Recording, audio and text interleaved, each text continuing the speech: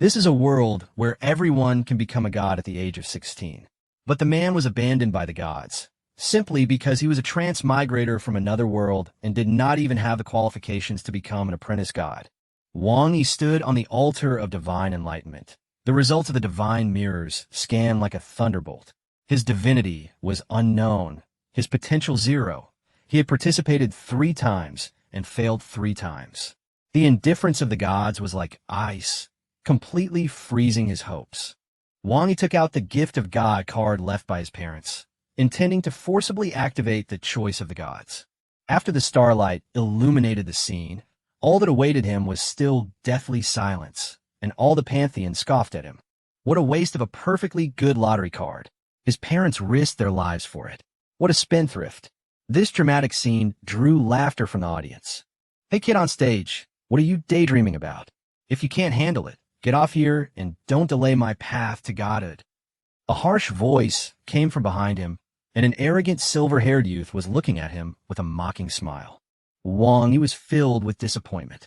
All that talk about everyone becoming a god was nothing more than a transaction. All that talk about God-loving humanity was just self-serving. Those without value wouldn't even get a second glance from God. He took a deep breath and gave the goddess examiner a bitter smile. Looks like it's still not working. I'm sorry to have troubled you. I'll go now. The goddess examiner also sighed and could only watch him leave. Just as Wang Yi was about to step down from the divine platform, a beam of 7-color divine light tore through the impenetrable black curtain and shone down on him. Wang Yi felt an unprecedented sense of security. The immense divine power caused the entire divine awakening platform to groan in agony, and the dazzling light blinded those around it. The goddess examiner was even forced back by the aftershocks of the divine power and had no choice but to raise her divine mirror to protect herself. But when Wang Yi saw the source of the divine light, he was completely stunned. The end of the 7-color divine light wasn't some pantheon at all, but his homeland, Shenzhou. So warm and familiar, it was the taste of home. Under the powerful divine light, the night sky shone as bright as day. It stood like a colossal giant behind Wang Yi. The feeling was as if it were proclaiming to the world. Ding! Divine Continent Inheritance loaded, codename Imperial Xia. The 7-colored light gradually receded, finally leaving a profound mark the size of a thumb on Wang Yi's brow. It contained supreme authority and boundless wisdom, a small gift from his hometown. When the divine light dissipated, everyone below the altar was dumbfounded and remained speechless for a long time. Those who had just been laughing and mocking were now, like chickens with their necks caught, unable to utter a single word. The goddess examiner forcibly suppressed her astonishment. I truly didn't expect that a powerful pantheon beyond the records would respond to your call. I wonder what their names are, so I can register them. Wang Yi's voice was full of joy as he laughed. His name is Xia of Shenzhou. So, Miss Examiner, I've now passed the first step, the choice of the gods, haven't I? The goddess examiner nodded slightly. Indeed, you can now proceed to the second step, calling for a familia. However, there is a tricky issue. The Imperial Xia pantheon has neither a corresponding familia nor a registered open divine domain. If you don't have 100 of your own followers, you still won't be able to pass the second step. Faced with this situation, Wang Yi had a plan. Examiner, I request to go to the Land of Exile and recruit 100 followers. Upon hearing this, the goddess examiner was stunned. If you cannot gather more than 100 members of the Forsaken clan on your way to the Land of Exile, you will be imprisoned there forever. Those exiled clans harbor resentment towards us and are eager to drag the gods down with them. Wang Yi smiled wryly. Even if he wanted to contact them, he had no idea where to make such a long-distance call across the world. No need. They've already helped me enough. I have to prove myself. I'm confident. The divine mirror in the goddess examiner's hand rose into the air, and a beam of intense light enveloped Wang Yi. He felt his consciousness being abruptly pulled away, and when he opened his eyes again, he found himself transformed into a gigantic figure of light, reflected on a desolate continent. The sky here is dark, the land barren, a place abandoned by the gods. The creatures that inhabit this place are pitiful beings whose racial stats don't even reach the lowest level of black iron. They're discarded like trash, trapped here for eternity. Wang Yi, only have 10 minutes. This is the territory of the orcs and also their largest tribe. You decide how to handle it. Thank you, Examiner. Wang Yi turned to look at the orc tribe. The enormous statue's light and shadow quickly attracted a large number of orcs. Are you trying to say you're a savior here to save us? We're sick and tired of that nonsense. To Wang Yi's surprise, before he could even speak, a half-orc on the ground interrupted him. Wang Yi frowned slightly. Don't you want to leave this place? Another orc scoffed. What good would leaving do? They need us now, but once they have better clans, they'll just throw us back into this godforsaken place. We've seen through the true colors of your gods long ago. You can't recruit anyone, so you're about to be banished here, aren't you? No fallen god here can survive more than 10 days. Looking at the gloating looks of these orcs, everything was exactly as Wang Yi had predicted. Wang Yi slowly began.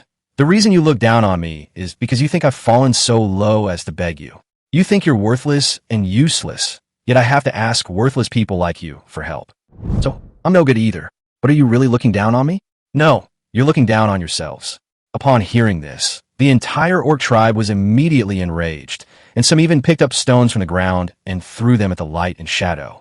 But Wang Yi was actually pleased because the fact that they could be provoked meant they weren't completely numb, and there was still hope. And what I'm saying is, you're wrong. You're not useless at all. Wang Yi paused. In my eyes, you have unparalleled value. It's just that those short-sighted and arrogant gods, because of their stupidity, couldn't see your potential, and that's why they banished you here. If you just stand there waiting for someone to save you, you're handing your fate over to someone else. If you can't broaden your horizons, you'll always be a dog. They'll give you a bone when they need you to guard their house, but when they don't need you anymore, they'll kick you aside. If you want to change your destiny, you must broaden your horizons. Be a wolf, a proud wolf. Fight, grab, hunt, slaughter. Sharpen your fangs, show your claws, and make the whole world tremble because of you. Wang Yi nodded slightly, then looked down at the orc tribe again. Wolves travel 1,000 miles to eat meat. Dogs travel 1,000 miles to eat excrement. Do you want to stay here and be a pitiful dog, or do you want to broaden your horizons, become a majestic wolf, howl freely from now on, and devour meat? Wang Yi pointed, and a portal to the outside of the exile ground instantly appeared on the ground. He waved his hand and said, I don't have much time, and that's all I can say. Those who want to be wolves, come with me. In less than 2 minutes, almost the entire tribe poured into it. The goddess examiner looked at the numbers on the divine mirror, her lips twitching slightly. 1156 people. That's quite something. You've taken over the entire orc tribe.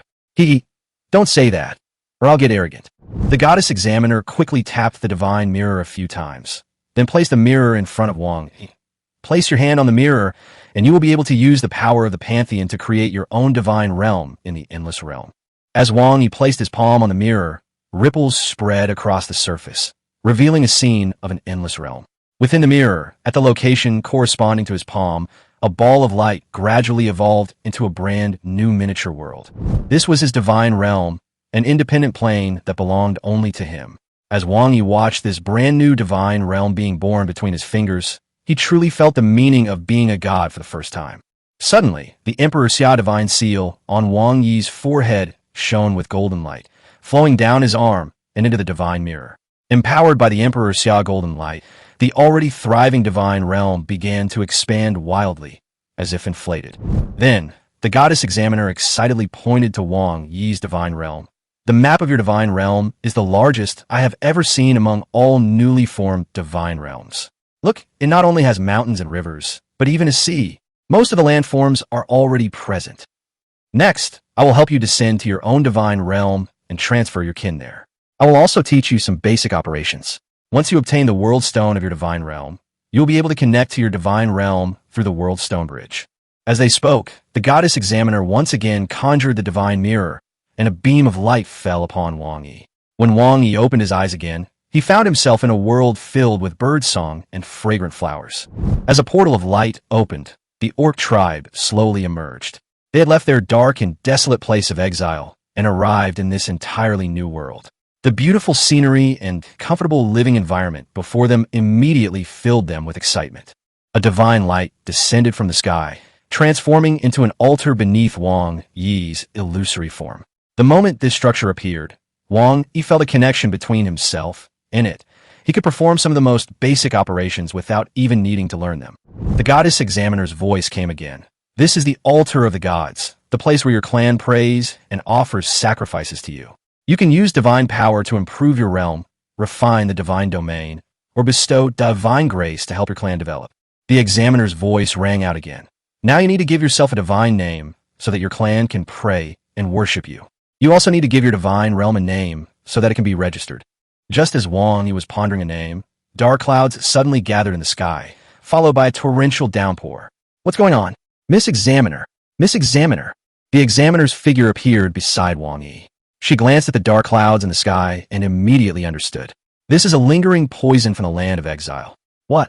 What do you mean? The Land of Exile breeds misfortune and evil, and the clans that live there for a long time will be corrupted by this ominous aura. When they arrive in the New World will spontaneously bring down disaster to wipe out these beings who carry this ominous aura. Looking at the shivering orcs in the downpour, Wang Yi hurriedly asked, "What should we do? Can I stop this rain?"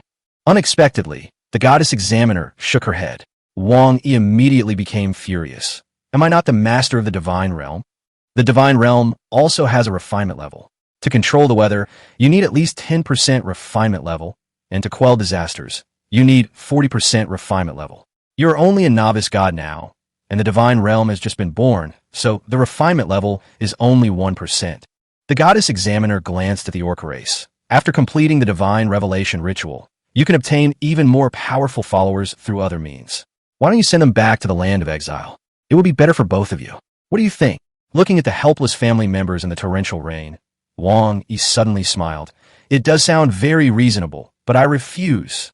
If destiny cannot be defied, then I will become destiny. Miss Examiner, my divine name is Destiny. Wang Yi took a deep breath and conveyed a divine message to his followers through the altar. My poor believers, I am your God, named Destiny. I know that your hearts are now filled with fear, anxiety, and confusion. I will face the difficulties with you and overcome them. You must unite, for unity brings strength. If nature offers no shelter, then build your own houses and shelters out of wood. The rain and suffering will eventually pass, and the sun will always shine after the storm. I will never abandon you, so you must never abandon yourselves. Destiny is with you. Wang Yi's voice echoed in the minds of every member of the clan, gradually calming their uneasy hearts. These tribes gradually came together, searching for a safe place to shelter from the wind and rain, where they housed the women, children, and the elderly. Organized by several elders, the orcs began to build shelter in the rain. Although the process was slow and arduous, the situation was indeed improving little by little. Just then, Wang Yi's brows furrowed, followed by that familiar notification sound. Ding! Congratulations on successfully triggering the special event. Never abandon, never give up. Rewards: Soul of the Imperial Xia dynasty. United we stand. Ancestral spirits protection. Yu Chao clan. Ding! Congratulations. Soul of the Imperial Xia. United we stand has been successfully loaded. Your clan is now united and incredibly cohesive. Ding! Congratulations. Ancestral spirit protection. Yu Chao clan has been successfully loaded. Your clan's infrastructure capabilities have been greatly enhanced. Wang Yi was taken aback. He had naturally heard of Yu Chao, the first of the 5 ancient clans and the inventor of the house. His appearance allowed the Chinese people to no longer rely on the sky for blankets and the earth for beds, but instead learn to build houses and live in communities. This truly distinguished humans from beasts, thus earning him the title of the progenitor of civilization. Under the protection of the ancestral spirit, the minds of the Imperial Xia clan were suddenly flooded with a vast amount of knowledge they had never possessed before. No longer afraid of the harsh weather, they rushed into the rain with confidence, transforming into infrastructure construction fanatics. Guided by profound knowledge, houses rose from the ground, providing shelter for the entire tribe. But these families were not satisfied with such simple houses. They used them as a foundation to continuously build and improve upon the original houses. They raised them. They reinforced them. They added carved beams and painted rafters, pavilions, and towers. They continuously optimized and perfected them. The houses, which were originally just places to shelter from the wind and rain, have been transformed into training grounds where they can put their knowledge and skills into practice. The goddess watched in shock at everything that was happening in the divine realm, hardly believing her eyes. The orc tribesmen who were struggling to survive in the torrential rain had built crooked shelters, but in the blink of an eye, they all became master builders. The speed, the ingenuity, the execution, and the teamwork were truly astonishing. She had seen some clans skilled in architecture and some ingenious and exquisite facilities. But those only appeared after the overall level of their civilization had reached a certain height. What she saw before her could only be described as unbelievable. But when she looked down again, she discovered that these orcs had actually built rooftops and viewing platforms on top of the original houses. Standing inside the sturdy buildings, they were enjoying the raging storm outside, and it all seemed quite elegant and tasteful. This is going too far. They've actually treated the world's punishment as a spectacle. Perhaps the world realized it could no longer expel these orcs, or perhaps the ominous aura surrounding them had gradually faded, and the torrential rain finally began to subside. Seeing the world gradually returning to normal, Wang Yi finally breathed a sigh of relief. But then he suddenly realized a problem. Examiner, haven't you been here too long? Won't this interfere with the revelation ceremony for the candidates behind you? The examiner was taken aback at first, then smiled and said, "You're overthinking it. The flow of time in the divine realm is different from that in the real world. One day in the real world is roughly equivalent to 1 year in the divine realm. Gods, being in the divine realm, are naturally less sensitive to the passage of time." Seeing Wang Yi deep in thought, the goddess examiner glanced at him, coughed twice, and said, "There are many other wonderful uses for the divine realm. Once you open your divine realm and condense the world stone, you will truly become apprentice gods. Next, you will be able to go to various universities to continue your studies, learn how to become a qualified god, pass the apprenticeship, successfully ignite the divine fire, and advance to the first level god. Choosing a good university will be your first step towards success. For example, the Tyre Academy, which I attended, is one of the top divine academies. There, you will receive excellent educational resources, personal guidance from high-ranking divine teachers, and various benefits. I see you have good potential. Are you interested?" Wang Yi sized up the goddess-like examiner. "Miss Examiner, are you promoting your alma mater?" The goddess smiled and nodded. "Let's get to know each other again. My name is Yi Tong, and I am a student in the intermediate department of Tyre Academy. I'm here to serve as an examiner for your divine revelation ceremony, and I also have a mission of recruiting outstanding students for the academy. I think you have potential, and I plan to recommend you for admission directly. Moreover, I can help you apply for more benefits and student aid subsidies." When Yi Tong said these words, she actually felt a little sorry for the boy in front of her and subconsciously wanted to help him more. "Don't you have a younger sister and an uncle to take care of? Our academy provides students with independent housing, and the living benefits are much better than those in the inferior god gathering area of the pantheon." Wang Yi interrupted Yi Tong, smiling as he said, "All right, Miss Examiner, that's enough. I'm willing to study at Tyre Academy. Your choice is wise. Our school's benefits are indeed very attractive, aren't they?" Wang Yi shook his head. "No, the main reason I chose to go to Tyre is because of you, senior." Yi Tong was stunned for a moment. Was this a confession? Are boys these days so direct? To be able to produce such an outstanding student as you, this must be an excellent institution. It is my honor to be able to enter it. Yi Tong felt as if the little deer in her heart had been cleanly and decisively ended by a passing truck. She narrowed her eyes, forcing a slightly twitching smile. "Really? Well, thank you for the compliment, Junior." Just then, she glanced down and noticed that the orcs in the divine realm had already begun to forage for food. "Junior, it seems like your group of followers doesn't have enough food." Chapter 5. The small matter of growing vegetables. The food rations for 1,000 people are no small number. Even if the Orsush tribe brought some food from their exile, after such a heavy rain, there would probably be very little left. Yi Tong's reminder was well-intentioned, but it also contained a hint of competitiveness.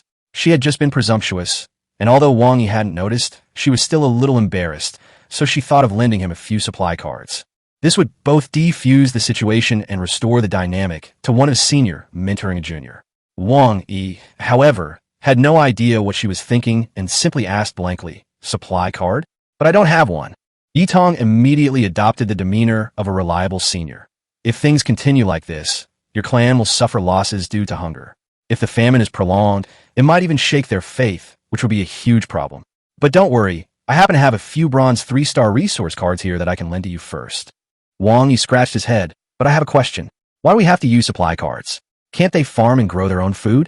There are plenty of natural foods in the nearby mountains." Yi Tong was taken aback at first. She then covered her mouth and chuckled. "Junior, you're so cute. If the families really had this kind of wisdom, what would be the point of us gods? We'll have to wait until they develop into a level 1 civilization to learn how to farm. As for how to become a level 1 civilization, That's something you'll have to learn later. Wang Yi became increasingly puzzled as he listened. Do you need to teach me how to farm? Aren't those mudflats over there washed out by the torrential rain? It would be such a waste not to plant something on such good land. The next moment, a notification from the divine realm suddenly sounded. Ding! Congratulations on successfully triggering the special event. Farming instinct. Rewards. Soul of the Xia dynasty. Self-sufficiency. Ancestral spirit protection. Shenong. Wisdom of the ancients. Agricultural compressed package. Immediately afterwards, a series of loading prompts sounded. The spirit of the Xia dynasty enabled the clan to support themselves through labor, and the protection of the ancestral spirits ignited their agricultural instincts. Meanwhile, books such as the Essential Techniques for the Common People, Fan Xingji's book, Chun Fu's Agricultural Book, Wang Zhen's Agricultural Book, Complete Treatise on Agricultural Administration, and even Guiding Opinions on New Rural Construction were all poured into Wang Yi's mind. Wang Yi felt as if a massive amount of knowledge had been crammed into his mind, leaving him momentarily stunned, especially the last one, the Guiding Opinions on New Rural Construction, which seemed far beyond his syllabus. Yitong was about to say something more when she suddenly noticed that all the Orcish companions were behaving strangely. They who had been idle suddenly seemed to be summoned by some force, and all walked towards the mudflats and field washed out by the flash flood, muttering to themselves, "Why? I suddenly want to plant all this muddy land." Don't plant randomly. You have to figure out what crops are first. How do I know this word? This fruit is edible, this mushroom is not. And these two together can cure diarrhea? Wait, how do I know all this? The group of orcs became more and more confused, and the more confused they became, the more excited they became. At this moment, an elderly orc elder raised his hands and shouted excitedly, "It's divine revelation. It must be the great god of destiny who has given us this enlightenment. Children, what are you waiting for? Go and clear the land. Go and cultivate it. From now on, this place will be called Happy Farm." Of the more than 1,000 clansmen, aside from a few injured in the torrential rain, almost the entire group rushed into the fields and began clearing and planting with great enthusiasm. The scene was so grand and imposing that Yitong was completely stunned, her mind unable to process what was happening. Looking at this massive army of farmers, Wang Yi felt a surge of warmth in his heart. Only then did he truly understand just how powerful and detailed the Imperial Xia inheritance he had received was. "Senior, it seems we don't need to worry about food supplies for now."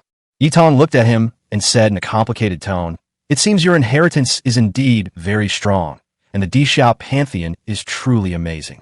But you must remember, no matter how strong your inheritance is, your own cultivation is just as important." Wang Yi nodded. "Don't worry, senior, I won't let these shut down." Seeing that the divine realm had basically stabilized, Yitong led him out of the divine realm. When Wang Yi opened his eyes again, his consciousness had returned to his body. He felt a cool sensation in his palm, and a stone actually emerged from his hand and hovered in midair. Yitong explained earnestly that this was the world stone, the core of the divine realm, and the most important thing to the gods. Once it shattered, the divine realm would be completely annihilated. Wang Yi tried to control it with his mind, and the world stone quickly merged into his palm, leaving only a faint dot on the back of his hand. Yitong told him that this was the mark of an apprentice god, and the pattern would change as the god's rank and pantheon changed. She then took out a name card and handed it to Wang Yi, deliberately lowering her voice to remind him that the silver-haired youth had a powerful background and might retaliate. Having this family name card would at least make him more restrained. She also told Wang Yi to bring his family to Terramir University to register after he returned, and that she would arrange dormitory accommodations in advance. Wang Yi quickly thanked her. "Senior, thank you so much. Meeting you is truly my blessing." Yitong glanced at him and replied with a complicated expression, "I really admire you for meeting me." Before Wang Yi could react, he was urged off the Divine Revelation platform by the call for the next examinee to take the stage. As soon as he returned to the Divine Revelation Square, Wang Yi noticed several gazes fixed on him. Clearly, those people were wary of the invitation card Yitong had given them, which was why they hadn't dared to approach. Wang Yi looked down at the mark on the back of his hand, a surge of heat rising in his chest. He knew his fate had been completely rewritten, and his future was destined to be anything but peaceful. "Let's go home. Tonight, I'll treat Uncle Wu and my little sister to a big meal." Chapter 6. Sister. "We're rich now. Little sister. Uncle Wu, I'm back." Wang Yi pushed open the door and shouted as he walked in, carrying large and small bags. They lived in a 2-story building allocated by the Temple of Gods. Although it was dilapidated, It was considered quite good in the area where inferior gods gathered. This treatment was due both to Uncle Wu's military achievements and to Wang Yi's parents who had died in battle. Little sister, we're rich now. Look what delicious food I brought you. Uncle Wu, I bought you some good wine. Wang Yi entered the living room and looked around, but did not see Uncle Wu and his daughter. Just then, a series of hurried footsteps came from upstairs. A thin girl in a floral dress ran down from the second floor. As soon as she saw Wang Yi, her eyes lit up and she rushed over with open arms. Wang Yi smiled and opened his arms, but the next second, the little girl walked past him and snatched all the food from his hands. She rushed into the restaurant with her bag, placing the food containers on the table one by one, leaving Wang Yi frozen in place with his arms still outstretched. Not even a hug? Wu Qingyu? Xiaoya. Only after the food was laid out did Sierra run back and hug him, then quickly gestured in sign language. Welcome home, brother. Just as Wang Yi started to laugh, the door to the first floor bedroom opened. Uncle Wu yawned and came out, casually taking a wine bottle. He glanced down and his eyes lit up immediately. Drunken Soul Collector's Edition? And it's gold-rimmed? You've struck it rich, or you've hooked up with a rich woman? The little fish, who had been fiddling with the food, immediately sat up straight upon hearing this, its eyes widening. Wang Yi helplessly shrugged. Don't talk nonsense. Which rich woman would want me? As he spoke, he opened his palm and summoned the world stone. Uncle Wu, little fish, I succeeded. I passed the divine revelation ritual. I am now a god, although I'm only a trainee god. As soon as he finished speaking, Uncle Wu stared at the world stone floating in his palm, and tears suddenly welled up in his eyes. Uncle Wu quickly wiped his face and forced a smile. It's nothing. It's just that I haven't had the collector's edition of Drunken Soul in so long. I've been craving it. Becoming a god is good. Becoming a god, good. He couldn't say anything else. He could only pat Wang Yi's shoulder again and again. Wang Yi stopped keeping him in suspense and continued.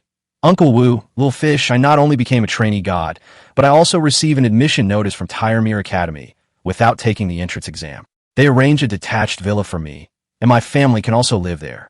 The environment is good, the security is high, and there's a monthly allowance. So let's have a good meal today, and move in tomorrow. We'll live in a big villa. Uncle Wu's eyes widened. Tyremere? That Tyremere? That's a top-tier divine academy, and you got in without taking the exam. Wang Yi smiled and said that he had a benefactor's help. He then added, and I heard that Tyremere's teachers are all very capable. Maybe they can help little fish with her strange illness. Hearing this, Uncle Wu's eyes widened, and he pressed down hard on his shoulder. Well, you little rascal, you just made something of yourself, and you're already thinking about your sister.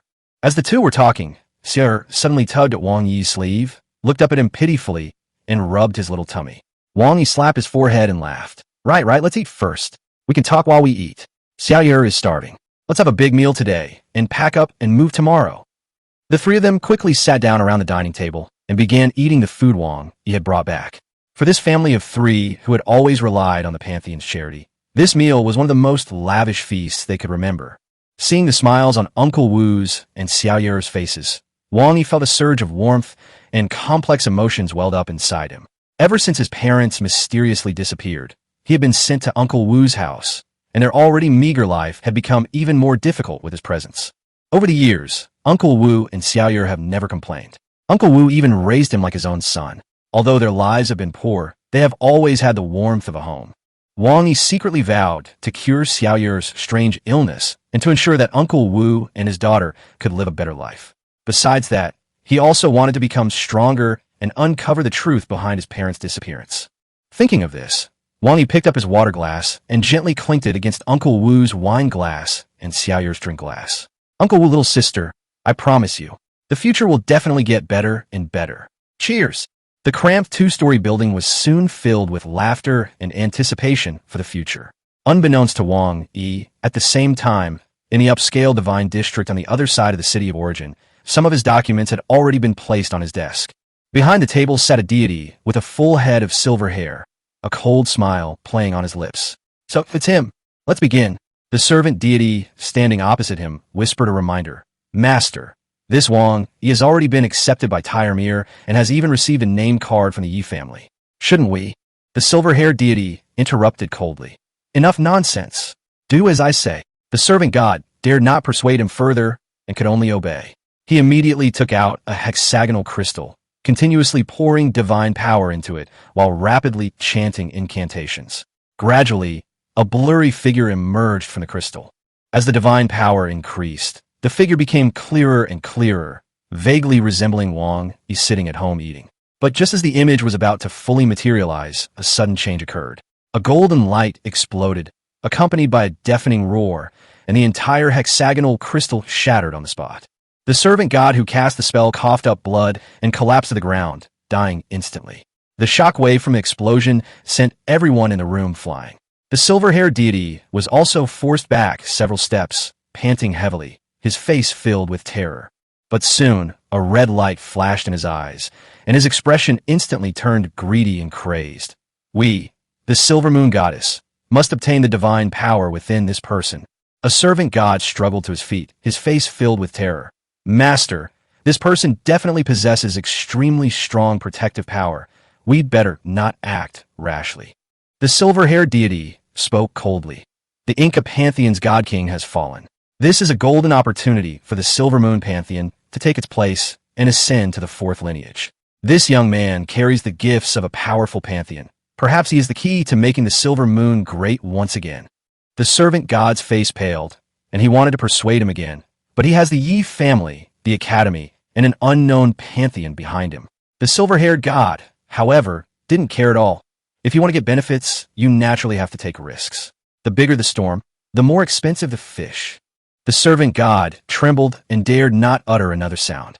Ever since the patriarch returned from the forbidden area, he had become increasingly cold and crazed. The Silver Moon patriarch quickly wrote a secret letter and handed it to the servant god along with Wang Yi's information. Go and give these to my good niece. She knows what to do. Chapter 7. What's so exciting? With the help of the Yi family's invitation card, Wang Yi, along with Uncle Wu and Xia, successfully moved into the dormitory at Tyre Academy ahead of schedule. Although called a dormitory, it was more like a small manor with spacious front and backyards and a 3-story villa in the middle. Standing in the villa's courtyard, Wang Yi couldn't help but sigh. He really wanted to plant something, build a small warehouse or storage room, or even set up a craft workshop. However, this was, after all, school property, and he had only just moved in, so he couldn't make any rash changes and had to suppress the thought for now. After composing himself, Wang Yi returned to his bedroom on the 2nd floor. Today was the first day of the 3rd term at school, and he didn't want to be late on the very first day. The classroom wasn't in the real world, but rather in the school's public divine realm. He lay down on the bed, took out the student ID he had received when he registered, and lightly swiped it on his world stone. The familiar feeling of being separated returned. His vision went black, and when he opened his eyes again, he was already standing in front of the magnificent gates of a university. This was the public sacred space of Tyre Academy, accessible only to those with authorized credentials. Wang Yi clenched his fist, realizing this was completely different from the previous 2 times. It didn't seem like an illusion, but rather like a real body. He guessed that this was a special setup by the school for teaching purposes. With that in mind, he stepped through the university gates and quickly found his classroom following the directions on his student ID. When he entered, the classroom was already quite crowded and noisy, with people constantly coming and going. Taking advantage of the quiet, Wang Yi casually found an empty seat and sat down. Not long after, a thin, middle-aged male teacher hurriedly walked up to the podium. Hello, students. With this greeting, the previously noisy classroom gradually quieted down. The male teacher turned around and wrote his name on the whiteboard. My name is Lu Zhong, and from today onwards, I will be your advisor for the 3rd cohort of the 364 class. Becoming a god is not the end, but a dangerous path. Don't think that you can rest easy just because you have passed the divine revelation ceremony and become a trainee god. If you're not careful, you may become a useless god at any time. So you had better study hard. At least learn how to be a qualified god first. Hearing these words, Wang Yi felt a tightness in his chest and involuntarily thought of Uncle Wu. All right, next, let me introduce an old friend to everyone. After Lu Zhong finished speaking, he raised his hand and pointed to the door. Everyone turned to look and saw a tall, elegant, and stunningly beautiful woman walk slowly into the classroom, waving to them. Hello everyone, juniors. Do you remember me? The classroom erupted in excitement. Our amazing examiner. Isn't this the goddess who presided over the divine revelation ceremony? Wang Yi was also somewhat surprised. Although she was wearing a veil when they last met, he recognized her at a glance.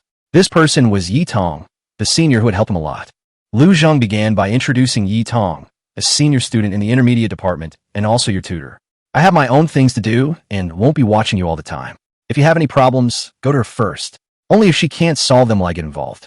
Yi Tong wore a standard smile. I hope we can get along well in the future. As she said this, she gave Wang Yi a slight nod. Wang Yi noticed her gaze and quickly waved back. Lu Zheng clearly disliked procrastination. After quickly completing the procedures, he immediately clapped his hands. All right, let's begin class. Today, I'll teach you how to operate the phantom mirror and how to use the miracle cards. Insert your student cards into the slots on your desks, and then place your hands in the designated positions. Wang Yi did as instructed. Soon, with a soft sound, a square mirror rose from the desk. Many people immediately recognized that this mirror was very similar to the one used by the examiner during the divine revelation ceremony. Lu Zheng continued to explain. This divine artifact is called the illusion mirror. Normally, when you're in the mortal world, you can freely enter and exit the divine realm through the world stone. But if you are in another divine realm and want to view or manipulate your own divine realm, you must first return to reality and then enter your own divine realm. This is both troublesome and drains one's willpower. The illusion mirror is designed to solve this problem. Now, you can all try it. After Lu Zheng finished explaining, Wang Yi looked down and found that the mirror in front of him was completely black. Looking at the others, their respective divine realms were already reflected in the mirrors. He paused for a moment, then quickly raised his hand. Teacher, something seems off here. Lu Zheng didn't leave the podium. He simply waved his hand dismissively. Yi Tong immediately walked over. Junior, what's wrong? Wang Yi chuckled twice. Senior, long time no see. My divine realm isn't showing up. Yi Tong was also taken aback, turned the mirror towards herself, and tried to operate it, but there was still no response. She checked again, her expression suddenly turning strange. Junior, it seems your divine domain doesn't have a name registered. The information is missing, so it can't be identified. Wang Yi was taken aback at first, then realized what she meant. When the divine realm was struck by a devastating rainstorm, he was so focused on giving himself the divine name, Heavenly Mandate, that he forgot to name the divine realm. Yi Tong was also a little embarrassed. It's my fault. I was negligent at the time. Wang Yi quickly waved his hand. It's all right. The situation was indeed too exciting. It's normal for things to go wrong. Upon hearing this, Yi Tong recalled the series of events caused by Wang Yi's clan that day, and subconsciously gave a wry smile. It was indeed quite exciting. As soon as she said this, she froze. Looking up, she saw that, sure enough, all her classmates, including Teacher Lu, were staring at her with strange expressions. Yi Tong immediately realized the ambiguity of her words. She wanted to explain, but couldn't, so she forced herself to remain calm, wearing an awkward yet polite smile. Wang Yi, however, remained oblivious to the problem, staring intently at the dark mirror and asking, So what do we do now? Just add the name. Yi Tong quickly bent down to operate the system, swiping her student card to access her account. Have you thought of a name yet? Wang Yi stroked his chin, thinking. Kyushu, Shenzhou, Huaxia, Celestial Empire. Names swirled in his mind. But after thinking about it, he felt it wasn't quite right to have the same name as his hometown. Suddenly, a brilliant idea struck him. He was currently adrift in another world, and wasn't this world just like the heaven beyond heaven, the 33 heavens mentioned in ancient texts? He immediately decided, let's call it Heaven Beyond Heaven. As Yi Tong scrolled through the light screen to complete the information, she softly read it aloud. Beyond the Heavens. Okay, that name is quite evocative. Then, she suddenly looked up, asking curiously, but what did you mean by brothel earlier? Looking into his senior's innocent yet inquisitive eyes, Wang Yi froze, then gave an awkward laugh. It's just a place everyone likes to go to. You can stroll around and cultivate your mind. Ah, the mirror seems to be reflecting images. Chapter 8, I'm going to hit you. Yi Tong felt all eyes on her, and she was incredibly annoyed. She just said something wrong, and now there was bound to be another outrageous rumor. It's here. Hearing Wang Yi's excited shout, Yi Tong was initially embarrassed, but when she saw the scene in the illusion mirror, she was instantly stunned. In Wang Yi's divine realm, the orcs had not only built rows of houses, but also cultivated vast tracts of fertile land. The mudflats along the riverbank were no longer sufficient, and even the gently sloping hills had been terraced. The entire divine realm was rich in resources, and life was peaceful. It was practically a paradise on earth. The problem was, however, that it had only been a day since their last parting at the divine altar. In the divine realm, that was no more than a year. In just 1 year, they've developed to this extent. This isn't just fast, it's outrageous. Wang was quite satisfied. After all, with the ancestral spirits of Yu Chao and Shen Nong protecting them, it would be truly useless if the half-orcs couldn't achieve anything. Moreover, this race had already suffered hardships and knew how hard won their current life was, so they were working exceptionally hard. Yitong grew increasingly alarmed. This was clearly only a rudimentary civilization, yet its level of prosperity surpassed that of many second or third-tier civilizations. This development was completely beyond common sense. All right, everyone's familiar with the basics now. Next, we'll teach you how to use the miracle cards. Yitong, come over here and demonstrate. Yitong. It wasn't until Teacher Lu called her twice that Yitong snapped out of her daze and strode to the podium, turning back every few steps. She was simply too eager to understand what Wang Yi's divine realm was all about. But in the eyes of the other students, it took on a completely different meaning. Many boys looked at Wang Yi with envy and jealousy. Teacher Lu continued the lecture. Miracle cards are an important means for deities to manipulate their divine realm and their followers. Apprentice deities have little divine power and a low level of divine realm refinement. So many problems can be quickly solved through cards. Cards are also graded, from black iron cards to holy radiance rainbow cards. The higher the color, the rarer they are. In addition, there are star ratings. A 3-star black iron card is not as good as a 5-star black iron card, but even a 1-star silver card is stronger than a 10-star bronze card. Remember this so you don't get scammed later. After speaking, he waved his hand, and a card box rose up on everyone's table. Now, each of you has 10 black iron 3-star blessing of fire cards. Next, your senior will demonstrate how to use them. Yitong picked up a card and explained as she operated it. The method is very simple. Communicate with the card using your mind, then stick it on the mirror to trigger the effect. Okay, now everyone try it yourselves. After the demonstration, the classroom returned to the hands-on practice phase. Teacher Lu and Yitong walked around together, answering questions from students. Yitong didn't know what she was thinking, but as she wandered around, she ended up next to Wang Yi. Looking down, she saw that Wang Yi wasn't using any cards at all. Instead, he was arranging patterns on the table with the cards. What are you doing? Why aren't you practicing? Yitong finally found an opportunity and immediately adopted the demeanor of a stern senior. Fire is very important to the familia. It can keep them warm, drive away wild beasts, and provide them with cooked food. It's an important step in the progress of civilization. Giving you 10 identical cards at once is to train your patience in taking care of the familia. Her lecture, which also included a few students around her, managed to salvage her image somewhat. But after she finished speaking, Wang Yi reluctantly moved the mirror aside. I originally intended to use it, but it seems my familiars have already learned to start their own fire. He wasn't making excuses at all. The moment he received the gift of fire card, a thought popped into his head. Isn't fire something I can create myself? And just as that thought crossed his mind, the notification sound rang. Ding! Congratulations! The ancestral spirit blessing, Swirenshi, has been successfully implemented. Your people have learned to make fire by drilling wood and can skillfully use fire. Ding! Congratulations! The ancestral spirit connection between Swirenshi and Shinangshi has been triggered. Your people have learned slash-and-burn agriculture, greatly increasing productivity. The members of the clan immediately mastered the new skill and knelt before the altar to thank the god of destiny for the enlightenment. Wang Yi waved the card in his hand and explained with a dry laugh. Since they can already make fire themselves, wouldn't it be redundant for me to use another blessed fire card? What? The clan has learned to make fire on its own? That's impossible. Not only was Yitong shocked, but even Teacher Lu was drawn over by the commotion. He quickly walked to Wang Yi's side, turned the mirror towards himself, and zoomed in to examine the scene closely. Soon, he witnessed a half-orc repeatedly drilling into a dead tree with a wooden stick, eventually igniting a flame, and then running away with the torch. For a moment, both Teacher Lu and Yitong were silent. Is this a rudimentary civilization? Teacher Lu was completely dumbfounded. They can farm, make fire, and build such complex houses? I believe you if you said this was a level 3 civilization. Student, did you come to the wrong classroom? This is a junior academy. Yitong quickly explained, Teacher, he really is an apprentice deity, and his clan is also a rudimentary civilization. I just presided over his divine revelation ceremony a couple of days ago. He's the special recruit, and his clan is somewhat special. They were rescued from the Land of Exile.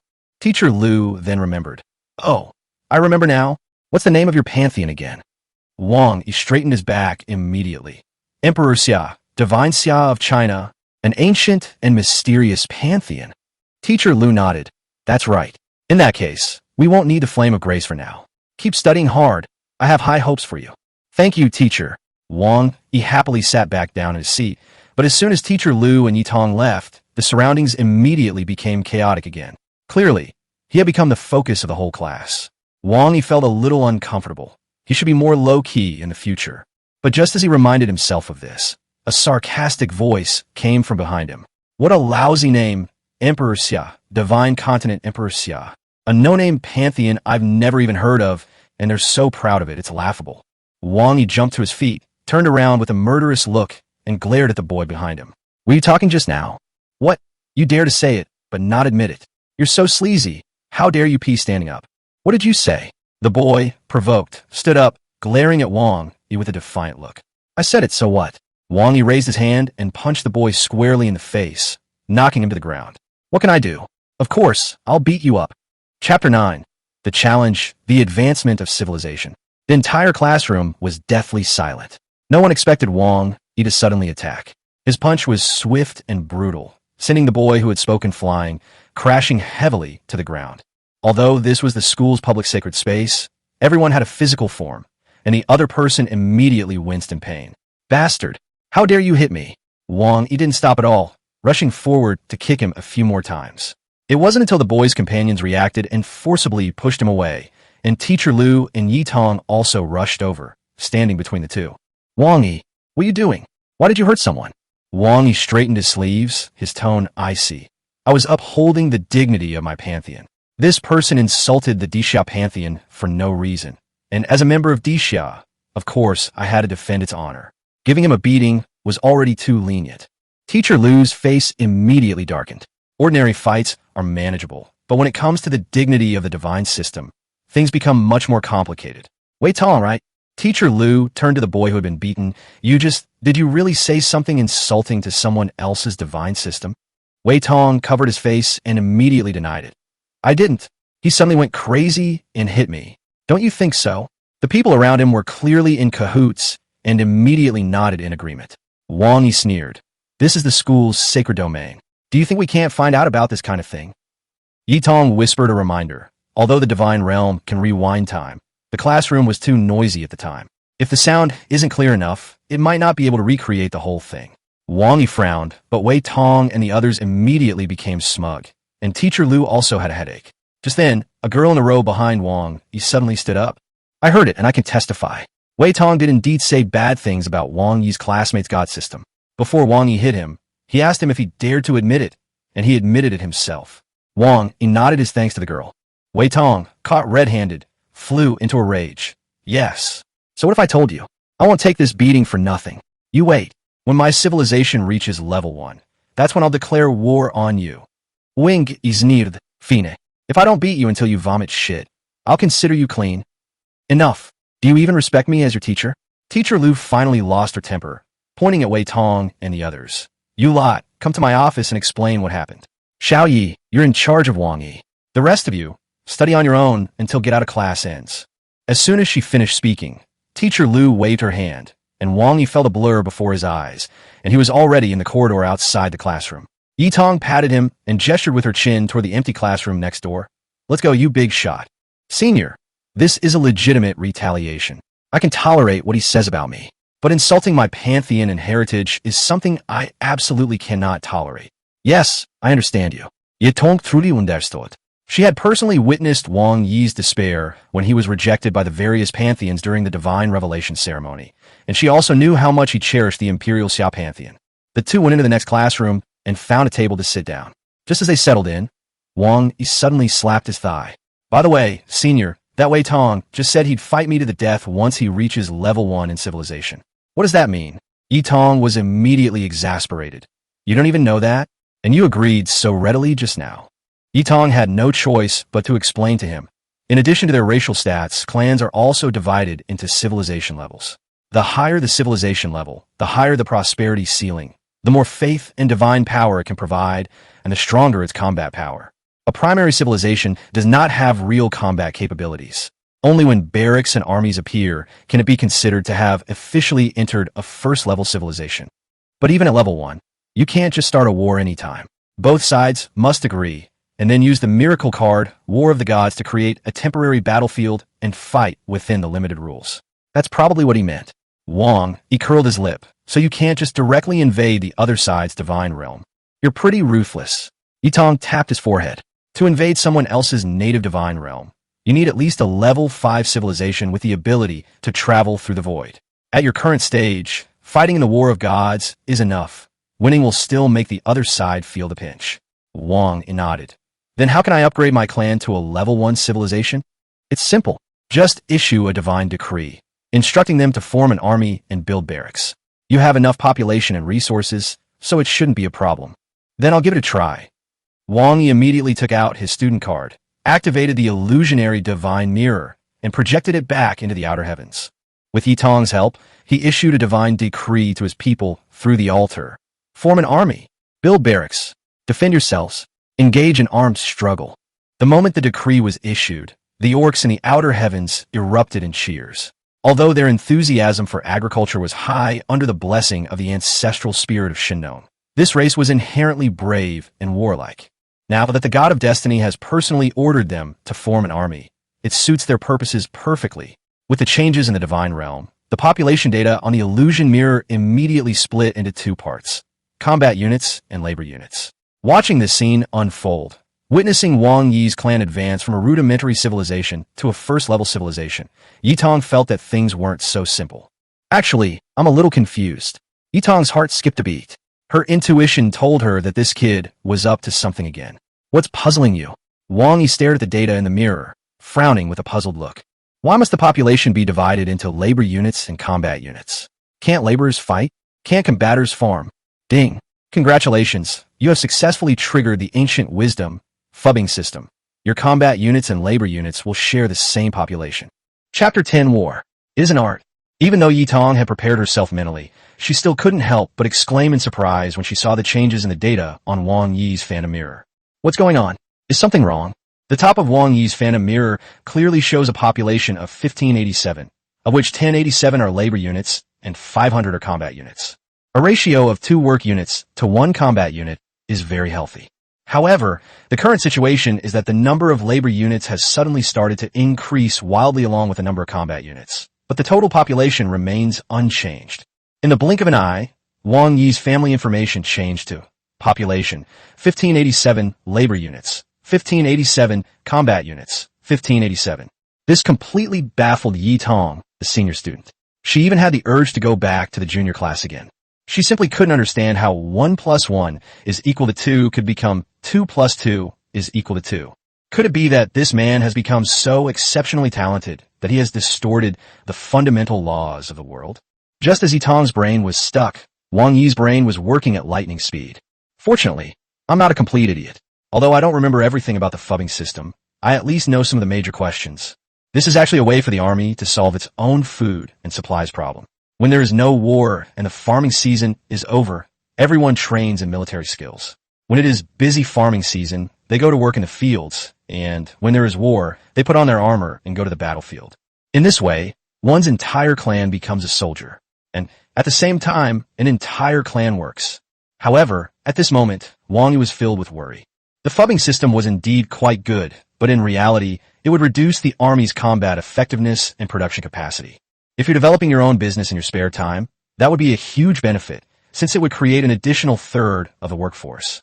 But now, he has to gamble the honor of the Shang dynasty with a life-or-death battle against someone. Whether this military system is good or bad is hard to say. Wang Yi's mind raced. He needed to find a way to enhance the soldiers' combat effectiveness without compromising work efficiency. Beep, beep, beep. Beep, beep, beep. Just as Wang Yi was pondering a solution, the phantom mirror suddenly emitted a buzzing sound, and the edge of the mirror flashed with red light. Senior, what's going on? Ah, there's an intruder. Invasion. Wang immediately tensed up. Could it be that a deity is sending a race of a level 5 civilization to attack my divine realm? Yitong waved her hands repeatedly. No, this is not an invasion battle between gods. It is an invasion by wild tribes. Wild? Only those from level 5 civilizations. Yitong chuckled and said, they say they're wild, but actually these are just little surprises that the Temple of God sprinkled out for beginners in the divine realm. After all, combat units are purely consumable, and in the early stages when resources are scarce, many trainee gods are unwilling to raise them, which leads to serious imbalances in their abilities. Given these emerging threats, the trainee deities cannot simply develop productivity without building up military strength. Furthermore, After eliminating the invaders, you can not only capture them, but also receive treasure chests as rewards and annex their territory to increase the size of your divine domain. Wang Yi's eyes lit up immediately. Such a good thing. Isn't this just like leveling up by fighting monsters? And the monsters are practically delivering themselves to our doorstep. Yi Tong leaned forward, hands behind her back, and looked at the illusionary mirror. But it's strange. You're only a level 1 civilization. There shouldn't be any invasions. Oh, I see. It's because your clan is too wealthy. Even though it's only a level 1 civilization, its prosperity level is higher than that of level 2 and level 3 civilizations. No wonder it has attracted the attention of these raiders. I advise you to exchange all your extra supplies for supply cards. Otherwise, you'll keep getting invaded. Wang Yi waved his hand dismissively. What? Keep sending them? Then I won't send them anymore. The divine decree has been issued. Give them a severe beating. Let these raiders understand what it means to be inviolable by the Imperial Xia, what it means to defy the mandate of heaven. With the divine decree issued, the entire orc tribe suddenly ceased all work. Whether they were engaged in infrastructure construction or farming, they all stopped what they were doing, picked up wooden sticks and bone knives, and quickly assembled into an army outside the settlement. With a population of 1,500, apart from some elderly and weak, the entire population was basically mobilized for war, and their morale was overwhelming. Upon seeing this scene, Yi Tong excitedly grabbed the illusion mirror with both hands, pushing Wang Yi aside. What's going on? Aren't they work units? I get it. It's not a data error. Your clan can freely switch between work units and combat units. Is this the terrifying aspect of the Imperial Xia pantheon? Just then, in the valley outside the settlement, an area gradually became distorted and blurred. Then, with a pop, as if a small soap bubble had merged into a large soap bubble, a new space suddenly appeared. A group of trolls clad in animal skins roared and surged out of the small space, charging towards the orc tribe. They were massive, each the size of 2 orc warriors, and possessed terrifying brute strength. They were clearly not to be trifled with. Fortunately, their numbers were few, numbering only a dozen or so, not even a fraction of the number of orc warriors. Faced with the enemy's provocation, the orc naturally didn't tolerate it and charged forward with a roar. The two sides met in the center of the canyon, and a fierce battle instantly erupted. With an overwhelming numerical advantage, the Orcish easily won, but still paid the price of more than a dozen combat units being wounded. The trolls were killed or wounded, and in the end, 10 captives remained. Led by the orc elders, they were escorted to the altar of the gods. The orcs were overjoyed. They knelt on the ground and prayed, reporting the news of their victory to their savior, the god of destiny. Yi Tong had regained her composure and reserve. You did well. I told you it wasn't difficult. You could handle it. Why do you seem so angry? Angry? I'm furious. What kind of nonsense is this? Wang Yi immediately opened the altar of God and directly rebuked the orc tribe in the form of a divine oracle. Foolish. Incompetent. 1,500 people against a dozen or so, and you once so ugly. You even injured a few. Why didn't you wipe them all out? Is this how war is fought? With this level of skill, even if you were given a chance, you wouldn't be any good. You'd be utterly useless. War is not about you gathering a group of people, me gathering a group of people, and then we find a place to throw bricks at each other. At most, it's just a brawl. Even with a lot of people, it's still a group fight. Bringing weapons at most makes it a melee. Using a spittoon as a soup bowl is utterly disrespectful. What is war? What is war? Tell me, what is war? Faced with the roar of the god of destiny, not only the kneeling clansmen, but even Yi Tong standing to the side was stunned by the roar. Wang Yi took a deep breath and angrily rebuked. War. It's an art. Ding. Congratulations. The wisdom of our ancestors, the 36 stratagems, has been successfully loaded. Ding. Congratulations. The wisdom of our ancestors, Sun Tzu's art of war, has been successfully loaded. Ding. Congratulations. The wisdom of our ancestors, the 6 secret teachings of Taigong, has been successfully recorded. Ding. Congratulations. The 24 chapters of ancient wisdom on military strategy have been successfully loaded. Ding. Congratulations. The wisdom of our ancestors, Yu Fei's military treatise has been successfully loaded. Ding. Congratulations. Your article, Ancient Wisdom, on protracted war, has been successfully loaded. Ding. Congratulations. Your ancient wisdom and strategic thinking have been successfully loaded. Chapter 11, The School Beauty Senior, is broken.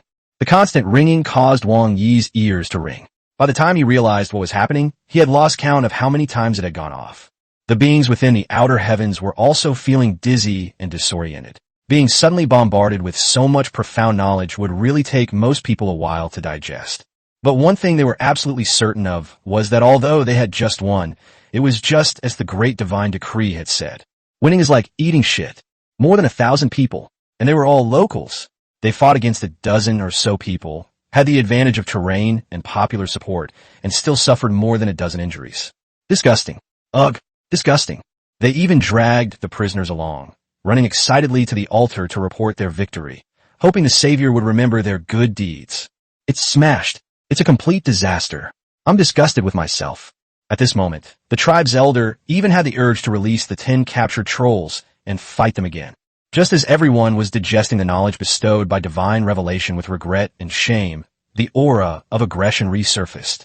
Inside the classroom, looking at the mirror that was glowing red again, Wang Yi frowned. What's going on? Why are there more people here? Yi Tong's expression was not good. It seems that your prosperity level is too high, but your civilization level is too low, making you a fat sheep in the eyes of these raiders. You'd better quickly convert your excess resources into cards. Otherwise the intrusions will only increase. That's perfect. A free whetstone for training. Might as well use it. This time, without Wang Yi issuing any orders, the orc army regrouped. A force of over 1,000 people, led by the Grand Elder, stood ready for battle. They first sent out several scouts to find out the number of enemies, then formed a decoy squad to lure them in, while the others quietly lay in ambush. Once the enemy takes the bait and is lured into the encirclement, they are captured in one fell swoop. Although the number of enemies was still small, this victory was obviously much more comfortable than the first one, and Wang Yi was somewhat satisfied. That's more like it. Oh, another enemy is coming to deliver supplies. Wang Yi was barely satisfied, but Yi Tong had experienced a complete collapse and reconstruction of her worldview. Since the start of the second invasion, Wang Yi's rhetoric has never ceased. One raider tribe after another descended upon the outer heavens, launching attacks with brimming confidence. However, the Xia dynasty, whose people had accumulated countless wisdoms from their ancestors, were not afraid at all. They've arrived? Good timing. I was just worried about not having any sandbags. If we don't beat you, how can we please our great Savior? How can we uphold the honor of the God of Destiny? The mandate of heaven cannot be defied. The Imperial Xia dynasty cannot be violated. Since we're already here, let's make the best of it. Let's all stay. The Imperial Xia clan began demonstrating 100 ways to wipe out the raiders in their territory, leaving senior sister Yi Tong deeply impressed. How come your clansmen are suddenly so well trained? Just now they were swarming in and attacking randomly, and they even know how to use tactics. Well, in short, this is Imperial Xia. Hey, they're digging a trap. Your clan is digging a trap. The design is so ingenious, and the disguise is so professional. Nobody taught them. Did you see it? Look, say something. Wang Yi held down the excited Yi Tong and gave her a thumbs up. This is D Xia. Your orc clan has started dividing into teams based on different races, and different types of orc teams have different responsibilities. They fully utilize their unique strengths and advantages, and they could even cooperate effectively. This is it. The Imperial Xia. Can you say something else? Wang Yi shrugged, realizing he really wanted to change his answer, but he didn't know how to explain it. That's strange. Why do your clans travel in groups of 3, covering and supporting each other? That's quite an idea. That's called the 3 talents formation, also known as the 3-3 system. I mean, this is the Imperial Xia. Finally, Yi Tong suddenly calmed down. Looking at the various scenes on the mirror, she no longer had the excitement she had just felt. Senior, are you alright? It's nothing. I'm tired, let's destroy it. Wang Yi's heart skipped a beat. Oh no, his senior had broken down. At this moment, the illusion mirror hummed again.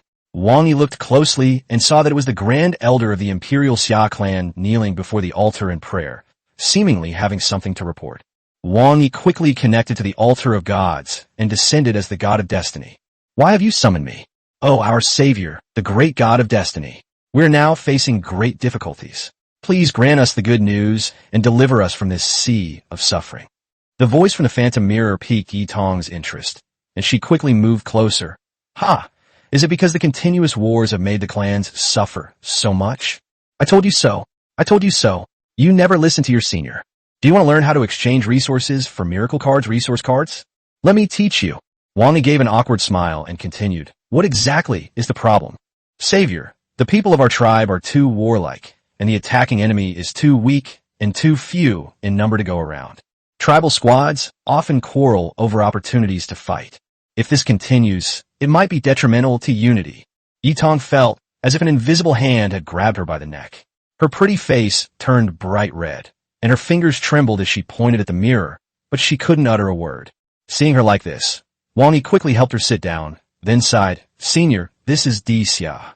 These words seemed like a cure, and Yitong suddenly felt relieved and stopped worrying. Ahem, this is a very serious problem. I've told you many times. We must unite. Unity is strength. This strength is harder than steel and stronger than iron. Of course, the enthusiasm of the people to resist the invasion should not be dampened.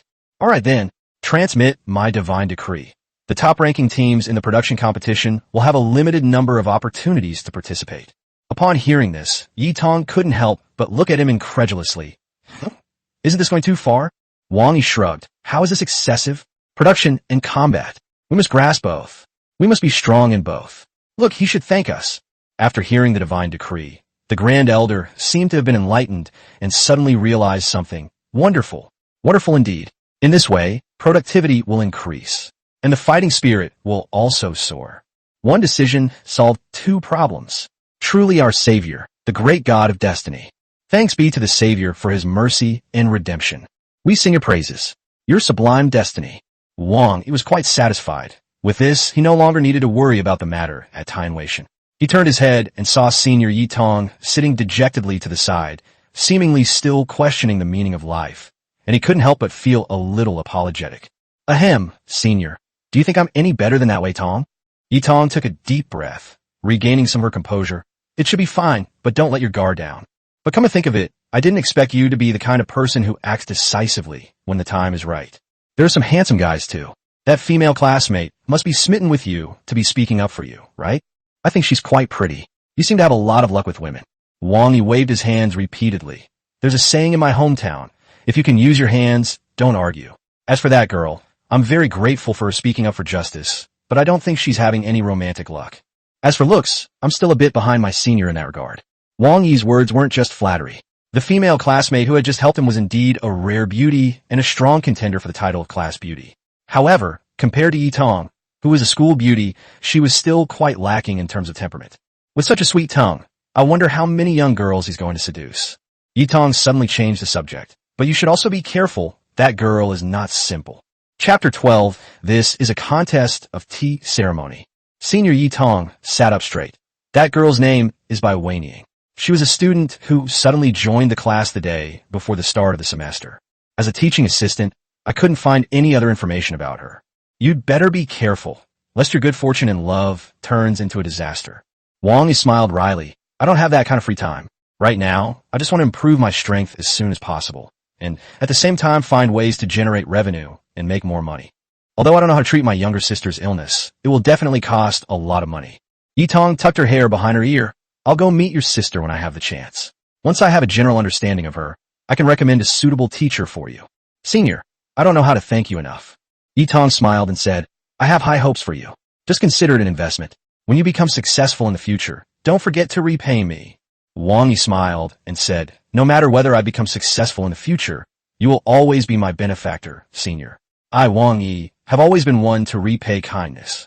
Looking at Wang Yi's confident assertion, Yitong was somewhat lost in thought. In the empty classroom, a man and a woman sat facing each other without speaking, and the atmosphere quickly became strange. Just as the two of them were at a loss for words, the shrill school bell rang. It seems that today's lesson will come to an end here. Senior Yitong stood up shakily. The teaching at the Divine University is very free, and students develop and train themselves more. You've basically mastered the practical aspects of the divine realm. The remaining courses are mostly historical or theoretical, which are optional. Some courses do focus on famous pantheons or races. You can listen to those to broaden your horizons. Come on, Senior, let me help you. Wang Yi wisely helped Yitong leave the classroom, muttering to himself as they walked. Senior, you're so frail. You've only been sitting for a short while, and you haven't moved much. How come you're already feeling unwell? You should exercise more regularly. Look at me, I can sit for a long time without getting tired. If the bell hadn't rung, I could still have stayed in my seat. Yitong rolled her eyes at him. This is the divine realm. What does it have to do with the body? I'm like this, isn't it all your fault? Students who had finished class walked past them in twos and threes, occasionally turning back to look at them with strange expressions and whispering amongst themselves. Yi Tong stood there, suddenly realizing the seriousness of the problem. Junior, what's wrong, senior? These students look so familiar. You do look familiar. Hey, isn't this my classmate? You're also our teaching assistant. Did they hear what we just said? Wang Yi scratched his head, puzzled. You should be able to hear me, right? Yi Tong was somewhat overwhelmed. She was so confused by Wang Yi's behavior that she forgot that the entire third cohort of students was in the next classroom. Now, she was being helped out of the next classroom by Wang Yi, her body limp and her steps unsteady, and she was saying things that could easily be misunderstood. Even if you jumped into the ocean of stars, you still couldn't clear your name. All right, stop helping me. You go that way. I'm going the other way. Understand? Wang Yi didn't know why Yi Tong suddenly became furious, so he had no choice but to let go of her hand and watch her walk away down the corridor, supporting herself against the wall. Suddenly, as if remembering something, he waved and shouted in the direction Yi Tong had left. Hey, senior, don't forget. We agreed. Come visit my house next time. Yi Tong froze, and now the student from other classrooms who had just finished class all looked over. She couldn't take it anymore and chose to leave the school's public divine realm. Her figure gradually turned gray and then disappeared. Meanwhile, in a mansion in the upper god city, Yi Tong roared angrily, Idiot! Idiot Wang Yi! Idiot! Idiot big idiot!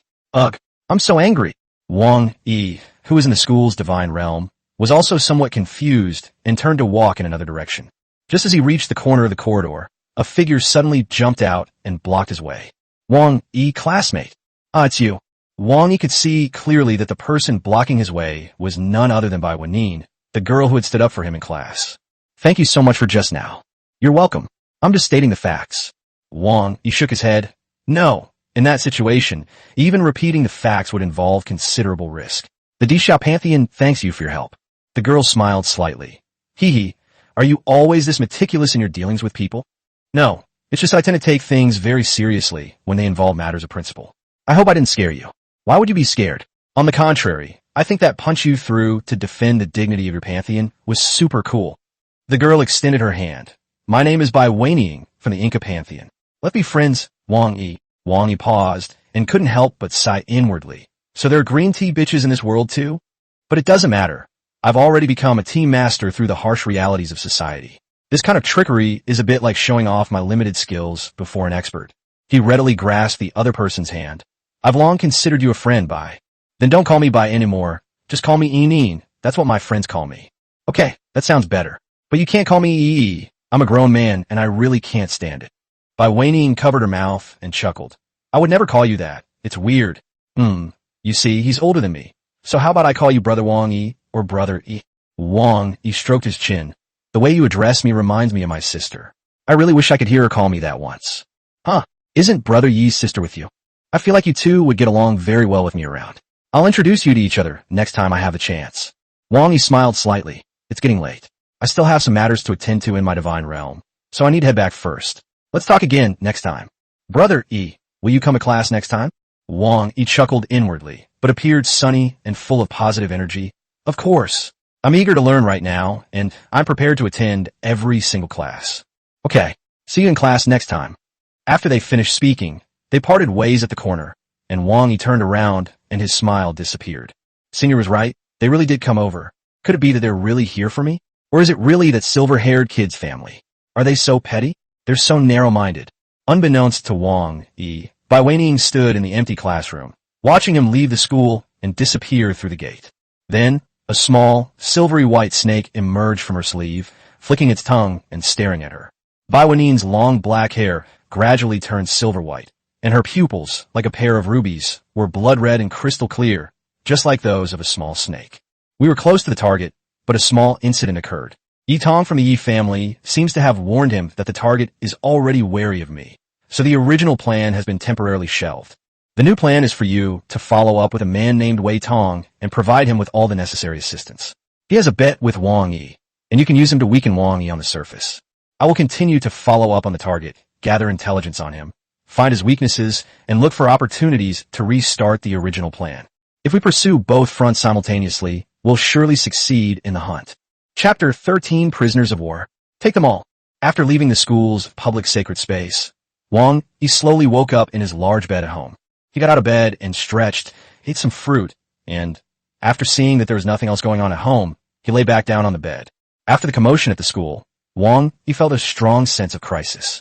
Whether it was the duel with Wei Tong or the silver-haired boy of unknown origin and his family, both made Wang Yi feel uneasy. Since you know that others want to deal with you, you should make as many preparations as possible. Even if one's own race is considered quite powerful among civilizations of the same level, what if the opposing civilization is of a higher level? What if the opposing race is a powerful silver race or an invincible gold race? What if the other party has even more despicable methods? What if the other party uses numbers to bully the few? Not enough. Still not enough. Our strength is far from sufficient. We must arm ourselves. We must become stronger. Wang Yi felt a strange sense of unease. He couldn't wait to summon his world stone and instantly entered his divine realm, the outer heaven, while lying on the bed. He descended as a phantom, and although he could freely observe the situation in the outer heavens, he still had to go through the altar to manifest his true form and communicate with his clan. At this time, the outer part of the outer heavens had become a battlefield engulfed in flames. The celestial realm's extremely high level of prosperity and its civilization level of only one made it a shining light in the endless realm. These raiders, released by the pantheon to provide training opportunities for novice gods, were like moths to a flame, relentlessly sending themselves to the outer heavens. Nowadays, the Imperial Xia clan in the outer heavens has developed good habits. The things I do most every day are eat, sleep, and produce. What? Fighting monsters? That's just a way to relax in your spare time. A few close friends, along with their squad members, went out for a spring outing, singing songs, and then took care of the raiders. Some of the regular landing sites for raiders have even been set up with traps by the orcs of the Imperial Xia clan. Some raiders, from landing to their deaths, didn't even see a trace of the Imperial Xia clan. Their invasion was essentially a complete waste of time. Wang Yi was very satisfied as he watched his divine domain gradually expand. Just then, he suddenly sensed someone praying to him at the altar, as if they had something to report. Wang Yi immediately descended upon the altar, and a colossal divine figure appeared in the sky. The believers below knelt down, displaying utmost piety. The tribal elders cried out tremblingly, "Great Lord of Destiny, your most faithful believer prays to you. Why did you call me? Savior, we are facing a huge problem and need your divine guidance to show us the way forward." Problem? What problem? The elder prayed fervently. "Great Lord of Destiny, under your protection, we have achieved countless victories after a long and arduous struggle. However, we also captured a large number of prisoners. As the war progressed, the number of these prisoners continued to increase. Now, their numbers had reached a very dangerous level. Some in the tribe thought they should all be killed and thrown into the wasteland to make the land more fertile. Some people think we should offer the prisoners as sacrifices to your majesty. But we don't know if you would like that. Therefore, we implore the Savior to send down divine instructions on how to deal with the ever-increasing number of prisoners of war." Wang Yi raised an eyebrow, surprised by the sheer number of prisoners of war. Killing them would be a waste, but keeping them around wasn't a good idea either. However, I am currently lacking combat power, and it would be great if I could recruit them on my side. As for the handling of prisoners of war, right now, the Imperial Xia is in dire need of manpower. You could try to proselytize with them to expand the population. As the saying goes, many hands make light work. Only by continuously expanding our team can we go further. Yes. We can also preach to them. Recruit more people to believe in the great Lord of Heaven. The Savior is so great. He deserves to be praised for all eternity. Yes, go. Go and get more companions. As they left the altar, the divine figure gradually dissipated. Full of confidence, and with the Savior's permission, the elder led several eloquent companions from his tribe to the prisoner of war camp. Once inside, the elder grabbed one of the werewolves and stared at him with shining eyes. "My friend, could you spare a moment? We would like to tell you about our great Savior, the Lord of Destiny." The elders tried hard to preach to the prisoners of war, but to little avail. These raiders, though novice monsters released by the pantheon, each had their own faith. Since it has been made into a belief, it must be considered something more important than life itself, and it certainly won't be easily changed. The elders struggled for most of the day and finally succeeded in capturing 2 or 3 prisoners. But before he could even celebrate, more than 20 new prisoners were sent from the front lines. When will this ever end? The elder broke down completely, almost crying as he returned to the altar, knelt down again with a thud, and began to pray devoutly. "Great Savior, All right, I saw it all." Wang Yi's divine figure reappeared. The elder blushed. "Great Savior above, your humble lamb has been so vile. I beg you to use your divine power to make those sinful heretics understand who the truth of the world is. The one true God. You can definitely do it. The elder said this because he was reminded of Wang Yi's speech in the Land of Exile. He had tried his best to imitate it when he was preaching, but unfortunately, he couldn't quite capture the essence of the subject, and it didn't work. Sure, but before that, take some people and organize these prisoners of war to visit a few places. Where? Your dwellings, your fertile fields, and your battlefields. After they have seen these 3 places, lead them to the altar of the gods, and leave the rest to me. Yes, great Lord of Destiny. Upon hearing that their savior was willing to help, the elder was naturally filled with confidence. He immediately gathered his men and brought out all the hundreds of prisoners of war from the prisoner of war camp. These prisoners of war had blank expressions and wooden eyes. They knew they were doomed and had no intention of resisting. They were led to the residence of the Imperial Xia clan. They were quickly amazed by the exquisite, sturdy, and advanced housing. Afterwards, the elders and others led them to visit the vast fields. Standing on high ground, the endless waves of wheat exuded a sense of hope, making these raiders, who had never had enough to eat since birth, extremely envious. Then, the elders led them to visit the front lines of the battlefield. As outsiders, they watched the warriors of the Imperial Xia clan slaughter the invading raiders, and they were filled with mixed emotions, feeling a deep sense of despair. After going around in circles, when the elders led them to the altar of the gods, most of these prisoners of war no longer had blank expressions. Their eyes became bright, and some even began to ponder. Great Savior, we have followed your divine will and brought these lost sheep here. Please come down and guide them back to the right path. As the elders prayed, a golden light shot down from the sky, and Wang Yi appeared on the altar in the form of the Lord of Destiny. All the prisoners of war looked up and stared intently at Wang Yi. They knew that the person who would truly decide their fate had arrived. Wang Yi looked at the crowd, took a deep breath, slowly pointed his finger at the prisoners of war, and began his performance. Do you yearn for success? Chapter 14. Believe in fate. Successfully forged. This sudden, seemingly random statement completely baffled the hundreds of prisoners of war. But the Imperial Xia clan members who came to maintain order all wore familiar smiles. The great Destiny Master was about to use his supreme wisdom to enlighten these lost souls. I know that everyone here might have a question in their minds. Who are you asking? Actually, I'm asking each and every one of you. But I believe that your first instinct was definitely not to think about yourself. Because you not only don't believe you can succeed, but you also don't believe anyone thinks you can succeed. In your subconscious self-perception, you feel that you are immune to success, and you have never even thought about what success is. How utterly base, how utterly self-degrading, how utterly decadent. Wang Yi's words caused some prisoners of war to lower their heads in shame, while others turned their heads to the side, trying to avoid the situation.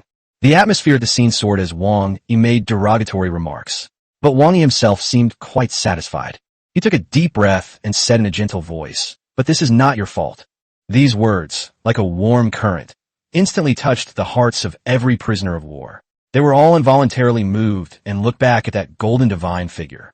From the moment you were born, you have lived a life where there is no tomorrow, and you have to do your best just to survive every day. Success? Hope? Future? Dream?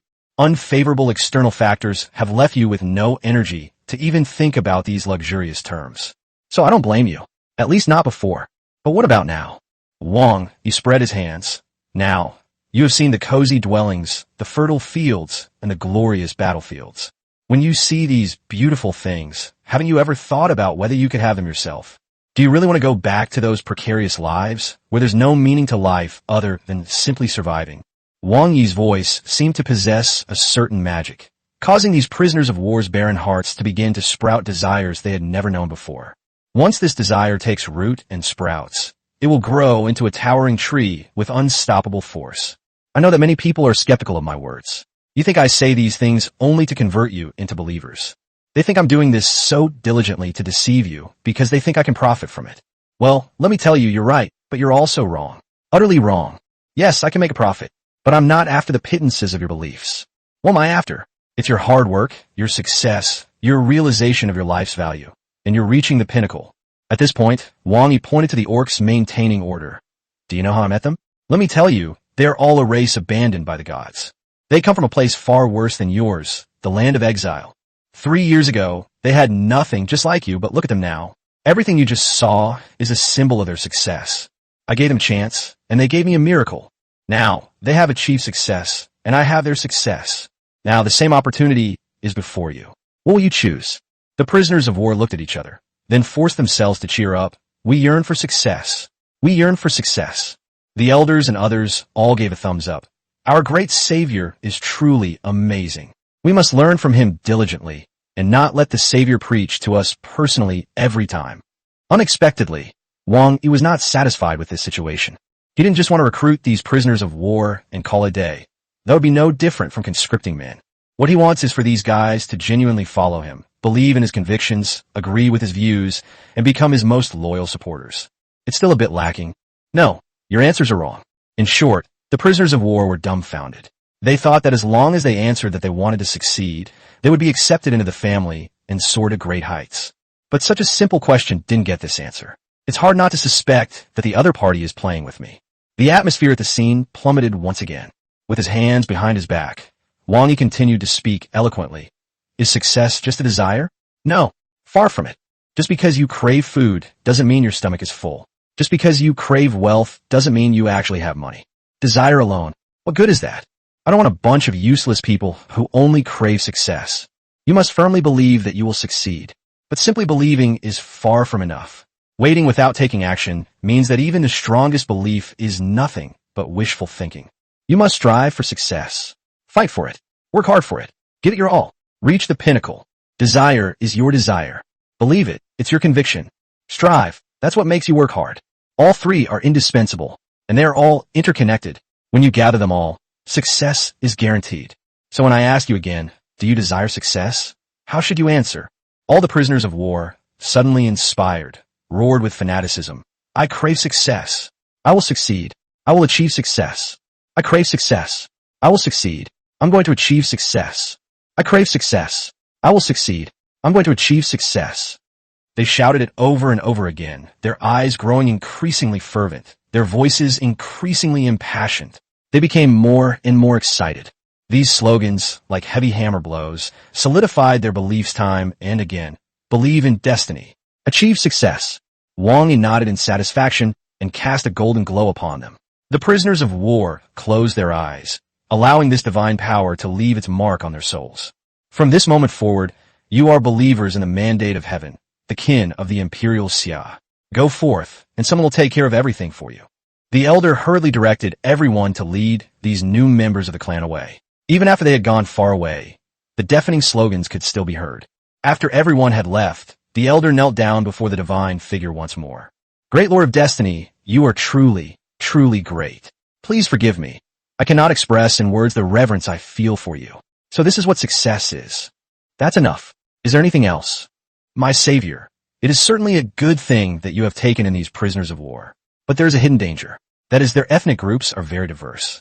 And as time goes by, they will become more and more diverse. Won't this cause problems? Wang Yi nodded slightly. Remember this, there's only one race here, and that is the Imperial Xia. The powerful declaration sent a shiver down the elder's spine. Yes. Savior, I was confused. A clone clan. We are all lambs of destiny, the kin of the Imperial Xia. Wang Yi nodded in satisfaction, when suddenly a familiar system notification sounded in his ear. Ding! Congratulations on triggering a special event. All of the same clan. Reward. Ancestral Spirit Protection. Xinyuan Clan. Ding! Congratulations. Ancestral Spirit Protection. Xinyuan Clan successfully loaded. Your clan has gained the hidden skill, assimilation. Increases the success rate of proselytizing to individuals of other races by 100%. Chapter 15, Taking a Gamble. A bicycle becomes a motorcycle. After hearing about the effects of the ancestral spirit Xinyuan, Wang Yi couldn't stop smiling. The assimilation skill is too powerful. It directly increases the success rate of proselytizing by 100%. After that, no matter how many prisoners of war there were, he no longer needed to personally go out and preach. He could just let his family members handle it. However, the surprises were not over yet. Ding! Congratulations! You have triggered the ancestral spirit connection between Shuirenshi and Zuanyuanshi. Your clan has activated the talent Sword Forging Xinyuan. Your clan has learned the smelting and forging of bronze. Ding! Congratulations! You have triggered the ancestral spirit connection of Suiren, Xinyuan, and Shino. Your clan has activated the talent, Supreme Cuisine. Your clan has learned to cook gourmet food. Survival capabilities have been greatly enhanced. Cohesion has been greatly strengthened. Hidden skill assimilation has been greatly enhanced, increasing the success rate of proselytizing against individuals of other races by 200%. Wang Yi clenched his hands excitedly. The benefits from this ancestral spirit alliance were simply too great. The forging of the sword Xianyuan directly propelled the Xia dynasty's people into the Bronze Age, resulting in a qualitative leap in both living standards and the production of weapons and armor. While other first-tier civilizations were still fighting with primitive weapons like wooden sticks and bone spikes, the Imperial Xia clan already possessed an overwhelming advantage from the Bronze Age. This progress greatly alleviated Wang Yi's fear of insufficient firepower. As for the subsequent synergy of supreme delicacies, it didn't seem as powerful as the effect of forging the sword in Xianyuan. But Wang Yi knew that this was the truly terrifying effect. Food is the most important thing for people. Perhaps among the retinues of other deities, food is merely something to fill their stomachs. But in the land of the Emperor Xia, food is the culmination of culture, spirit, and skill. As for raising the missionary success rate to 200%, it seems exaggerated, but Wang Yi doesn't think so. No one could say no to Imperial Xia cuisine, not even the gods. With such strong support, Wang Yi can now rest assured that Taiyan Weishan can develop on its own for the time being. Just as he was about to withdraw temporarily, he suddenly heard a different buzzing sound in his ear. Beep beep beep. Warning. The rewards accumulated by the deity have reached the maximum limit of 99. Please claim them immediately. Otherwise, you will no longer be able to receive rewards. Wang Yi was taken aback at first, because the notification sound was different from usual. He was also puzzled. What reward? He didn't remember it. Oh, it's a reward from the pantheon. Wang Yi slapped his forehead, only then remembering what Senior Yitong had said. After each attack by raiders, they would receive a reward from the pantheon, which served as an incentive for novice deities. 99? My goodness. Before I knew it, we had already withstood nearly 100 enemy attacks. That makes sense. Otherwise, where would those hundreds of prisoners of war have come from? Wang Yi quickly communicated with the heart of the world and claimed all 99 rewards. A screen appeared in front of him, filled with bronze treasure chests. 99 of them. Open them all and let me see. Bang, bang, bang. A series of crisp sounds, like opening a beer bottle, rang out one after another, like small firecrackers set off during the Chinese New Year. After the sounds subsided, Wang Yi noticed some miracle cards appearing on the screen in front of him. Let me see. Why, they all resource cards. And some weather cards too. Black Iron 3-star, Black Iron 1-star. And they're all the lowest star level. Even if I use them, I won't get many resources, right? Wang Yi was extremely disappointed. Under the protection of the fubbing system and the ancestral spirit of Shinnong, all his relatives could be used as laborers. More than 2,000 relatives were working hard to produce, and resources were already in severe surplus. Weather cards are somewhat useful, as they can prevent consecutive heavy rainstorms like last time, but their usefulness is limited. Once you've increased your divine realm's refinement level, you'll be able to freely manipulate the weather and climate, making the weather card useless.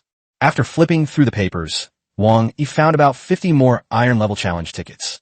He had never seen this before, nor had he heard Senior Yitong or Teacher Lu mention it. It seemed to be beyond the scope of the curriculum, but fortunately, the Pantheon thoughtfully provided a brief explanation.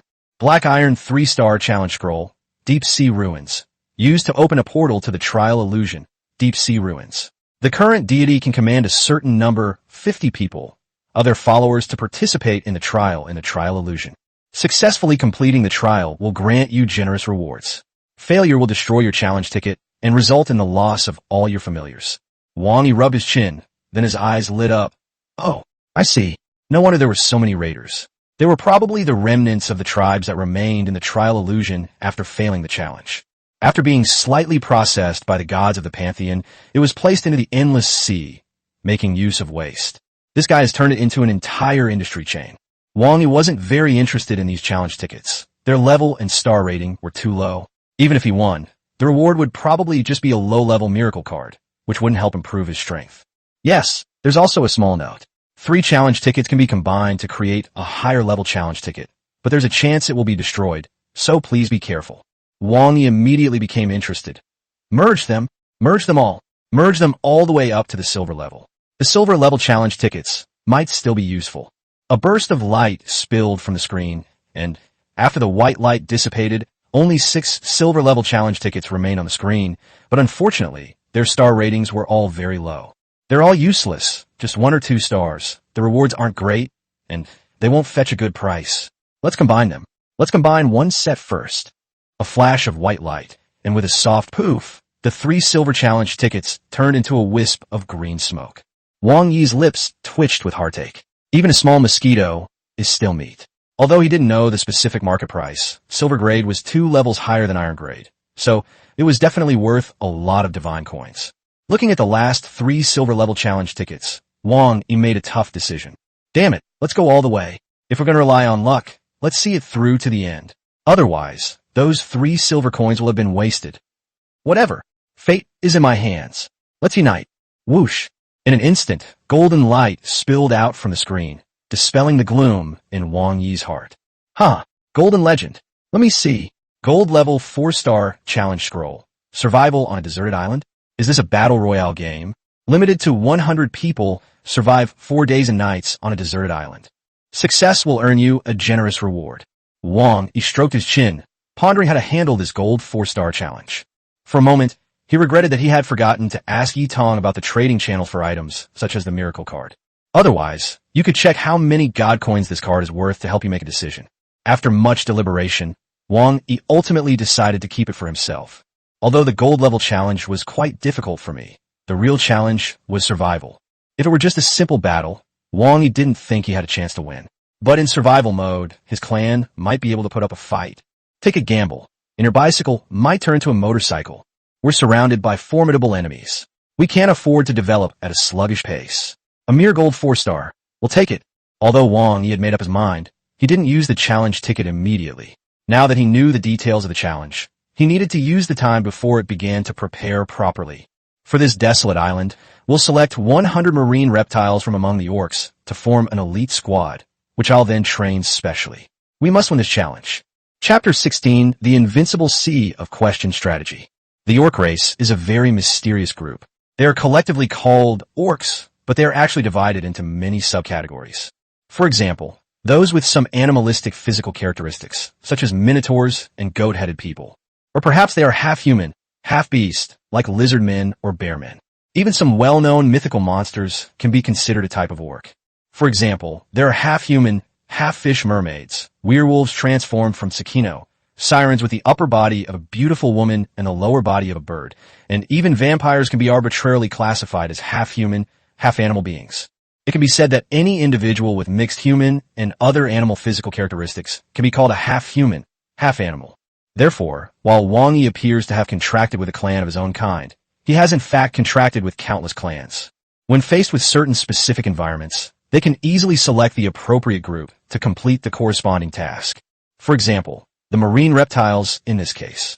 As a subspecies of reptilian people, marine reptiles are a small group living by the sea, basically divided into sea turtle people, sea snake people, and sea crocodile people. They have fully inherited the excellent habits of amphibians and are able to live freely in the sea and on the beach. The turtle man possesses powerful defenses and rare vitality.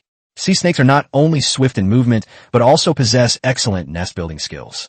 Furthermore, their venomous fangs give them the ability to deliver fatal blows. The sea crocodile people are natural warriors. They are incredibly strong, with sharp teeth and mouths, and thick scales, but their numbers are relatively small.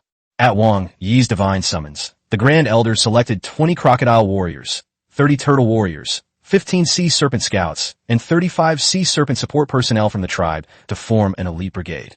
The divine realm of the Xia dynasty is vast and rich in resources, including not only towering mountains and flowing rivers, but also expansive seas and countless islands. After a brief period of intensive training, Wang Yi issued a divine decree, sending the 100 people to a desolate island to begin simulating island survival. Practice is the sole criterion for testing truth. Mock exams are the best test of learning outcomes. And so, this team of 100 people embarked on their first simulated challenge of surviving on a deserted island. The results were somewhat unsatisfactory. The first 4-day trial was a struggle for all 100 people, but the process was fraught with difficulties and the results were mediocre, failing to meet the requirements at all. However, after receiving the results, Wang Yi did not blame the anxious elite team members. Instead, he quickly gathered them together and started a post-battle debriefing meeting. During the meeting, everyone spoke enthusiastically, summarized the mistakes, and actively thought of solutions, and the scene almost got out of control at one point. Overall, this conference can be described as a successful, inspiring, and meaningful one. After the conference, the elite team of 100 people had a good day of rest. Then, on the 6th day, Wang Yi issued another divine decree, transferring them to a new, desolate island to begin the trials anew. The second time was a significant improvement over the first. Some of the mistakes made in the first trial were corrected in time during the second trial. Although there were still some flaws, the results of the second trial were a significant improvement over the first. Then came the second post-war debriefing conference. After the conference, I had another day to relax. Then on the 11th day, they were thrown onto a new deserted island to begin their third round of training. At this moment, these 100 elite marine reptiles realized that something was wrong. But there was no time to think about it anymore, as a new challenge had begun and everyone was racing against time to complete their tasks. Above the island, Wang Yi watched everything unfolding below without a trace of joy or sorrow, and began searching for the deserted island to be used for the 11th test. That's right, this is his solution to the gold 4-star challenge paper, the Sea of Questions strategy. As a former academic genius who persevered through countless mountains of books and exercises, Wang Yi also emerged from that ordeal.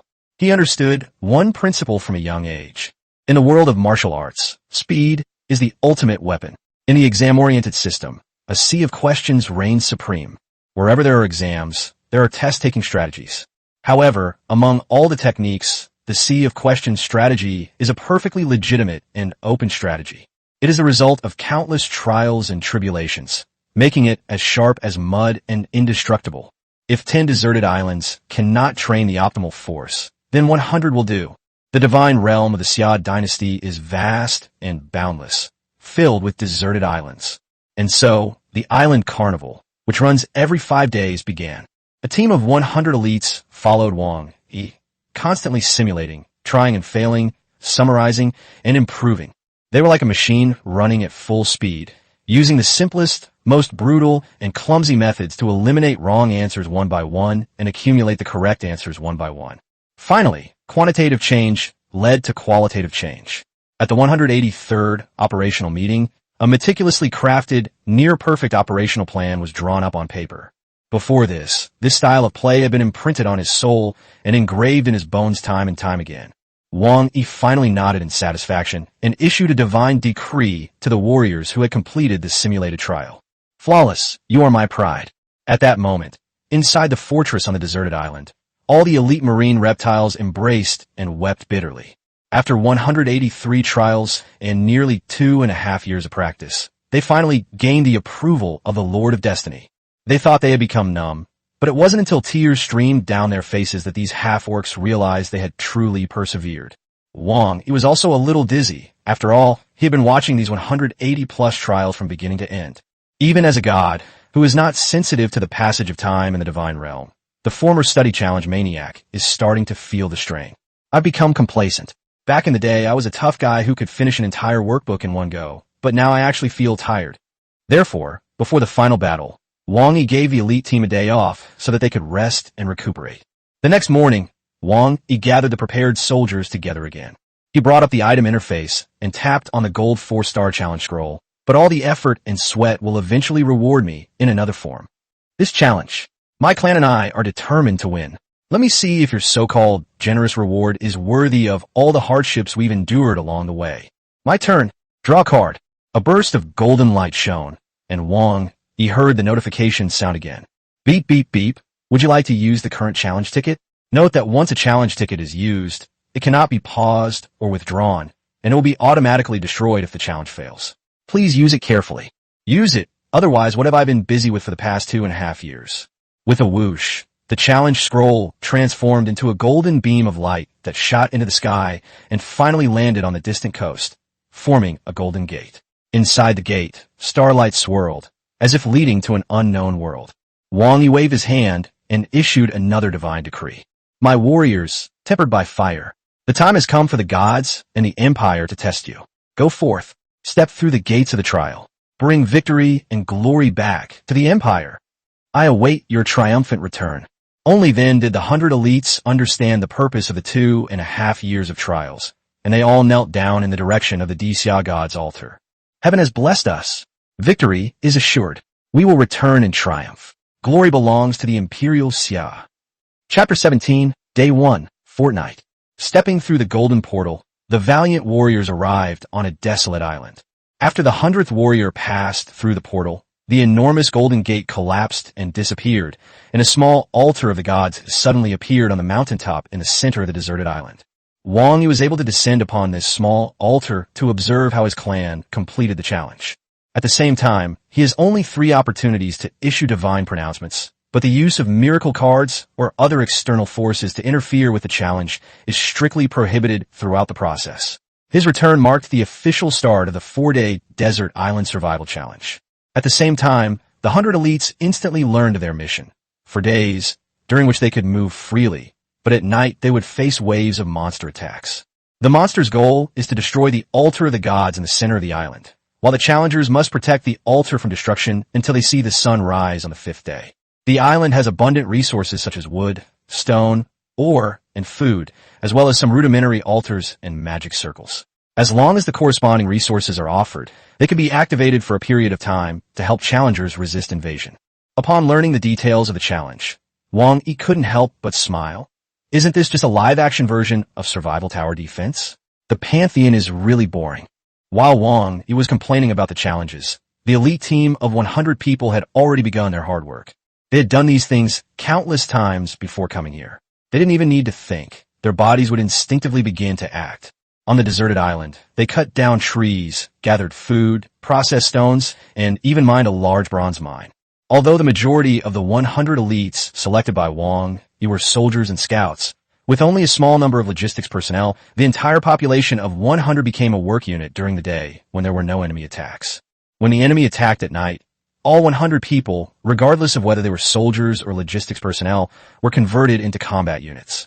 This challenge mode of preparing during the day and dealing with monster waves at night was practically running into the mouth of the Imperial Xia familia. Before we knew it, the first day was drawing to a close. The sun had already half submerged below the horizon, and the last rays of the setting sun painted the entire island a blood-red color.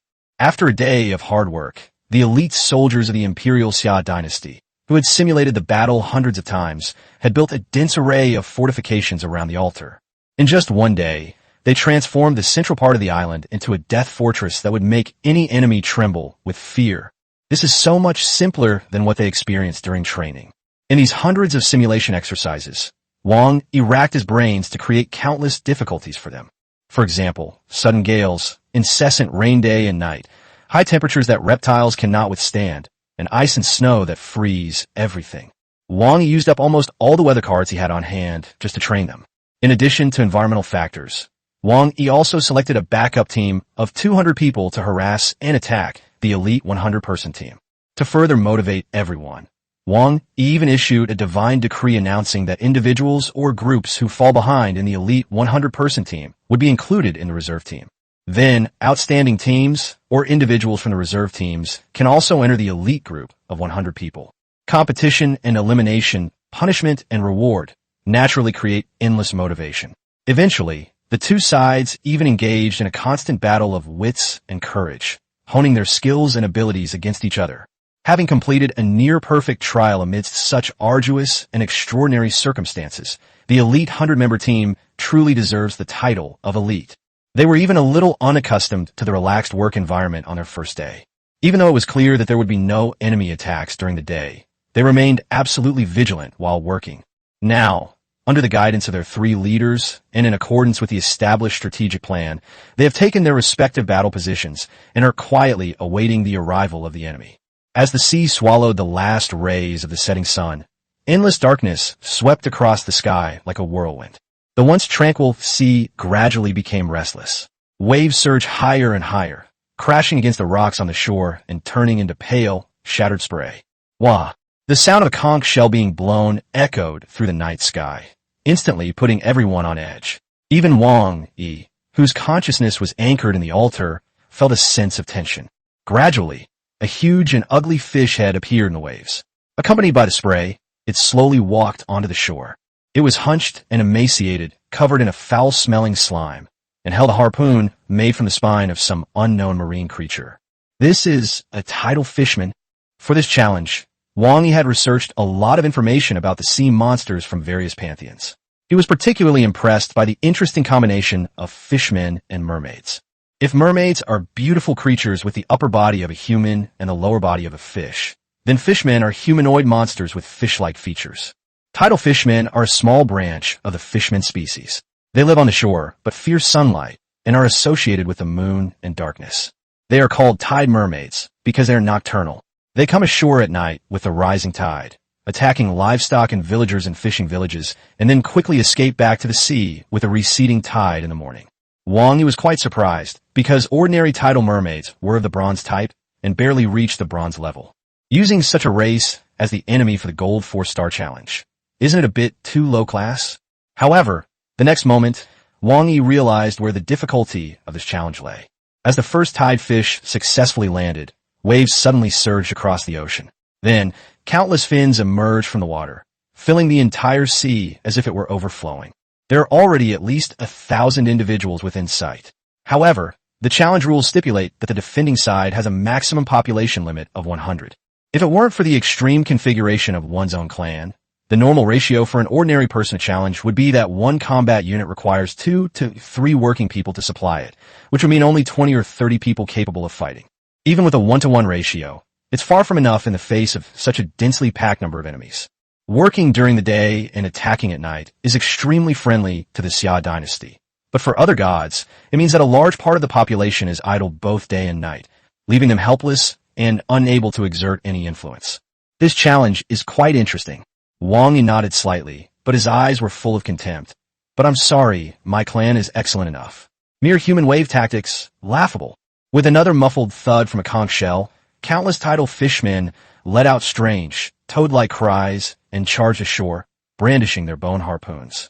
When the warriors of the Imperial Xia elite corps saw the densely packed enemy through the observation port of the fortress, they felt neither fear nor excitement, but rather a mixture of excitement and disdain.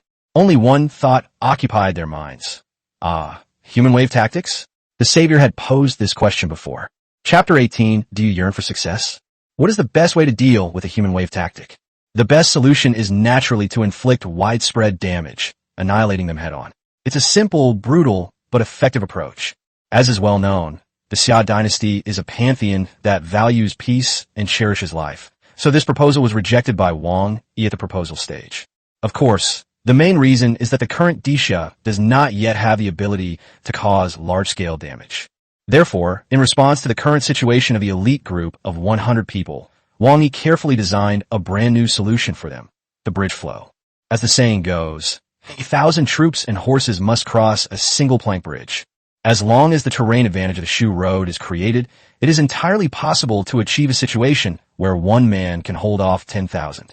No matter how many enemies he has, they will all be sent to their deaths in a line. Although this method is a middle ground strategy, it is the only one that Emperor Xia can currently implement. Fortunately, after many trials, the elites added the difficult passes of Shu Road when building the outer fortifications of the Death Fortress to prevent the enemy from using human wave tactics. As it turned out, the question was right. Countless tidal fishmen suffered considerable losses in the first few conventional trap defenses, but they managed to break through the defenses by sheer numbers. But when they rushed into the second line of defense, the endless maze, they were completely dumbfounded. Although it is called a maze, its internal structure is not complicated. Each fork in the road actually only has 2 choices, go left or go right. However, every choice is a matter of life and death. The wrong path leads to a pit of fire, a pool of poison, and a trap of spikes. The right path, while safe, leads to another fork in the road, presenting the same choice. Faced with the labyrinthine traps, countless tidal fishmen charged forward relentlessly. They practically filled all the wrong paths with their corpses, then continued their advance along the correct path. After sacrificing countless lives, they finally found the right path and excitedly rushed out of the final tunnel. Then they saw the vast ocean. This road may be the right way to survive, but it is not the road to your destination. Those fishmen who had survived countless life or death choices were dumbfounded. To be honest, they really wanted to plunge into the sea. After all, they had brushed with death so many times and barely survived. But the aura emanating from the sea forced them to turn back and continue their charge toward the mountaintop altar. However, after the selection and slaughter in the maze, the number of murlocs reaching the third line of defense has been greatly reduced, and they have split into several regular and rhythmic charges. Compared to their initial overwhelming presence, they became more like ocean waves, one after another. This effect has greatly relieved the pressure on defense, allowing the elite troops to catch their breath and resist the attack. Furthermore, the third line of defense had already penetrated into the central mountainside of the island, where the hard rocks served as a natural defense. The tunnels that had been carved out became the only way for the fishmen to attack. Once they entered, they could no longer take advantage of their numbers and were easily slaughtered by the Imperial Xia clan, who were waiting in ambush. The three lines of defense greatly depleted the enemy's forces, slowed their offensive, and amplified our own advantages. Although the opponent was a bronze race, the orcs were considered an exiled race even worse than the iron race. However, there were many reasons why the orc race was exiled, and it was not because of their low racial stats. Just like a student who might be expelled for getting 0 in 1 or 2 subjects, it doesn't mean that his total score is necessarily low. These marine reptiles and orcs are far more powerful than these tidal fishmen. They are at least at the silver level. Moreover, the Xia dynasty had already entered the Bronze Age due to the protection of its ancestral spirits. Before sending these marine reptile warriors into the challenge, Wang Yi armed them to the teeth with cast bronze artifacts. Bronze swords, bronze daggers, bronze shields, bronze armor, and a whole host of other work tools were also meticulously crafted from bronze. Killing these low-level tidal murlocs is as easy as chopping melons and vegetables. The battle continued until the next morning, with the soldiers taking turns on duty. Eventually, they even started yawning because the battle was so boring. Finally, as the sun rose, the densely packed tidal fishmen began to retreat back into the sea in an orderly fashion. Some of them, who were slower to retreat, were exposed to the sunlight and perished on the beach. The enemy's retreat symbolized that everyone had survived the first night. Yet at this moment of victory, not a single person cheered. In their minds, there was only one thought. Is that all? All right, everyone, cheer up. The captain of the Turtle Man team was the wisest and keenly noticed everyone's mental state problem. The savior said that the 4-day challenge will inevitably be progressively upgraded. We cannot let our guard down just because we passed the first day easily. Otherwise, how can we live up to the 2.5 years that our savior has accompanied us in training? Tonight, an even stronger enemy is sure to appear. Everyone, hurry up and clear the battlefield. Gather resources. Repair the traps. We also need to make time to hold operational meetings to summarize and reflect on yesterday's shortcomings and improve and refine future plans. Hurry, hurry, hurry. Get moving. God bless me. Success is within my grasp. 3 captains. A sea serpent warrior rushed over. We still have hundreds of enemies trapped in our maze. What do you think? Should we just wipe them out, or? Captain Sea Serpent flicked his tongue. Exterminate them? No need for that. Just drive them into the sun, and they'll die on their own. Captain Crocodile, the backbone of the team, shook his head repeatedly. No, we can't kill these prisoners. We have to win them over. You mean missionaries? But they're so weak, and they can't even move during the day. Our savior said that there is strength in numbers. Captain Crocodile straightened his chest, his eyes filled with awe. Moreover, we should give him a chance to join the Imperial Xia, faith, and destiny. Old Turtle, you handle this. Captain Turtle nodded slightly. I will not fail you. Wait for my good news. Under the protection of several soldiers, Captain Turtle entered the maze. He hurried along the tunnels and finally arrived at the underground section. There happened to be a wide-open intersection, cold, damp, and without sunlight, which is why the hundreds of tidal fish that were stranded here did not become souls under the sun. Upon seeing Captain Turtle and his group arrive, the fishmen groaned and huddled together, completely devoid of the madness and ferocity they displayed the night before. Seeing this, Captain Turtle immediately ordered his men to distribute delicious Imperial Xia food to these poor fish people. Eat, eat. You won't panic when you're full. Don't be afraid, everyone. I am an envoy of the Xia dynasty, a believer in the mandate of heaven. I'm not here to kill you. On the contrary, I am here to save you. Next, I would like to take a few minutes of your time to talk about our great savior, the Lord of Heaven. Captain Turtle gave a meaningful smile as he looked at the pitiful prisoners of war. But before that, I want to ask you all a question. Do you believe in destiny? Or rather, do you crave success? Chapter 19, Day 2, Fishing Master. Wang Yi felt somewhat uneasy when he saw his clan preparing to preach on the battlefield. After all, The challenge ticket states a population limit of 100. If one's own clan develops new followers and is deemed to have failed the challenge due to exceeding the population limit, that would be a terrible injustice. However, all of this happened too fast. Before Wang Yi could even issue his divine decree, Captain Turtle had already completed his missionary work. Under the dual pressure of Imperial Xia cuisine and the believe in fate, forged success principle, these Tide Fishman prisoners of war didn't even have to put up a fight before becoming believers of the Lord of Fate in a spectacular fashion. They surrendered, or rather, they abandoned darkness and embraced light. The fishmen were helpless in the face of this. What he said was so exciting, and the food was so delicious. Who could resist? However, the influx of believers did not cause the challenge to collapse, or rather, it did not elicit any response. Wang Yi breathed a sigh of relief. It seemed that the initiator of this challenge had tacitly approved of increasing the number of troops by using prisoners of war for missionary work. After all, capturing prisoners to preach is extremely difficult. Not to mention, these merfolk are extremely ferocious when they attack at night, and they will fight to the death and never surrender. Even if you manage to capture them by force, they will all die under the sun, so it's practically impossible to take them as prisoners. Moreover, everyone was busy collecting supplies during the day and fighting against waves of enemies at night. Who had the time to preach to prisoners of war? Even if they go to preach, the entire challenge only lasts 4 days. In such a short time, even if they succeed in preaching, the new faith level will be extremely low, and they will probably run away in no time when they go to the battlefield.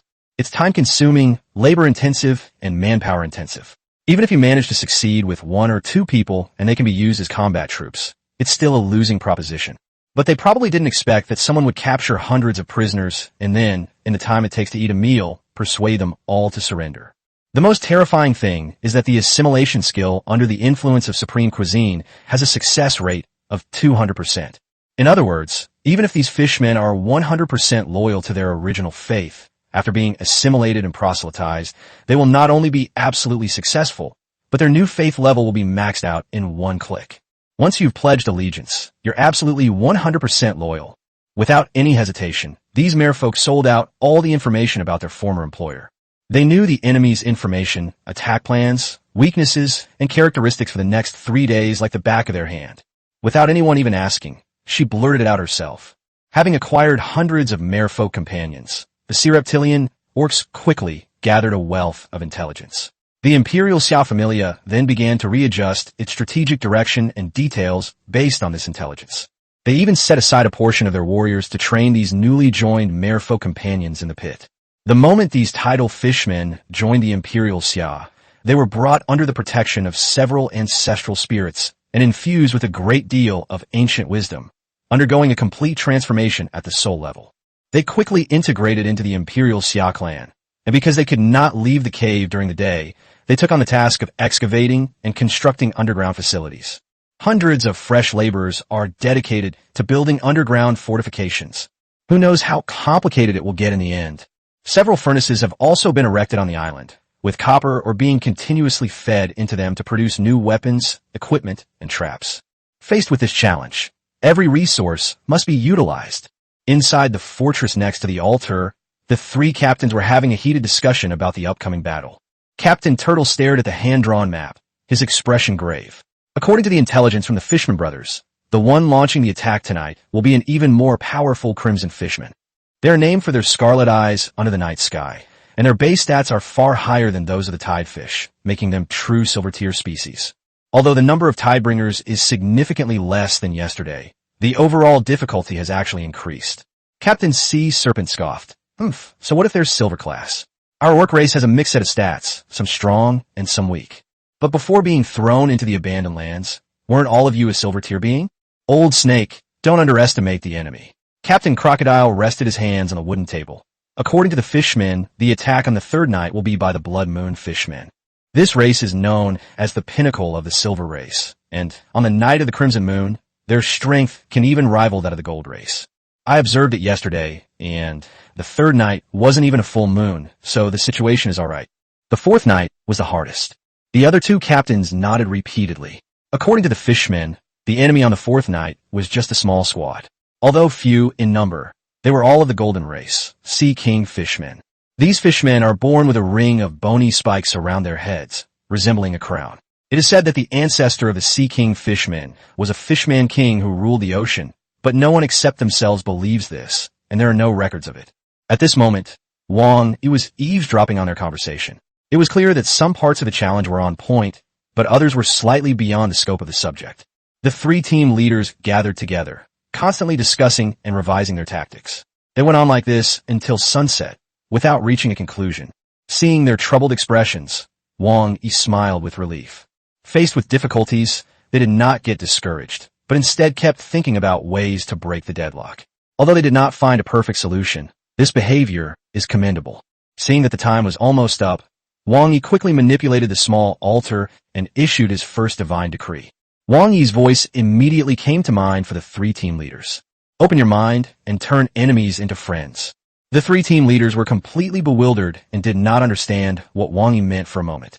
Captain Sea Serpent shook his neck. Turning enemies into friends? Does our savior mean we should put aside our grudges with the enemy, find a way to resolve the conflict, and then become friends? Captain Turtle waved his hands repeatedly. Impossible. This is a challenge, not a real war between two tribes. It's like two people fighting. The point is to determine a winner. Would you shake hands and make peace halfway through? Wouldn't that defeat the purpose of the competition? Just as the captains were in a dilemma, a sea serpent scout ran over. Captain, it's almost night. What should we do with those fishermen brothers? Should we let them join the fight too? Upon hearing his question, Captain Crocodile suddenly shuddered. Understand. Ha ha ha. So that's what the savior meant. He truly is the savior. This method might be the most feasible one. Old Crocodile, what's wrong with you? You say you've understood, but what exactly do you mean? Captain Crocodile, hands on hips, said smugly. Our savior means that we should capture all the fishmen who attack on the second and third nights and assimilate them like the tide fishmen. If we turn enemies into friends and assimilate them into our allies, wouldn't our fighting power increase? By the fourth night. Wonderful. Indeed, once you broaden your perspective, everything becomes clear. Truly a great savior. The other two captains clapped their hands repeatedly. By the fourth night, we will have our Crimson Fishman and Red Moon Fishman brothers fighting together. With so many silver coins, plus our own well-trained and well-armed soldiers, even a fully equipped gold-tier squad is nothing to worry about. The sea crocodile waved its hand repeatedly at the scouts. Quick, notify all the scouts, and have them notify all the combat units. This time, not a single fishman can be killed. They must all be alive. The sea serpent scout was somewhat dazed. And no kidding. Of course we won't kill them. Captain Sea Serpent's eyes narrowed with laughter. Those are our brothers who haven't yet surrendered. Chapter 20 Day 3, The Captive of Gourmet Food. Even if I die today, even if I die here and rot on the beach, I will not eat a single bite of your food. The battle ended early on the third night. All the Red Moon Fishmen who launched the attack have been captured and taken to a specially designed underground fortress prisoner of war temporary detention center. The Red Moon Fishman was clearly very principled. He would rather die than surrender. However, a scarlet fishman standing nearby couldn't stand it any longer.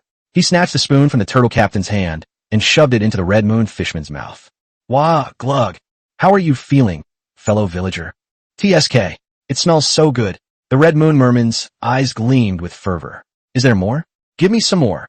The Crimson Fishman, who had just joined the Imperial Dynasty yesterday, swung his ladle. So, what about joining the Imperial Dynasty and believing in the Lord of Destiny?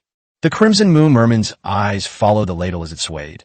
I was born a citizen of the Imperial Xia, and I will die a soul of the Imperial Xia. Give me another bite. No rush. The Scarlet Merman patted him on the shoulder. You're the last one to surrender. Now, receive the baptism of the initiation ceremony.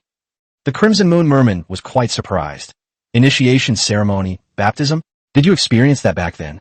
Upon hearing this, both the Crimson Fishmen and the Tide Fishmen raised their heads.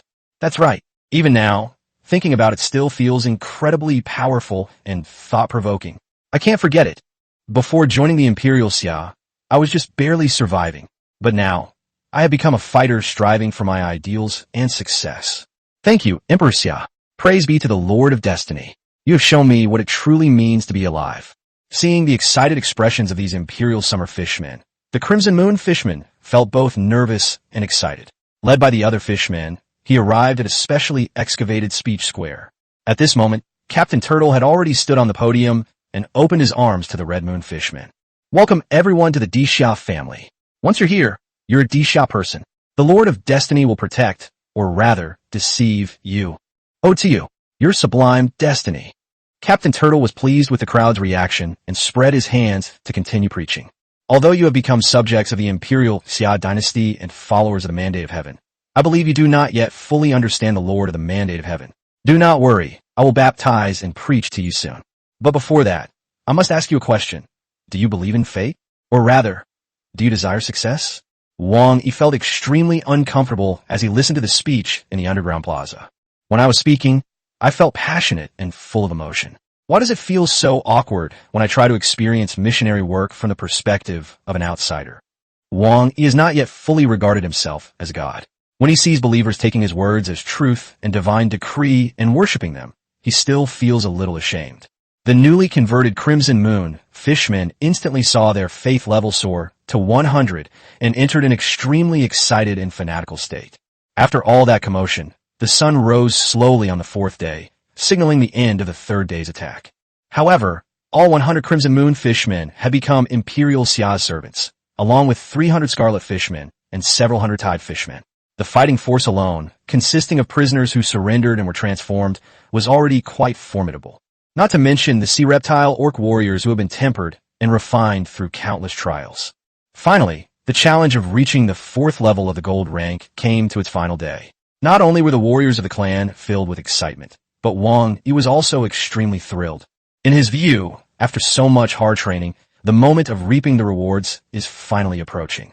Although the gold type is very powerful, he believes that his own clan will ultimately achieve victory. Because they deserve it.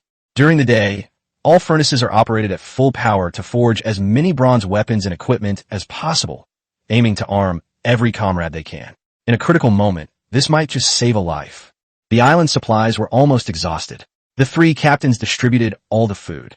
After everyone finished their rations for the day, they were ready to fight the enemy to the death that night. Thanks to the tireless efforts of the fishmen day and night, the vast island has been completely hollowed out and transformed into a huge fortress floating on the sea. If a human wave tactic like the one on the first day were to be used again at this level of Death Fortress, they would probably be wiped out before they could even cross the beach. No one knows exactly how powerful the golden seeds are. They can only practice what they can do to the extreme. Finally, as the sun was about to set, the three captains gathered all the Imperial Xia clan members in the underground hall of the island. The leader of the trio, Captain Crocodile, spoke first. Brothers, comrades, tonight is the final battle. The Lord and the Empire have come to test us. Do you have the confidence? Have. The sound is too soft. I can't hear it. Have. That's more like it. That's more like the people of the Imperial Xia. We are not only fighting for our own survival now. We also bear the mandate of heaven and the glory of the Imperial Xia. We crave victory. We will surely win. We will reap the rewards. Heaven has blessed me. I am invincible. God has blessed me. I am invincible. God has blessed me. I am invincible. God has blessed me. I am invincible. Looking at the overwhelming momentum of the clan, Wang Yi was also filled with excitement, wishing he could join them and lead them in a bloody battle. However, he is not yet at the God level, and there is still a long way to go before he can descend into the divine realm and directly participate in the war. Now, all we can do is watch them and believe in them. After Captain Crocodile finished speaking, Captain Sea Serpent swung his neck and stepped forward. Now, I'll talk about the strategic deployment. After the battle begins, the elite warriors will lead the attack. Among them, the crocodile warriors are responsible for output and confrontation. The turtle warriors are responsible for support and restraint, and the sea snake warriors are responsible for roaming and harassment. Group up in groups of 3 and form a team of 3. Follow the training routine and don't get nervous or lose your composure. The rest of the Red Moon Fishman brothers are responsible for supporting the attack, while the Crimson Fish brothers are responsible for feint attacks and harassing from the outside. All the Tide Fishers gathered around the altar of God, forming the final line of defense with their flesh and blood and their iron will. We may all die in battle, but the altar of God must not fall. Believe in destiny. Success will be achieved. Believe in destiny. Forge it successfully. Believe in destiny. Forge it successfully. Seeing this, Captain Crocodile waved his hand and said, "Very good. Let's go. Engage in battle." Oh no.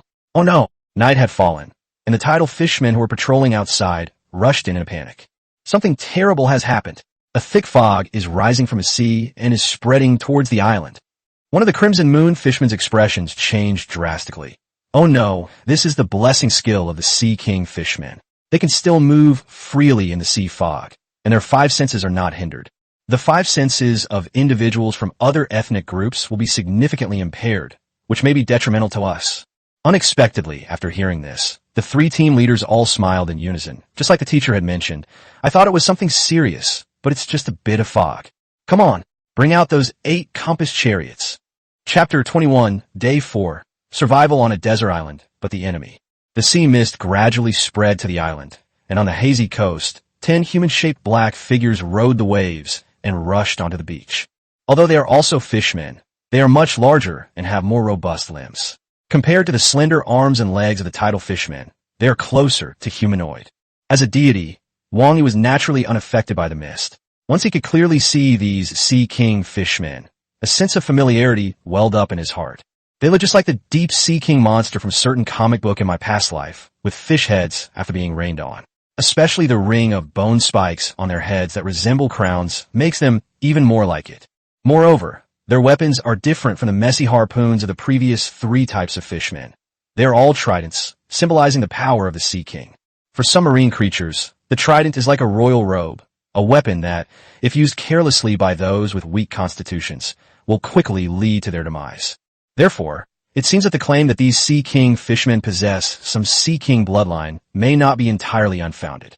Especially the leader of the 10-man squad, the tallest and most imposing Sea King fishman, who somehow got hold of a giant conch shell as a helmet and wore simple armor woven from seashells, making him look extremely difficult to deal with.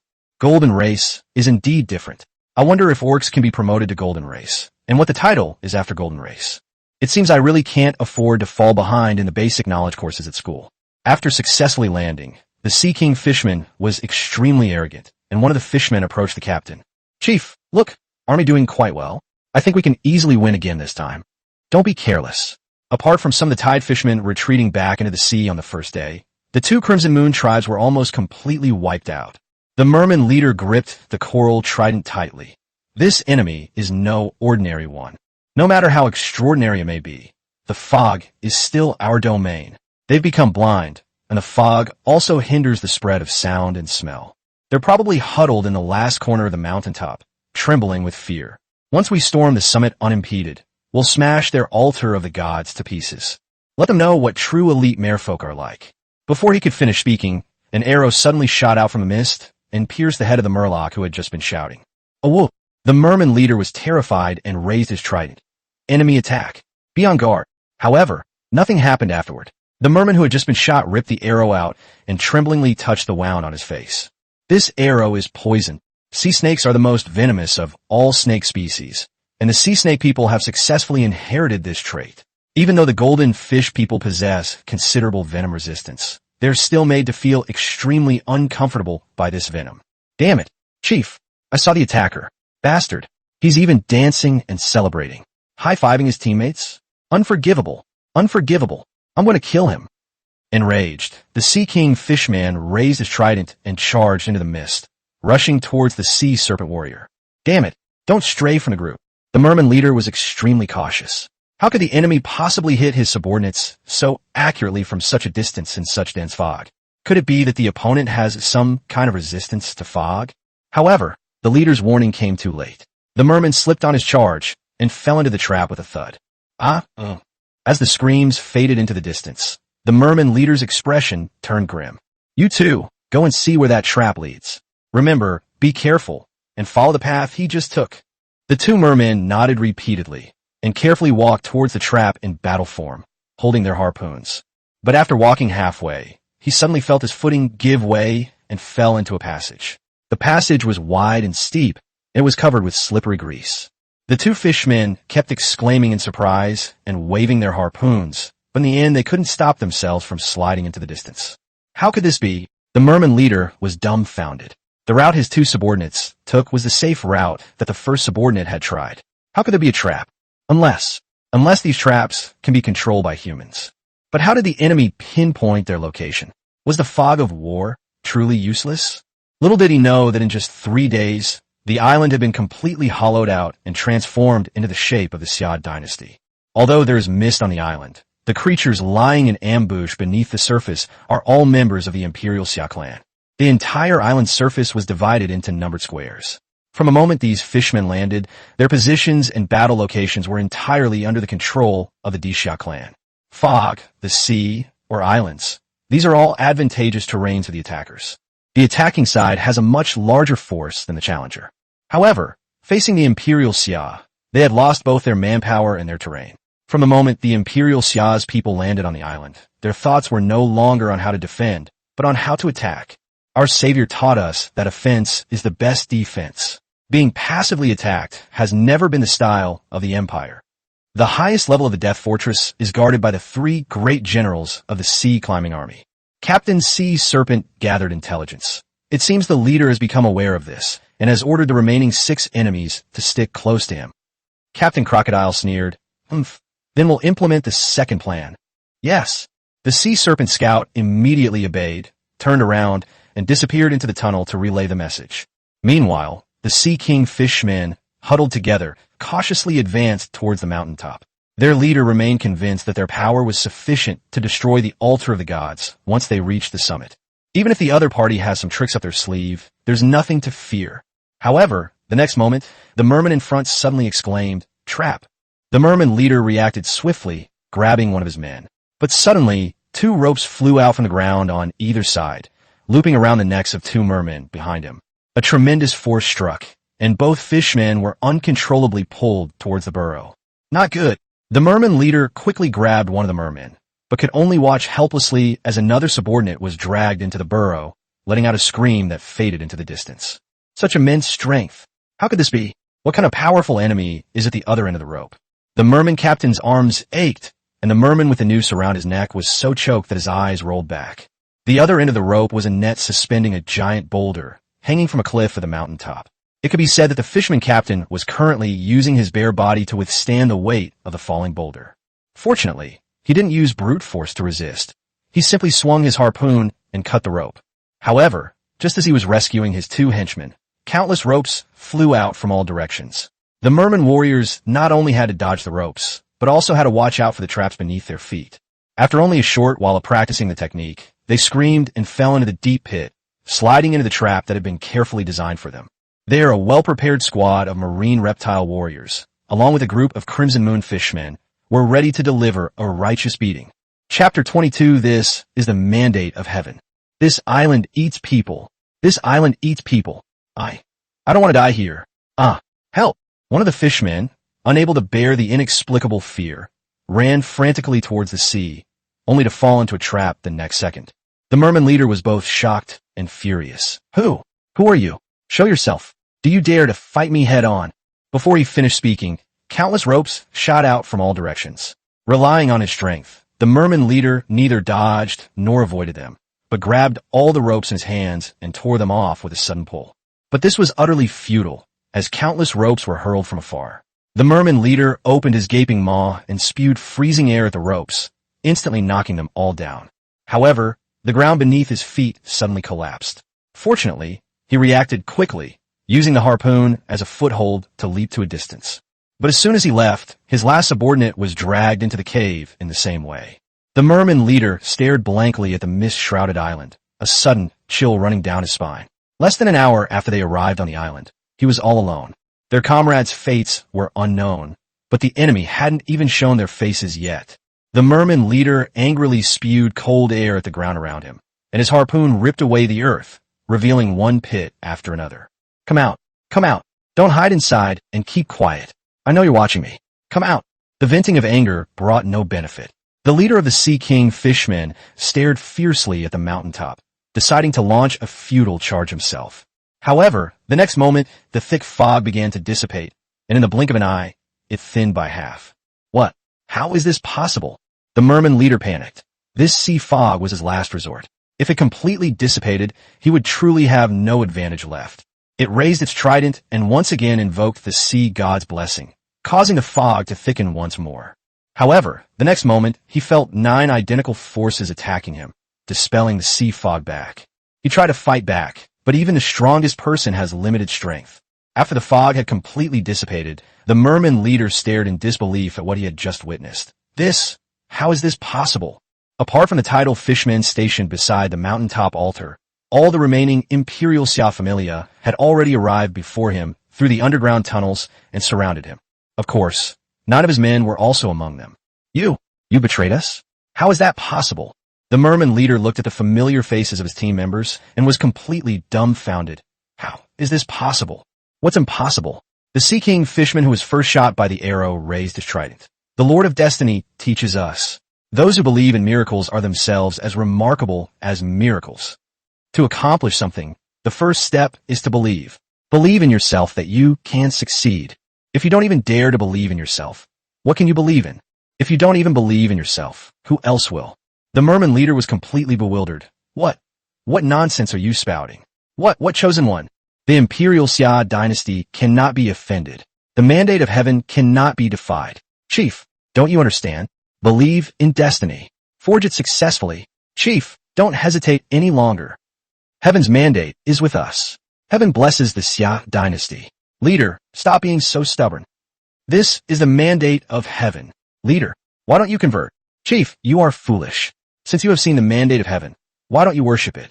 Hearing his former teammates' words of persuasion to surrender, and seeing the same fanatical expressions on their faces, the Murloc leader felt a strong sense of alarm. You, don't come any closer. Captain Crocodile, eyes slightly closed, charged forward with his battle axe in hand. Charge! For the Emperor! The remaining 2 captains followed closely behind, attacking the Sea King Fishman leader together. The opponent's fighting spirit had waned, but he remained fierce, swinging his trident and sending the Sea Crocodile captain flying with a single blow. The merman leader wanted to press his advantage, but in the next moment, several arrows coated with deadly poison were aimed straight at his eyes, mouth, nose, and other weak points. The merman leader dared not be careless and quickly retreated, exhaling a breath of cold air to deflect the arrows. At this moment, Captain Turtle had already raised a shield and charged forward, rendering the fishman leader's idea of pressing his advantage futile. Although the attack was powerful, the sea crocodile is known for its thick skin and tough flesh among marine reptiles. Furthermore, its full set of bronze armor protected it, so it didn't suffer much damage. He grunted, rolled over, stood up, and charged forward again. The trio fought fiercely and with perfect coordination, appearing as if they were one person. The merman leader was greatly shocked. Despite being far stronger than the 3, he couldn't break through their defenses. What frustrated him most was that no matter what kind of surprise attack he launched, the enemy could quickly respond with the best, most efficient, and least costly solution. That speed, that execution, that precision, it's like developing muscle memory. How can we fight like this? No matter what moves I make, my opponent can respond perfectly and never makes a mistake. Wang Yi had been observing the development of the battle, and seeing that the 3 captains had perfectly demonstrated the results of their training, he was filled with satisfaction. As someone who was once known as a test-taker in his hometown, Wang Yi understands very well that hard work cannot always make up for lack of talent. Some geniuses are like that. With a single flash of inspiration, they can reach heights that others can never achieve in their entire lives. But how many such top geniuses are there in this world? In the end, aren't we all just ordinary people competing against each other? Besides, even if you can't reach the level of a genius, you can still minimize the gap between yourself and a genius. Diligence may not compensate for lack of talent, but it will certainly benefit you. That's what he did, and that's how he taught his family. These fanatical followers, who regarded his words as divine decrees, naturally carried them out to the letter. This is what has created the current spectacle of 3 silver-level experts holding their own against a gold-level powerhouse for a short period of time. Such a victory greatly inspired all the members of the Imperial Xia clan present. They were even more convinced that by following the chosen one, they would surely reach the pinnacle of life. The merman leader was quite annoyed at the moment. Fortunately, the opponent's strength was a fatal flaw, and even with the addition of equipment, he could not be harmed. The battle quickly transitioned into a test of endurance. Even at this point, the merman leader still believed he would inevitably win. Although destroying the altar of the gods would be difficult, defeating these 3 shouldn't be a problem. Over time, as stamina is depleted, teamwork will inevitably fall apart, and that's when you'll be able to secure victory. However, the merman leader soon realized that he was indulging in wishful thinking. After realizing that their physical strength was severely depleted, the 3-man team quickly withdrew from the battle. In place of the 3 were 3 identical combat squads, each with a 3-on-3 configuration. Although the team members were slightly weaker than their captain, The merman leader was also exhausted. Moreover, with all three groups attacking together, quantity made up for quality. Moreover, there are 9 other golden-type Sea King fishmen waiting on the periphery for an opportunity to strike. They might not be able to coordinate perfectly, but they could at least temporarily hold off the Murloc leader when a battle collapsed, creating an opportunity for other squads to switch positions. The merman leader, as expected of an elite among the golden race, fought fiercely for a full 3 hours before being defeated due to exhaustion. At this moment, countless ropes bound him tightly, and several Sea King fishmen pounced on him and slammed him to the ground. After Captain Turtle recovered, he walked up to him and looked at him with a smile. You must be hungry after fighting for so long, right? Here, have something to eat first. While we're at it, let me tell you about our great Savior Father, the Lord of Destiny. First, do you believe in fate? Chapter 23, Taking on the Challenge. On the 4th night, less than 4 hours after the sun had set below the horizon, the battle was completely over. The attacking team of 10 Sea King fishmen were all captured and quickly converted into the retinue of Emperor Xia and Believers of Destiny. However, to Wang Yi's surprise, the challenge was not over. But according to all the fishmen's intelligence, there were no new enemies. It seems that the only way to succeed in this challenge is to complete the entire 4 days and 4 nights, and then, at sunrise on the 5th day, verify whether the altar of the gods is intact. With several more hours of darkness to go, Wang Yi was somewhat bored, and his retinue was also at a loss for what to do. Unsure of what would happen next, the 3 captains knelt before the altar of the gods, pleading with the Lord of Destiny to guide them on what to do next. Wang Yi thought it over and over, then slapped his hand and issued the second divine decree. Waste is shameful. Pack them up and take them away. The clansmen immediately understood. They also thought that there were so many unused resources on the island, and it would be a waste to just leave them there. The Savior said, waste is shameful. Since this is fate, what else is there to say? Pack it all up. Take everything you can with you. And for anything you can't pack, find a way to pack it up and take it with you. The once quiet island suddenly became lively, with clansmen busy collecting resources everywhere. In fact, to deal with some items that were difficult to pack, some members of the clan gathered together and started a brainstorming session, which generated many ingenious ideas. Amidst this bustling scene, a tidal fishman stands on the shore, murmuring something to the sea. Captain Turtle, who was directing everyone to dig in the sand, happened to see this strange fishman and immediately put down his work to go over. Comrade, what's wrong? Ah, Captain, it's nothing, The skinny fishman, realizing his actions had been discovered, scratched his head fin with some embarrassment. My mother, family, and friends are still in the sea. I think that after I leave this time, we will probably never see each other again in this lifetime. So, I wanted to say goodbye to them. Of course, they probably couldn't hear me, but I still wanted to say something. Captain Turtle nodded slightly. On the first day, a large number of tide fishermen died in the battle. At that time, the 2 sides were absolute enemies, and fighting was inevitable. There's nothing more to say about it. At that time, the fishmen who were stranded in the labyrinthine caves were captured, then preached, and became part of the Imperial Xia. For them, it was actually quite lucky. After the fishman finished speaking to the sea, he turned around and went back to his work.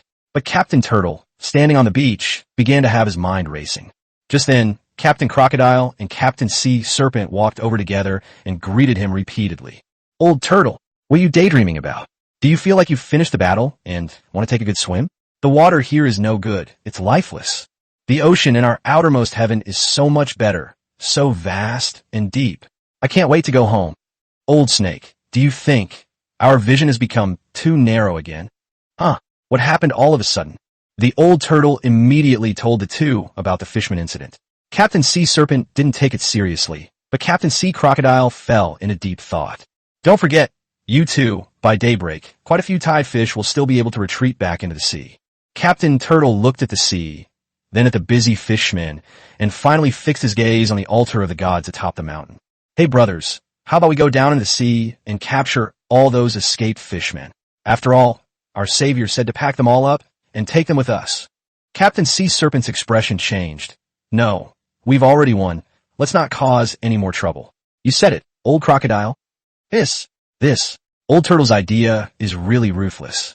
You won't even let those that escape go? Are you really going to scour this whole area of the sea? But we can't make that decision ourselves. How about this? While we still have time, let's ask the Savior again.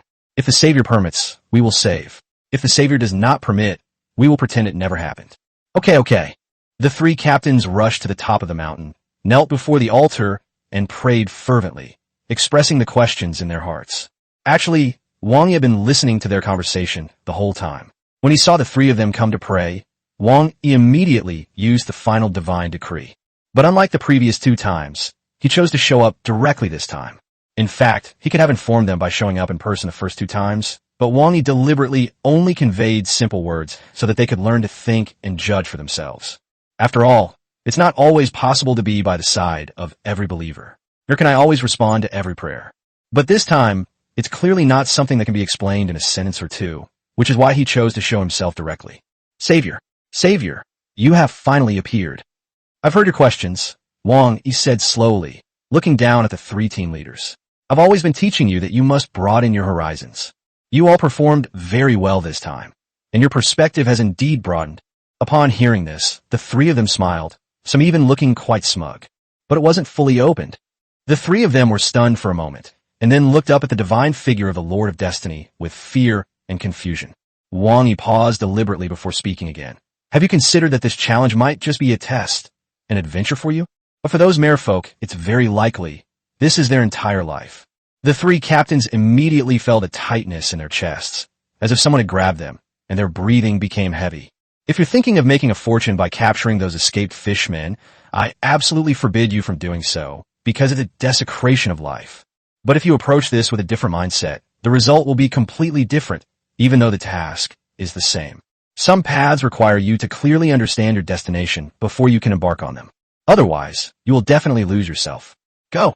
The divine shadow gradually dissipated, but the 3 captains remained prostrate on the ground, not getting up for a long time. After a long while, Captain Crocodile suddenly stood up and walked down the mountain. The other 2 captains followed closely behind.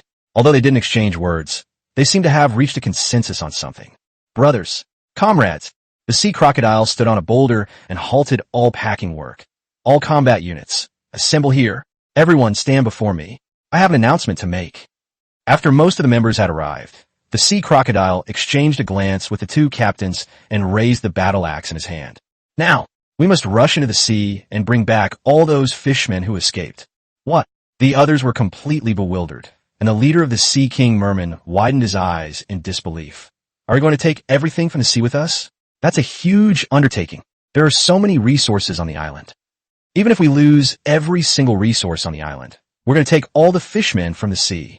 Captain Turtle said with his hands behind his back, when the Lord of Destiny rescued us from the Land of Exile, he didn't care about the cost.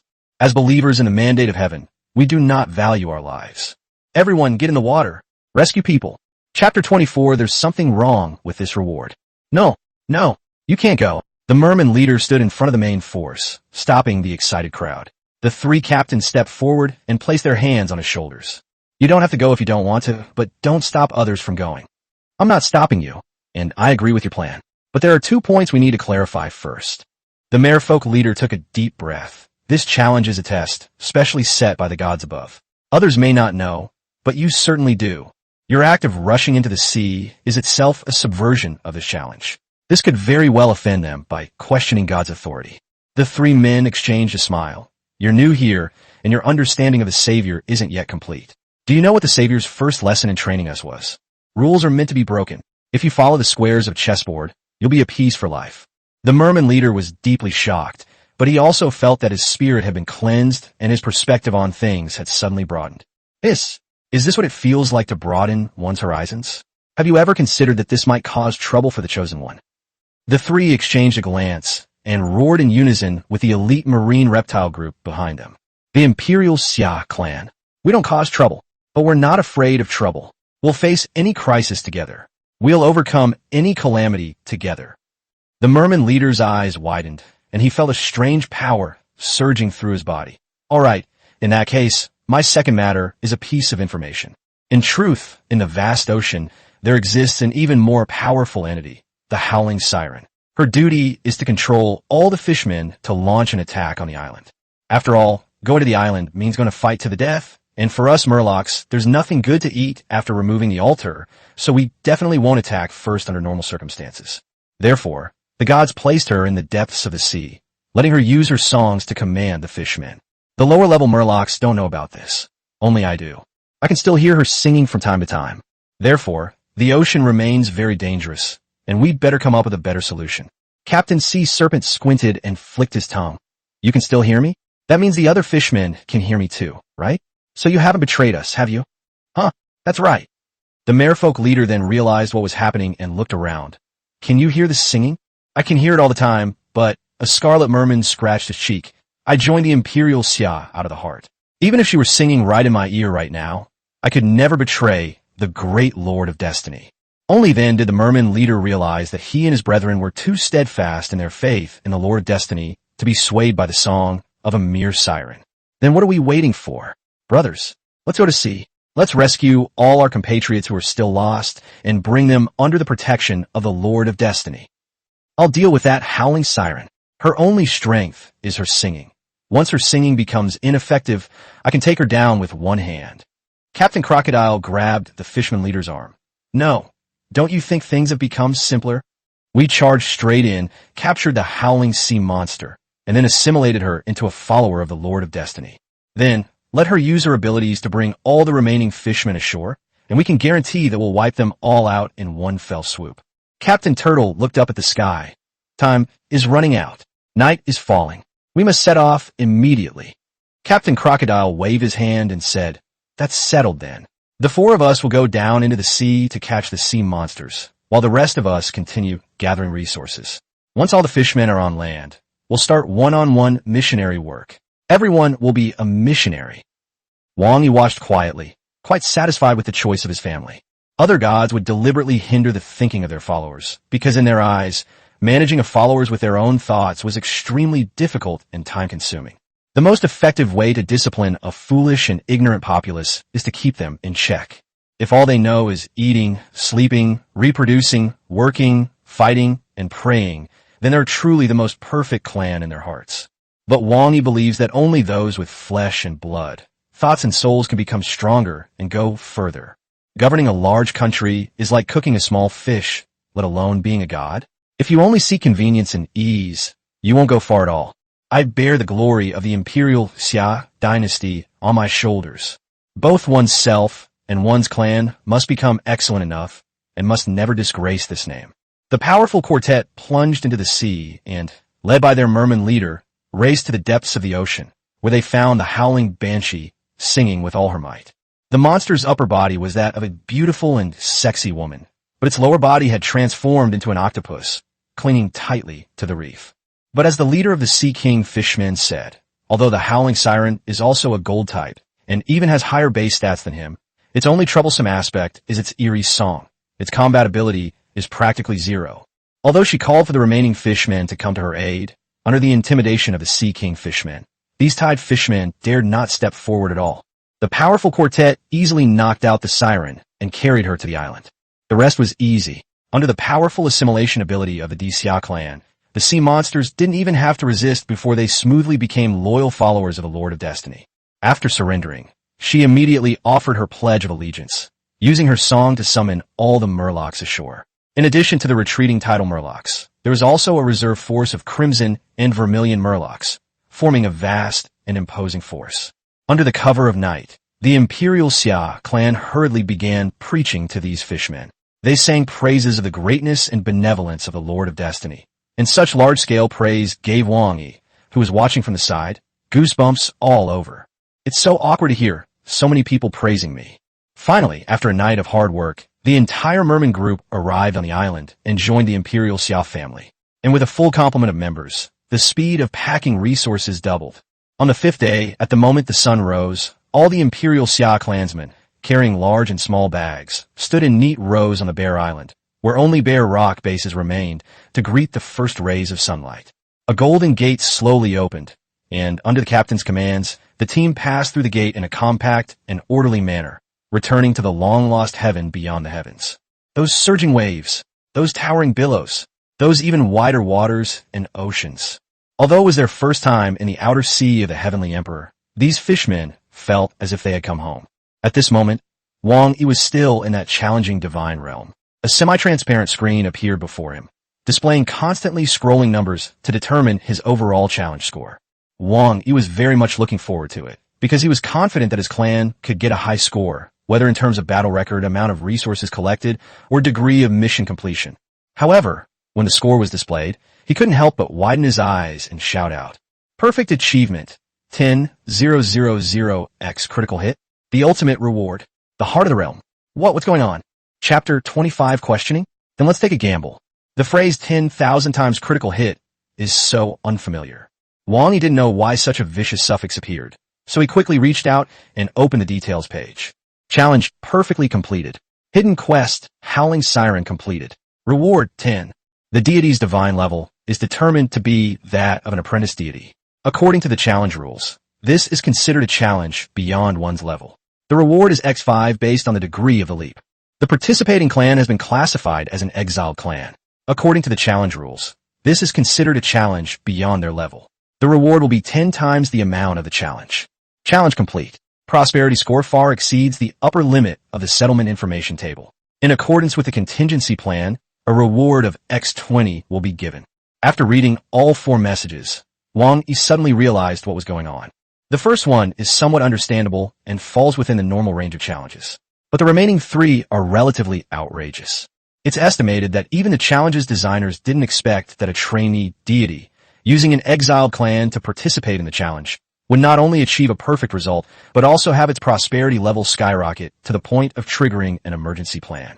Only after checking the settlement page did Wang Yi realize that the reward for this challenge was originally an island heart. With this, you can add an island to your divine realm, 10 times the size of the challenge island. This resource-rich island, even after expanding the divine realm, remains a gold mine of resources waiting to be tapped. Moreover, such an island could provide a comfortable and spacious living space for some marine amphibious families. Even if not everyone needs it, it can still be quite valuable if traded. As a gold 4-star challenge ticket, this reward is very appropriate, even somewhat extravagant. A critical hit of 10,000 times. We're rich now. The elite 100-person team is really impressive. It wasn't for nothing that I accompanied them through crazy practice problems. But just what kind of treasure is this heart of the realm? Just as Wang Yi was eagerly anticipating receiving his reward, a notification sound came to his ear. Beep, beep, beep. Congratulations, Apprentice God Wang Yi. Your clan has broken the God Realm record in the gold level 4-star Desert Island Survival Challenge. Would you like to display your personal information on the leaderboard? Wang Yi replied without hesitation, "No, I want to remain anonymous." In this regard, Wang Yi understands very well that now is definitely not the time to show off. Build high walls, store plenty of grain, dig deep tunnels, and delay declaring yourself king. The proverb, "Shoot the bird that sticks its head out," is familiar to Wang Yi. The saying, "A common man is innocent, but possessing a treasure is a crime," is something he's heard countless times. Without sufficient strength to protect himself, why would he choose to expose his identity? Ding! Congratulations! You have triggered a special event. Humility and modesty, gaining the wisdom of our ancestors, concealing one's strength, preventing outsiders from understanding your true capabilities. Hearing the familiar jingling sound, Wang Yi felt completely at ease. This concealment of his true abilities was exactly the kind of aura he needed. With it, he no longer had to worry about exposing his strength and being targeted by those with ulterior motives. What a great skill! If the Strategic Deception Bureau had this skill, why would the Celestial Empire not be able to achieve a defensive revival? Beep, beep, beep, congratulations! You have become number 1 on the leaderboard and can claim a reward. Forget about the leaderboard rewards. Why haven't I received my challenge ticket rewards yet? Beep, beep, beep. Warning, warning. An observer has raised questions about your score. Do you wish to respond? Wang Yi was stunned. How could such a thing happen? But before he could answer, the notification sounded again. Beep, beep, beep. Warning, warning. 12 inspectors have raised questions about your score. Since the number of inspectors raising questions exceeds half the members of the jury, the presiding judge has declared a redetermination process. Beep, beep, beep. Congratulations. The chief referee has redetermined that the previous ruling was correct and the inspector's objection is rejected. Although Wang Yi didn't know what had happened, he breathed a sigh of relief, thinking that the reward should be issued this time. Beep, beep, beep. Warning, warning. 15 inspectors have filed for a public ruling. Since this number exceeds 2/3 of the magistrate's panel, the chief magistrate invites you to accept the public ruling. Wang Yi was immediately displeased. What did this mean? They suspected him of cheating? And without any basis, just because his score was too high, they directly questioned him. What if I refuse? Beep, beep, beep. According to the rules, If you refuse to make the ruling public, the chief judge will uphold the original judgment, and the reward will still be valid. Note, regardless of whether you accept the public ruling or not, the entire ruling process will be recorded in your challenge file. Wang Yi frowned. He understood the message conveyed by the pantheon. If you accept the outcome and the final review confirms it's correct, then the record of this challenge will show that you accepted it, and the public ruling will once again prove it to be true. A great victory. This will add luster to this challenge record. It is the highest level certification. However, if one refuses, although the reward will still be received, it will leave a stain on one's reputation for being afraid to respond to criticism. Even if the chief judge makes 2 correct rulings, it won't shut up the mouths of those who are deliberately looking for trouble. Wang Yi could easily refuse at this point, since he himself had been anonymously listed. Even if other deities wanted to hurl insults, they wouldn't be able to find the right person to criticize him. However, after careful consideration, Wang Yi resolutely chose to accept the public ruling. This victory was won through the bloody battles and arduous struggles of his own people and warriors, and he would not allow anyone to smear this medal of honor. Of course, I'm not someone to be trifled with either. I can agree, but I demand that these prosecutors who question me stake something precious on it. Because they're trying to trample on my honor and that of my clan, they must pay the price. If my innocence and that of my family are ultimately proven, these things will serve as compensation for us. If you want to gamble, you can't be too afraid to even place a bet, can you? Wang Yi's answer was unexpected. It seemed that the pantheon had never encountered such a request before. After a flurry of busy ringing and chaotic sounds, the familiar beeping sound rang out again.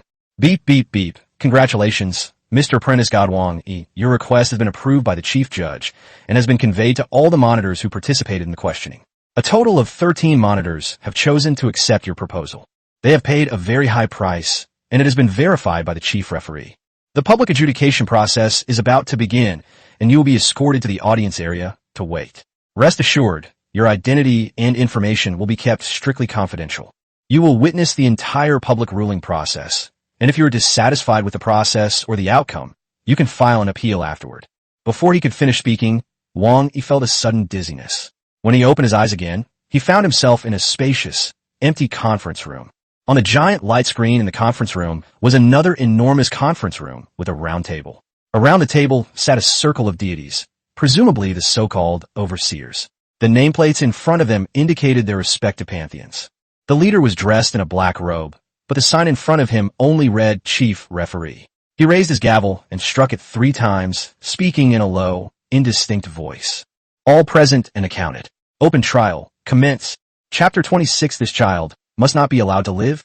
A cloud of mist rose from the center of the giant round table, and an image of the island of challenge appeared within it.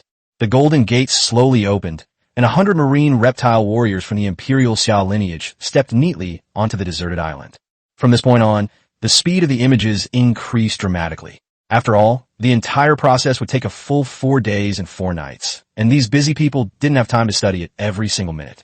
Wang Yi could clearly see the contempt written all over the faces of the gods around the round table. They probably believed that he and his people had used some clever trick to get such high scores. If we find any unreasonable points, and everyone questions them together, we can cancel the achievement and take back the reward. How could the gods allow some nobody who appeared out of nowhere, with his unheard-of pantheon, to trample on the heads of so many pantheons? However, after the entire first day's screening ended, the gods present all put away their initial contempt. They stared blankly at Challenge Island, the locked image captured in the last second before sunset. At this time, the Imperial Xia clan had completed the rough construction of 3 lines of defense, and all of them had entered their designated battle positions, ready for battle. The chief referee struck the gavel. Regarding the situation during the first daytime period, does anyone have any comments to make? Perfect. Absolutely perfect. The deity of the Celtic pantheon stood up, his hands trembling with excitement. Did you see that? The performance of these familiars was absolutely perfect. This is no longer a textbook demonstration. I would even call it art. Oh, Father God above, thank you for allowing me to witness such a perfect performance. At this moment, the angel of judgment of the true Luo pantheon raised his hand. Chief Judge, I have observed that these people should be the silver crocodile people and the silver inferior people, the sea serpent people and the sea turtle people. However, according to the information I see, they are classified as an exile, therefore the reward is increased. Is this unfair? Snort. The Holy Spirit warrior from the St. Luo pantheon sitting opposite him sneered disdainfully. How is it unfair? Can't they rescue their families from the Land of Exile?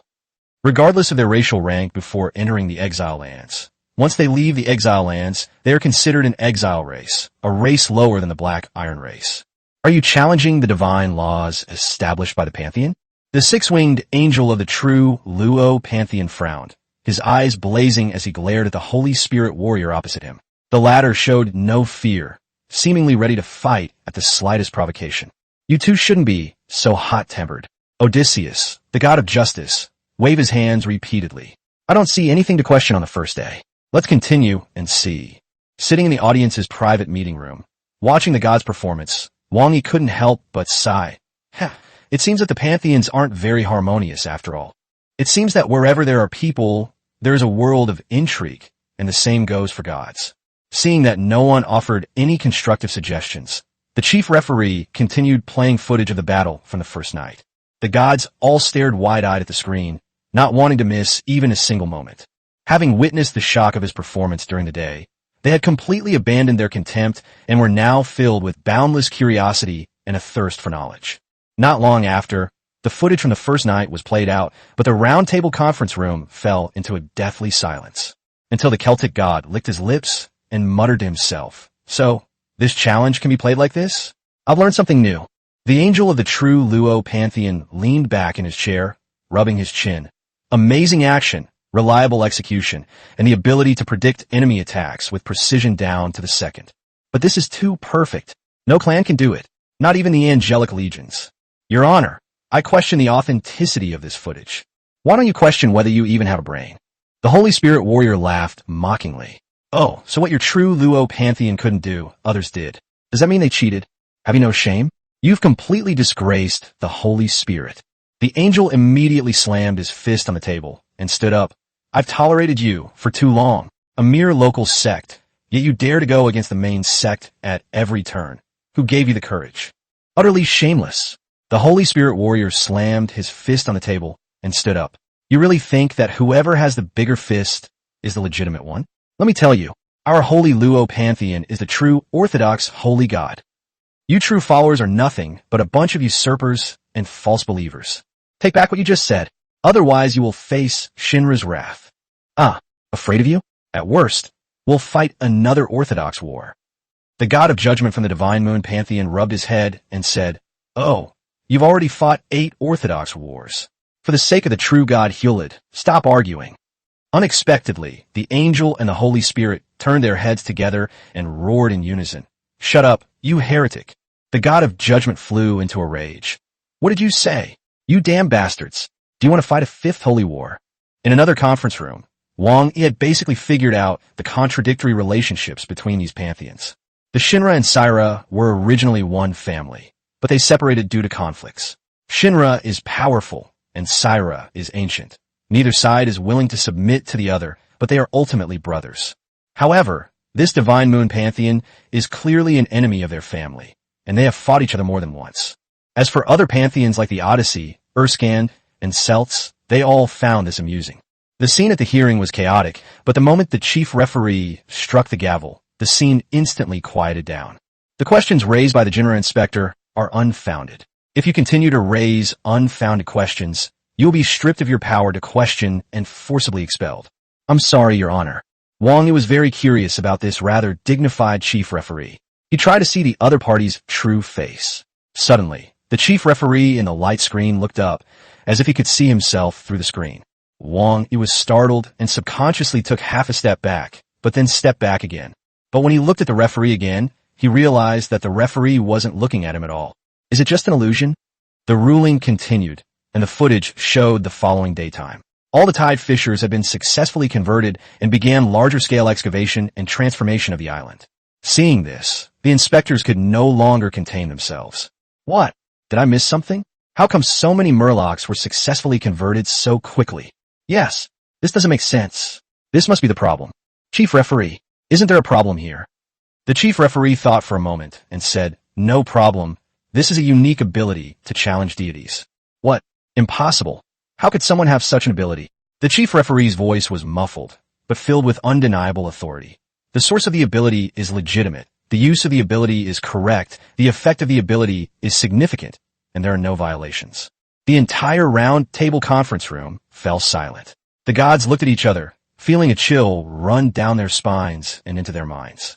For a pantheon to grow strong and powerful, besides having unparalleled divine power and loyal and reliable followers, the most important thing is its ability to spread its teachings. No matter how strong you are, what can you do if others don't believe in you? Throughout history, it has always been easier to conquer the physical body than to conquer the soul. Just now, they witnessed a turtle man who, with a speech and a hearty meal, persuaded hundreds of fishmen to surrender in less than half an hour and successfully converted them. Moreover, the proselytizing effect was so good that it defied comprehension. Those who joined became fanatical believers almost instantly, making the gods of all the major pantheons green with envy. What a terrifying ability. All the gods in the pantheon had the same thought. This child must not be allowed to live. But soon, the next images made them realize another truth. This kid is definitely not to be trifled with. Chapter 27. It's about longing for one's hometown. After being bombarded with images for the first 3 days, these monitors have developed a certain level of resistance. Why is the maze so well dug? They're just talented. Why is their execution so excellent? It's because they were well trained by the gods. Why is the combat style so simple and efficient? They trained so hard. Why can't they do it? Why are their missionaries so successful and rapid? Why are they all fanatical believers as soon as they join the church? Don't ask. It's a unique ability of the divine system. Anyway, the head referee won't tell everyone. He'll just say everything is normal and there's no problem. So, you either accept it or accept it passively. The facts are there, whether you accept them or not. The gods within the Watchers entered a magical state where, once they accepted this premise, it didn't seem like such a big deal. But these so-called settings are terrifying upon closer inspection. Fortunately, this unknown pantheon does not seem to have grown up yet, and does not pose a great threat to me. The pantheon is a complex system, and the relationships within the divine realm are even more intricate. Having exceptional skills doesn't guarantee one's rise to power. Many factors are involved, with fate playing a significant role. Even for these top-tier pantheons present here, if they were to retrace their path to power, there's no guarantee they would achieve what they have today. They've seen plenty of geniuses, but how many of them actually reach the top? However, on the 4th night, after the last of the Sea King Fishman's team was wiped out, the gods present began to get restless. Because the Dixia pantheon has begun to acquire the small island. Wow, they're even going after the weeds. Weeds? Open your eyes and look closely. They've even torn up the soil. Huh? Why are they digging up the soil? Do they even need the soil? What value could soil possibly have? That's the island's bedrock. Bedrock. This is outrageous. Absolutely insane. Art. It's simply the art of organizing. So skillful, so effortless, as if you practiced it countless times. Every single one of their actions is imbued with a refined beauty honed through countless trials. The kin of this pantheon are terrifying. I know the crocodile people, and I've also seen the serpent people and the turtle people. I'm also very familiar with the fish people. They wouldn't do that. They would never do such a thing. It must be this pantheon. This pantheon has a huge problem. This pantheon has caused immense harm to people. No. You're all wrong. What's truly terrifying isn't what these clansmen are doing, but the expressions on their faces when they're doing those things. Look carefully. Do you see it clearly? What are you looking at? A bunch of marine reptiles and fishmen. What kind of expressions could they possibly have? Look closely. Can't you read an emotion on their faces called self-righteousness? They are not fanatical about it. They are not ashamed of it. In their eyes, in their hearts, doing these things is taken for granted. Just like breathing and drinking water, it's taken for granted. This is the scariest place. The gods present fell into a deathly silence. Invading another's divine realm, abducting their people, and seizing their resources were as natural to them as breathing. But I have never had, nor have I ever seen, anyone who does things this way. Let me give you a hypothetical scenario. If one day our divine realm is breached by a kin of this pantheon, what would be the consequences? The gods seem to see a scene unfold before their eyes. These creatures swarmed in, and through their excellent teamwork and clever schemes, wiped out their entire kin.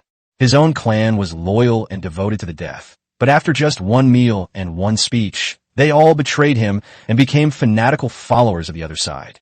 Led by these apostates, these clans began to take their entire divine realm with them, leaving nothing but barren ground in their wake. Even the bedrock had to be broken with 2 hoes. A chill ran down my spine. Look, they've rushed into the sea again. What are they going to do? Hidden quest. There's a howling sea monster in the ocean. Look, I caught it. I knew it wouldn't be difficult. Wow, they've proselytized. Wow, it's a success. Wow, they're so fanatical. To be honest, I'm getting a little tired of watching this. Can we fast forward a bit? Hey, look what they're doing again. Could it be that these sirens are? Can sirens be used like that? The next moment, the god saw the siren use her beautiful song to lure all the fishmen in the sea onto the table. Then, one-on-one missionary work began, and one-on-one missionary work ended. Now, the gods couldn't sit still any longer. Something's not right. This isn't right. How can this be? Huh? So, all the clans have this strange ability to proselytize. Is that it? I thought that Turtle Man leader was specially trained. Turns out, any random member of the clan will do. More than that, those merfolk who are fanatical as soon as they join the religion can easily proselytize to another merfolk. They're like torches, you just need to get close to them, and they will be lit in no time. I think it's more like a plague, and a highly contagious one at that. Hey, doesn't anyone have any objections? This is clearly unreasonable. Chief Judge, this. The chief referee's voice was muffled, but filled with undeniable authority. The source of the ability is legitimate. The use of the ability is correct. The effect of the ability is significant, and there are no violations.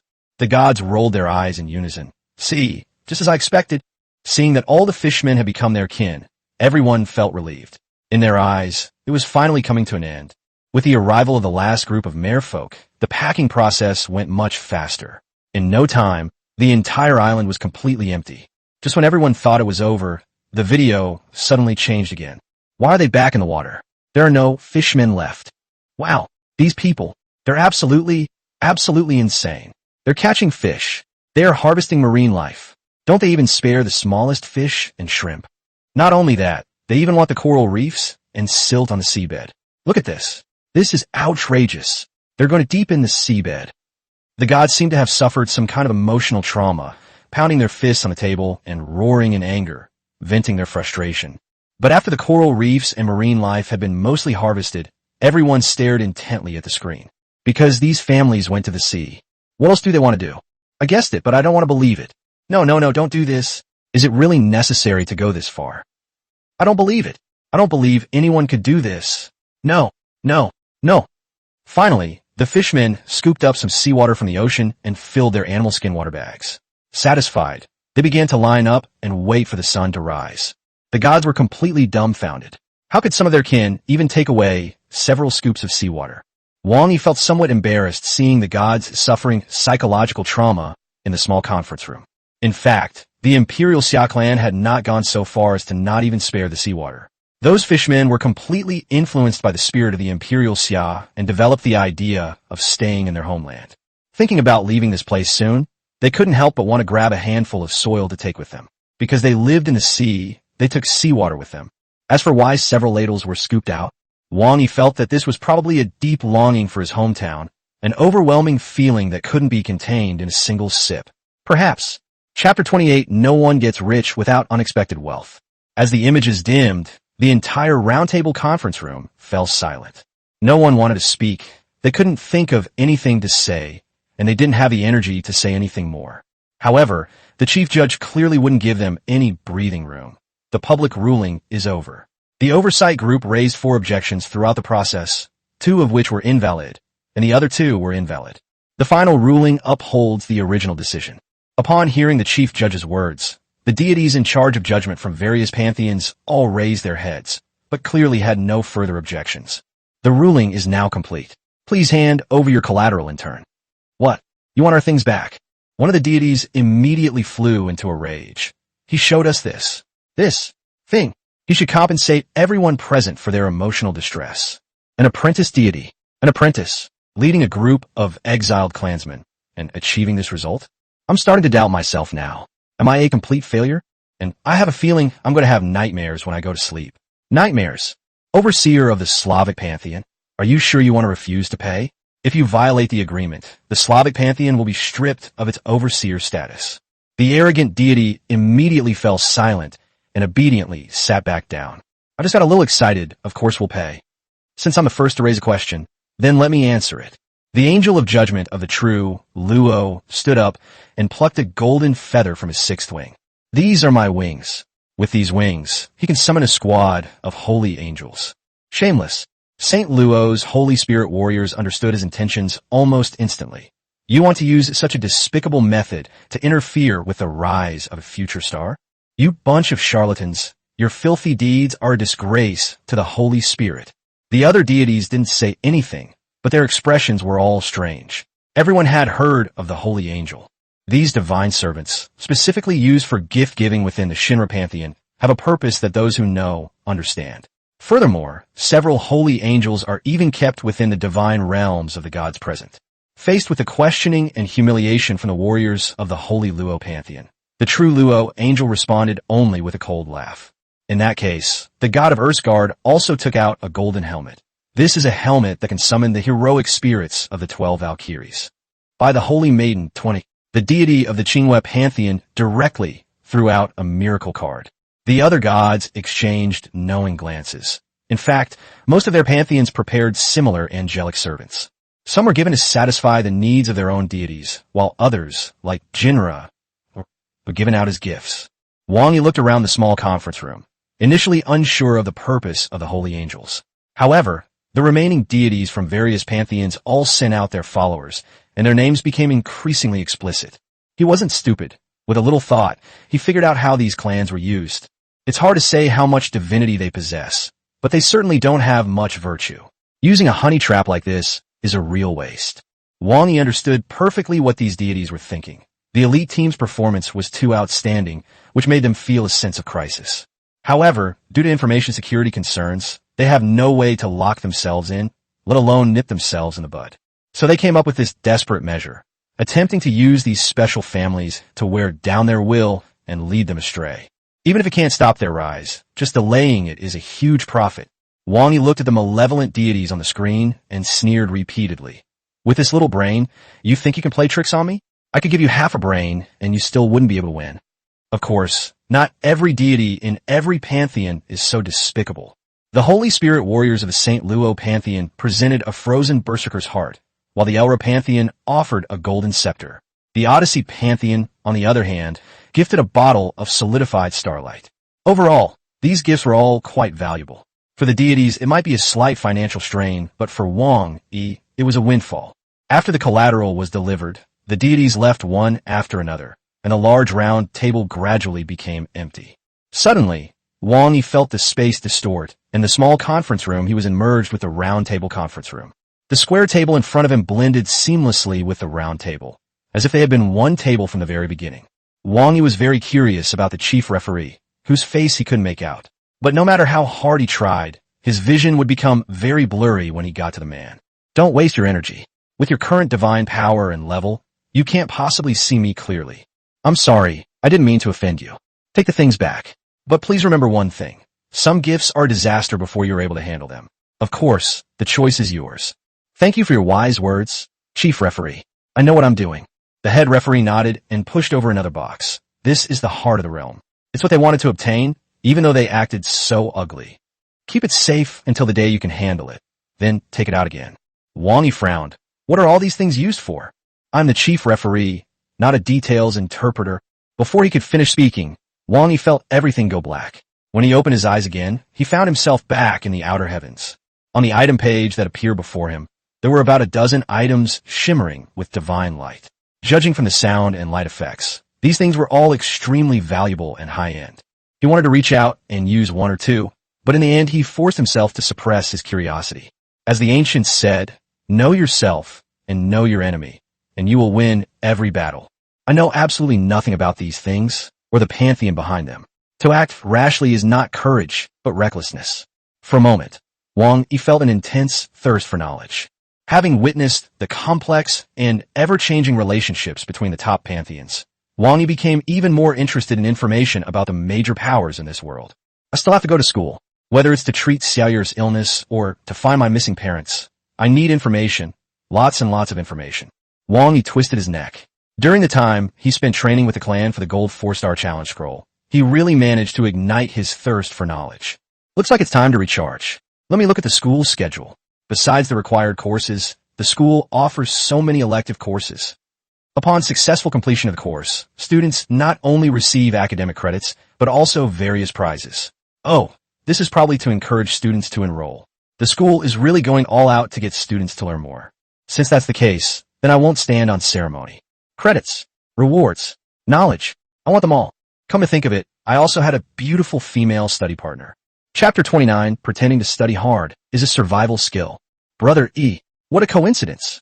In the first row of the lecture hall, Wang Yi greeted Wang Yi with a big smile. I didn't expect you to have taken this course too. Wang Yi thought to himself, as expected, but still smiled and said, yes, I'm quite interested in the various pantheons of the God realm, which is why I enrolled in this Introduction to Pantheons course.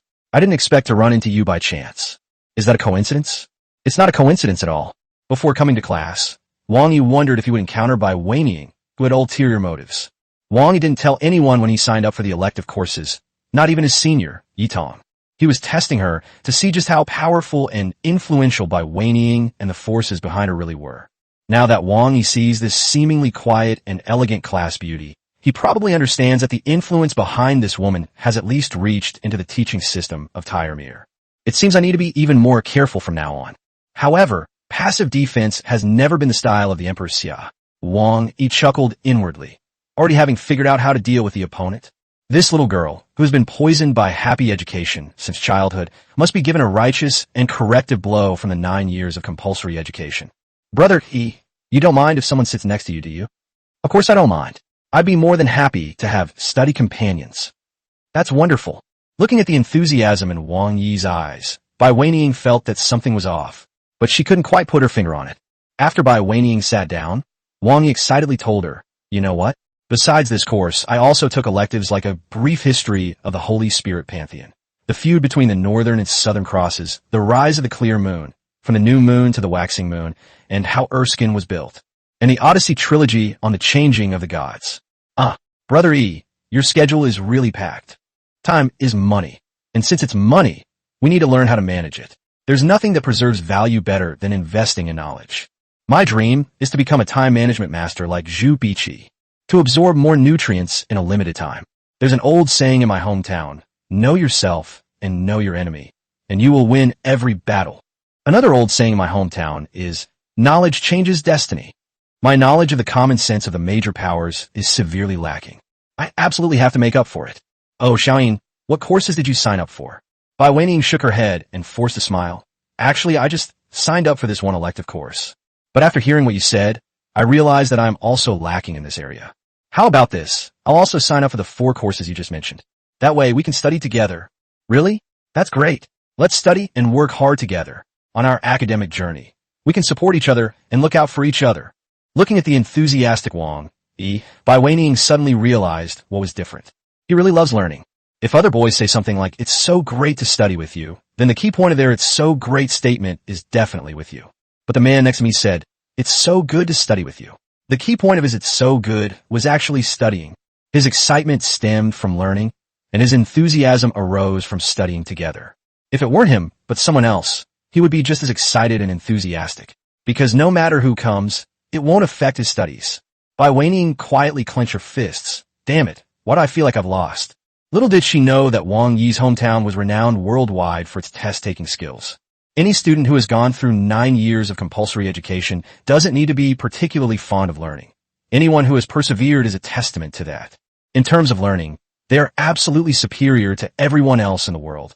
Soon, the class bell rang, and the elective course teacher walked into the classroom to begin today's lesson. But he soon noticed that there was a boy who was very special in the very center of the first row of the classroom. He, sit up straight. He, listen attentively. He, remember to be diligent. His eyes shone with a thirst for knowledge, his brows furrowed with respect for his teachers, and his solemn expression reflected his reverence for the sacred place that was the classroom. The elective course instructor even had an absurd thought. This is a once-in-a-century student prodigy. He was born to be a student. Compared to him, everyone else in the classroom seemed like extras playing students or other professionals who treated students as part-time jobs. In fact, the performance of the other students is normal. The path to godhood is one that depends a lot on talent and self-realization. There's only so much that teachers can teach. It all depends on one's own enlightenment and practice. Most students taking elective courses are only doing it to rack up credits, which is why they reluctantly spend an hour or so here. It can be said to be even more lazy than the happy education approach. Elective course instructors are aware of this situation, and most of them just give a cursory lecture, presenting the content as if it were a formality, and then everyone leaves get out of class. But when the elective course teacher saw the male student in front of him, who seemed to have the words "good student" written on his face, he suddenly felt that his long-dormant professional ethics had been activated. For the next hour, the elective course instructor delivered the lecture with great enthusiasm and vividness. Wang Yi was very respectful, paying close attention throughout the entire session. He even followed the teacher's pace, displaying expressions of eagerness to learn and sudden realization, which greatly satisfied the teacher. For a teacher, to have such a student is enough for a lifetime. Furthermore, the teacher's exceptional performance led to a fascinating class, revealing many insider secrets that the teacher usually kept hidden, which piqued the interest of many students who were just there to get credits. The class was enjoyable for both teachers and students. Only Wang Yi was quite depressed. She thought that in such a relaxed elective class, the most ambiguous and heart-pounding moment would be when a boy and a girl sat at the same table. No need for 7 or 8 lessons. No need for 4 or 5. 2 or 3 lessons, and she could steal this man's heart. But now it seems I miscalculated. This man deeply loves learning and is completely unmoved by his own desires. In class, I try to show off my charm and use some tricks to create a little ambiguity between us. As a result, they were all completely ignored. Feeling angry, I made a slightly larger movement, which drew a questioning look from the other person. That expression seemed to ask, "Hey, what are you doing? Such a prestigious institution of learning, such a sacred school, such highly respected teachers, and such a precious learning opportunity. Why don't you study hard and improve every day?" Putting everything else aside, any poor kid from their hometown who pretends to be a diligent and good student is an Oscar-worthy actor. This isn't acting. It's a survival skill.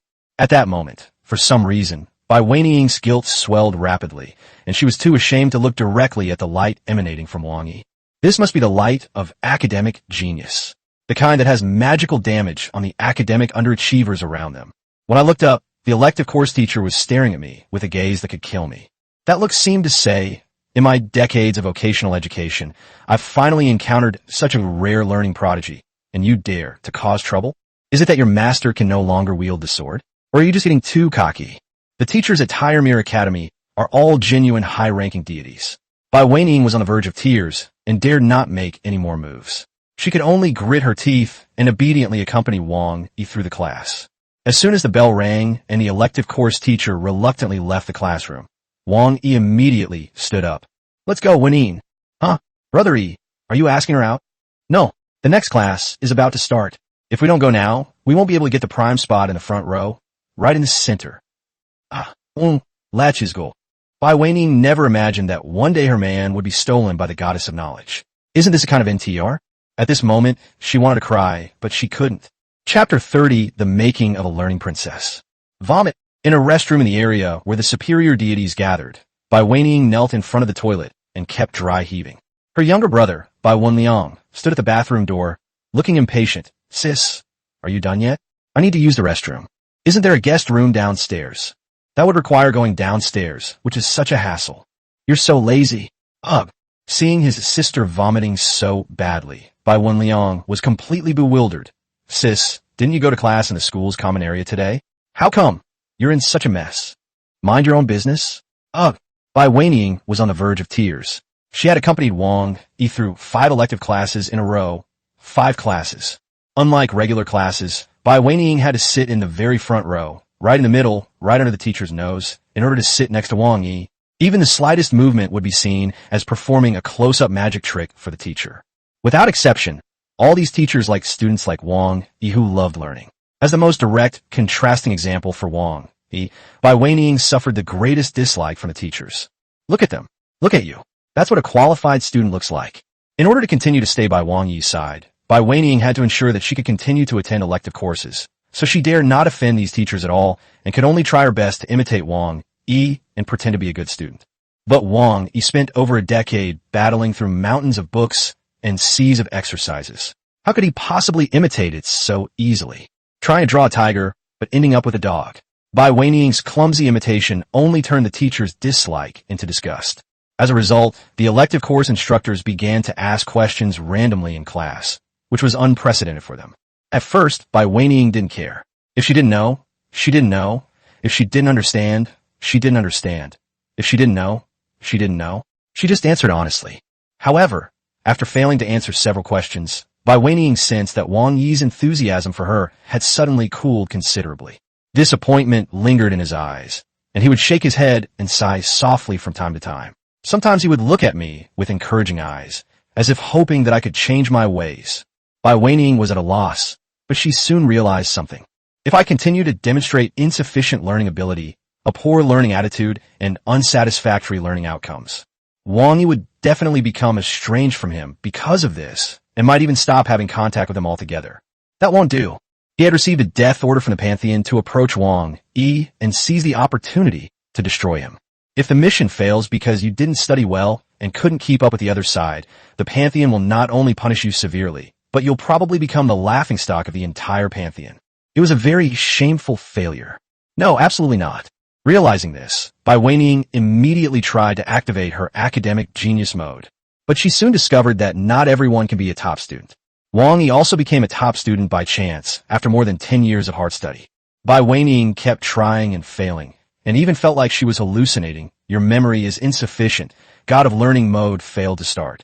Fortunately, hard work pays off. Although she couldn't activate the genius mode, Wang Yi still managed to evolve from the academic failure mode to the academic slacker mode, thanks to her strong will. Although it's all just bubbles, a fleeting spark. With just a gentle poke, you'll be back to being a slacker. But at least he looks like a top student. Even so, the mere Shuama mode was so intense that Wang Yi's little brain almost crashed on the spot. Wang Yi experienced for the first time what it means to have a brain overload and what it means to be mentally exhausted. She said goodbye to Wang Yi in a daze, made a promise to attend class together again next time, and then left the school's public area in a daze. As soon as she woke up, Wang Yi felt dizzy and had ringing in her ears. She stumbled to the bathroom and vomited. Just when she was feeling a little better, she remembered what Wang Yi had said when they parted. I never imagined these elective courses would be so interesting. I heard there are extra rewards in addition to credits when you finish. That's fantastic. I'm definitely going to take every single elective course in our school. Oh, by the way, I heard that a person can only register for a maximum of 5 elective courses at the same time. You can only start another course after you finish one. Wenin, let's cheer each other on. If someone fails a course and can't graduate, the class schedules won't be synchronized. Who would have thought that these 5 courses would be the beginning, not the end? Moreover, I can't just coast along. If Wang Yi successfully completes the course, but I fail and can't finish, I'll just have to watch him take other elective courses while I can't. I still have to study hard. Pay attention in class. Strive for the exams. Try my best to finish the course. The thought of her miserable future filled Wang Yi with overwhelming sorrow, and her stomach churned violently. Vomit. Seeing his older sister in such a disheveled state, Wang Yi couldn't help but click his tongue. I heard from my cousin that the 3rd ancestor asked you to approach a boy. Looking at you like this, you didn't fail, did you? Wang Yi turned around angrily to look at her younger brother. How could that be? I would fail. What a joke. Wang Yi scratched his cheek. Sis, I know you're pretty good. Your fish pond is full of big, fat fish, and there are quite a few rare species. However, you have a fatal flaw. Do you know what it is? What? The fish in your pond are all eager to chase after you, but you have absolutely no experience in chasing people. Judging from your behavior, this time your target is probably someone who isn't interested in you at all, right? Wang Yi gritted her teeth. Although she was unwilling to admit it, what her younger brother said seemed to make a lot of sense. Wang Yi leaned against the doorframe and smiled smugly. Let me guess, this man has something he is particularly passionate about, and he devotes himself to it with all his heart and soul. He's so focused that even if a stunningly beautiful woman like you were to throw herself at him, he wouldn't give you a second glance, right? Wang Yi, leaning against the doorframe, stared intently at her younger brother. How did you know? Because your brother is that kind of person. All your brother's friends are like that. We're not interested in women. Women only prevent us from immersing ourselves in our own world. Dealing with this kind of person is actually quite simple. That is, at his special event, defeat him. Wang Yi rolled her eyes. Get lost. It's the same as saying nothing at all. How can I, a mediocre student who has to work overtime to achieve academic excellence, surpass the top students? Afferitale. Sister, let me finish. Trying to surpass someone else in their field of expertise is simply wishful thinking. But I also have many brothers who have had their fortresses breached by women with ulterior motives and then tragically met with their deaths. I've come to the conclusion that you don't necessarily have to win. As long as your efforts earn his recognition and he sees you as a partner, he will naturally start to pay attention to your charm. At this stage, I think this is your area of expertise. Bai Weiniing stared at her younger brother, never expecting that the unreliable man would come up with a seemingly plausible idea. All right, for the mission of the pantheon, from today onwards, I will study hard. Bai Weiniang's face was full of question marks. Chapter 31, The Fall of the Study Princess. Today is the day for required classes, and the third cohort of the class of 20,364 is more complete than ever before. The boys were itching to make a move, while the girls were all glancing sideways. Their focus wasn't on Wei Tong, who had caused the commotion last time, nor on Wang Yi, the male protagonist of the recent school beauty scandal. Instead, it was Bai Weiniing who sat quietly there, diligently preparing for her studies. If Bai Weiniing's position as the class beauty was not very secure before, her appearance in this required course has completely solidified her absolute dominance, to the point that she can even compete with the school beauty. The reason is nothing more than temperament. Although Bai Weiniing was once beautiful, she seemed to be wearing a smiling mask, and her personality was too stereotyped, like a representative of enthusiasm, generosity, liveliness, and cuteness. It's beautiful, but its beauty is too ordinary. This kind of beauty can be replicated. You can even walk around the street and see 4 or 5 similar competing products. But now, intellectual, tranquil, gentle, and refined, beautiful inside and out. This unique aura is like a handcrafted work of art, one of a kind. At the same time, this aura complements her appearance so perfectly that it creates an effect far greater than the sum of its parts. All of this is thanks to Wang Yi. In order to complete her family's mission, Bai Weiniing had to change her strategy after failing to seduce Wang Yi the first time. She tried to evolve into a top student to gain Wang Yi's approval and win his heart. As a result, she had neither talent, skill, nor foundation. She relied entirely on her own wishful thinking, only to suffer setbacks and failures in a vast sea of books and knowledge. At this critical moment, it was Wang Yi who extended a helping hand to her. He studied with Bai Weiniing, teaching her how to balance work and rest, how to preview and review lessons, what methodology was, and how to improve efficiency. The effect was immediate. Under Wang Yi's guidance, Bai Weiniing swam in the ocean of knowledge for the first time, enjoying the joy of having her thirst for knowledge satisfied. After several days of transformation and brainwashing, Bai Weiniing successfully transformed from a poor student into a hard-working academic star. But at the same time, her mind was already shaped like Wang Yi's. At this moment, although Bai Weiniing still held a certain reverence for her family and the pantheon, her feelings for Wang Yi had changed from initial utilitarian seduction to heartfelt worship, and now to a kind of infatuation mixed with a bit of inferiority. Bai Weiniing admired Wang Yi immensely and was deeply infatuated with him. However, she felt that she was not good enough for him. Torn between her own conscience and her family's orders, Bai Weiniing was in deep conflict. Left with no other choice, she buried herself in her studies, using the satisfaction and joy of acquiring new knowledge to alleviate her pain. As a result, the symptoms became increasingly severe. Wang Yi, the instigator of all this, claimed to be completely innocent. He said he did this entirely to protect himself, never expecting Bai Weiniing to be so easily swayed. Of course, it was also because Bai Weiniing, due to her family mission, made it clear from the beginning that she was pursuing Wang Yi. Love is always like this. Those who can't have it are restless, while those who are favored take it for granted. In his previous life, Wang Yi had diligently studied the path of a team master in order to avoid being deceived by various tea-drinking girls. With just a few easy, extreme pulls, coupled with her being in a position of being fawned over and blindly worshipped by the other party, Bai Weiniing was easily captivated. If it weren't for the fear of alerting the enemy with rash action, Wang Yi would have already turned this young woman to his side and dealt them a heavy blow. The gaze of outsiders clearly could not shake Bai Weiniing's determination to study diligently, and Wang Yi was also happy to see that everyone's attention was not on him. As the bell rang, Counselor Ms. Liu and senior student Yi Tong walked into the classroom one after the other. The previously noisy classroom instantly fell silent. Mr. Liu is not one to waste words. After standing on the podium, he asked the question directly. Those of you whose civilization has evolved to level 1, please raise your hands so I can see. Many students in the class raised their hands, including Wang Yi. However, to his surprise, Wei Tong, who had sworn to challenge him, did not make a move. He didn't build barracks? That shouldn't be the case. Very good. About half of the students have successfully advanced to level 1 civilization.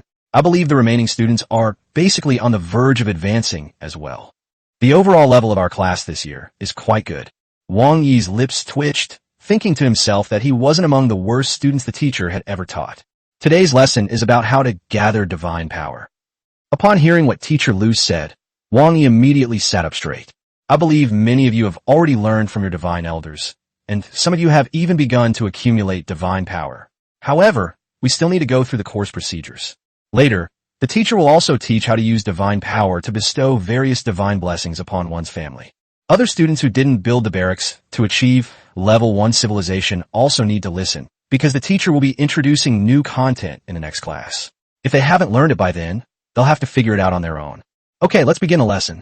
With a wave of the teacher's hand, the content to be taught today appeared on the screen, and today's lesson officially began. Wang Yi eagerly absorbed the lessons his teacher taught. He had neither divine relatives nor divine predecessors. The classroom was his only source of knowledge, and he cherished it immensely. Actually, obtaining divine power is very simple. The divine power of gods comes from the worship of their followers. First, the primary raw material for divine power is fragments of the soul. When the faith of a clan reaches a certain fervor, their souls, like boiling water, will evaporate and release certain components. These components will converge and condense, becoming fragments of the soul, which will be captured by the altar of the gods during the worship. Secondly, the second raw material for divine power is offerings. Deities who have not yet ignited their divine fire can use the altar to convert offerings into material energy. Once the divine fire is ignited, they no longer need to rely on the altar and can complete the task themselves using the divine fire. Finally, after the material energy and the fragments of the soul are fused, the two will sublimate into divine power, which will then be absorbed by the object of faith, that is, you. Wang Yi's eyes widened, and he couldn't help but exclaim in his heart, So, divine power is a product of the fusion and sublimation of spirit and matter. Divine power is very important. It is the reliance you will have to ignite the divine fire and condense your divine status in the future. It is the energy to bestow divine grace and divine punishment, and it is also your capital to fight against other gods. However, as beginners, you should pay attention to how to balance the needs of faith and offerings. Demanding offerings from believers will likely lead to a loss of faith. After all, most members of the religious community are foolish and short-sighted, and the offerings are often their sustenance or something very precious. Frequent demands for offerings could lead to widespread suffering among the people and a sharp decline in faith. Alternatively, it could cause believers to perceive the deity as overly greedy, resulting in a further drop in faith. In conclusion, divine power is important, but you must be careful to maintain your faith level while acquiring it. Wang Yi was full of questions when he heard this, so was not allowed to ask for offerings too often. However, these past few days, the Imperial Xia clan in the outer heavens have been troubled by their surplus resources. They have repeatedly tried to use large quantities of resources as sacrificial offerings, but have been strictly refused by his orders. The clansmen even launched several worship ceremonies in order to offer sacrifices during the rituals. Wang Yi nodded. It seems that the policy should be relaxed appropriately in the future to give the families the opportunity to offer sacrifices. Chapter 32, Too many sacrifices also cause trouble. Happy Lunar New Year's Eve. Yay! Alright, everyone practice in class. I'll go over the part about the divinely chosen one later. The practice method will be the same as last time, using the illusion mirror. Teacher Lu stopped teaching and began walking around the classroom with senior student Yitong, helping to answer questions. Wang Yi had already swiped his card to activate the illusionary mirror, projecting a scene from beyond the heavens. At this time, the outer heavens were peaceful and harmonious. All the families were working diligently, striving towards a better new life under the guidance of the Lord of Destiny. The only exception was the elite 100-member marine reptile team, which, at the suggestion of the Orc Elder, debuted as a speech team. They began touring various tribes, giving speeches about how they had practiced for 2.5 years and how they had perfectly won the challenge of surviving on a desert island. The stories of these marine reptile warriors are so fascinating, so inspiring, and so captivating. In an instant, a martial frenzy swept through the entire Imperial Xia clan, and all the orc tribes began to spontaneously form their own elite teams, constantly training themselves like sea reptile warriors. Interestingly, the outer heaven remains a shining beacon in the endless divine realm, attracting a large number of raiders every day who come to deliver their heads and resources. This provided warriors of all races with natural whetstones, giving them the opportunity to hone their combat skills after a day's work. The current Xia clan has evolved from a nation of soldiers to a nation of elite soldiers and is striving toward a nation of strong soldiers. Under the blessing of the Emperor Xia soul, self-sufficiency aura, all of this was a spontaneous act by the clans. Wang Yi didn't interfere at all. He simply let them develop on their own. At some point, senior student Yi Tong moved behind Wang Yi. She stared at the back of Wang Yi's head with an unhappy expression, then suddenly leaned down and whispered in his ear, "Don't leave after school. I need to talk to you." Wow! Wang Yi was so startled, he almost jumped up. "Senior, you scared me." His shout instantly drew the attention of all the students in the classroom. Everyone turned their gaze towards him. Before Yi Tong could even straighten her back, she and Wang Yi in front of her naturally became the focus of everyone's attention.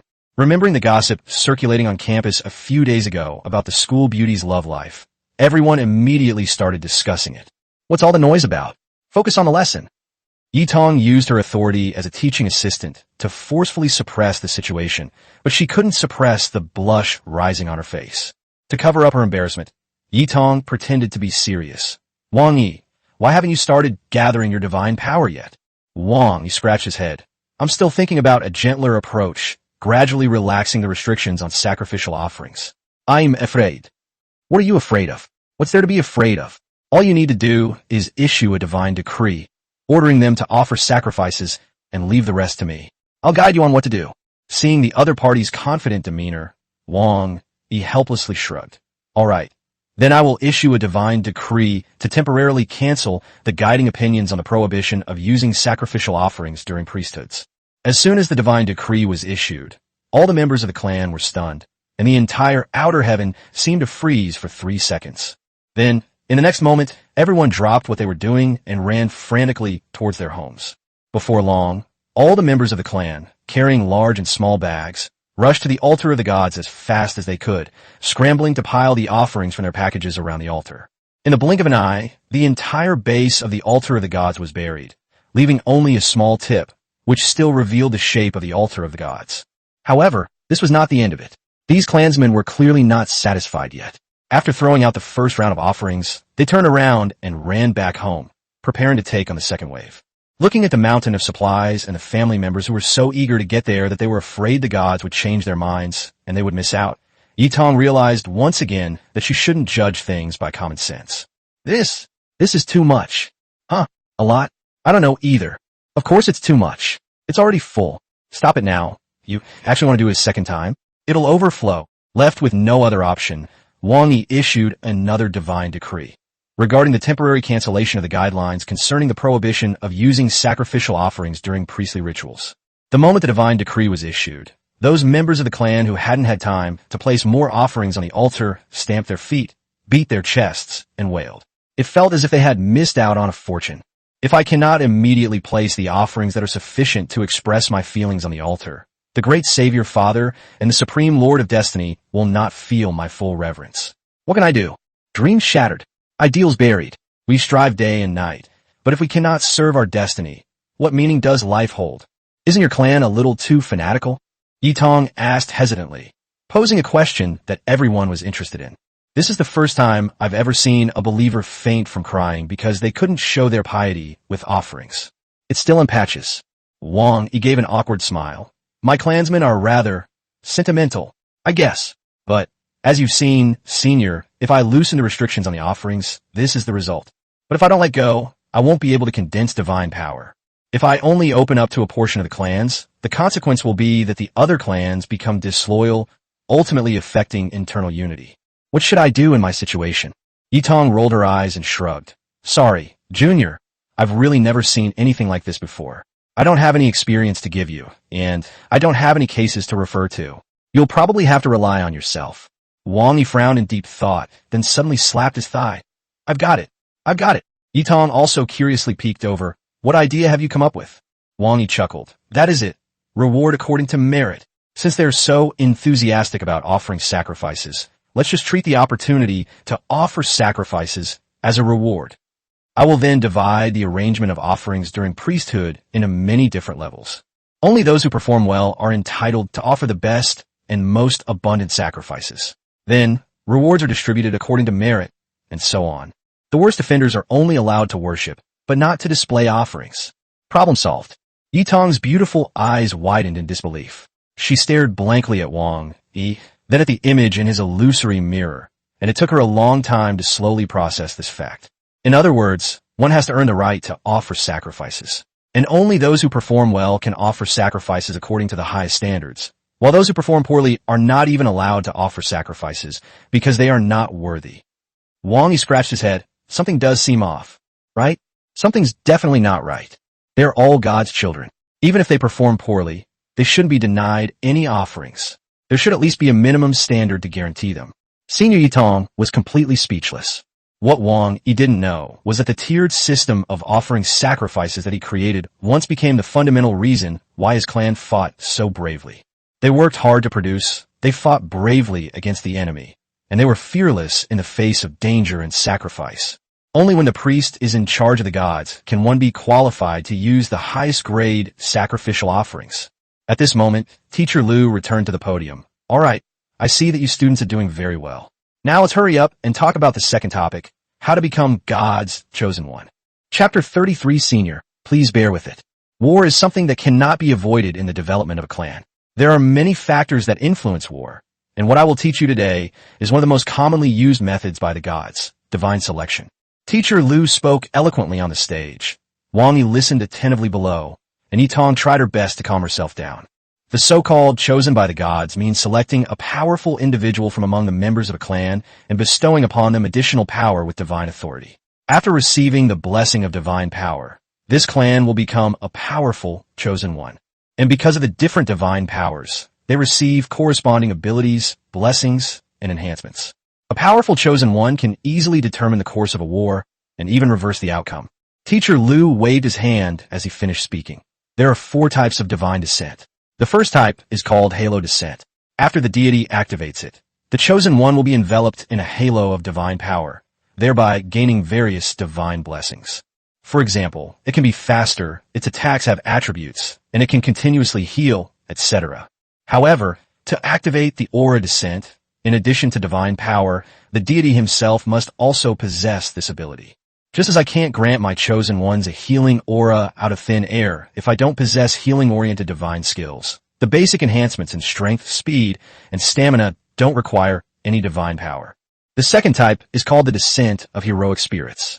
After the deity activates the deity's power, the chosen one will be possessed by a heroic spirit and gain the heroic spirit's combat skills, knowledge, and abilities. However, the extent of a chosen one's power depends not only on the magnitude of their divine power, but also on the degree of compatibility between the chosen one and the heroic spirit. But like the halo effect, to trigger the heroic spirit descent, you first need to have heroic spirits. For some powerful deities, this isn't difficult. But for newbies like you, it's basically unusable. However, you can use the heroic spirit card from the miracle cards to temporarily summon a heroic spirit. But the compatibility cap of the summoned heroic spirit will be drastically reduced to 50%, and the duration will be significantly shortened. Wang Yi nodded repeatedly. He remembered watching TV dramas and reading novels where the protagonist suddenly seemed to be divinely aided, as if possessed by a mighty general. It felt like a divine intervention. I wonder if the folk methods of borrowing divine power can be considered as spontaneously seeking divine power. Thinking of this, Wang Yi's lips twitched. People from my hometown are really something else. They don't even wait for the gods to bestow blessings. They actively try to take advantage of them. You could say they're incredibly resourceful. Teacher Lu on the stage continued his lecture. The third type is called the descent of divine artifacts. After the deity is activated, the chosen one will temporarily have the right to use the divine artifact, thereby exerting powerful strength through the artifact. Of course, the prerequisite is that you need to have a divine artifact first. Gods generally need to reach the mid-level to possess divine artifacts, so you shouldn't even think about it in the early stages. However, just like heroic spirits, you can also use the shadow of a divine artifact within a miracle card to temporarily bestow a false divine artifact. Similarly, the artifact's power will be greatly reduced, and the duration will be shortened. At this point in his speech, Wang Yi suddenly raised his hand. Teacher Lu was somewhat displeased at being interrupted, but still stopped. Wang Yi, what can I do for you? Teacher, for what you've said, the second and third types of calamities can be remedied using miracle cards. So, can the first type also be remedied? Teacher Lu was taken aback for a moment, then smiled awkwardly and said, "Oh, thank you for reminding me, Wang. It was indeed my oversight. Actually, the first type of aura can also be temporarily reduced by using the divine aura in the miracle card. However, the teacher doesn't really encourage this kind of use that involves miracle cards. It's not your own power. It's only good for emergencies. You all still need to become stronger yourselves. Okay, let's continue with the last type of divine choice, divine intervention. This is a method that can encompass all three types of divine descent, and its usage is similar to how a god himself descends like a heroic spirit, possessing his own familiar. In this way, whether it is divine power, divine ability, or divine artifacts, they will all have the right to use them, and the most powerful chosen one will descend. Moreover, such a descent is very dangerous. Even the gods risk their demise. It's important to note that this kind of divine intervention cannot be replaced by miracle cards. After all, a card is just a card and cannot bear the will of a god. However, a divine descent can also invite other gods from the same pantheon. First, the other party's consent is required, and a large amount of divine power is needed to maintain it. Furthermore, it is necessary to ensure that a divine power bridge can be established between the place of descent and the deity. However, this method is extremely expensive, and the deity invoked also risks perish. Therefore, it is generally not recommended. After explaining the four types of divine descent, Wang Yi was quite impressed. As expected of a world where everyone is deified, he thought, the theoretical foundation is already quite rigorous. This fourth type of divine descent sounds a bit like shamanism or invoking deities. But thinking about it from a different, systematic perspective reveals a different kind of interest. Teacher Liu clapped his hands. All right, the specific method for the divine descent has been distributed to everyone. Students can begin to learn and use it on their own. Similarly, in the early stages, you can only use the altar of God to perform it. Let's practice together. Feel free to ask me any questions, and also ask our teaching assistant, Yitong. But looking at Yitong, who was still sitting there somewhat dazed, Teacher Liu sighed. Never mind, just ask me if you can. Entering the practice phase, Wang Yi couldn't wait to start operating. However, he failed to successfully activate the Chosen One skill several times in a row. Just as he was wondering, Yitong, having recovered her senses, said something quietly. You don't have divine power, so why are you recklessly initiating this divine selection? Huh? Oh, I forgot.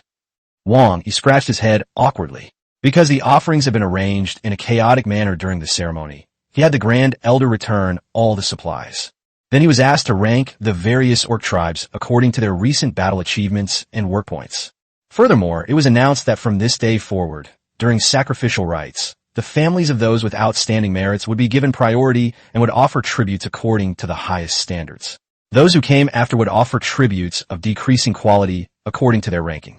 So far, he has not yet fused the soul fragments and resources into divine power. Under the watchful eye of senior sister Yitong, Wang Yi once again issued the divine decree. Elder, tell the tribes that the sacrifice can begin and to offer up all the tributes. Really? That's wonderful. Praise be to you, great Savior, for giving us the opportunity to offer our tribute. The elder, having received permission, was so moved that he wept bitterly. This sight made senior sister Yitong's lips twitch, and Wang Yi was so frightened that he quickly turned the mirror to the side. Senior, are you alright? It's okay, it's not the first time. Yitong took a deep breath. I'm ready. You continue, I can handle it. This sacrificial ceremony might be a bit too much for me. Please bear with it for a bit. Chapter 34 The Grand Elder has many ideas. After the rankings of the various tribes of the half-orcs were announced, the grand sacrificial ceremony finally began. The three marine reptile tribes that made great contributions in the last Desert Island Challenge naturally took the top 3 spots in this ranking, and were qualified to offer sacrifices with priority and according to the highest level of courtesy. And so, under the watchful eyes of the crowd, the chieftains of the 3 tribes, leading 100 elite warriors, carrying generous and high-quality offerings, walked arrogantly to the altar and knelt down respectfully. Amidst the envious and respectful gazes of everyone, the worship ceremony was completed, a truly glorious and momentous occasion. Seeing the 3 marine reptile races vying for glory, the orcs from other tribes clenched their fists secretly, constantly making vows in their hearts. From now on, we must fight bravely against the enemy and work hard in the fields. We will strive to win first place next time. In the most dignified and glorious way, we will offer our carefully prepared tribute to the great Savior. Senior Yitong shook her head as she watched. Other people's divine realms kin would lose a lot of faith points every time they made offerings. Those clansmen had to squeeze tributes from their precious rations, which led to resentment and a significant loss of loyalty. Therefore, the gods dare not overexploit their kin and try every means to sustainably drain their resources while also taking care of their feelings and even being somewhat humble. But look beyond the heavens. For these clans, the priest's offerings are a reward. The clans cry and beg, "My lord, please give us some offerings." In the end, offering tribute actually became the most effective incentive for the clansmen. It's true what they say. Comparing goods will make you throw them away. Comparing gods will make you die. Senior Yitong took several deep breaths, constantly reminding herself that she couldn't apply common sense to this person and that she was being naive. Overall, with the offering secured, the enthusiasm of the clansmen remained fervent. With all conditions met, Wang Yi, under Yitong's guidance, began the forging of divine power. A little harder. Hold on. Great. Should I go faster? No. This speed is just right. Don't rush. Take it slow. Pay attention to the rhythm. Under the strange gazes of others, Wang Yi successfully completed the condensation of divine power. When this strange power filled his body, Wang Yi felt as comfortable as if he had eaten a ginseng fruit. He then understood why so many people wanted to become gods. The feeling of controlling power was simply too tempting. However, Wang Yi suddenly felt that after this power flowed into his body, it seemed to receive some kind of summons, soaring upwards and being absorbed by the Emperor Xia mark on his forehead. Ding! Congratulations! You have begun to access extraordinary powers and are currently sampling and analyzing. Ding! Analysis successful. The extraordinary power you encountered this time has been determined to be incense and divine path. Ding! To provide better service, the existing system has been optimized and adapted based on the analysis results. Ding! Upgrade successful. Optimization complete. Adaptive perfectly integrated. We wish you a better experience in future services. Wang Yi was stunned for a long time. He felt that the divine power had returned to his body again, but he felt that compared with ordinary divine power, the divine power that had been processed by Emperor Xia had undergone some kind of inexplicable change. Moreover, the voice just now said that the power to become a god that it had embarked on was essentially the path of incense offerings and divine intervention. It even optimized and upgraded itself for this purpose, so as to better serve itself. Wang Yi stroked his chin, thinking that the path to godhood in this world was indeed very similar to the incense-based deity path. By gathering the faith of believers, he paves his own path to godhood. However, the gods here raise and confine their retinues, making it a more professional and large-scale operation. Although they didn't specify what optimizations were made, it's probably a good thing. We'll definitely see the benefits gradually in the future. Hey, what are you thinking about? Huh? Oh, I'm experiencing my own divine power for the first time. I'm a little excited. Huh? That's normal, but we need to hurry. Yitong glanced at the time. This class is almost over. You should choose a clan and try out the chosen one descent. Wang Yi nodded repeatedly, took a deep breath, and began to select from among his own clansmen. Let's choose the Grand Elder. He's worked hard managing the divine realm for me. Alright, Aura of Wisdom. Chosen one descends. The Grand Elder was leisurely sunbathing when a divine light suddenly fell from the sky, knocking him to the ground. He suddenly stood up, his eyes shining brightly. I understand. Seeing the Orc Elder suddenly become so intelligent, Wang Yi was very satisfied. It seemed that the divine descent had been a success. Offerings. How can we limit ourselves to material goods? Can material goods truly express our reverence for the great Savior? No, we don't have enough supplies. Let me think. How can we better demonstrate our reverence and loyalty to the Lord of Destiny? Suddenly, the Elder, blessed with wisdom, had a flash of inspiration. He came up with a brilliant idea. Only by offering ourselves as the finest of beings to the Savior can we fully and completely demonstrate our reverence and loyalty. But I definitely can't be like this. I'm old and ugly, and I'm useless. That's right. We should select the most beautiful, purest, and most devout maidens from each tribe and offer them to the great Savior. If we could bear children for the Savior, it would be a source of pride for our entire clan. Oh, that's a great idea. I must tell everyone as soon as possible. Before he could finish speaking, Wang Yi, his face as black as the bottom of a pot, immediately withdrew his divine chosen. The Grand Elder, whose divine power had been drained, was momentarily dazed, rubbing his head as he sat back down. What happened to me just now? I had a really good idea, but how come I just can't remember it? Wang Yi secretly wiped his forehead, thankful that he had pulled his hand away quickly, Otherwise, his lifelong reputation would have been ruined. Senior Yi Tong witnessed almost the entire process, and now she looked at him with a strange expression. Oh, I remember now. The Grand Elder in the illusionary mirror looked at the altar of God beside him, and suddenly slapped his forehead. How can something as important as the altar of God be left exposed in the wilderness? Exposing them to the wind and sun is a great disrespect to the Savior. Someone, come quickly. Immediately, build a magnificent house on the altar of the gods.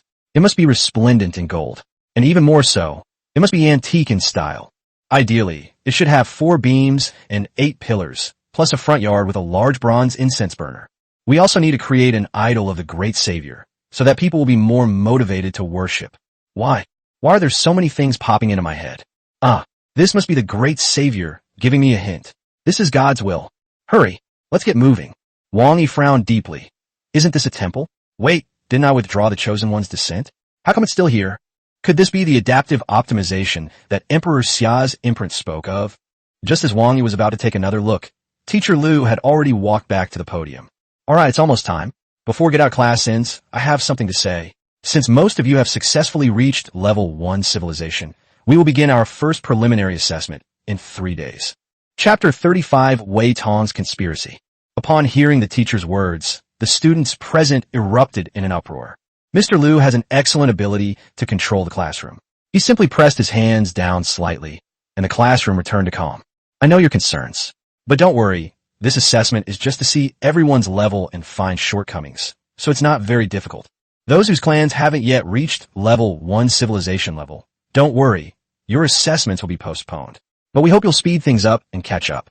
Those whose clans have just become level 1 civilizations don't need to worry. The difficulty of the assessment will be adjusted according to the prosperity of your divine realm. Overall, everyone will face the same level of difficulty. Everyone relax. This is just a preliminary test within the grade. Of course, there will be rewards for those who do well. Teacher Lu's words immediately dispelled most of the students' worries. Wang Yi frowned, his mind racing. Yi Tong, seeing his expression, asked him with a grin. What's wrong? Worried you won't do well on the test? Don't worry. The diagnostic test is very simple. Oh, you're afraid your prosperity level will be too high, which will make it more difficult, right? You can rest assured about that. The difficulty level has a lot of room to swing downwards, but very little room to swing upwards. Schools encourage prosperity, and no one wants to dampen students' enthusiasm. You'll definitely be fine. Unexpectedly, Wang Yi shook his head. Senior, do you remember? When the teacher asked who was a level 1 civilization at the beginning, Wei Tong didn't raise her hand. In other words, his clan was still in a rudimentary civilization. Don't you find it strange? He may be annoying, but he's actually quite strong. As far as I know, his clan is of the silver rank, and his family is quite powerful. It's impossible for a student like this to have not broken through to the first level of civilization after so long. Unless he did on purpose. Yi Tong was somewhat confused. Why? Is he afraid of you, so he doesn't dare to advance? Or is he afraid of this exam? Wang Yi narrowed his eyes. Senior, if I'm not mistaken, there's something fishy about this exam. You see, he is now in a rudimentary civilization, while I have already reached a first-level civilization. However, we cannot fulfill our promise regarding the Vietnam War until he breaks through to the first level. At this point, I need to undergo an assessment. If he manages to inflict heavy losses on me during the assessment, seizes the moment right after I finish the assessment, suddenly breaks through to the first level of civilization, and then immediately starts a war against me.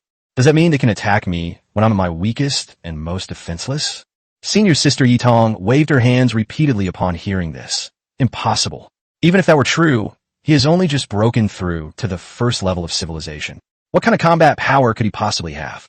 Senior, there's so many ways to improve the combat power of first-level civilization in a short period of time.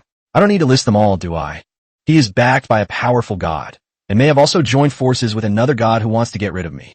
Would someone like him lack items like miracle cards that instantly boost his strength? Yi Tong was also a little confused after listening to Wang Yi's barrage of questions. It's not impossible. However, the teachers at Tiremir Academy are not so easy to bribe. Not so easy, but that doesn't mean it can't be bribed.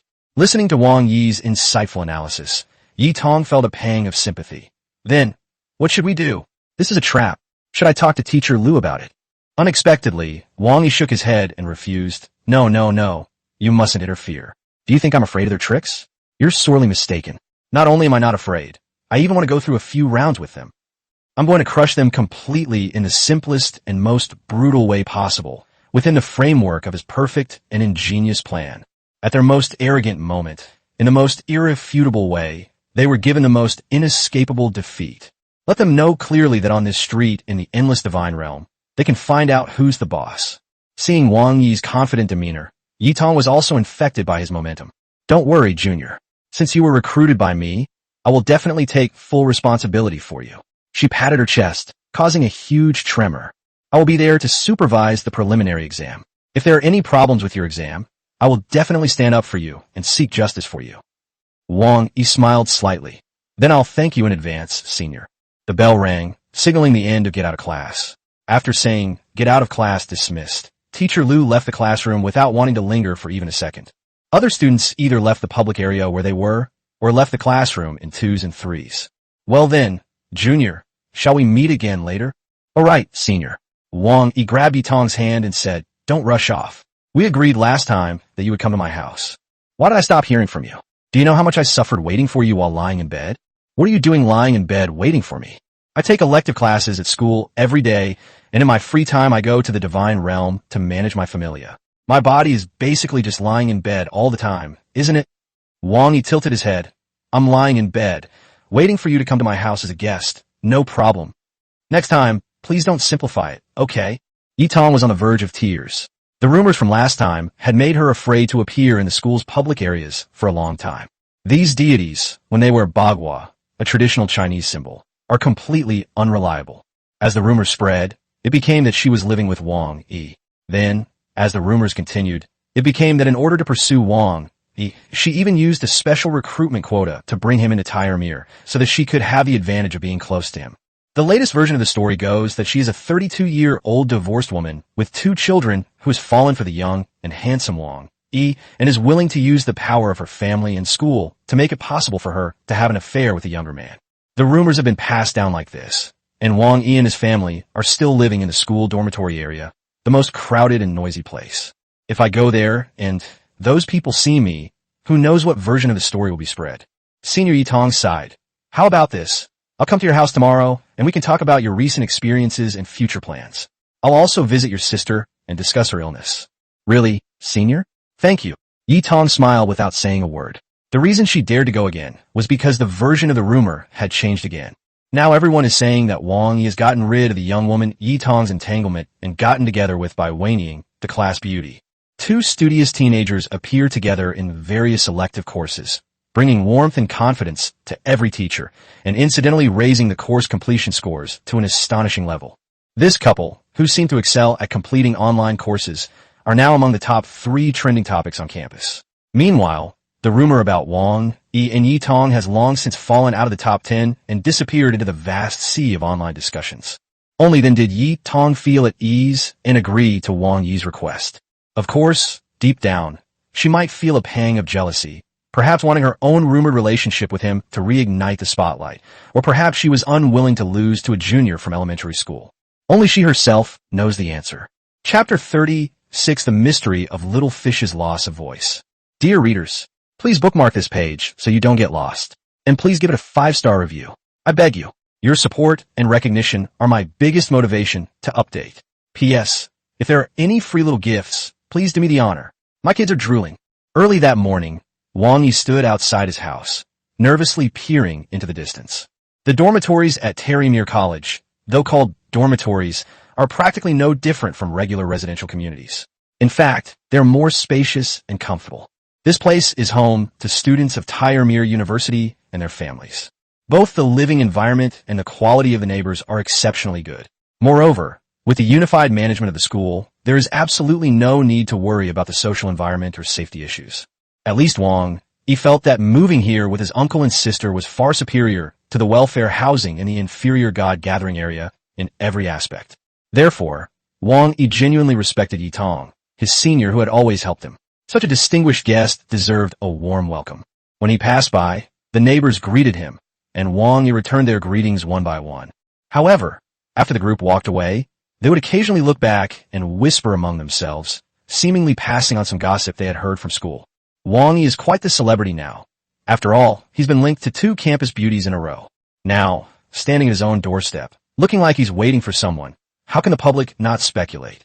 At this moment, Wang Yi also felt extremely uncomfortable. Even though he hadn't done anything, he felt countless gazes constantly being cast upon him. But when he turned his head to look around, these gazes mysteriously disappeared. Finally, at the edge of the field of vision, a beautiful figure gracefully appeared. Yi Tong made a special effort to dress up today, changing into a fresh, elegant, and youthful, everyday outfit. She was also carrying several bags filled with prepared gifts. She didn't know why she valued a home visit so much. At least she considered it a home visit. Senior, welcome. Wow, you look so beautiful today. Yi Tong tucked a strand of hair behind her ear and smiled slightly. Why did you come out to greet me? Were you afraid I wouldn't be able to find the place? Isn't this a grand gesture? Senior, you're my benefactor. Yi Tong was quite pleased with Wang Yi's attitude, but she still remained humble, saying, Don't say that. I didn't help much. Senior, you're too kind. You've already come all this way. Why bring anything? We're already at your doorstep. Let's not stand outside talking. Cool mean. Wang Yi led Yi Tong to her front door, pushed open the door, and stepped inside. They got in, but the entire dormitory area was in an uproar. Now, the school's gossip list will be updated again, and a new version is already in the works. Previously, the rumors about the two were just baseless, and even the person who spread the rumors felt that they were a little outrageous. But now, with so many people gathering in broad daylight, the two are dating at home. This is bound to trigger a new wave of scandals. Completely unaware of the grand occasion, the two sat down in the living room, where Wang Yi warmly poured them tea, and they began to chat casually. The content was nothing more than asking if I was used to living here and if I needed any help. As they were chatting, Wang Yi suddenly noticed something and looked toward the stairwell. At this moment, Wu Qingyu was hiding at the stairwell, only showing half of her face, staring intently at Yi Tong with her eyes full of vigilance. Little fish, when did you wake up? Come here, let me introduce you.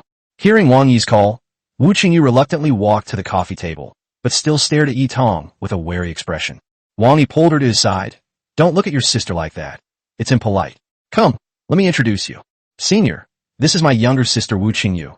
We usually call her Xiaoyer. Little fish, this is the sister Yi Tong that I often mention to you. She came especially today to check on your throat. Be a good girl and listen to your sister, okay? Although Xiaoyer nodded, his eyes were still full of wariness when he looked at Yi Tong. Seeing this, Yi Tong quickly took out the two gifts she had brought. Little fish, right? My name is Yi Tong, and I'm not a bad person. Here, this is a gift from your sister. Senior, thank you for spending so much. It's nothing. These are just some snacks made in the kitchen at home. I don't really like them. I heard you say your sister likes pastries, so I just brought some over. Little fish, come here, try it and see which flavor you like. Yi Tong gently opened the box, and the rich, sweet aroma of the high-end specialty pastries immediately caught the little fish's attention like a fishhook. She struggled for a long time, but finally succumbed to the temptation of the food. As Xiaoyer took one bite of each pastry, her gaze towards Yi Tong softened, her expression filled with sweetness and happiness. Although she moved here with Wang Yi and has comfortable food, drink, and lodging, the only other people in the house besides her are two grown men. Her father was always acting mysteriously, and Wang Yi was busy studying and training his clan in the divine realm, so he rarely had time to care about her. Girls have desires beyond just being fed and clothed, such as beautiful clothes, pretty jewelry, and sweet snacks.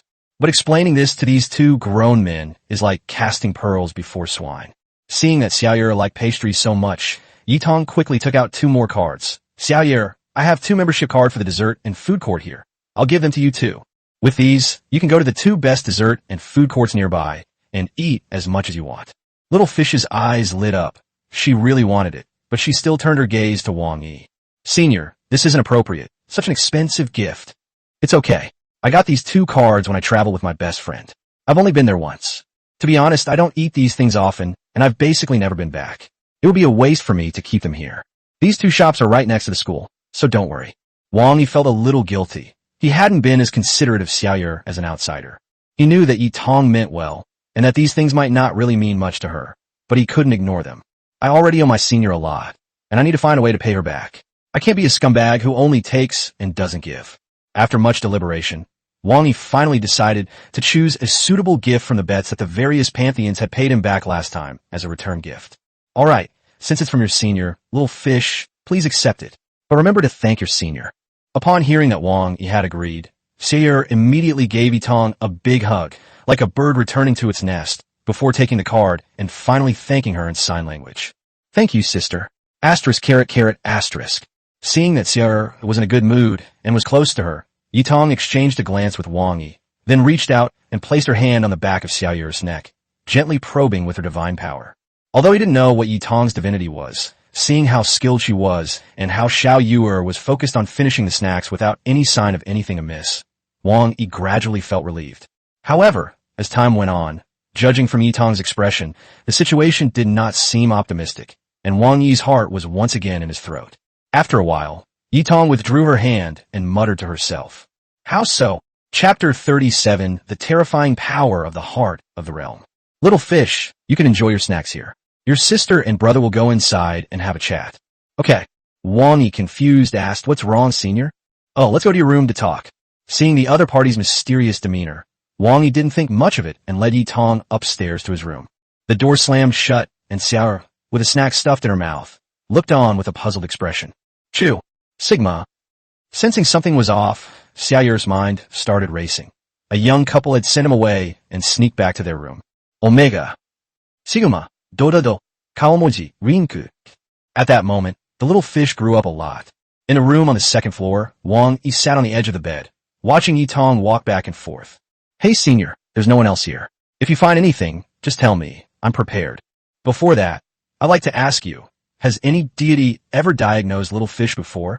Once, a superior deity came to the inferior god community hospital to provide free medical consultations, and I went to great lengths to get a spot. At that time, the superior god said that my sister was unable to speak because of a missing part of her soul. But he didn't offer any treatment, adding that the loss of the soul is extremely difficult to repair. Yitong sighed. He's right, but not entirely. Deficiency means that the soul itself doesn't have this part. It's a congenital deformity. Loss means that the soul itself is complete, but it's incomplete due to some reason. These are two completely different situations, and the treatment approaches are also completely different. And what about my sister? Unfortunately, I can't be sure what her situation is. Her problem may be more serious than simply a lack of soul. Wang Yi's expression turned very bad, and Yitong quickly comforted him when she saw this. Don't worry, although I haven't been able to diagnose it, I already know which teacher to ask for help. Really? Are there teachers at school who can help us? Yitong smiled slightly. You're really lucky. The teacher who can help you happens to be your grade head, Bob Mosby.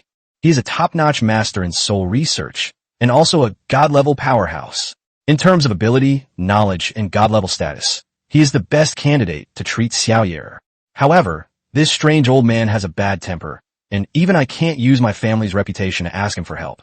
You have to earn his approval yourself before you have the opportunity to seek his help. Wang Yi couldn't help but feel a little worried. How can I gain the approval of an old scholar who is not afraid of power? It's simple. He's the head of the grade, and you're a student in his grade. What could be more likely to earn his favor than coming out on top in the upcoming placement test? Wang Yi, I think you're quite good at this kind of thing, aren't you? Wang Yi rubbed his nose. As for the exam, I've really run into trouble. I can't say whether I know it or not, but I'm sure I can answer the questions correctly. I was originally planning to hide my true abilities in this diagnostic test, but it seems that's no longer an option. Yitong thought about the scene where the teachers were stunned by Wang Yi's performance, and for some reason, she felt a bit of schadenfreude. Senior, thank you so much. You've helped me so much, I don't know how to thank you enough. Why bring this up? These are all the results of your hard work. No. You are absolutely my benefactor, and even more so, my lucky charm. Today, I must express my gratitude no matter what. After Wang Yi finished speaking, he stood up and strode towards Yitong. Yitong was startled by his sudden outburst and instinctively backed away until her back pressed against the door. As Wang Yi drew closer, Yitong's heart pounded wildly, her mind went blank, and she felt completely paralyzed. A man and a woman alone in a room. The atmosphere suddenly became awkward. W? What are you trying to do? Don't be impulsive. This kind of thing. At least let's start by going shopping. Senior, I recently acquired a lot of great treasures by chance. Take a look and see if there's anything you like. Pick one to take home as a small token of my appreciation. At that moment, Yitong really wanted to punch Wang Yi, but her attention was instantly drawn to the treasure in Wang Yi's hand. This is Yitong cupped her cheeks. The Berserker's heart of the St. Luo pantheon, the Sun's scepter of the Elra pantheon, and the Forgotten Time of the Odyssey pantheon. These are things that even divine coins can't buy. How did you get them? Wang Yi gave an awkward smile and briefly recounted how his clan had challenged a gold 4-star desert island for survival. You also possess the heart of the realm? Yes, if you're interested, I can give it to you too. Don't joke around. Do you know how precious the heart of the realm is? Wang Yi shrugged. Judging from the fact that the gods of various pantheons are desperate to prevent me from obtaining it, this thing probably falls into the category of priceless treasure. I've taken many courses and consulted a lot of materials, but I still haven't found any information about the heart of the boundary. However, in my eyes, things are never as important as feelings. Yitong licked her lips. The heart of the realm is a supreme treasure and a closely guarded secret among the major pantheons. It is said that with it, as long as the conditions are met, a completely new pantheon can be created outside the existing pantheon. Wang Yi frowned. One deity, two divine realms? What's the point? Wouldn't it be better to just merge them into one? You think that way because you haven't encountered the corresponding problems yet. Ignoring the ambiguous atmosphere between them, Yitong began to explain to Wang Yi in great detail. If your natal divine domain is a cluster of volcanoes filled with sulfur and lava, but you want to raise some clans that cannot live in such an environment, by establishing a new divine realm, this can be perfectly avoided. Even if the divine realm is larger, it may not be impossible to perfectly avoid it. You're right, but different divine realms can grant you different divinity and divine duties. You should have heard that some gods are gods of wine and feasts, and also gods of speed. Some deities are both fire gods and gods of cunning and scheming. This is something that a deity of a single divine realm cannot accomplish. Wang Yi said thoughtfully. So you're saying they all have the heart of a boundary? If that's the case, the heart of a boundary isn't that rare. Yitong waved her hands repeatedly. No. There are many ways to obtain a non-natal divine domain, such as plundering, inheritance, self-division, and so on.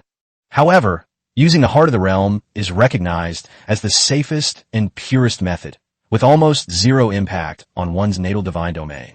Moreover, non-natal divine realms allow others to gather divine power and ignite divine fire. For example, if you possess a second divine realm, you can enable a lesser god or servant god to ignite a divine fire, and that person will become your follower god. Aside from being under your control and being unable to possess their own second divine realm, they're basically no different from ordinary gods. Most importantly, the heart of the boundary is not a disposable item. It has no limit on the number of times it can be used. As long as there is sufficient energy and the conditions are met, a new divine realm can be created. Now you understand how attractive it is to a pantheon, right? Wang Yi took a breath. I've really got my hands on something amazing, Senior, about this. Yitong took a deep breath, suddenly grabbed Wang Yi's hand, and looked at him very seriously. Wang Yi, shall we discuss a deal? A deal? What kind of deal? I want you. Help me become the head of the family. Chapter 38, Incense and Divine Talisman. Senior, next time you can just say everything in one go, okay? I've already mentally prepared myself for that. Yitong was very happy, thinking that this could be considered revenge. Wang Yi was a little confused. Senior, what do you mean by family head? Yitong sighed softly and sat down on a chair to the side. As you know, our Yi family is a considerable divine clan with some power, and we belong to the Eastern Orthodox Holy Luo pantheon. The Yi family's affairs are complicated, and you don't need to know too much about them right now. All you need to know is that I had originally given up hope of competing for the position of family head. But if you're willing to help me, I think I have a chance to compete and fulfill my father's lifelong wish.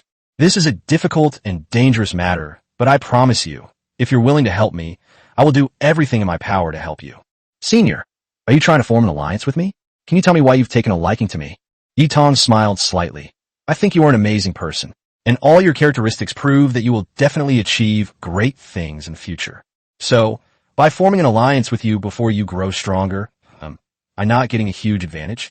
Also, based on our time together, I feel you're a real man I can trust. I'd feel very safe working with you. So, are you satisfied with this answer? Wang Yi laughed and reached out to shake Yitong's hand.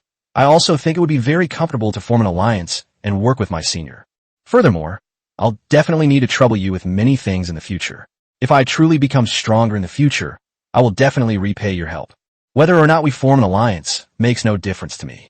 But if the senior feels more comfortable in this kind of relationship, I'd be happy to make my senior student feel comfortable too. Yitong couldn't contain her joy. Then please take good care of me from now on, my ally. No problem, ally. Wang Yi then took out 3 more treasures. Although we're allies now, we still need to choose a gift of gratitude. So, which one do you like? Seeing this, Yitong no longer stood on ceremony and reached out to take the frozen berserker's heart in her hand.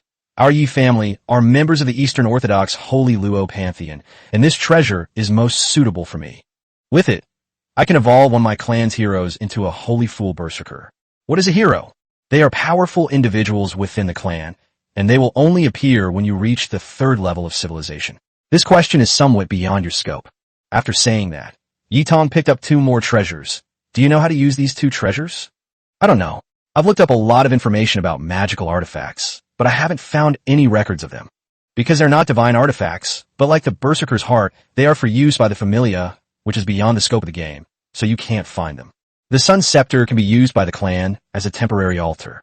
The Sealed Starlight, a time-manipulating artifact, allows heroes to rapidly mature to adulthood.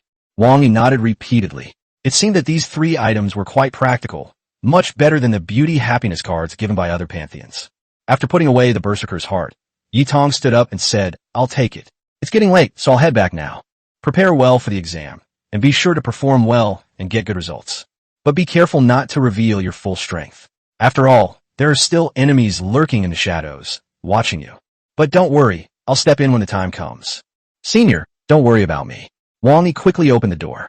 Thank you so much for your help today. Let me see you out. The 2 of them went down the stairs one after the other, but when they looked up, Uncle Wu and Xia were standing in the living room, staring at them with strange looks in their eyes. Ah, Uncle Wu, you're back. Senior, let me introduce you. This is my Uncle Wu, and also Xiaoyer's father. Uncle Wu greeted her with a broad smile. Miss Yi, hello, hello. Hello, Uncle. Feeling uncomfortable under their gazes, Yitong quickly waved goodbye and hurriedly left. Wang even saw her all the way to the door, waving goodbye as he watched her retreating figure. Senior, take care. Yitong suddenly stopped in her tracks, turned around as if possessed, and shouted at Wang Yi. Wang Yi, I'm taking your heart with me. Oh, come again. You're welcome anytime.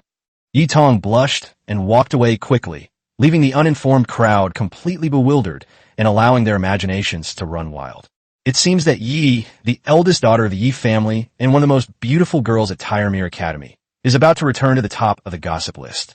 After seeing Yitong off, Wang Yi turned around and went home. However, the old man and the young man in his house were still looking at him with very strange eyes, which made him feel uneasy. What are you doing? Yang Yi, I, your uncle, am truly gratified. Seeing this, little fish hurriedly came over and gestured with his hands.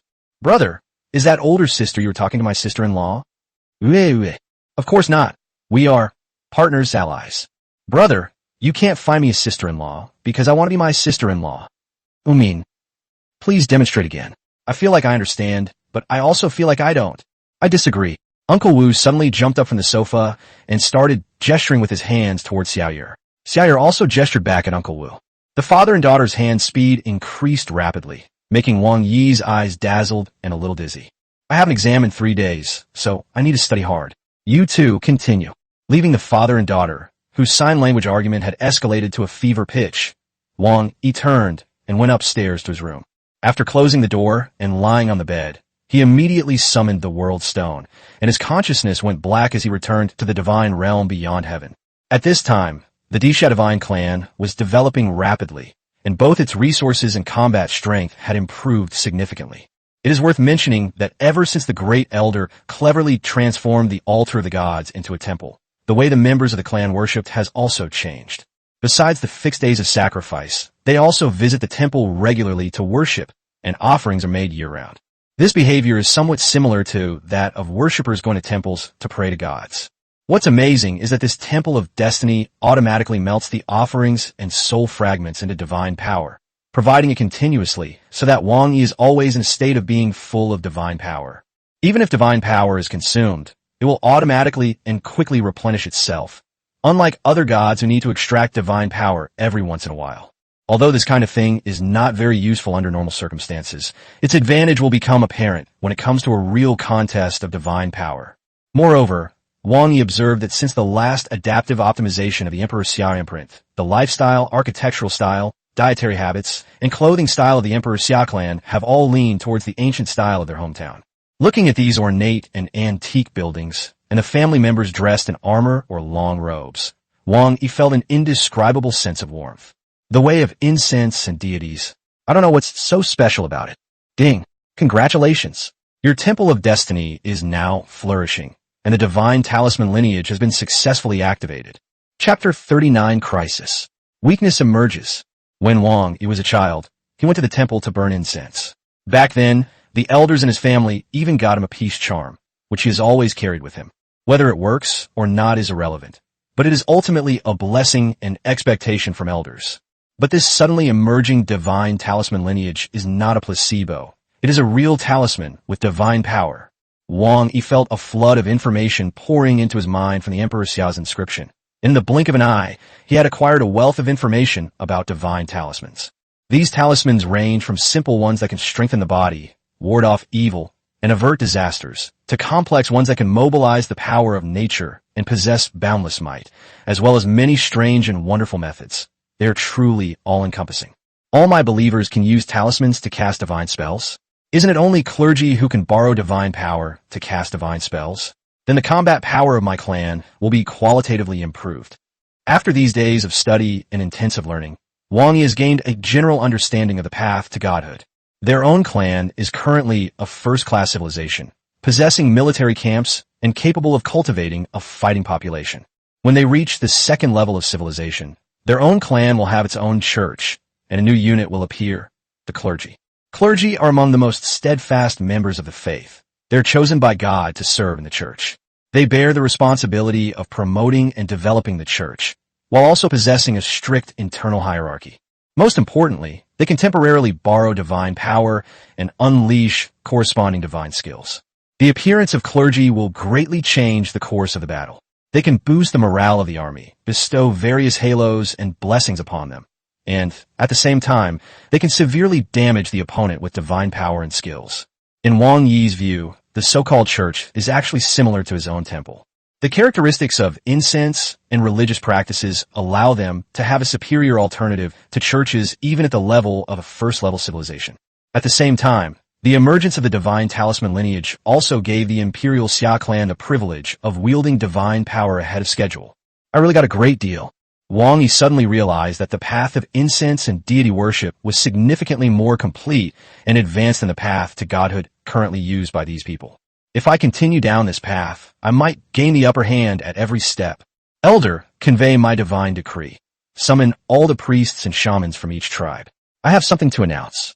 As Wang Yi issued the divine decree, the Grand Elder, who had been stationed at the Temple of Destiny, was stunned for a moment. He quickly bowed to the statue before hurriedly leaving the temple to deliver the message. Before long, priests, wizards, sorcerers, shamans, and all sorts of other people from various orc tribes gathered in the courtyard of the Temple of Destiny, and the temple suspended its worship activities as a result. Wang Yi descended upon the altar of the gods, appearing before everyone as a divine shadow. The orcs knelt on the ground, crying out, "Great Savior, Lord of Destiny! All right, get up, everyone. I've called you all here today to teach you some things. At the same time, I also want to bestow upon you a brand new identity." With a wave of his hand, Wang Yi transmitted some basic knowledge of incense and deity worship to the people through the altar of the gods. The orcs were captivated by the divine inspiration and the knowledge bestowed upon them. They were the most devout believers in the tribe, and also the bridge between God and believers, so they naturally understood the great wisdom bestowed by the Lord Destiny. Great Savior, supreme mandate. The believers knelt down one after another, praising the divine virtues of the Lord of Destiny to express their uncontrollable worship. From today onwards, you will no longer hold those messy positions of priests and sorcerers. You will have a new title, Spirit Officers. There are 18 ranks of Lingwan, ranging from the 1st rank to the 9th rank. When you return, tell all the tribal chiefs that I have issued a divine decree that all tribes must undergo reform. From now on, each tribe will have 2 leaders. Military affairs will be managed by the tribal chief, while daily life will be overseen by the spirit official. You spirit officials will be directly responsible to me, and you will also bear the responsibility of educating the people and spreading the doctrine. The knowledge about talismans that I have taught you can be passed on to other believers. It is not something that needs to be kept secret. As long as he believes in destiny, he is qualified to learn this method and should not be stingy. You must practice diligently when you get back. Although I have imparted knowledge to you, you still need to hone your skills on your own. While I am away, you shall all take the Grand Elder as your head. From this moment forward, He shall be the head of the spirit officials and also the temple keeper of the Temple of Destiny. Do you understand? Although no one knew what a temple keeper was, it sounded impressive, so they all nodded. All right, go back now. The outer heavens will face a challenge in the future, so be prepared. The spirit officers of each tribe were immediately impressed. Last time, the marine reptile tribe had won a challenge and not only brought back a large amount of supplies and new believers, but also toured all the tribes giving speeches. Most importantly, this allowed them to become number one in the priesthood, enabling them to be the first to worship the Lord of Destiny and to offer sacrifices at the highest level. This time, the Savior has sent down a divine oracle. A new challenge is about to begin. The spirit officials were eager to win this competition. Wang Yi merely provided a message, yet it ignited the enthusiasm of the entire celestial clan. Seeing the various tribes busily preparing, Wang Yi was quite satisfied. He transformed into a state of nothingness and began to inspect the various tribes. After making his rounds, Wang Yi was full of confidence. Because the orcs are a large and complex clan, encompassing a wide variety of different races. To others, such a mixed and chaotic clan would certainly be difficult to manage, but in Wang Yi's eyes, this was precisely an advantage. One can plan ahead and strike later, choosing the appropriate clan to counter the opponent's moves. Just like the last gold 4-star challenge on the deserted island. If you didn't have one of the 3 marine reptile races, you might not have been able to win as perfectly with other races. Looking at the already sizable Imperial Xia clan, Wang Yi couldn't help but feel a sense of emotion. When I first brought them to the outer heavens, a torrential downpour nearly wiped them all out. I never imagined things would turn out like this. Not good. Wang Yi slapped his forehead and his expression changed drastically. He suddenly remembered that there was a project he had been neglecting until now, which was the refinement level of the divine realm. The reason I couldn't stop the torrential rain was because my refinement level in the divine realm was 0, which prevented me from controlling the weather in the divine realm. Since then, I have never encountered a similar predicament, so I have overlooked this point. This diagnostic test is definitely an evaluation of the student's overall qualities, and their divine realm refinement level may very well become their Achilles heel. Although it wouldn't lead to a complete collapse, his goal was to catch the eye of the great head and build a bridge for Xia Yu's treatment. We must not be careless, and we cannot allow any hidden dangers. Wang Yi quickly found a secluded spot and began using his divine power to refine his divine domain.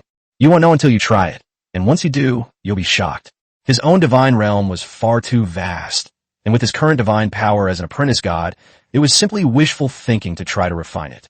With only 3 days left until the exam, even if I practice refining without sleep, I'm afraid I won't be able to complete even 1%.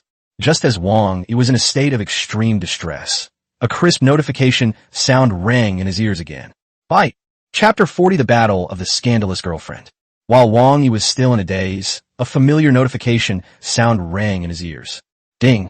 Congratulations! You have successfully activated Ancestral Spirit Protection, Fushi, and received the Blessing Primordial 8 trigrams. Looking up, one observes the celestial phenomena. Looking down, one observes the laws of the earth, drawing from one's own body and from all things. One created the 8 trigrams to understand the virtues of the gods and to classify the feelings of all things. Effect. You have gained a more profound and systematic understanding of the principles of heaven and earth, and your speed in refining the divine realm has been greatly increased. Wang Yi suddenly felt a flood of profound truths enter his mind, and in an instant, he gained a deeper understanding of the workings of heaven and earth, the rise and fall of the world, and the changes in all things. He tried to refine the divine realm again, and found that the parts that were originally obscure and difficult to understand suddenly became clear and regular. In the blink of an eye, the refining speed of his divine domain soared, more than 10 times faster than before. At this rate, as long as I intensify my refining, I should be able to complete 10% of the divine realm refining before the exam. Although there is still a long way to go before complete refinement, it is already an unimaginable achievement for a trainee deity. I have to say, the wisdom of our ancestors is truly invaluable. Even just learning a little bit of it has brought me immense benefits. These traditions are so precious that I must study and research them thoroughly whenever I have free time. I can't rely solely on this Imperial Xia seal to get food into my mouth. I have to work hard and prove myself. I can't let my family down. Wang Yi immediately decided to stop running around for the next 3 days and instead use the same cramming spirit he had in his previous life to strive for excellence and make further progress. He found a secluded spot and began his frantic journey of divine refinement. Because the temples and shrines of the gods were more advanced, Wang Yi did not need to hold sacrificial ceremonies to extract divine power like other deities. The clan members would go to the temple to worship every day, and the temple would melt the offerings and fragments of the soul filled with faith into divine power, which would continuously replenish his body. This results in his divine power being abundant at all times, allowing him to continuously refine the divine realm. 3 days and 3 nights, 3 days and 3 nights, without a single break. The orc tribes seemed to be inspired by this spirit as well. They were all in high spirits, sharpening their skills and strengthening their bodies in preparation for the upcoming battle. The entire outer heavens seemed like a bloodthirsty beast constantly sharpening its claws, lying in silent slumber. They wait for the prey to appear, then strike it dead in the fastest and most elegant way, before enjoying the fruits of victory and glory. These 3 days, so busy and fulfilling, have passed in the blink of an eye. Wang Yi withdrew his divine power. His divine domain refinement level had reached an astonishing 13%, something that many novice gods who had ignited their divine fire could not achieve. It even surpasses some lower-level gods who have already condensed divine status. With such a level of refinement, he can already control changes in the weather and even quell some minor natural disasters. With every gesture, he could manipulate events and change the very fabric of the world. He finally began to resemble a deity. It seems like it's almost time. After calculating the days and briefly inspecting the outer heavens, Wang Yi withdrew from the divine realm.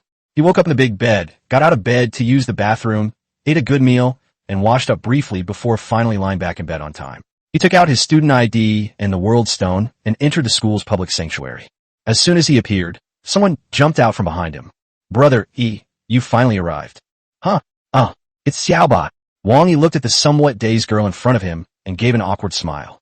These past few days, Bai Weining's demeanor had changed drastically, almost as if she were a completely different person.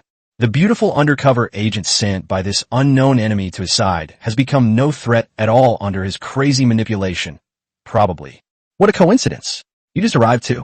No, I've been waiting for Brother Yi here for a day now. 1 day ago, was it a day in the divine realm or a day in reality? Of course, it's a day in the present world. Wang Yi frowned. You've been waiting for me here for a whole year. Even if gods aren't sensitive to the flow of time in the divine realm, you've still waited way too long. Is there something important you want to tell me? No, I just want to say good morning to my brother. Bai Weining smiled sweetly. Good morning, brother. Good morning. Next time you don't have to wait so long. We're going to the classroom anyway, so we can still greet each other wherever we meet. Soon, Bai Weining suddenly exclaimed excitedly. Every minute and every second with Brother Yi is both sweet and fun. I really enjoy this feeling. Okay, I got it. Well, let's go. The exam's about to start. Okay, Brother. Wang Yi walked ahead, with Bai Weining following behind. Wang Yi felt uneasy, as if someone was staring intently at him from behind. He whirled around, only to see Bai Weining's sweet smile. Without realizing it, Wang Yi felt uneasy. TSK, I feel like I've gone a bit too far. Bai Weining's changes seem to be getting a little out of my control. Hopefully, there won't be any problems. Wang Yi returned to the classroom with a heavy heart. Bai Weining sat down next to him very naturally, as if that seat was her own. Xiaobai, didn't I tell you? We can only sit together during elective courses. Today is the placement test for required courses, so you don't need to sit next to me. Brother Yi, I'm not very confident about this exam. If I sit next to you, I won't be so nervous. Anyway, no one usually sits next to you, so please let me sit down. Wang Yi wanted to say something more, but he noticed that the classroom was suddenly filled with more chatter.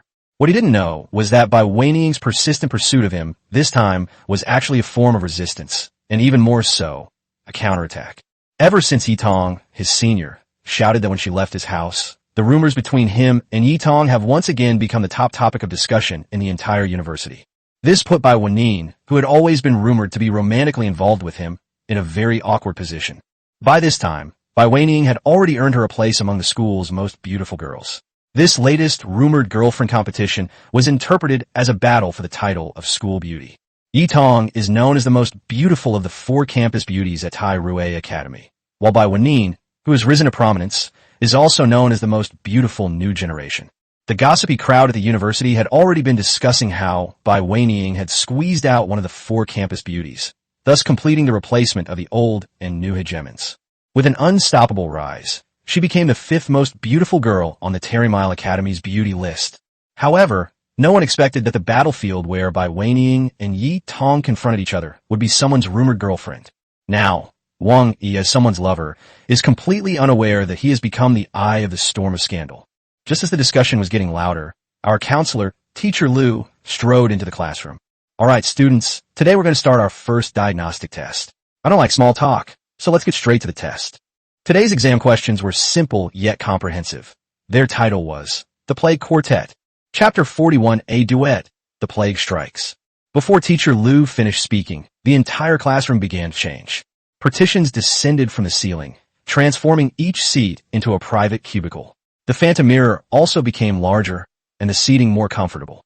Seeing this, Wang Yi inserted his student ID into the illusionary divine mirror and quickly and successfully connected to his divine realm, the outer heaven. In the images, 4 massive, unknown spaces have completed their invasion and fusion, and 4 powerful Ratman tribes have appeared on the border of the outer heaven. Is this what a quartet is like?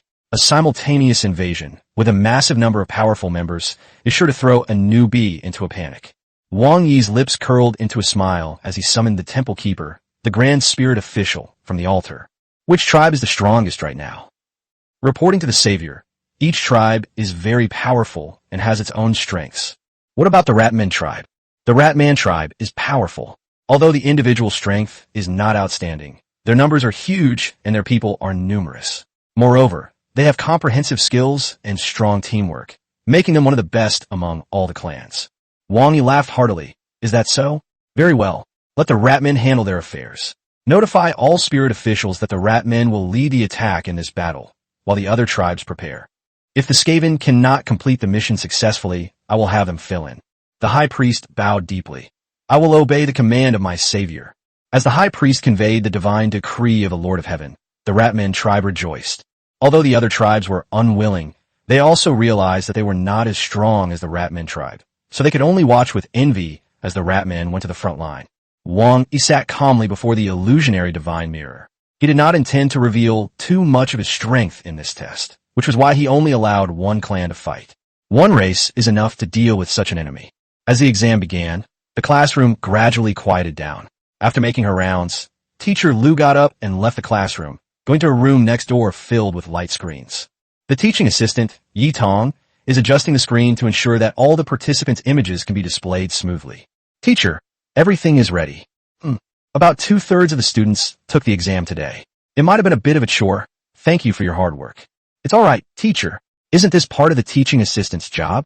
I'm fine. The two were watching the images on each screen when suddenly the door to the room was violently pushed open.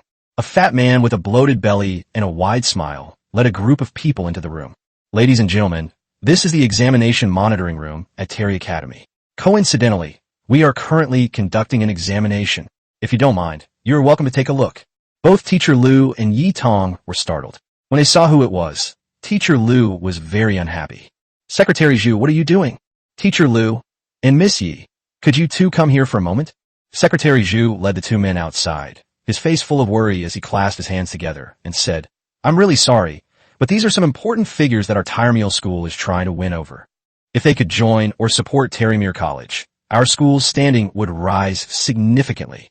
The school board asked me to show them around the school's public sanctuary, but some of them insisted on visiting our assessment system. Only our class is taking the exam today, so I had to bring them all. Teacher Lu flew into a rage. Are you kidding me? This involves the students' privacy. I cannot agree to this. Keep your voice down. Secretary Zhu said nonchalantly. What privacy? The school gives students so many benefits and privileges. What's wrong with making them contribute a little to the school when they're locked up? Besides, what privacy could a bunch of apprentice deities possibly have? Let me tell you, this is the school board's order. I can't disobey, but do you think you can? But, Teacher Lu, this is just a preliminary assessment for a level 1 civilization. Do you think these big shots haven't seen this before? They'll probably get impatient and leave after watching for a while. Do you think they'll follow the whole thing? Why would important people waste their time on something like this? Stop arguing, haha. Teacher Lu glanced at Yi Tong helplessly. All right, but only for a little while. And they can't disrupt the exam. Okay. After reaching an agreement, the three returned to the monitoring room. Fatty Zhu swiped his work card at the door, instantly doubling the size of the monitoring room. Not only were there many comfortable chairs in the venue, but even the light screen had become enormous. What was originally a simple monitoring room has been transformed into a giant screen movie theater. The VIPs who came to visit took their seats and chatted and laughed as they watched the various exam screens. Sitting at the control panel, Yitong sensed something was amiss. She was somewhat relieved that she had adjusted the light screen belonging to Wang Yi to the most inconspicuous corner beforehand. However, if the other party is prepared, this will not help. I just hope Wang Yi can finish the exam soon to avoid any unforeseen complications. Thinking of this, Yitong subconsciously looked at Wang Yi's light screen and was so shocked that she almost cried out. Ow! How come it's so big again? What? Teacher Lu was drawn over. What's wrong? Yitong whispered, Teacher, look at Wang Yi's light screen. Isn't the scale of the 4 giant rat tribes that invaded his divine realm a bit outrageous? Each tribe has over 2,000 people, totaling over 10,000. Teacher Lu was also shocked. How could this be? Let me check. There are no anomalies in the data. The difficulty of the exam is automatically matched according to the student's activity level. What's going on? His prosperity level is way too high. His scream startled Zhu the fat man, who was standing nearby. The latter rushed over, grabbed Teacher Lu's arm, and gave him a forced smile. Teacher Lu, everything should be alright, right? Teacher Lu glanced at Fatty Zhu, then looked at the so-called important figures behind him, and finally gritted his teeth and smiled. It's nothing, I just bumped my toe. Then you need to be careful. Understand. After Zhu Pongzi returned, Yitong looked at Teacher Lu with concern. Teacher, what should we do? It's alright. I checked. The data is normal. Wang Yi's prosperity level is extremely high, which is why he was assigned such a large number of enemies. But there's no need to worry. Since he was able to trigger this level of trial, he must have the ability to deal with him. Let's wait and see. Despite what the teacher said, Yitong's eyes remained unbothered. The Skaven are recognized as the fastest reproducing orc race. If they are not eliminated as soon as possible, their numbers will grow exponentially. The threat posed by 10,000 ratmen is not simply a matter of 10 times that of 1,000 ratmen. Hopefully everyone's alright, huh? Yitong was worried about Wang when she turned around and saw that the first battle in the outer heavens had already ended. The Emperor Xia ratmen achieved a complete victory, suffering almost no casualties and capturing hundreds of enemies, who are now being escorted back to their tribe in a grand procession. I'm worrying about him for no reason. Wait, these prisoner ratmen are acting strangely. Oh no, they're plague ratmen. Chapter 42 even started to focus on health preservation. The Plague Clan, one of the 4 major clans of the ratmen, is nicknamed the Poisonous Rat and the Source of Plague. They are synonymous with disease, the vanguard of plague, and extremely dangerous enemies. Because regardless of whether you defeat them or not, you will inevitably contract various diseases from contact with them, which may even develop into a large-scale epidemic of plague among the clans, leading to a sharp decline in population and a comprehensive decline in production and combat capabilities. Yitong recognized them, which is why she was so worried. It's best to eliminate these kinds of enemies from a distance, preventing them from getting close. If hand-to-hand combat is unavoidable, it is best to burn all the corpses to ashes, and the family members who participated in the battle should stay away from the crowd. Otherwise, there will definitely be big problems. However, now, the warriors of the Emperor Skaven have not only returned to their encampment, but have also brought back hundreds of Skaven prisoners of war from the Plague Clan. This is practically an act of suicide. Yitong was extremely anxious, but there was nothing she could do to help Wang Yi. She could only hope that Wang Yi could handle the crisis properly and minimize the losses. Meanwhile, the chieftain of this plague clan of ratmen wore a sinister grin. He had received the battle report from the front lines, and the crushing defeat did not worry him. On the contrary, it excited him greatly. How dare they capture ratmen of the plague clan? They must have a death wish. They caught so many at once. Now all we have to do is wait for the disease to break out. The chieftain lay smugly in his seat, quietly waiting for the fruits of victory to roll over to him. The plague Skaven are of average strength, but extremely lethal. This time, the enemy not only failed to understand the plague Skaven's power, but also sent their own Skaven to fight. If it were any other strange clan, the plague rat clan's disease might not be able to spread. But if it's another rat man, then none of them can escape. The chieftain had already planned it all out. The next day, he would lead his massive army and sweep through the land. Wherever they went, the enemies would be either terminally ill or mutated into a plague-ridden rat race, becoming his new cannon fodder. However, until the afternoon of the following day, there was no sign of an outbreak of disease in the Dixiao ratmen's territory.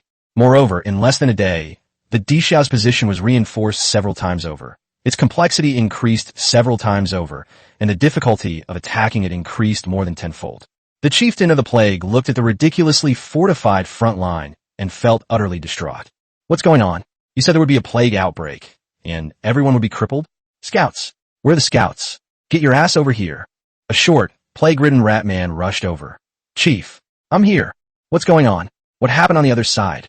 Chief, all I know is that the fortifications at the front have been under continuous construction since yesterday, and judging from their expressions, it seems they intend to continue reinforcing them. Reinforce it? I'm just a plague chieftain. What are they preparing to guard against? The arrival of a plague demon? Why haven't they had a plague outbreak? Why? Have they cured all the sick? The scout trembled with fear. Chief, according to my observation, there is no plague outbreak over there at all. Impossible. How could this be?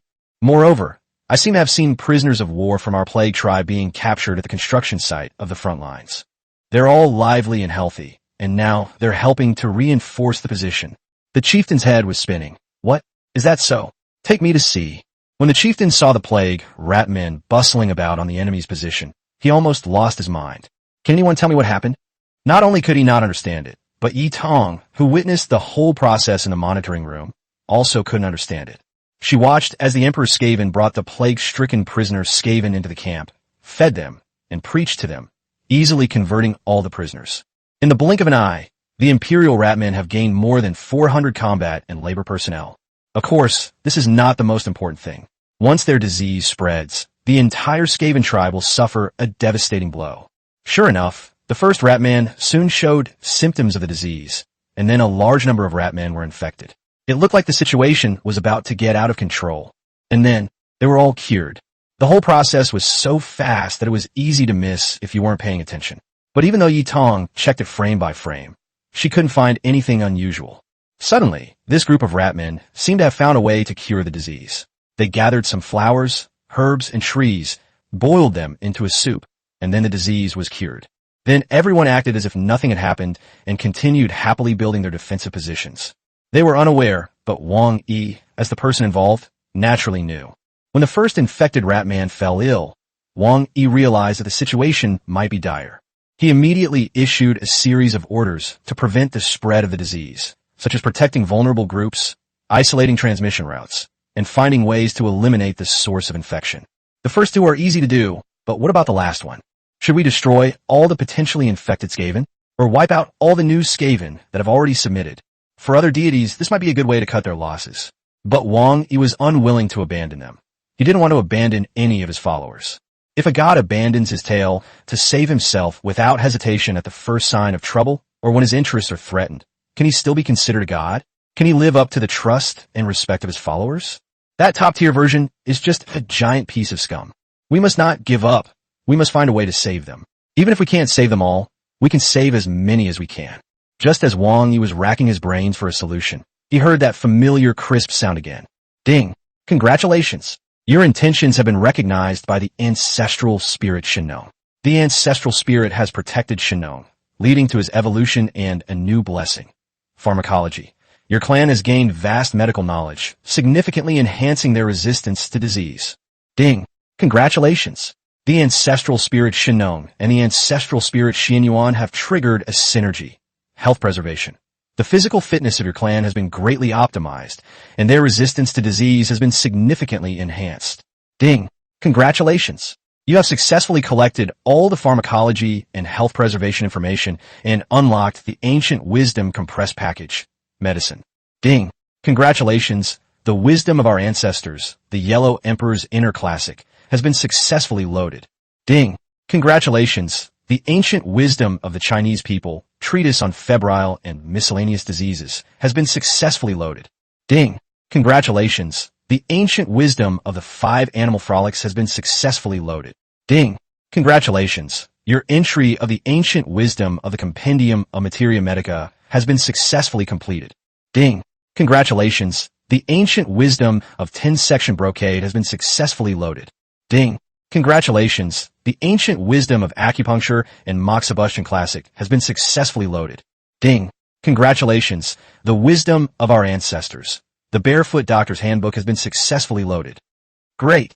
We arrived just in time, and it seems like something amazing loaded at the end. Wang Yi was overjoyed. All the members of the Imperial Xia clan received divine enlightenment at the same time, as if a door to a new world had been opened. They felt unusually strong and no longer worried about illness. At the same time, even seemingly useless tree bark, roots, and minerals appeared to possess unique medicinal value. Even some strange knowledge, such as acupuncture and cupping, drinking hot water and taking a sauna, and taking a walk after meals to live to 99, all entered their little brains. Forget about treating illnesses, they've even started focusing on health preservation. The clansmen exclaimed in praise. The wisdom of the ancestors of the Xia dynasty is like a brilliant starry sky, both profound and radiant. Praise be to you, great Lord of Heaven, great Xia dynasty. Long live the Emperor. Some rejoiced, others grieved. While the Imperial Xia was in a state of jubilation, the plague chieftain couldn't contain himself. He grabbed a scout by the collar and shook him violently, roaring madly. Outrageous! Absolutely outrageous! Release this self-destructing plague rat swarm. I want them all to meet the horned rat god. Chapter 43. Winning with a Flash. Please, everyone, help me by clicking to urge me to update. If you like it, please give it a 5-star rating. Your recognition is my biggest motivation to update. Huangdo thanks all the readers in advance. To be honest, the great chieftain of the plague felt extremely insulted. The most distinctive feature of the plague rats is that they carry countless pathogens, making them a source of plagues that can break out at any time. This is also the meaning behind their existence. A plague-ridden rat man from a clan who is healthy and free of any diseases and has started drinking hot water for health. It is blasphemy. It is a colossal irony. It is a complete denial of the very existence of the plague clan. The plague chieftain was nearly insane. He was determined to break through this impregnable fortification, capture all the original plague rat clan, infect them with hundreds of deadly diseases, and watch them rot into a pulp. This is the price they pay for their desecration of the epidemic. The plague chieftain was breathing heavily with anger, and after a while his face became even more pale. He suddenly swung his hand and slapped the messenger hard across the face, making the poor little mouse spin around 3 times and be completely dazed. Chief, did you just hit me? What do you think? No, Chief, why did you suddenly hit me? The chief lifted him up with one hand, his eyes bloodshot with rage. Didn't I tell you to send the self-destructing plague rat squad to charge? Didn't I tell them to blow up an opening? What's going on? Why hasn't the order been issued yet? The messenger trembled with fear, tears streaming down his face. Chief, I swear to God, I have already given your order. The suicide bombing squad has been gone for quite some time now. They should have reached the enemy's fortifications by now. Then why wasn't there a single sound? 300 self-destructing plague rats, and not a single sound. Is it because they're running a little slowly that you should wait a bit longer? The chieftain was furious, but he had no choice but to wait. He waited and waited, but still nothing happened. Scouts! Where are the scouts? Where the hell have they gone? What's going on? Come out here. Chief, please wait a little longer. Damn it. Still waiting? This distance is so short. Even if we went back and forth, we'd have enough time to eat a meal. What's going on? Scout! Accompanied by the great chieftain's roar, the scouts ran over in a daze. Chief, something terrible has happened. The suicide squad, they're all. The chieftain staggered, nearly falling. Could it be that the entire army was wiped out? Destroyed without a sound? No, they were all captured, and then, like the previous prisoners of war, their diseases were cured, and they surrendered to the enemy. What? How is that possible? Those are self-destructing plague rats. They will self-destruct as soon as they rush in front of the enemy. Since this type of soldier appeared, there's never been a record of them being captured, let alone turned. Are you afraid to go to the front lines? So you're just making this up? The scout trembled with fear. No, really no. I saw it with my own eyes.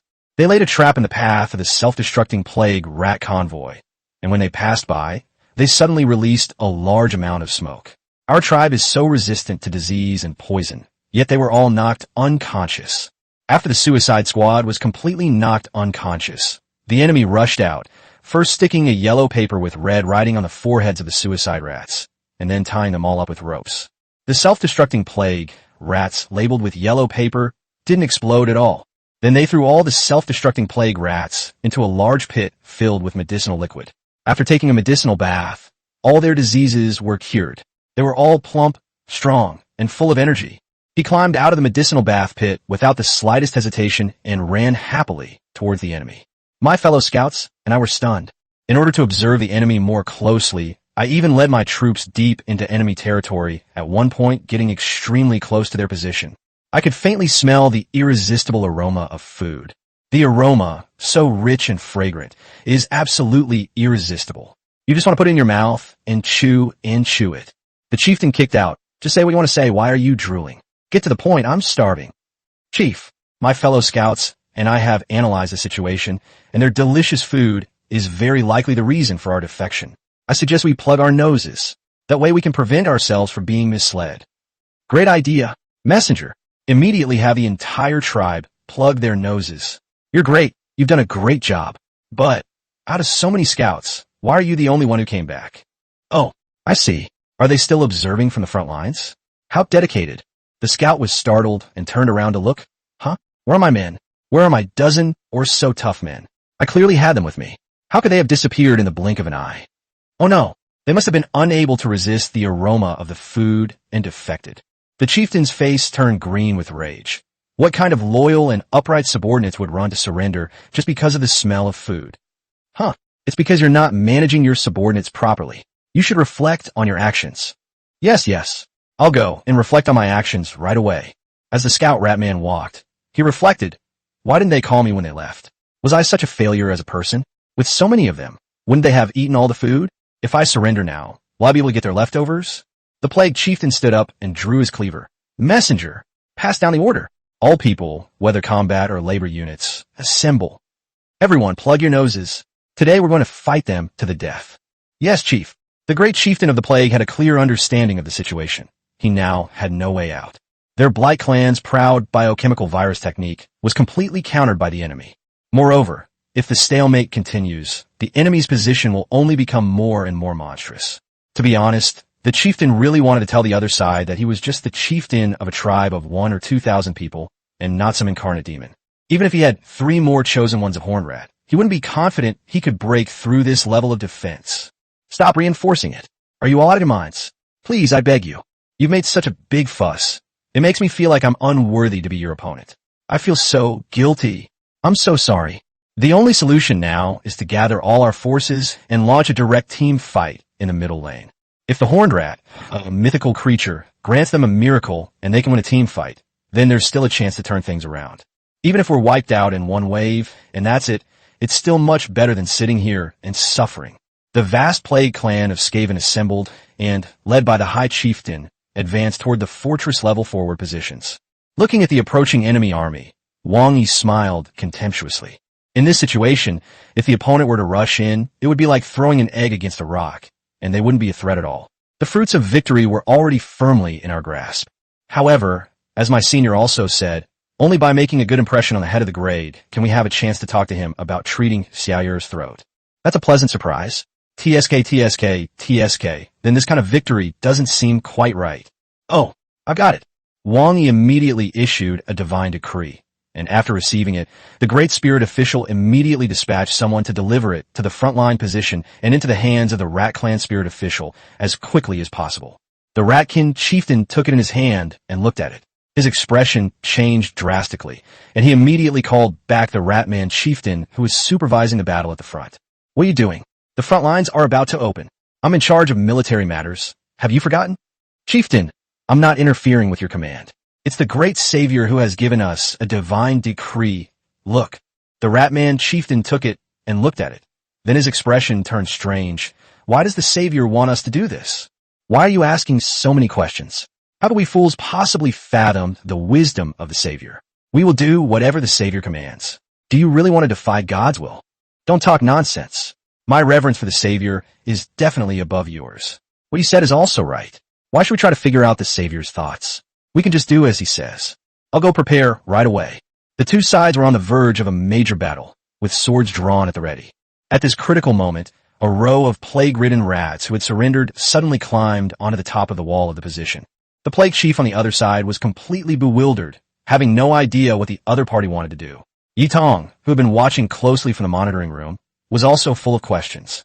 At this moment, each of these surrendered ratmen took out a large megaphone with a crude design and obvious signs of being rushed into production, and immediately began to shout. Brothers of the Plague Tribe, fellow countrymen, can you hear me? Stop being so stubborn. Seize the time to surrender. The great Lord of Destiny will grant you a new life. We can live a healthy and happy life without being tormented by illness. We no longer need to eat rotten and smelly food. The delicacies of Xia will make you cry tears of happiness. We can work hard for our own tomorrow, live with enthusiasm, and feel the kindness of the world. So, Gulme, surrender. The Empire welcomes you. Brothers, fellow countrymen, open your eyes and take a good look. Look at how healthy and safe we are now. And then look at yourselves, afflicted with serious illnesses and terminally ill.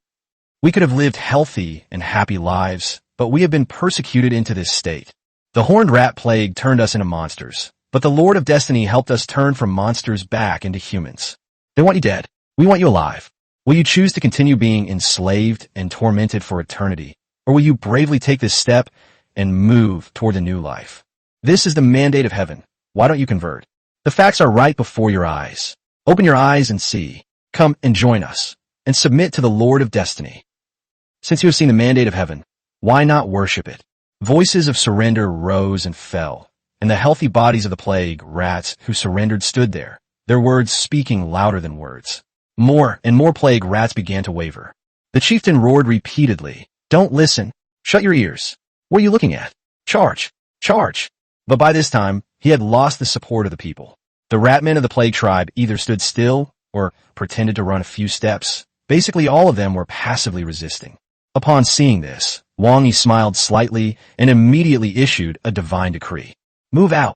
Upon receiving the order, the chieftain gave the command, and the Imperial Xia ratman army immediately marched out of the fortress in perfect unison, charging towards the enemy. That unstoppable military force, those soldiers armed to the teeth, exuded an aura of invincibility. Their mere appearance terrified the hesitant plague clan ratmen, sending them fleeing in terror. Before the two armies even made contact, the opposing forces had already abandoned their armor and fled in disarray. No resistance. Life is spared. Enter the Imperial Xia. Peach Blossom Spring. No resistance. Life is spared. Enter the Imperial Xia. Peach Blossom Spring. No resistance. Life is spared. Enter the Imperial Xia. Peach Blossom Spring. Under the deafening slogans, the enemy completely lost their will to resist, and they knelt on the ground, trembling. Seeing the situation was dire, the chieftain had already fled to another clan territory. His men had all been incorporated into the Imperial Ratmen, significantly increasing the population. In this battle, the Imperial Xia side suffered no casualties. Wang Yi was somewhat worried about this and couldn't help but look at the other three directions on the screen. Damn it, winning so easily and effortlessly, it's definitely not going to impress anyone. TSK, I hope the other three tribes will step up and give me a chance to shine. Chapter 44, The Desire Ratmen's Feigned Surrender. The Plague Clan's Ratmen were all captured and quickly became fresh Imperial Ratmen. Although they failed to capture the cunning Plague leader, this battle could be considered a great victory. However, unlike Wang Yi's Sky Beyond the Sky, the other students taking the exam were complaining bitterly. They all misjudged the enemy's strength and were caught off guard by the plague rats that descended upon their own divine realm. Although it didn't collapse completely, it was still a chaotic situation with heavy losses. Many students couldn't help but roar in anger. Wasn't it said that the diagnostic test wouldn't be difficult? Is this considered easy? How did the teacher come up with these questions? This is too difficult. Clearly, the intensity of his assessment was far greater than Teacher Liu had described. Teacher Liu, in the monitoring room, realized something was wrong and reached for the pause button to temporarily halt the exam. However, the next moment a fat hand grabbed his wrist. Teacher Liu, what are you going to do now? Secretary Zhu, something's not right. This assessment seems to be too intense. I'm going to pause it for now and then go find the teacher who set the questions to verify some things. Once it's all taken care of, once this is all sorted out, all these big shots will be gone. Do you want me to die in front of you? At a time like this, even if things go wrong, you have to grit your teeth and get through it. Teacher Liu's face was extremely ugly. Are you kidding me? Do you know what kind of impact this will have on my students' divine realm? Secretary Zhu gritted his teeth and said, the school will compensate for all losses. Looking at Secretary Zhu, who was on the verge of exploding, Teacher Liu took a deep breath. All right, but if any student suffers too much, I will eject them from the exam, but it won't count as a failure. Go explain this to the head of your grade. No problem, but we can't let anyone know. Teacher Liu glanced at the densely packed surveillance footage. I will select a few good performers and zoom in on them, while hiding the bad ones. Great, let's do it. Left with no other option, Teacher Liu had to manually select the light screens, shrinking those that were in danger and performing poorly to their smallest size, and enlarging and moving those that were performing well to the center. After much deliberation, he came across Wang Yi's unexpected answer. What's going on? A complete victory over the first movement, 0 casualties, and they captured so many prisoners, sea supplies, and people. Is this kid really only from a level 1 civilization? Yitong also came over at this time. Although she had witnessed the whole process, she thought about it and couldn't explain what had happened, so she could only nod along. Yes, this Wang Yi cannot be judged by ordinary standards. Great, Xiao Yi. Enlarge Wang Yi's divine realm projection to its maximum size and place it right in the center. Teacher, no. If you do that, it will cause problems. Yitong didn't know what problems might arise, but based on her past experience, she was certain that Wang Yi would do something that no normal person could accept. What problems could there be? If he performs well, it will bring us glory. I feel there might be a problem with this assessment, but we're in a bind now and can only rely on Wang Yi to save face for us. He was holding the line so I could rescue the other students who couldn't handle it from the assessment. Yitong remained hesitant, but Teacher Lu didn't care anymore. She reached out and brought up the light screen, zoomed in to its maximum size, placed it in the center, and then began to deal with the students who were about to fail the assessment. At this moment, Wang Yi was unaware that he had become a model student to be highlighted. He racked his brains, trying to figure out how to impress the Grey Director. Meanwhile, the Plague Chieftain had already rushed to the second clan seeking refuge, and the Enchantress Rat Chieftain reluctantly granted him an audience. Although they are both Skaven, the Enchantress Skaven tribe is entirely female.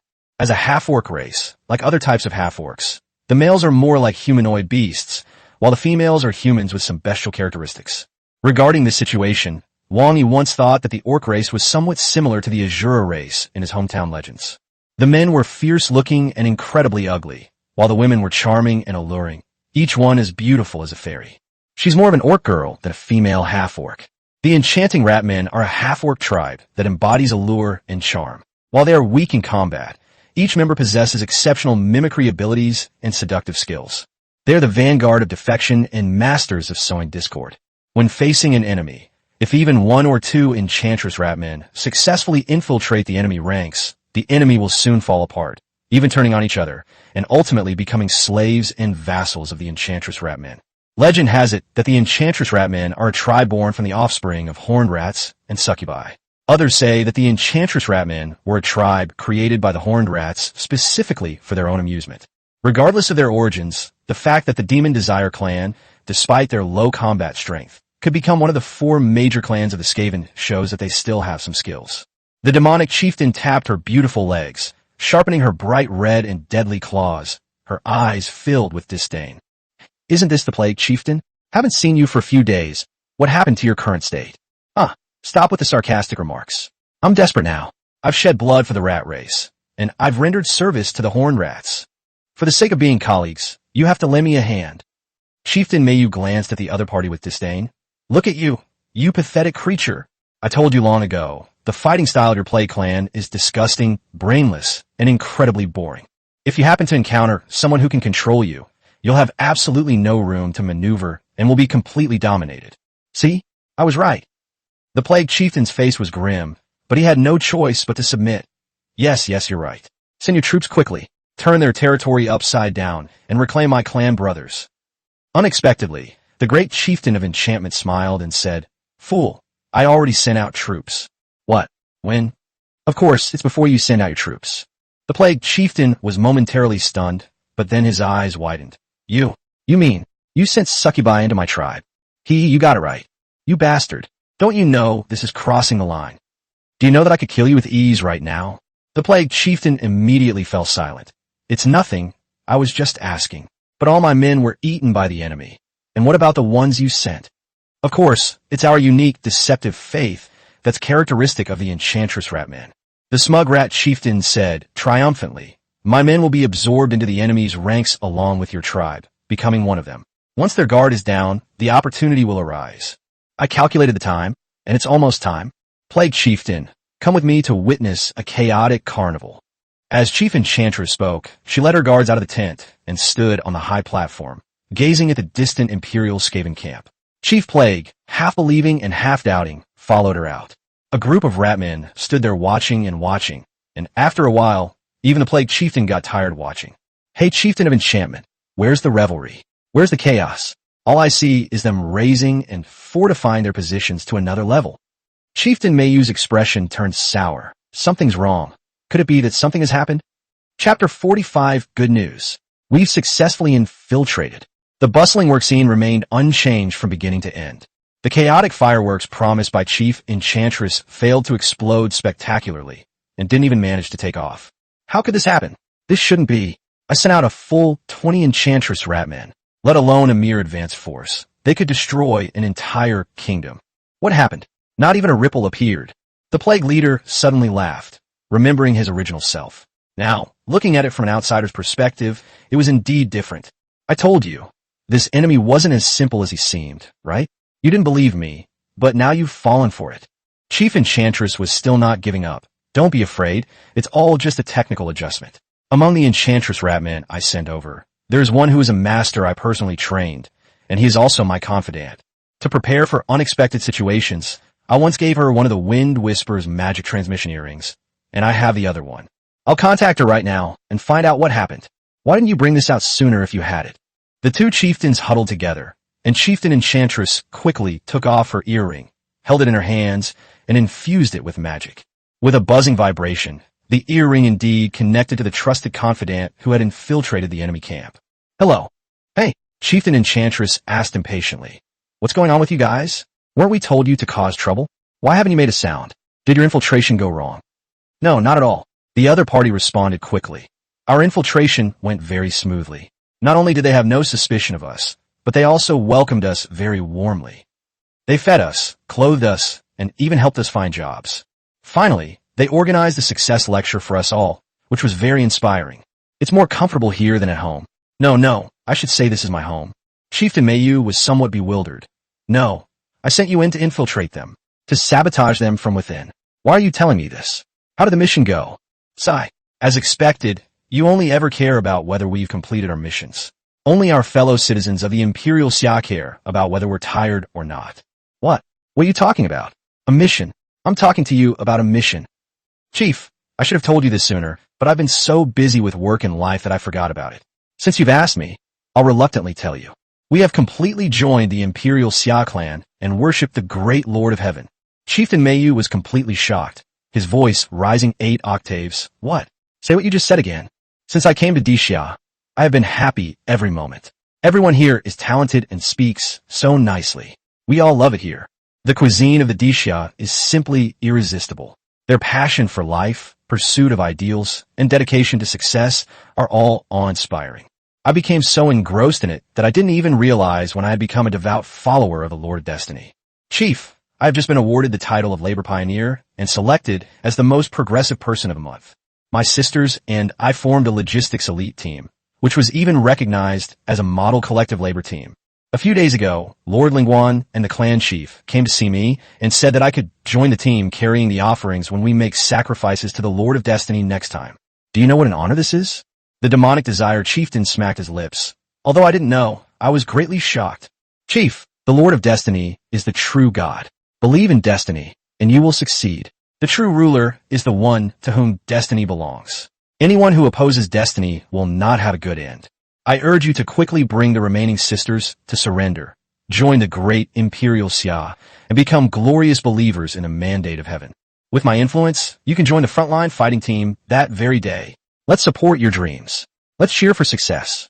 Chief, what are you waiting for? This is a golden opportunity. Quickly lead your men and surrender.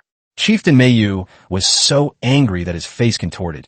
You, are you trying to anger me to death? Damn it, you actually betrayed your original beliefs. You apostate. I will lead my army to utterly annihilate you and your utterly ridiculous chosen one. Hearing the chief say this, the Xia Meiyu Ratman snorted coldly. I spent my precious work time trying to persuade you, but you remained obstinate. Fine, I've done all I could. I hope that when you finally realize your mistake, you'll understand my good intentions. Okay, I need to prepare my speech for the next Labor Pioneer Commendation Conference, so I'll stop here for now.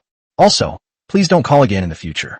I'm afraid my fellow countrymen in the Imperial Xia will misunderstand. With a click, the communication was cut off. The two chieftains stood there, staring blankly at the earrings that had lost their magic. Well, actually I was thinking, The plague chieftain tried hard to suppress a laugh.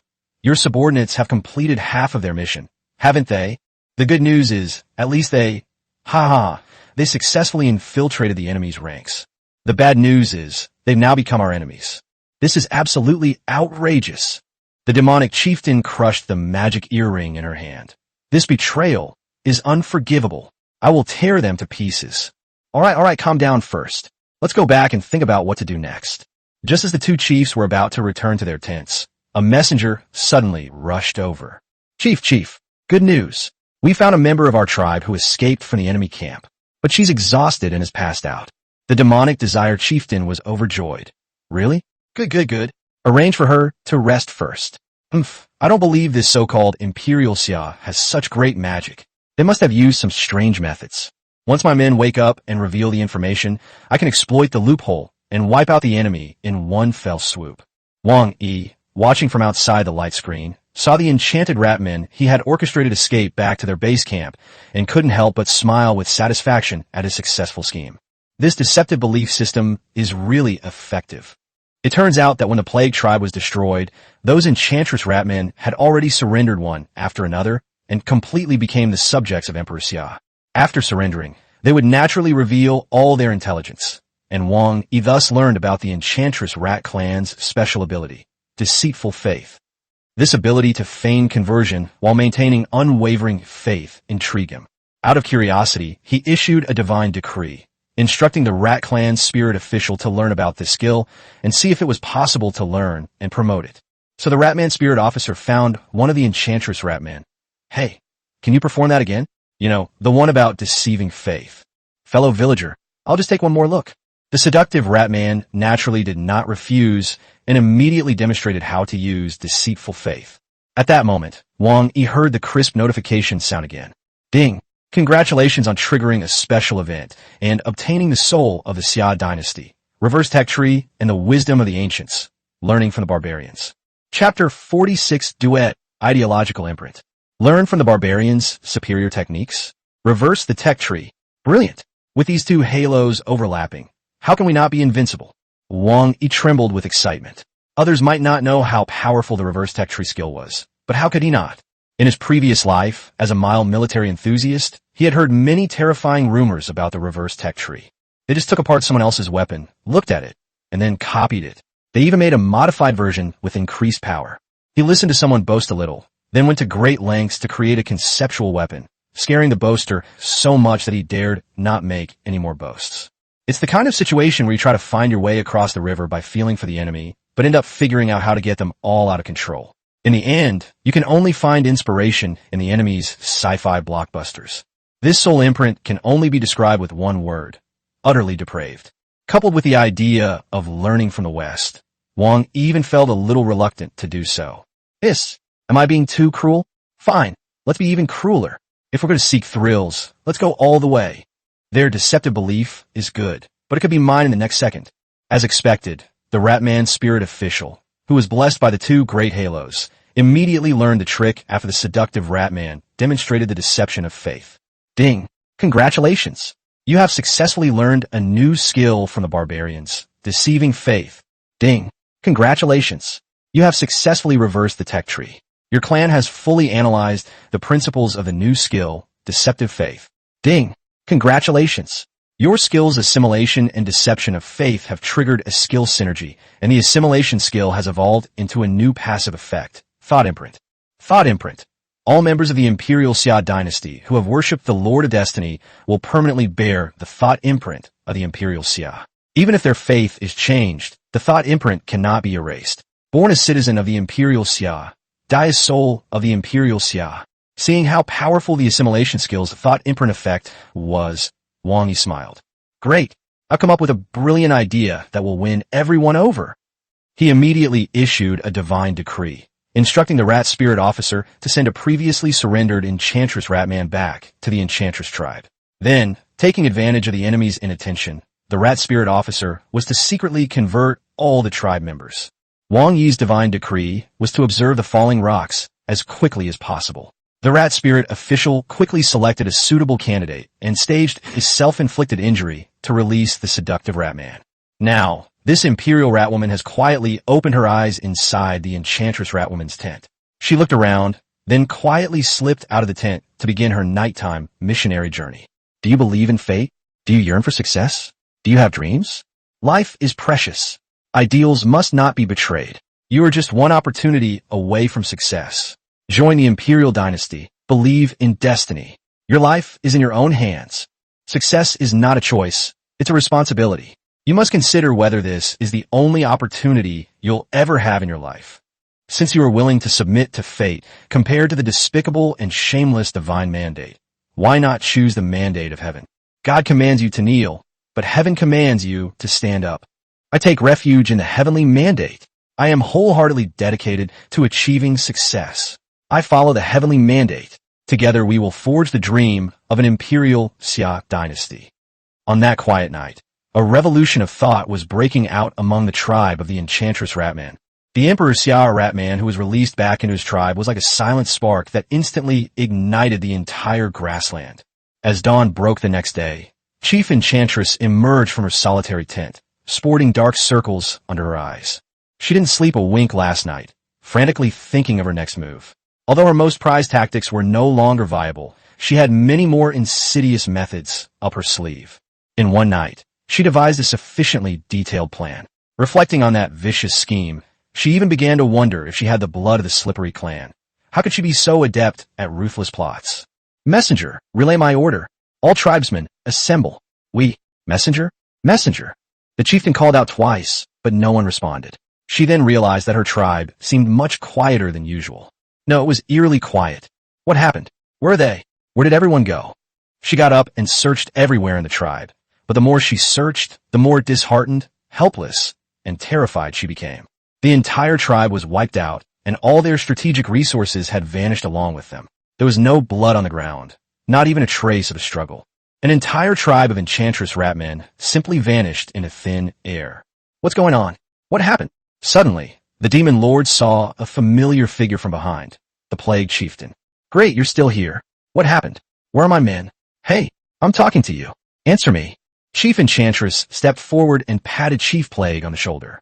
The latter trembled, then slowly turned his head and revealed a strange smile. I take refuge. I take refuge. I take refuge. What? What happened to you? Has the virus finally eaten your brain? You can't even speak anymore. I take refuge in the chosen ones with one heart and one mind. I will achieve success. I will follow the chosen ones.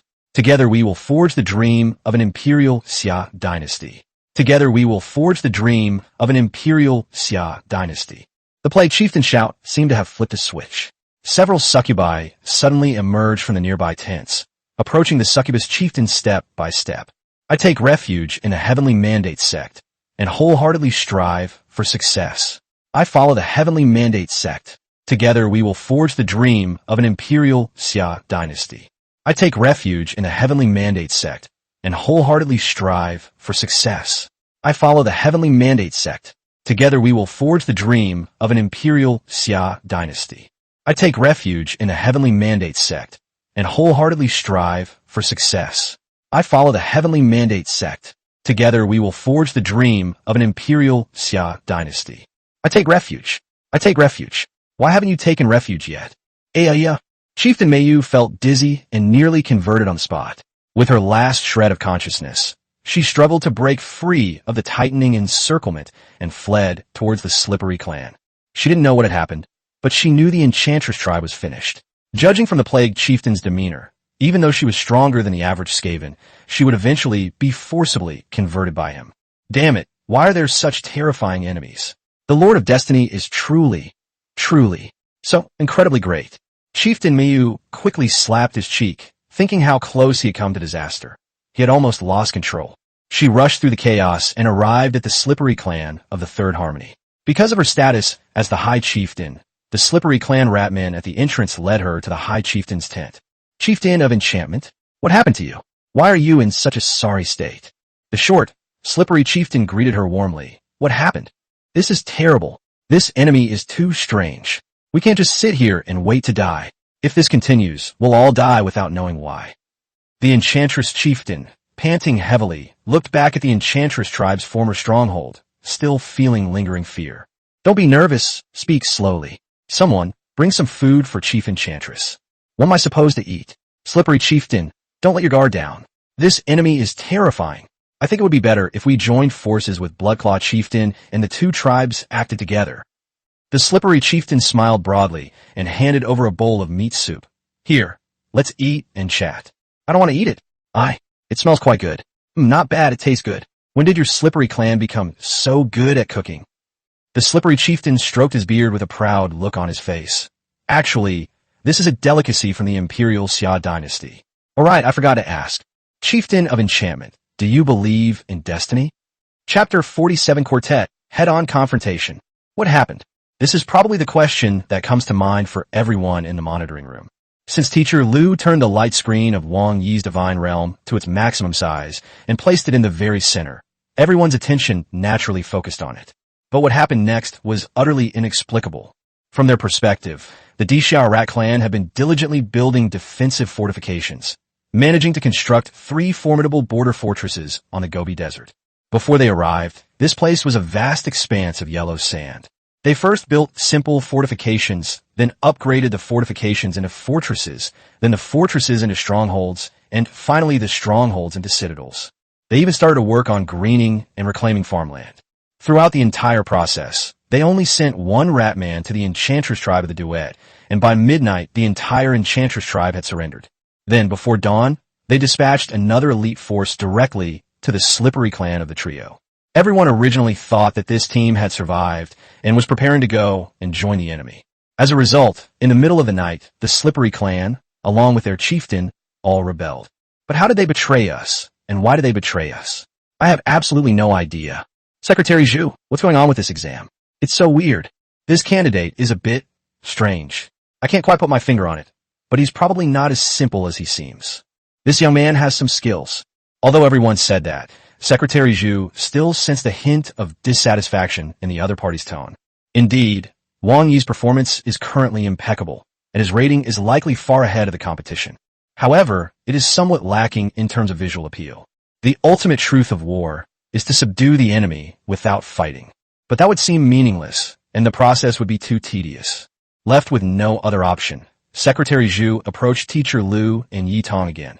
Could you two find a way to inform this candidate and encourage him to play a more impressive and exciting game?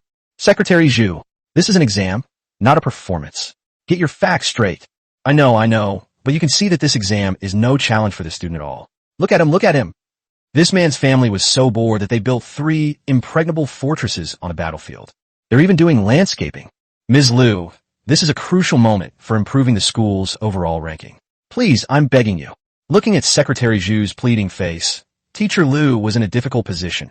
I know it's not easy for you, Secretary Zhu, but this... Unexpectedly, Yi Tong suddenly spoke up. I think it's a good idea. I know him well, and I can try to persuade him.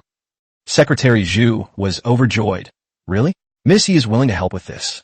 I believe, Wang, you will also be willing to contribute to the school. After all, it's only natural to reciprocate. Secretary Zhu paused for a moment, then laughed. Yes, Miss Yi is absolutely right. If student Wang is willing to help the school committee and the board of directors will not treat him unfairly. Seeing this, Teacher Lu had no choice but to take a step back and leave the control panel. She appeared to be neither opposing nor approving, remaining neutral. Seeing this, Yi Tong quickly stepped forward, placed her hands on the platform, and activated her divine power. With the transmission of the divine artifact, she quickly arrived at Wang Yi's examination room in the form of a blur. Wang Yi, wow, senior, what are you doing here? Don't speak yet, listen to me. You performed well since the start of the exam. But your victory was too bland, too boring to outsiders, and didn't really impress anyone. Wang Yi was a little confused. Huh? My clan has won so many times, and it's still not enough. You are indeed very strong, but to others, your victory seems somewhat inexplicable. It can only be said that your clan is too strong. Therefore, from now on, you'd better use some conventional methods to win gracefully. I've already spoken with the school board representatives. If you win convincingly, they'll owe you a huge favor. Understand? Wang Yi immediately perked up. If that's what you're talking about, then I'm wide awake. Don't worry, senior. What follows is an extremely exciting head-on military clash. Okay, I believe in you. Go ahead and perform. I'll take care of the rest. The afterimage disappeared, and after thinking for a moment, Wang Yi issued a divine decree. In the final battle, take the initiative. Reveal your advantages in formation, military strength, and weaponry, and complete a textbook encirclement and annihilation. Of course, capture them alive if possible. Go forth and bring back victory and glory. After receiving the divine oracle, the rat spirit official took it very seriously. He summoned the clan chief and the 3 newly surrendered chieftains to begin analyzing the battle situation and optimizing the tactics. The last tribe, unlike the other 3, had virtually no fancy moves. The Bloodclaw clan is a group of truly bloodthirsty beasts. They live to die in battle, and they crave blood and madness. Their claws and teeth are incredibly sharp, and they possess strong physiques and a frenzied fighting spirit. Over the years, with this reckless, mad dog-like fighting style, they have become the leader of the 4 major tribes of the Skaven. To others, they are completely out of step with the overall character of the rat people. They are also the enemies that people least want to encounter. However, they will encounter an even more terrifying enemy today. As the sun rose, the fully armed and ready Imperial rat men marched out of the fortified city amidst the resounding horns, heading toward the territory of the 4th foreign tribe. Many of their fellow orc tribes stood on the high ground, watching their Ratman brothers set off on their expedition, silently offering their blessings. A powerful march, a disciplined army, sturdy armor and sharp spears, an impeccable battle formation. Led by the chieftain and 3 other chieftains, 1,000 Imperial Xia ratmen set off on their expedition in a grand procession. Whether they sensed the chilling atmosphere of the battlefield or not, the Bloodclaw tribe's ratmen also lined up and set off to meet the direction from which the Emperor Xia ratmen were attacking. Although the 2 armies have not yet clashed, the aura of a fierce confrontation is already palpable. Everyone in the monitoring room turned their attention to the battlefield in the outer heavens, while in the observation group, an old man with silver hair curled up a sinister smile.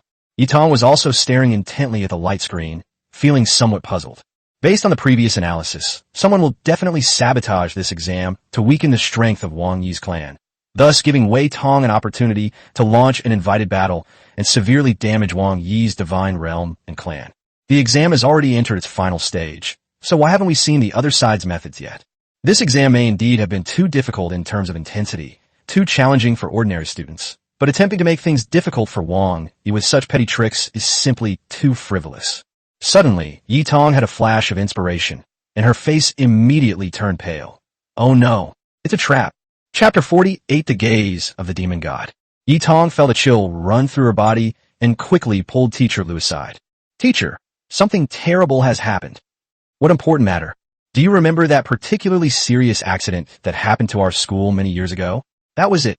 It ultimately attracted the abyss plane to rise and almost eroded our school's divine domain. Teacher Lu was taken aback for a moment, then suddenly realized, Oh, I remember now. I remember that exam was also with the rats. Yes, exactly the same situation as this time. Teacher Lu immediately broke out in a cold sweat. How could this happen? How could the teacher who set the question make such a big oversight? If this continues, the coordinates of the candidate's divine realm will be known by the Abyss Demon God, leading to an erosion event, and it may even spread to the school's divine realm. No, the exam must be stopped immediately. He reached for the gadget on the control panel to try and stop the exam, but Secretary Zhu grabbed his hand and stopped him. Old Lu, what are you up to now? Secretary Zhu, something big has happened. Teacher Lu didn't dare to delay and quickly whispered the matter to Secretary Zhu. Upon hearing this, the latter turned pale with fright. As the abyss rises, it erodes the school's public sacred domain, and even the public sacred domains of neighboring forces will be polluted. This would be an unbearable disaster. Ladies and gentlemen, I believe you've seen enough. We still have other facilities waiting to be visited, so why don't we? Secretary Zhu tried to shoo these people away, but an old man with white hair and red eyes stood up from the crowd, leaning on a snakehead cane. Isn't this just getting interesting? Why are we leaving? I think the exam is almost over. Why don't we watch it to the end? What do you all think? The others seemed to follow the lead of this silver-haired old man, nodding in agreement. Only a few people of similar status looked at him with suspicion. When Yitong saw the old man appear, her expression immediately turned grim. She then realized that the other party might be targeting Wang Yi. The old man who just spoke was none other than a powerful member of the divine race behind the silver-haired youth who was tricked by Wang Yi on the day of the godhood ceremony. Excuse me, everyone. There was a slight hiccup during the exam, which may require technical adjustments. So please. Perfect. We'd also like to see how your school handles emergencies. Seeing that the other party was unmoved, Teacher Lu suddenly lost her temper. As the chief examiner, I hereby declare the exam over. He reached for the control artifact and immediately activated the termination command. But no matter how he manipulated the artifact, the exam process remained completely unchanged. What happened? The silver-haired old man chuckled. It seems your school's equipment is quite mediocre. It's already malfunctioning. Yitong saw clearly that the old man's serpent-headed scepter was gleaming with a pair of ruby serpent eyes. It was highly likely that he was the one interfering with the issuance of Teacher Lu's divine decree. Just as Yitong was about to speak, the other party anticipated her movements. I didn't see clearly just now. Isn't this Miss Yitong from the Yi family? I just chatted with some old friends of the Yi family a couple of days ago, and they all spoke highly of you. Miss Yi, it seems the position of the next head of the family is definitely yours, isn't it? Yitong clenched her fists. The other party was clearly using the relationship between their families to warn her. But what he didn't know was that Yitong had already formed a cooperative alliance with Wang Yi. Thank you for your concern, but the position of head of our Yi family has always been held by the most capable person. Concise and to the point, unmoved. At this moment, Yitong exuded heroic spirit, attracting approving glances from the other powerful members of the divine race. She rushed to the control device and pressed her hand on it. Soon, her image reappeared in Wang Yi's examination room. Wow, senior, next time you show up, can you at least say hello first? It's scary to suddenly appear like that. Shut up. Listen to me. There's something wrong with this exam. You need to withdraw from the exam immediately. There's a problem? I knew it. This exam was way too easy. Because his divine domain was projected onto the central screen of the monitoring room, his words echoed clearly throughout the entire room. Almost instantly, everyone turned their gaze back to the outer heaven. Stop talking nonsense, and force log out before the exam is over. But Wang Yi awkwardly pointed to the phantom mirror in front of him. We've already finished fighting. Yitong then realized what was happening and quickly looked at the light screen. At this moment, the Xiaorat clan had already begun cleaning up the battlefield. Chief Bloodclaw lay on the ground, while 3 other chieftains squatted beside him, feeding him broth and teaching him slogans. Having already learned, returning to the heavenly way and wholeheartedly striving for success, I'm about to learn following the heavenly way and jointly forging the dream of an Imperial Xia dynasty. What's wrong with you? Why did it end so quickly? Faced with Yitong's angry questioning, Wang Yi subconsciously replied, Well, I got carried away and didn't think about anything else. Besides, you didn't even tell me. If you say to wait a little longer, then I'll just hold on a little longer, won't I? Don't be angry. Next time I promise I won't be so fast. I'll hold out longer. Indeed, as Wang Yi said, it was a momentary impulse that led him to lose control. The Imperial Xia clan preferred to plan carefully before making decisions, and they favored strong advantages and fortified positions. But deep down, they are full of martial spirit, the most valiant and skilled fighter. He loves to compete and fight, and is also the most virtuous in martial arts. That's why they care so much about self-cultivation, because they themselves know in their hearts how terrifying they would be if they did not cultivate their character and temperament. Just now, I received a divine decree and a divine instruction telling everyone to roll up their sleeves and get to him. Then, why not unleash your true nature to the fullest? To be honest, things happen too fast. Compared to the well-trained and well-armed Imperial Xia army, those Bloodclaw clans were not even as threatening as a pack of mad dogs. They were devoured and divided up in no time. The unfair distribution even led to arguments between the brother units. Wang Yi was a little confused. Senior, what exactly is wrong? Yitong's face was grim. A long time ago, there was a serious abyss erosion event in Tyremere. It was also a test, and the situation was the same as now. What? Abyss, what corruption? This is something you were supposed to learn when you were in the second year. Yitong had to explain in the simplest terms. You can understand it as the endless divine realm being a sea, and all the divine realms are just bubbles floating in the sea. The surface of the sea represents order, while the seabed represents chaos. The shallower the depth of the divine realm, the closer it is to order. The deeper the depth, the closer it is to chaos. Once you go too deep, you will enter a terrifying place called the abyss. The bubbles are not called the divine realm, but the abyss plane. They have been claimed by various chaos gods, and the creatures within have been corrupted by the will of the abyss, becoming abyss demons who only know how to plunder, kill, devour, and evolve. You and your divine realm are very likely now locked onto by the chaotic demons of the abyss. Chapter 49, The Great Demon, The Divine Descent. Seeing that Wang Yi remained silent, Yi Tong continued anxiously. The Abyss Demon God is always trying to erode the divine realm on the side of order, plunder resources and living beings, and hunt down gods. However, they were blocked by natural barriers and the oaths of the gods, and could not freely escape the Abyss. But once certain rituals are involved, they could be freed from the Abyss. Many years ago, a terrible incident occurred at Tyremer Academy. A vassal of a demon infiltrated the school and assumed an important position. He concealed the summoning ritual within an exam, causing the Abyss to rise and corrupt the school's common sacred domain. Tyremer Academy was nearly destroyed as a result. Wang Yi, time is running out. Force logout now. Then I'll give you a divine protection card, which will temporarily preserve your divine realm.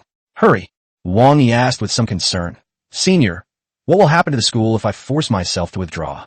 The school naturally has its own ways of dealing with this.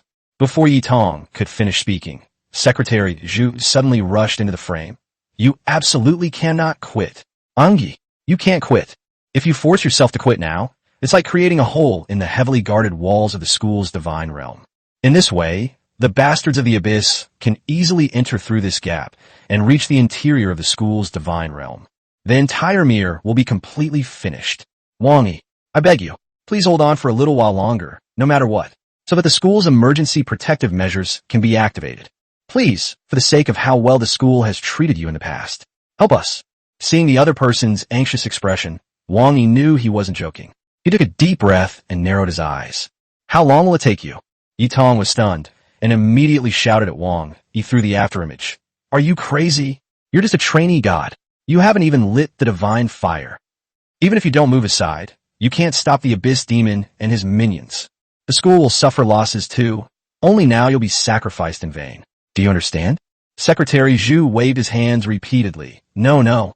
Since we suffered a loss last time, the school has strengthened its divine incantation oaths, reinforced its school-level defenses, increased the activation speed, and carried out a comprehensive upgrade.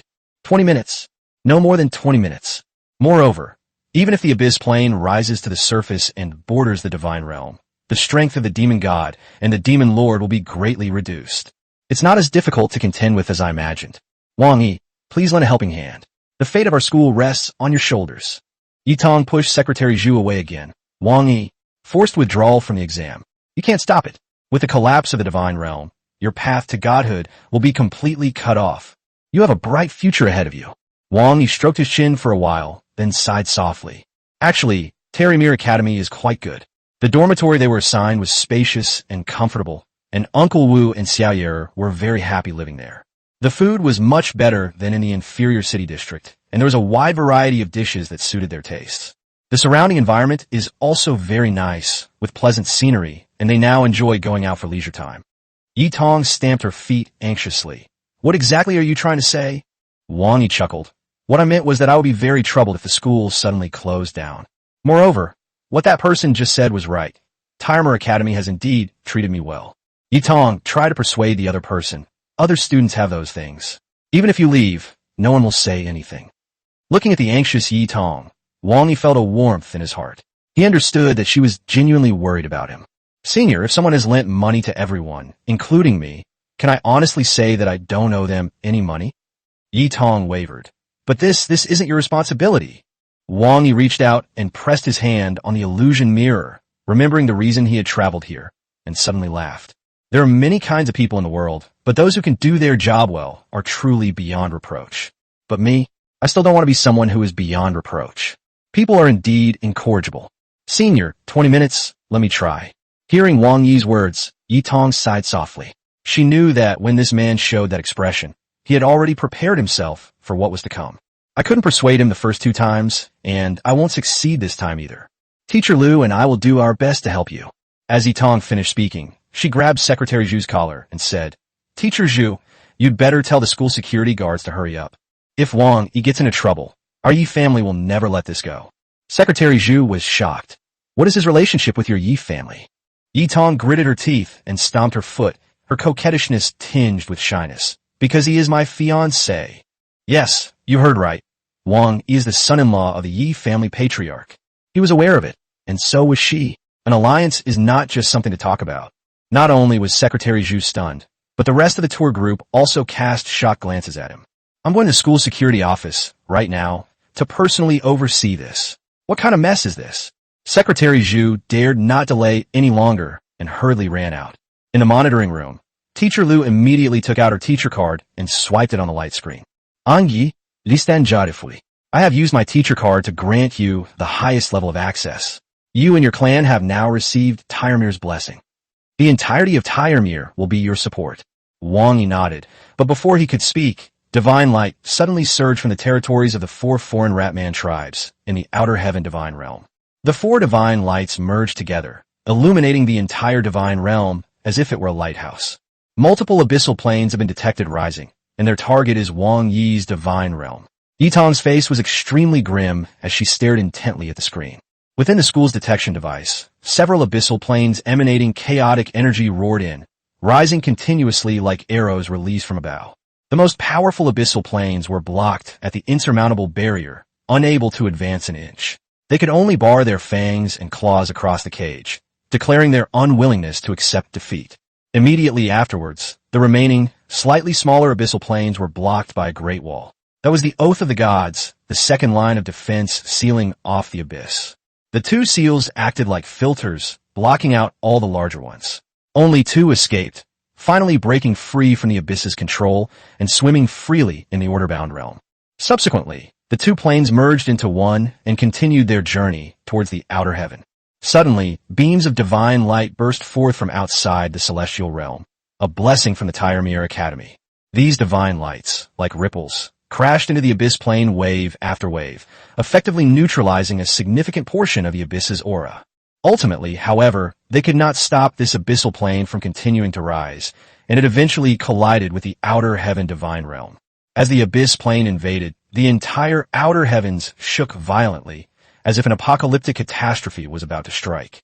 At this moment, Wang Yi's 10% divine domain refinement rate came into play. Under his divine power suppression, the outer heaven was forcibly settled. Through the illusionary divine mirror, he saw that one side of the divine realm beyond heaven had already bordered the abyss plane, and large swathes of land had been eroded by the abyss aura, becoming unrecognizable. Hordes of ferocious abyssal rat men, their teeth clenched and bloodshot, surged toward the heart of the outer heavens. Behind them stood a powerful Ratman figure. Yitong's afterimage quickly told Wang, "That's the great demon of the chaos demon god Horned Rat, the Lord of Calamity. Great demons are similar to servants of gods, and are extremely powerful. All you need to do now is arrange for your clansmen to block the enemy at every step. You have a large population and good fighting strength, so just spread out the battle lines." Without a second thought, Wang Yi placed one hand on the mirror. "How can I sit idly by and watch my people die for me in vain? I will fight alongside them." The Lord of Destiny is not a coward who can only stand by and watch. Initiate Divine Descent. Target, Rat Spirit Master. Descent type, Divine Descent. Chapter 50 The Abyss. I'll fight the Abyss. After the divine light passed, Wang Yi felt as if he had been given a new body. He was now controlling the body of the Rat Spirit Official, his entire body radiating divine light. With his appearance, the previously panicked rat men quickly calmed down. Wang Yi looked around, then immediately jumped onto a high slope, raising his long sword high, his whole body radiating divine light. Are you scared? In truth, beings of the Order side are inherently averse to the abyssal aura that represents chaos. This is not fear, but rather a disgust akin to the fear of stepping in excrement. It's normal to feel some fear when looking at the catastrophic world and the surging enemy forces. No Ratman dared to look Wang Yi in the eye. They knew that the Rat Spirit Official was no longer the original Ratman, but that being. "Actually, I'm scared too." Wang Yi suddenly changed the subject, immediately attracting the attention of all the Ratman warriors. Just as they were puzzled, Wang Yi suddenly roared loudly. "I'm afraid the enemy that comes will be too weak. Too few. I won't have time to kill them all before they're gone." The bold declaration instantly ignited the passion of all the warriors on the battlefield. Their expressions turned fervent again as they stared excitedly at Wang Yi, who held his sword high. "This is our home. Now a bunch of bastards have stormed in aggressively, and they want to smash our home, steal our food, and kill our relatives and compatriots. Do you agree or not?" "No, I will. What good is just shouting?" Wang Yi pointed his battle sword at the charging abyssal ratmen. "Use your battle swords and roars. Nail these 3 words firmly onto their corpses." Knife in hand. Follow me. Slaughter the enemy. Kill the bandit leader. Destiny is with you. Charge. All the Ratman warriors were filled with fighting spirit and followed Wang Yi as they charged out of the fortified fortress, launching a counterattack against the invading army of abyssal Ratmen. The formidable defensive line formed by those three majestic cities should have been a reliance for attrition against the enemy and for protecting one's own forces, but Wang Yi chose to abandon it without hesitation. The reason was simple. As soon as he arrived at Tianweishan, he sensed the low morale of the soldiers. Soldiers who have lost their military spirit, no matter how skilled and hardworking they are in training, will crumble like chickens and dogs on the battlefield when life and death are at stake. Military spirit. It is the backbone of an army. If we continue to cower in our shells and stall the enemy, even if we win, morale won't improve. Instead, the soldiers will become even more afraid of the enemy and more reliant on the defensive line. If they lose again, the consequences will be even more unimaginable. First battle. We must fight outside the city. Fight with blood and guts. Fight with courage and spirit. If the enemy is ferocious, be even more ferocious. If the enemy is fierce, be even fiercer. When two armies meet on a narrow path, the brave shall prevail. Charge with me. Wang Yi took the lead, his divine power surging as he charged into the enemy ranks like a warrior unleashed, cutting down countless enemies with each swift stroke of his blade. At this moment, Wang Yi not only possessed divine power, but was also blessed by the Academy of Tyre. As a renowned academy of gods, the blessings bestowed by Tyre Academy are truly substantial and incredibly powerful. As an abyss species, the opponent was already struggling to adapt to fighting in the uncorrupted order side of the divine realm. Furthermore, the oppressive aura of Tyre Academy further diminished their strength. Furthermore, given that this abyssal plane was already weak, this shift in power between the two sides quickly narrowed the vast gap in strength. Although the abyssal Ratmen are still powerful, they are no longer invincible. Wang Yi, who is now descending to earth like a god and wreaking havoc, is the best proof of this. Seeing their savior so valiant, the Emperor Xia Ratman was filled with excitement and charged forward with a roar. Blood, it is courage. Spirit, it is courage. Even if the Imperial Xia Rat clan suffered casualties in battle, they fell on the path of their charge. No one stopped, and no one turned back. Under Wang Yi's leadership, they managed to push back the invincible Abyss Rat clan. Such a bizarre sight left everyone in the monitoring room speechless. They had seen plenty of Abyss invasions before, given their experience. At present, the best course of action is to try every means to delay the first wave of attacks from the Abyss clan. When those rabid beasts living in the Abyss came to the divine realm of order, they were like wolves that had been starving for 800 years. No one could stop their relentless plundering and slaughter. Avoiding the limelight for now is a last resort. But today, they witnessed a madness more hysterical than madness itself. A wicked god more vicious than a hungry wolf. They were just discussing Wang Yi's foolishness, that he had built strong city defenses, but still wanted to go out into the open to fight the enemy, using his own weaknesses to fight the enemy's strengths. They seemed courageous, but are actually foolish. But when they first saw the Abyss creatures fleeing in disarray, they realized that the clown was actually themselves.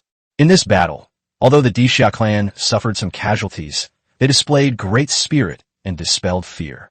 They stood on the battlefield, their eyes sweeping contemptuously over the corpses at their feet and gazing at the fleeing enemy. Abyssal species? Nothing special. However, facing the departing Abyss creepers, Wang Yi did not choose to continue the pursuit. He knew when to stop and quickly called for the rat warriors to wait for the carriage back to the city. The fortress is his source of confidence. As long as the fortress stands, such a courageous and relentless charge has a solid foundation. Upon returning to the Acropolis, he immediately retrieved the sun scepter he had previously obtained from his inventory. Using its function as a miniature altar of the gods, he commanded all the tribal priests to hand over all the talismans to the Skaven. When they saw him take out the golden scepter, one of the powerful deities in the monitoring room changed his expression and murmured softly, "It's him. No wonder. Savior, what do we do next?" The clan chief and the 4 chieftains surrounded Wang Yi, looking at him expectantly. Wang Yi smiled slightly. "Distribute all the talismans. They just tested our strength and will definitely come back again. They think they have a sure victory, but I'm going to make them question their existence again." At this moment, a scout rushed over. "Savior, a large number of enemies have been spotted ahead. Although their numbers are not as many as before, they appear to be much stronger. They must be the enemy's elite troops." Wang Yi sneered, fine. Elite troops, fine. That's exactly what I'm going to fight. Distribute all the talismans. Divine power spells. Demon breaking spells. Wind treading spells. Body protecting spells, plaster them all on. Dare to come to my territory and try to freeload? I'll knock out all their teeth. Savior, there seems to be an extremely powerful individual appearing in the rear of their army. That's probably the so-called Great Demon Lord of Calamity, the master of this abyss plane. Wang Yi swung his sword. Fine. Since we're here, let's die here. We, the descendants of Emperor Xia, never provoke trouble. But we are not afraid of trouble when it comes. Up the city wall, prepare for battle. Now, defending the city again, the morale is completely different. The 3 fortified cities are like ferocious beasts with their jaws wide open, quietly waiting for unsuspecting prey to come to them. The people in the monitoring room were completely dumbfounded, let alone waiting for the security department to cast a defensive spell. It feels like before they even catch up, this abyss plane is about to be destroyed by the outer heavens. Chapter 51, Inconceivable Advantages. The abyss is feared by the gods, not only because of its ferocious and mad creatures, but also because of its terrifying corrosive power. It's like a pond full of ink. After colliding and connecting with the pond in the divine realm, the ink will quickly stain the divine realm with the abyss's dark color. In this way, the abyssal creatures can move freely within the target divine realm. When the divine realm is corrupted, the gods themselves will be polluted, their strength will plummet, and they will no longer be pure. They may even have their minds eroded and fall into becoming one of the abyssal demons. Needless to say, the creatures within the corrupted divine realm will also rapidly degenerate into the abyss, falling into hysterical madness, filling the rest of their lives with endless slaughter and devouring. The abyss is something that no god, no matter how powerful, would avoid. However, today, the gods in the monitoring room were shocked to discover that the Xia pantheon was completely unafraid of the abyss's corruption. As the abyss's aura swept towards the outer heavens, and as his people were entangled by the abyss's demonic energy, Wang Yi suddenly raised his golden staff and roared towards the sky. This is the territory of my Imperial Xia. How dare these mere demons act so presumptuously? Retreat. Such a childish and even ridiculous act triggered an inexplicable miracle the next moment. Suddenly, 5 beams of light shot out from the rat spirit official that Wang Yi possessed, soaring into the sky and creating 5 illusory figures in midair. This is a tall stone tower, its rugged style unable to conceal its sturdy fortifications. The towering structure stands straight, as if declaring war on the heavens. These 2 are wooden drills, thick at the top and pointed at the bottom. The grain of each drill seems to be naturally formed, or as if it were carved. The tip is accompanied by sparks. Although they are inconspicuous, they exude a terrifying divine power. The third one, it was a square cauldron with 4 legs. The cauldron was dark green, and wisps of green smoke would occasionally drift out from it. The surrounding vegetation was lush, and it looked extremely sacred. The fourth one, it was a piece of tortoise shell, speckled as if someone had deliberately burned it, while the cracks within represented the unpredictable will of heaven. The fifth item is a sharp sword. One side of the blade is engraved with the sun, moon, and stars, while the other side is engraved with mountains, rivers, and vegetation. One side of the hilt is inscribed with the techniques of farming and animal husbandry, while the other side is inscribed with strategies for unifying the world. It contains boundless power and is a divine sword for slaying demons and monsters. When the 5 divine figures appeared, everyone in the spectator group stood up in unison. Could this be the legendary divine artifact, Zhenying? There's no mistake. Generally, those extremely talented gods, when they condense their divine spark, will reflect the image of the divine artifacts they will forge in the future. Every one of these gods is incredibly powerful and has written their own epic legend. But isn't this kid just an apprentice deity? Is that the key point? It's the number. Does this mean he will possess 5 incredibly powerful artifacts in the future? In other pantheons, among hundreds or thousands of gods, only one possesses the divine artifact Zhenying. Such a person is a genius among geniuses, a precious gem within the pantheon. There are 5 of these kids, and they're all so strong. Is he some kind of illegitimate son of the creator god? This is outrageous. Can anyone tell me what these 5 divine artifacts are, and what kind of divine power they possess? Why do I feel uneasy about them? The silver-haired deity stared at the magnificent scene on the light screen. His teeth clenched and his face contorted in a ferocious grimace as he clenched his fists tightly. Unaware of their presence, Wang Yi naturally recognized these divine artifacts. They were, in order, the Qinquan Pagoda of Yuchao, the Swearin Drill of Swearin, the Shinnong Cauldron of Shinnong, the Hichu and Luoshu of Fuxi, and the Emperor's Sword Xinyuan of Xinyuan. The moment these artifact shadows appeared, a familiar notification sound rang in Wang Yi's ears. Ding! Congratulations! You have successfully triggered a special event, activating the 5 ancestral spirits synergy, the 5 clans' virtue and power. The 5 illusory images of divine artifacts merged into one, instantly unleashing a 5-colored divine light. The corrupting energy of the abyss crumbled instantly, like snow meeting the sunlight. The divine light, undiminished in its momentum, swept across 10,000 miles, purifying the heavens. The once arrogant abyss creatures suddenly trembled with fear, and even the great demon calamity lord of the horned rat showed a look of terror. Taking advantage of the other party's momentary daze, Wang Yi suddenly smiled ruthlessly. You bastard! Watch your grandpa do something ruthless to you.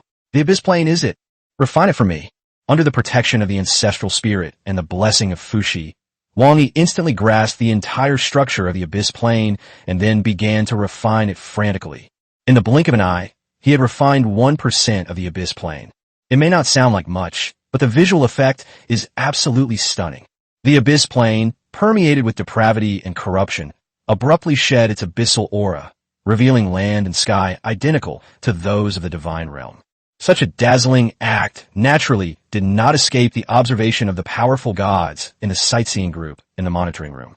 This time, they went straight to the control panel and stared intently at the abyss plane on the light screen, which was gradually becoming a divine realm. Am I seeing things? Is this kid refining the abyss plane? Inconceivable. How could a mere novice deity possess such formidable divine power? Could it be that he has some special divine realm refining technique? Is this a matter of skill? This is snatching food from the mouth of the will of the abyss. Even if its ferocity has been suppressed by one defensive barrier after another, it is still the abyss plane. Is it so easy to refine? From the crowd, a god sneered. If it's him, it's not surprising. With the appearance of the golden scepter, this deity has confirmed that Wang Yi is the same person who caused such a stir when the high-ranking officials of the pantheon secretly conveyed the mission a few days ago. The god-level being is an apprentice god, whose behavior is extremely bizarre and insane. Although his clan is not the sea crocodile people, it seems that his clan is a very diverse group of half-orcs. However, compared to the legendary, earth-shattering survival challenge on the deserted island, what happened before our eyes was clearly even more shocking. Finally, realizing that their stronghold was about to be stolen, the Abyss army's morale collapsed. No matter how the great demon lord of calamity wielded his whip, he could not drive the lowly Abyss ratmen to continue their charge. It roared, brandished its battle axe, leaped off the chariot, and led its personal guard in a charge towards the fortified city. It attempted to awaken the ferocity of the Abyss rat clan with its indomitable spirit. However, Wang Yi would not let him regain the morale that he had worked so hard to suppress. Elite against elite, he had no intention of holding his ground from the beginning. This battle, we must utterly crush the enemy's arrogance and overconfidence. He raised his arm and shouted, "Are all the talismans affixed? It's done. Savior. Ha ha. All right. Do you dare come out with me? We'll kill him again. I am willing to be your savior. I will go through fire and water. I would gladly die 1,000 deaths. With lofty ambitions, we'll feast on the flesh of the barbarians when we're hungry, and laughingly drink their blood when we're thirsty. We'll wait to start anew, reclaim our lost lands, and return to the Imperial Palace." The Imperial Xia clan did not know that Wang Yi was reciting Yu Fei's Man Jiang Hong at this moment, but they only felt that their savior's chanting was like a divine incantation, making their blood boil and their fighting spirits soar. At this moment, the city gates slowly opened, and the great demon and his henchmen roared and charged in. Wang Yi drew his sword and charged out with his followers, letting out a deafening roar. "Those who offend my Imperial Xia, slaughter, no mercy." Chapter 52, Do you really think there are no adults in a house? The elite of the Abyss demons are truly powerful. Even the elite ratmen, whose bodies were covered with various blessing talismans, could only fight one enemy in 2s and 3s. Even so, their combat skills and well-trained formation coordination enabled them to unleash a level of combat power that was difficult for ordinary people to comprehend. Blood and roars erupted on the battlefield. As one Abyss rat after another fell, the arrogance of the abyss creatures as hunters was gradually shattered. They were horrified to discover that in this world, they were the prey being hunted. Soldier against soldier, general against general. The strongest demon was naturally stopped by Wang Yi, who had descended upon the rat spirit official. But as soon as the two clashed, Wang Yi felt immense pressure. Great demons are similar to servants of abyssal demons. Servants do not have a clearly defined power level because their power does not originate from themselves, but rather from the amount of power bestowed upon them by their masters. This Calamity Lord was powerful, but its strength had been greatly diminished by repeated blockades and suppression. Even so, it was still superior to Wang Yi. Fortunately, Wang Yi had many blessings, and with the unwavering support of the Tyre Academy's blessing, he was barely able to contend with the power of an apprentice god. The Calamity Lord's fighting style is cunning and unpredictable. Its two rat tails, covered in barbs and bone spurs, are also deadly weapons. Fortunately, Wang Yi was blessed with a halo of martial virtue at this time, and the other party was unable to gain any advantage over him. Even so, the Calamity Lord remained unafraid, continuing to deplete Wang Yi's divine power. In his view, Wang Yi had previously led his clan in a fierce battle, consuming a large amount of divine power.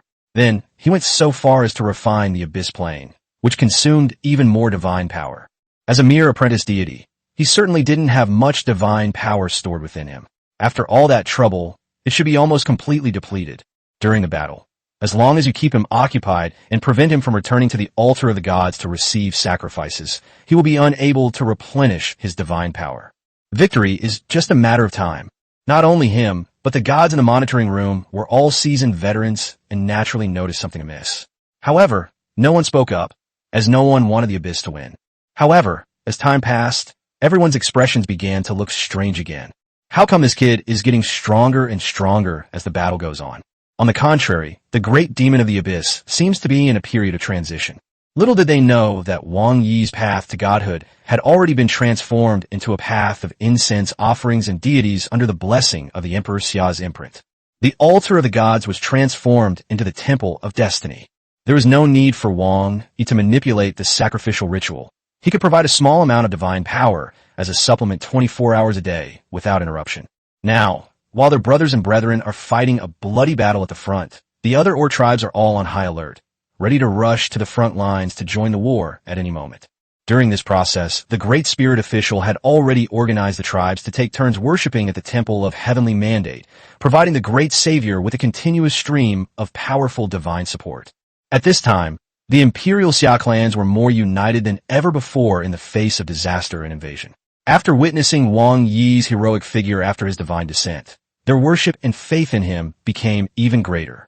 In this way, the ever-growing divine power grew stronger and hotter, providing Wang Yi with a continuous source of power. Drink it! With a roar, Wang Yi severed one of the great demon's rat tails. The Calamity Lord, in pain, turned and lunged at Wang Yi, but was slapped on the neck by the Bloodclaw chieftain who had arrived just in time. The other three chieftains also joined the fray, and the Ratman chieftain helped Wang Yi retreat to rest for the time being. Only then did the Calamity Lord realize that his elite forces had been slaughtered, and more elite Imperial Rat Clan soldiers had joined the siege against him. These damned ants, with their measured advances and retreats and seamless teamwork, though weak, managed to suppress him through their unity and hard work. This will be a hunt. The abyssal rat men in the distance were trembling with fear at the sight, and no matter how much the great demon cursed and shouted, he could not urge them to come forward to help. Above the sky, a seven-colored rainbow was slowly appearing. It was the defensive spell of Tyre Academy. Once the rainbow takes shape, as long as the master of the divine realm, Wang Yi, grants permission, the divine spell can be cast directly, instantly annihilating the abyssal creatures. The scales of victory seemed to have tipped in favor of the Imperial Xia pantheon. Just when everyone thought the crisis was about to be over, the silver-haired old man who had been standing silently at the back of the crowd had a look of utter contempt in his eyes. It seems his plan is not so simple. The rainbow had already taken shape, and Tyre Academy requested Wang Yi's intervention. Having fought a long and arduous battle, Wang Yi naturally accepted without hesitation. When he made his decision and temporarily opened the divine realm to Tyre, the great demon, who had been fighting desperately, suddenly froze in place. The next moment, he suddenly extended his sharp claws and rapidly drew a strange magic circle on his chest. Something's wrong. Something's not right. Teacher Lu immediately noticed something was amiss, grabbed his communication device, and shouted, "Security! What's going on? Shoot the target out immediately." This is the security department. The divine incantation has malfunctioned. It seems someone has tampered with it. We are working hard to fix it. What? Damn it. Then immediately revoke the permit. Let my student's divine realm return to its closed state. The divine incantation is malfunctioning. We cannot perform the relevant operations. Permission cannot be cancelled. Repeat. Permission cannot be cancelled. Yitong's face turned deathly pale. A trap. This is a trap. Damn it. Why didn't I think of that? If the person who designed the trap knew about the tragic accident that happened so many years ago, they would naturally know that the school had taken precautions against such accidents. This defense was also part of their calculations. Hateful. She turned and rushed towards the outside of the monitoring room. Teacher Lu shouted, "Xiao Yi, where are you going?" Yitong rushed into the classroom, which was now empty. Except for Wang Yi, who was still taking the exam, all the other students had been evacuated and logged off. Yitong used her privileges to open Wang Yi's examination room. The room was empty, as Wang Yi had already descended into his divine realm. Yitong didn't know what she could do. She just instinctively wanted to come here. Even if she couldn't help, she hoped to witness something, to remember something. At this moment, in the outer heavens, the Calamity Lord's claws pierced his own chest, tearing out his own heart. Amidst a strange chanting, he suddenly crushed it. The blooming blood mist, under the influence of the magic circle on his chest, swirled back and enveloped the Calamity Lord. The next moment, the blood mist dissipated along with the body of the Calamity Lord, completing a sacrifice of extremely high caliber. The powerful will of the abyss, catching the passage opened by the Tyremir spell, crashed down upon the outer heavens. A phantom of a demon god slowly emerged. It was a strange rat demon covered in sharp horns. The moment it appeared, everything around it was rapidly corroded by the abyss. The moment he saw the other party appear, Wang Yi knew he was no match for them, and he roared loudly at his family. "Retreat! Get away from him!" A tremendous force struck, and Wang Yi felt dizzy. When he came to his senses, he was already pinned to the ground by the phantom of the demon god. The demon was ruthless and swift, without any unnecessary words or movements, and was about to end Wang Yi's life in the next moment. With the divine intervention in place, Wang Yi would most likely be killed by the opponent. Even in this life-or-death moment, Wang Yi still stared wide-eyed at his opponent, showing no fear whatsoever. As if sensing his aura, the Imperial Xia mark between his brows emitted a golden light that disappeared into the sky. In an instant, the weather changed dramatically, and darkness fell in the blink of an eye. Countless stars filled the night sky, and Wang Yi felt a strange sense of familiarity about this starry expanse. Boom! A star in the north shot out brilliant starlight, directly blasting away the phantom of the demon god Horned Rat. Under Wang Yi's astonished gaze, a divine figure slowly appeared and stood in front of him. His silver-black robe resembled both an official's uniform and a Taoist robe. Whether it was the celestial sash fluttering on his shoulders, the seven-colored halo behind him, or the most prominent feature, a rat-headed human body, all indicated his identity. The fourth of the 7 constellations of the northern heavenly black tortoise in the 28 mansions. Star official, Void Sun Rat. Ignoring his injuries, Wang Yi struggled to his feet. With tears in his eyes, he seemed like a bullied child who had encountered an elder in his family, who was a policeman. He clasped his hands in a deep bow and shouted, "Junior Wang Yi, welcome, Star Official." Chapter 53, The Temperamental Star, Official Exorcises Demons on the Spot. In the outer heavens, countless rats witnessed the celestial beauty of the Big Dipper constellation Void Sun Rat. At that moment, it was like a bomb exploding in the hearts of the rats. The rats could be so sacred and majestic. In the minds of all the clans and gods, the image of the rat people has never been very positive. Treacherous, cowardly, and prone to underhanded tactics, they are riddled with flaws. In short, they are nothing but a bunch of useless little mice. The most promising among these rats was the demon god Horned Rat, whom even the other chaos gods despised. This clearly demonstrates the extent of the world's malice towards the Skaven. But now they stared intently at the starry sky rat, desperately trying to imprint this image in their minds and souls. The appearance of the starry sky sun rat is a form of salvation, a salvation unique to the rat people. At this moment, all the rat men had only one thought in their minds. We don't necessarily have to be that way. We could be like this too. However, the star official Void Sun Rat, who brought new life to countless rats, was clearly still somewhat bewildered. He quickly reached out and did some calculations with his fingers, and was immediately shocked, his face then filled with anger. A surge of divine power erupted from his phantom, forcing the demon god Horned Rat to retreat step by step. Boy, step back. I'll talk to you after I've vanquished the demon and protected the righteous path. Before he could finish speaking, the Void Sun Rat had already leaped forward and, with absolute force, stomped on the demon god Horned Rat's chest, pinning his upper body straight into the ground. The arrogant demon god phantom that was just now had no chance to resist at all. The star official of the Void Sun Rat looked down at the other party with a face full of disdain. This is truly bizarre. How come a demon like you dares to ask my divine lineage for images? The demon god Horned Rat roared repeatedly, shattering the surrounding ground as it retreated to create distance. The Void Sun Rat simply stood with its hands behind its back, watching its opponent with a cold smile. The Horned Rat felt greatly humiliated. It let out a noisy roar, then opened its blood-red maw and began to gather magical energy. Seeing this, the Void Sun Rat remained calm and simply walked towards him step by step, making no attempt to stop him. Boom! A jet of divine power, as thick as a water vat, surged forth, heading straight for the starry sky Sun Rat's face. The immense power made Wang Yi, who was watching from afar, tense up and instinctively clench his fists. Unexpectedly, the star official merely frowned slightly, and then swung his hand back. This seemingly insignificant strike, as light as swatting a mosquito, actually dispersed the powerful divine force that was flowing through him. With a swift movement, he appeared before the demon god Horned Rat, grabbed the other's neck with one hand, and slowly lifted him up. Under the overwhelming divine power, the demon god Horned Rat couldn't even lift a finger. I gave you a chance, but you still couldn't do it. I gave you a chance, but you still couldn't do it. The illusory Horned Rat struggled incessantly, but had no chance of breaking free. The illusory Sun Rat, with its neck in its grip, suddenly looked up and gazed at a 45-degree angle behind it. The gods in the monitoring room were shocked, because from this angle on the screen, the unknown deity happened to be staring intently at them. But was it really just a coincidence? We, the people of China, have always been kind to others and prefer to win people over with virtue. Is it perhaps this pure kindness that has caused you some misunderstanding? At this point, the star official's face suddenly darkened, and his beady eyes flashed with murderous intent. What? Do you really think we don't kill people?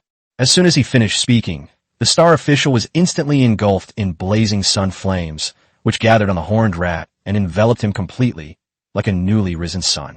The Void Sun Rat, associated with the sun and the rat, is the fourth of the 7 constellations of the northern black tortoise. Although the Void constellation brings much good fortune and wealth, it is located in autumn.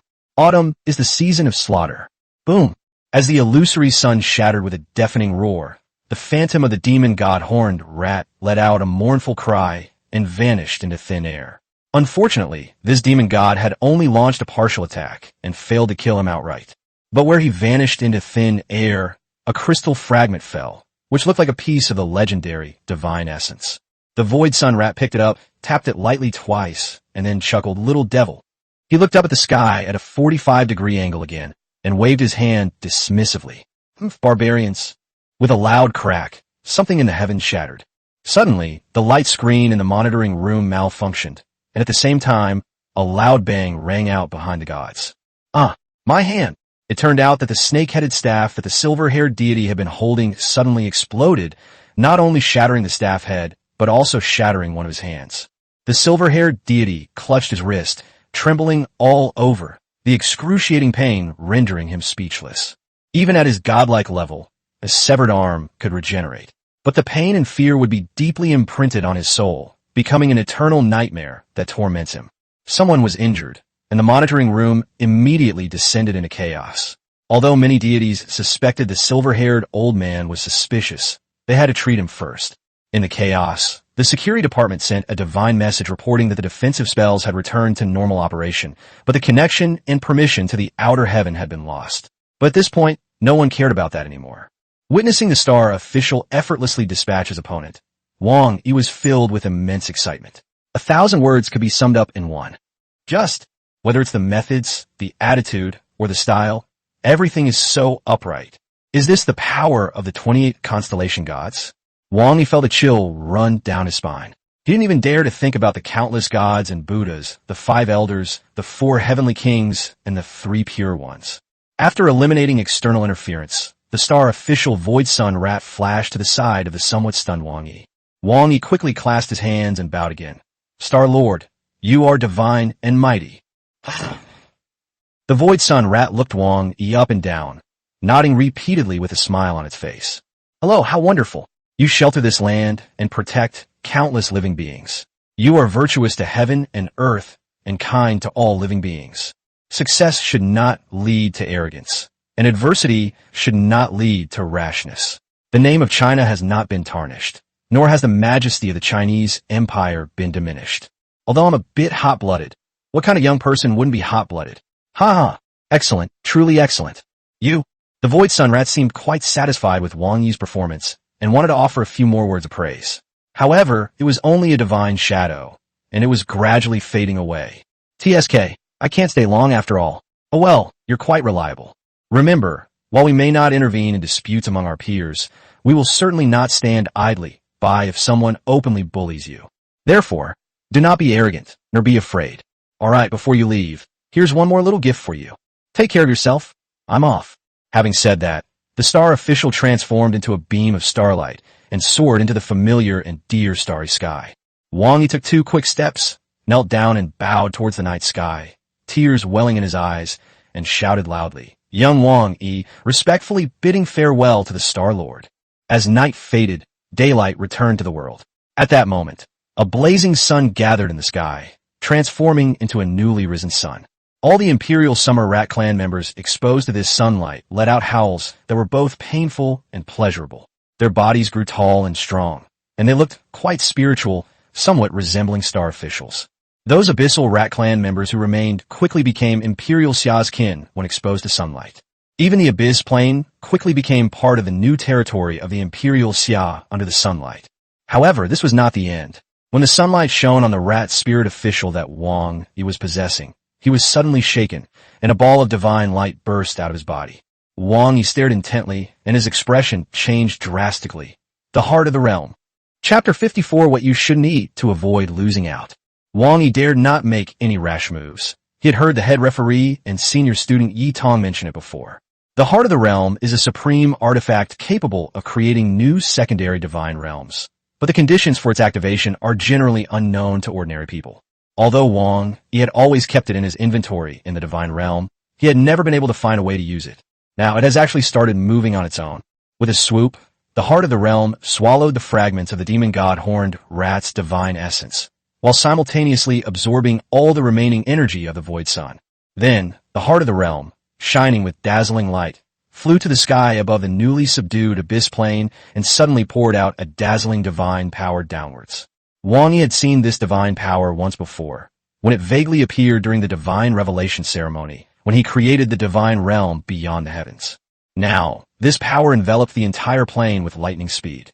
After a strange distortion, the entire plane vanished into thin air. Only at the point where it met the outer heavens, there remained a huge, vertically rotating vortex. Wang Yi was very surprised.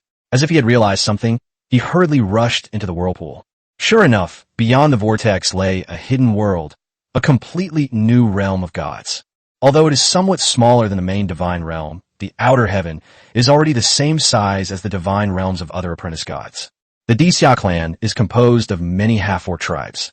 Because the outer heavens are vast and have extremely diverse geographical features, Wang Yi allowed all tribes to freely choose their place of residence.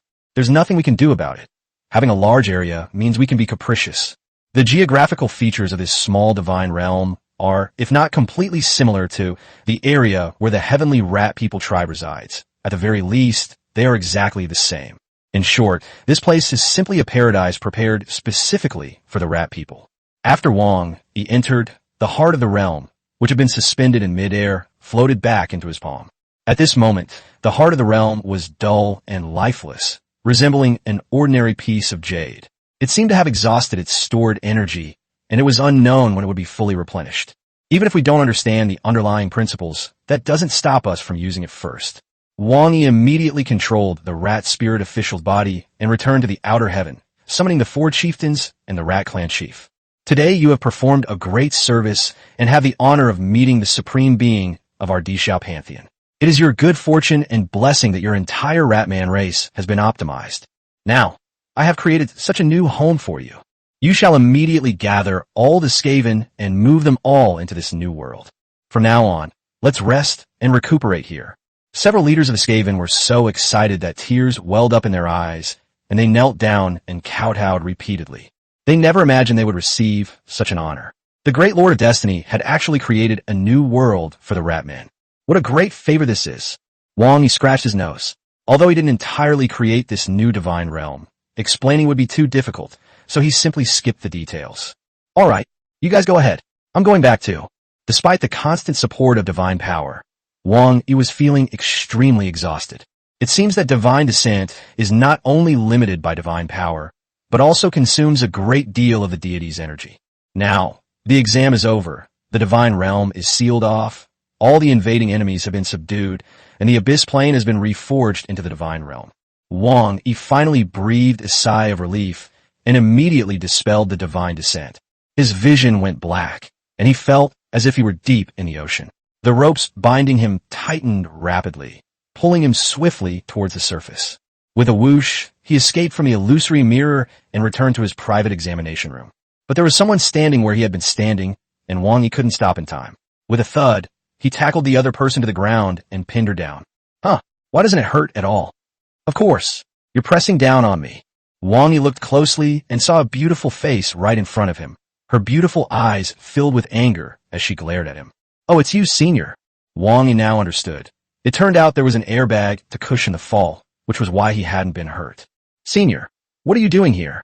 Could you get up and talk again? Wang Yi gave an awkward smile. He struggled to get up, and after finally managing to lift his upper body, his hands slipped, and with a thud, he knocked Yi Tong back to the ground. This was a close call. Wang Yi's lips brushed against Yi Tong's cheek, almost stealing her first kiss. Yi Tong was so frightened that she dared not move, and Wang Yi could only manage a wry smile. Sorry, Senior, I'm a little exhausted. Let me rest for a bit. I promise I'll be able to stand up again after a rest. Take a break? No way. If you rest, what will I do? You can't just think of yourself. I'm not feeling well right now. Wang Yi said helplessly. I really can't move. Why don't you try to move yourself? I'll help you. Yi Tong pouted and stretched out her hands, trying her best to push Wang Yi off the card. Wang Yi also tried his best, but he was too heavy and couldn't get up. The two of them fiddled around for ages, panting heavily, but made little progress. Finally, in desperation, Yi Tong shouted and forcefully pushed Wang Yi up. But the blow was too forceful, and it twisted Wang Yi's leg, causing him to groan in pain. Senior, be gentle. You almost broke it. Break what? What else could it be but my legs, of course? Yi Tong looked at the man in front of her, who was constantly gasping for breath. And suddenly, in a moment of excitement, she hugged him. Damn it, never do anything so risky again. If something happens to you, I'll just lose an ally. Wang Yi rolled his eyes and patted Yi Tong's arm. Senior, you're choking me. Yi Tong blushed with anger and immediately switched to a more professional chokehold. I'll kill you right now. Wang Yi was so choked that his eyes rolled back and his tongue stuck out, but fortunately this was the school's divine realm, so he didn't need to breathe. Otherwise, he wouldn't have been killed by the demon god, but would have been strangled by the goddess. Just as allies were enjoying this joyful moment of interaction, Wang Yi's phantom mirror suddenly emitted a slight tremor. Wang Yi quickly patted Yi Tong's arm. Senior, don't lock it anymore, my mirror moved. Let me see the message, otherwise I won't die in peace. Snort. Yi Tong angrily released her arms, stood up, tidied her messy hair, and wiped the sweat from her cheeks. Wang Yi quickly rubbed his stiff neck and opened the message sent by the pantheon. Beep beep beep. Apprentice God Wang Yi, we have detected that your Ratman clan has been upgraded to a new race. You need to customize the race name. It has been detected that the base stats of your Skaven have collectively increased significantly, surpassing those of the gold race. You need to customize the level name. You have acquired a new secondary realm. You need to customize the name of the new realm. Please fill in the new information for your new tribe. Wang Yi was stunned for a moment, and couldn't help but recall the strange phenomenon that had appeared in the Ratman when the sun was high in the sky. Could this also be part of the star deity's little gift? That's quite a small gift. Let me think. I've got it. Race name, Spirit Rat Clan. Rank name, Immortal Spirit Species. Divine Realm name, Ziling Tian. Beep beep beep. Information collection complete. Yi Tong then came over and asked, "What information?" "Oh, it's a bit complicated." "Then listen to me first." Yi Tong gently pressed his shoulder and said, "The school owes you a huge favor this time, and they will definitely compensate you. You don't know right from wrong, so I'll handle the negotiations. I guarantee I'll maximize your benefits. We can't let this loss go unpunished." Wang Yi really wanted to tell her that he hadn't suffered any losses and had actually gained a great advantage. However, seeing how determined his senior was, he was too embarrassed to say it. Yeah, you can't go wrong with anything you eat. Chapter 55, Isn't This Bullying Honest People? Wang Yi knew very well that Terrymere College owed him a great deal this time. From the very beginning, the exam content was problematic and the difficulty level was set too high. Then, in order to deal with the visiting group, he had to abandon the best way to win and force himself to win the exam in a final showdown. Needless to say, his divine realm then became prey for the abyss. To protect the school's interests, he not only gave up the opportunity to evacuate safely, but also personally donned armor and went into battle, risking death to fight the abyss demon. Finally, even the abyss demon god appeared. The school's promised defensive divine spells became a springboard for the abyss demon god to invade his own divine realm. With so many mistakes, if it weren't for my own superior skills and the help from my hometown, I would have been finished long ago. Shouldn't we settle this score with them? But he didn't quite understand how much benefit these things would bring. But fortunately, Yi Tong certainly did. Seeing Yi Tong's angry expression, Wang Yi smiled knowingly. He suddenly realized that having such a reliable ally who genuinely cared about him was a blessing. No matter what they ask you later, don't say anything first.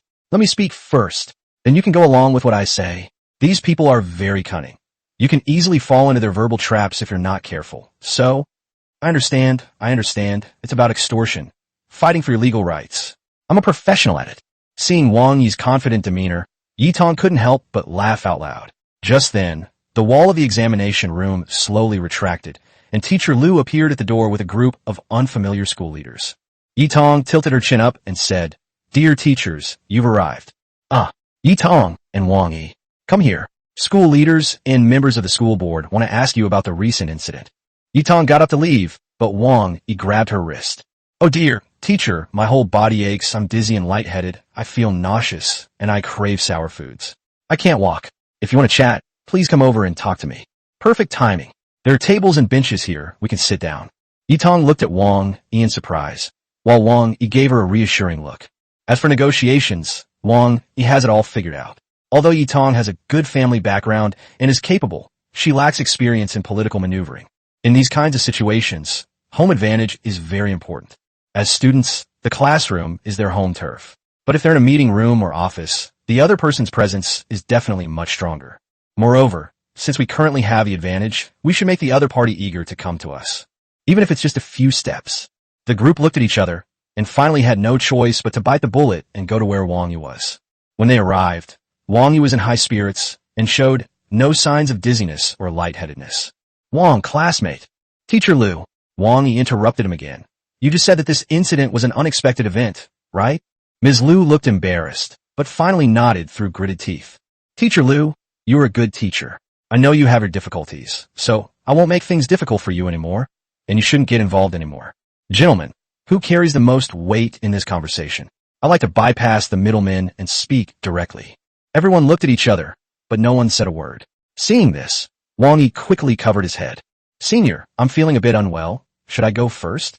Yi Tong sneered in agreement. "Fine, I'll bring the Yi family to find you later and give you a checkup." "Ahem. Gentlemen, there's absolutely no need for this." One of the deities hurriedly spoke up.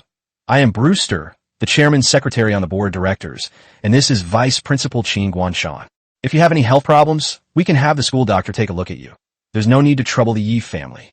When the leader spoke, Wang Yi didn't respond to what he had just said, but instead stared straight into the other person's eyes. Was what just happened an unexpected incident? Yes, it was an unexpected event. My question is the incident classified as a sudden incident? Wang, you need to understand that many things have their own unique characteristics, just like, stop, I'm not interested in anything else. Let's stick to the facts and just talk about this one thing. Is this incident classified as a sudden incident? Wang Yi's meaning was clear and unambiguous. The other party had nothing to say and could only offer an awkward smile. Seeing the other party's attitude, Wang Yi sneered. "Mr. Brewster, and Principal Qin as well, I think negotiations should be based on the most basic consensus. Since we don't have a consensus, there's no need to continue. Everyone, you're all quite busy. Please go back. Principal Qin smiled broadly. Student Wang, it's just a matter of word choice. Why make such a fuss about it? If the name is not correct, then the words will not be proper. You say this is an unexpected event. Does that mean I am a weakling who almost died in a minor unexpected event? Or do you think that our Xia pantheon needs to summon the gods for a minor, unexpected event? Can I interpret this as Tyramir's declaration of war against the Xia pantheon? These words immediately stunned all the deities present. Although they had not witnessed the entire event firsthand, they had heard the general outline from the tour group. With a flick of his finger, he reduced the abyss demon god to ashes. With a wave of his hand, he severed the school's connection to the students' divine realm. This pantheon may not be famous, but it is definitely not to be trifled with. Principal Qin waved his hands repeatedly. No, that's absolutely not what we meant. Wang Yi's face was full of resentment.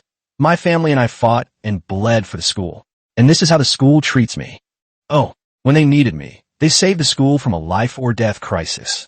Once they've used it, they just kick it aside, saying it was just an unexpected incident. Isn't this bullying honest people? Is Tyramir still a place for teaching and nurturing? Do you even deserve to be called teachers? Yitong, standing to the side, also said with a cold face, Indeed, if Tyramir Academy handles this matter in this way, I will tell my father the whole story. Whether the Yi family should continue its cooperation with Tyramir Academy is a question worth considering. No, this is not a sudden incident. This incident was a serious accident. Our school bears a great deal of responsibility. We are here to sincerely discuss the issue of compensation with Wang Yi. Brewster's sudden statement caught Principal Qin off guard, but he could understand it. If the threat posed by the Imperial Xia pantheon was terrifying, it was rather abstract. Then the threat from the Yi family was imminent and unbearable. Without the cooperation of a powerful clan like the Yi family, the school will suffer a severe blow and may even fall from its position as a first-class institution. At this point, the board's attempt to downplay the issue and resolve it peacefully had been completely thwarted by Wang Yi's forceful tactics. Seeing the other party's attitude of standing at attention and ready to be beaten, Yitong couldn't help but look at Wang Yi with new respect. Just moments ago, I was determined to help him get justice, but now I've become his henchman. Unexpectedly, the results have been far more effective than if I had acted myself. One amazing man. Senior. Wang Yi smiled kindly. Don't just stand there. Let me tell you all about our needs regarding this compensation. I suggest you record this. It might be quite long. Chapter 56, This is a Different Price. That day was an unforgettable day. Whenever they recall that day, school board member Brewster and Principal Qin feel a dull ache in their livers. Wang Yi's unreasonable arguments, combined with Yitong's reasoned arguments, made their collaboration a perfect match, resulting in a synergy far greater than the sum of its parts. Thanks to the efforts of this formidable duo, the school almost tearfully signed the compensation list. How much compensation did Wang Yi receive? Simply put, it's enough for him to buy a near fifth-order minor god. Even in her fury, Yitong felt that this was a little too much. After all, it was equivalent to a year's worth of her allowance. After the list was checked, the school board secretary and vice principal, who had been standing, sat down in the seats next to them, their faces pale. Wang Yi put the list away expressionlessly, and then said something that made the other person jump up with a livid face. All right, now that we've discussed compensation, let's talk about the reward. What? What reward? Wang Yi's eyes widened, filled with innocence. A reward for the exam. I guess I exceeded the exam requirements, right? And besides me, no one else finished the whole thing. I'm sure I'm number one in my class, maybe even number one in the whole grade. To put it arrogantly, I think I have the highest exam score in the history of Tyramir School. Shouldn't an excellent student like me be rewarded? Upon hearing this, Principal Qin clutched his chest and gasped for breath, while Secretary Bristol stared wide-eyed, as if he had seen something unbelievable. Ew, do you even know that you just signed off on almost an entire department's annual activity budget? I know. Wang Yi continued to stare with his innocent-looking eyes, but one thing is one thing. We can't confuse the two. That was my compensation. And now, the reward for the exam. Oh, my friend, that comes at a different price. No, not a single cent. Principal Qin's voice was trembling with tears. Don't go too far. Principal Qin, students who perform well in assessments receive rewards. I've received rewards for all the elective courses I took. But why aren't there any rewards for the placement tests in the required courses? Does your school's educational philosophy prioritize electives over required courses? You. How could you me? Him. Bristol held down the nearly collapsing Principal Qin, giving him deep breaths. Wang, what reward do you want? Wang Yi's expression was very serious. I'm a person who makes clear-cut decisions, and I have my principles. I will not take a single penny that is not rightfully mine. But what is rightfully mine, I will definitely take back. I'm not trying to prove how great I am, but that's the result of my hard work. Labor, the most glorious thing. Yes, just tell me the reward. Wang Yi chuckled. Whatever the reward for the compulsory course is, that's what I'll take. Upon hearing this, Principal Qin and the Secretary General breathed a sigh of relief. Although the rewards for required courses were slightly higher than those for elective courses, they were nothing compared to the benefits the kid had just signed for. But a sudden turn of events put both of their hearts on edge again. I'm sure you two would feel bad about giving me the usual reward, since I exceeded the exam target. But don't worry, it'll just be a few times more. Upon hearing this, the two felt their hearts gradually calm down. Wang Yi flicked his hand and started counting on his fingers. First of all, for exams that are beyond the syllabus, it's not unreasonable for me to charge you double, right? The Abyss Invasion is an extra question, so it should be worth at least 10 times the reward, right? In addition, after eliminating the great demon Calamity Lord, I should be rewarded at least 10 times, since I'm only an apprentice god, which is reasonable, right? Finally, there's a huge demon projection. I'll calculate it as 50 times, right? Is it alright for you too? Although Principal Qin was somewhat hesitant, he finally gritted his teeth and nodded. Course incentives are a significant expense for schools and are subject to quotas. Unlike disaster compensation, which we just discussed, incentives can be applied to existing expenses, so it's not too difficult for students to manage them. Brewster, representing the school's board of directors, sighed and nodded in agreement.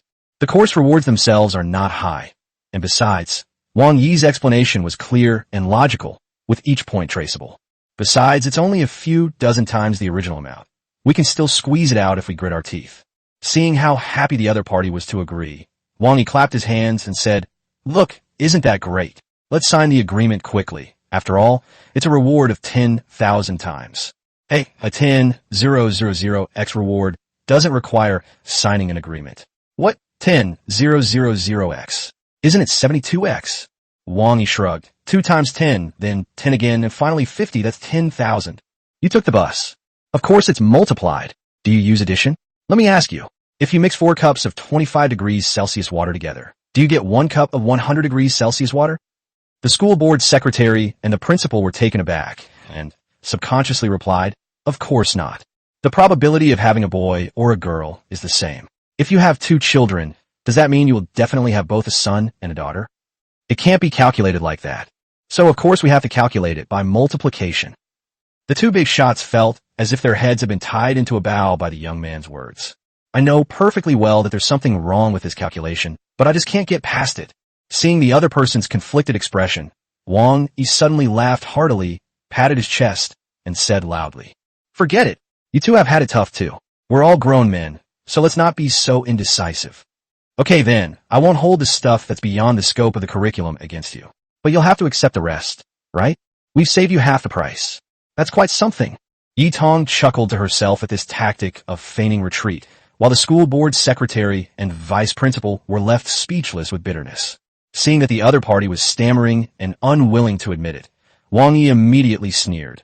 "Tisk, since you two are in such a difficult position, I won't take this reward." Upon hearing Wang Yi's words, the two were overjoyed. Really? Indeed, it seems that Terrymere Academy is rather strapped for cash when it comes to rewarding students for their outstanding achievements. I understand. Wang Yi sighed softly. But I hope you two can understand me. After all, I also have to support my family. Once I find a university that is willing to pay a reward for my excellent grades, I hope you two can process my transfer as soon as possible. And let's try to part ways amicably. Is that too much to ask? No way. Principal Qin slammed his fist on the table and stood up immediately. No way. You can't transfer schools. If such a promising and outstanding student is let go, he might as well quit his job as vice principal. Wang, let's talk this out. Miss Yi, please help persuade him. Wasn't Wang recruited by you? The school board secretary panicked. If such excellent student resources were to leave, it would definitely spread quickly within the small circle of higher education institutions. At that point, I definitely wouldn't be able to explain it to the board of directors. Yi Tong snorted coldly. How can I persuade them? If you don't want to give them benefits, are you going to stop them from earning benefits elsewhere? The school board secretary waved his hands repeatedly. That's not true. 5,000 awards. I've made the decision. Miss Yi, please try to persuade her otherwise. You wouldn't want to study at 2 different universities with your fiancé, would you? Wang Yi was stunned. Fiancé? Who? Chapter 57, another move.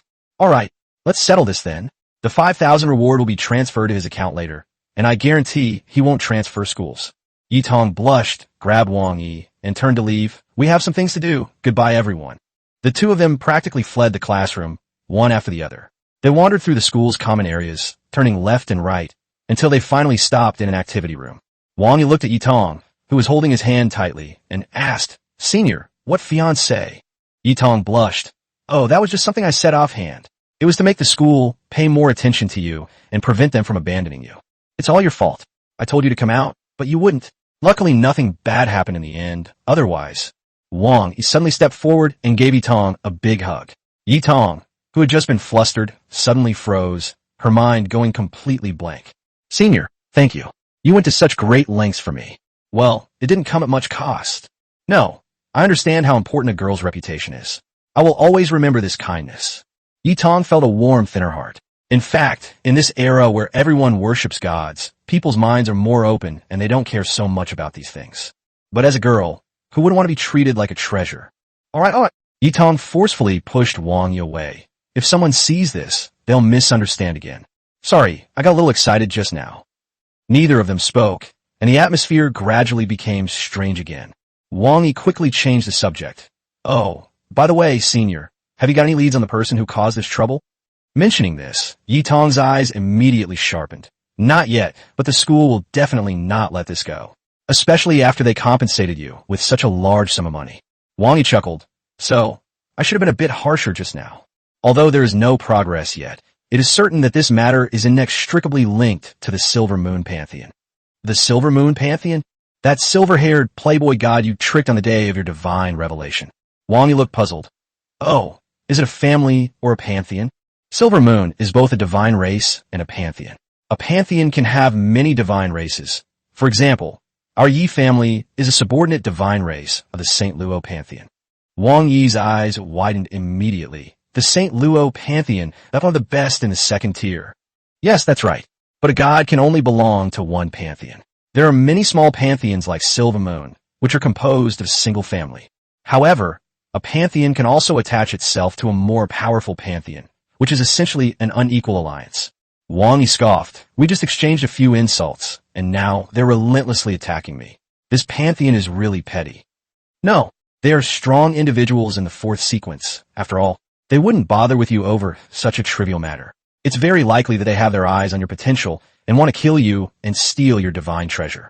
Upon hearing this, Wang Yi narrowed his eyes slightly, a flash of murderous intent crossing his gaze. Is that so? Then I have to take this seriously too. Don't worry, the Yi family will protect you. They can't touch you. Wang Yi laughed and said half-jokingly, Of course, after all, I'm the fiancé of Miss Yi, aren't I? You.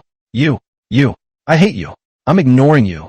Yi Tong immediately felt a flush of heat and was once again forcibly removed from the school's public area. Seeing the beautiful woman in front of him suddenly turn black and white, Wang Yi was startled. Senior, I was just kidding. Unfortunately, Yi Tong had already returned to the real world, and the black and white body that remained in the school's divine realm gradually dissipated. Wang Yi chuckled dryly and scratched his head. Forget it, I'll apologize another time. But where am I? He strode out of the activity room, only to see a sign on the door that read, Extreme Sports Club Activity Room. Extreme Sports? Wow. Senior, you seem like such a quiet girl, but you like such exciting things. Wang Yi rubbed his chin. Clubs? Are there any clubs in the university? I'll have to ask my seniors later if they know of any interesting clubs. Stretching, Wang Yi still felt noticeably tired. It seemed that staying in the school's public sanctuary for too long wouldn't allow his spirit to recover and replenish. He quickly left the club activity building and returned to the outside of the school, shifting his thoughts away from the public sanctuary of the campus. Once his consciousness returned to his body, Wang Yi quickly got out of bed and stretched his somewhat stiff body. I never imagined that an ordinary exam would turn out to be so dangerous. I almost lost everything in it. Fortunately, I'm not alone. It feels really comfortable to have someone at home looking out for me. After finishing his stretching exercises, Wang Yi prepared to go downstairs to tell Uncle Wu and Xiaoyer that he was planning to move in the next couple of days. The school dormitories here are quite nice, but no matter how nice they are, they're still just student dormitories. In this compensation list, Wang Yi focused on negotiating the right to reside in teachers' dormitories. To be precise, it refers to the right to reside in a dormitory for senior professors. Taramir University provides such thoughtful accommodations for its students, and naturally, it wouldn't neglect its faculty and staff either. The accommodations for tenured professors are particularly luxurious and comfortable. That can no longer be considered a dormitory. It should be called a faculty and staff family compound. Wang Yi insisted on moving into the family compound, not only for better living conditions and environment, but also for the most important reason, safety. Since the other party has made it clear that they intend to harm him, he must retaliate. However, if the conflict escalates, the safety of Uncle Wu and Xia will need to be considered. He was faced with two choices: move to Yitong's place and seek the Yi family's protection, but that favor would be too great, and he might never be able to repay it. Another one is the school's staff and family compound. After much wrangling and reasoning, Wang Yi and Yitong, this duo, didn't manage to secure an honorary professor-level residence, but they easily obtained the next level, senior professor-level accommodation. Another thing is that moving to the faculty and staff residential area will make it much more convenient to take Xia to see a doctor. Wang Yi intended to call the two over, but felt a slight stinging pain on the back of his hand. He quickly raised his hand to look and found that the shape of the divine seal on the back of his hand had changed. A small rat head has appeared beneath the original design, which appears to be the symbol of Zilingtian. This must be someone praying. Could something have happened in the divine realm? Wang Yi dared not delay and immediately summoned his world stone, which surprisingly produced two stones, one large and one small. The larger one is its original world stone, while the smaller one, like a satellite, constantly orbits the larger stone. The one who sent a message request was clearly the little stone representing Zilingtian. Could something have happened to Zilingtian? Let's go check on him. Chapter 58 from the Divine Position, the Child Spirit God. When Wang Yi arrived at the divine realm Ilingdian, a strange feeling welled up in his heart. He could clearly sense that there was a very strong subordinate relationship between his main divine domain, the outer heaven, and the subordinate divine domain, the spirit heaven. However, the two are also clearly distinct in many ways. If Wang Yi had to describe it, his heaven beyond heaven was like a powerful and highly configured computer, while Zilingtian was like a tablet computer connected to the main computer of heaven beyond heaven. Wang Yi was able to open the tablets folder on the main computer and transfer or retrieve the files he wanted. However, some things can only operate in the Xiling heaven, and the two are not one. This magical feeling intrigued Wang Yi, but he needed to deal with some issues first. Who is calling me? Our great savior is us. Before the altar of the gods, the rat spirit officer and the rat clan chief prostrated themselves on the ground, appearing somewhat fearful and uneasy. What is it? Great savior, we want to ask, if we who have come to this new world want to perform sacrifices, should we return to our original world? We checked with the high priest to see if the priest could let our rat men be number one next time. But the high priest said that since we've been separated, we can't be counted. We, the spirit rat clan, are currently lost and confused. We beg our savior to send forth clear guidance. Wang Yi was both amused and exasperated. It turned out that the girl had gone to ask for the first place in the sacrificial ceremony, but was refused, so she came to him to complain. Xilingdian is now a separate divine realm. From now on, you can hold your own sacrificial ceremonies. You no longer need to make a special trip to the outer heavens to offer sacrifices. Of course, you may go if you wish. But we, the chief position, the rat spirit official, was clearly unwilling. After all, the temptation of becoming the chief priest was simply too great. Wang Yi sighed. I've told you many times, you need to broaden your horizons and have a longer-term vision. You already have a right to conduct independent sacrifices. Isn't that more honorable than being the chief priest? Huh, it seems so. Yeah, we're way better than them. Yes, we can perform our own sacrifices. Why should we compete with them for the chief priest position? Then, among our clans, who should be the chief? The moment this question was asked, tensions rose between the clan chief and the four chieftains, their eyes filled with suspicion. By the way, since you're all here, I'll just tell you about it. Wang Yi figured he was already there, so even though he was a little tired, he persevered for a while. In addition to offering your faith to me, you must also worship another deity, the future master of this divine realm, the child spirit god.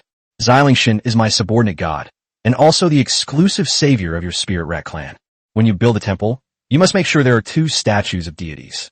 My statue should be in the higher position, and the statue of the sun deity should be in the main position. Wang Yi cared a lot about this matter. According to his senior Yi Tong, one of the reasons why the divine realm was so sought after was that it could cultivate blank divine positions and then allow inferior gods or servant gods without divine positions to become subordinate gods. The gods are extremely powerful, and apart from some special limitations, they're almost indistinguishable from ordinary deities. Most importantly, even a deposed god like Uncle Wu, whose divine status has been destroyed, can make a comeback through this method. Wang Yi understood that although Uncle Wu had never mentioned the past, he could never let go of the fact that he had survived alone on the battlefield. Perhaps, by regaining his divine status and wielding divine power, he can rediscover his former self and have a chance to make amends for his regrets. Moreover, many pantheons have already set their sights on him. Having an ally is far better than being alone. Besides, Uncle Wu is a rare veteran who was once incredibly powerful. Therefore, the sooner the matter of the divine position is put on the agenda, the better.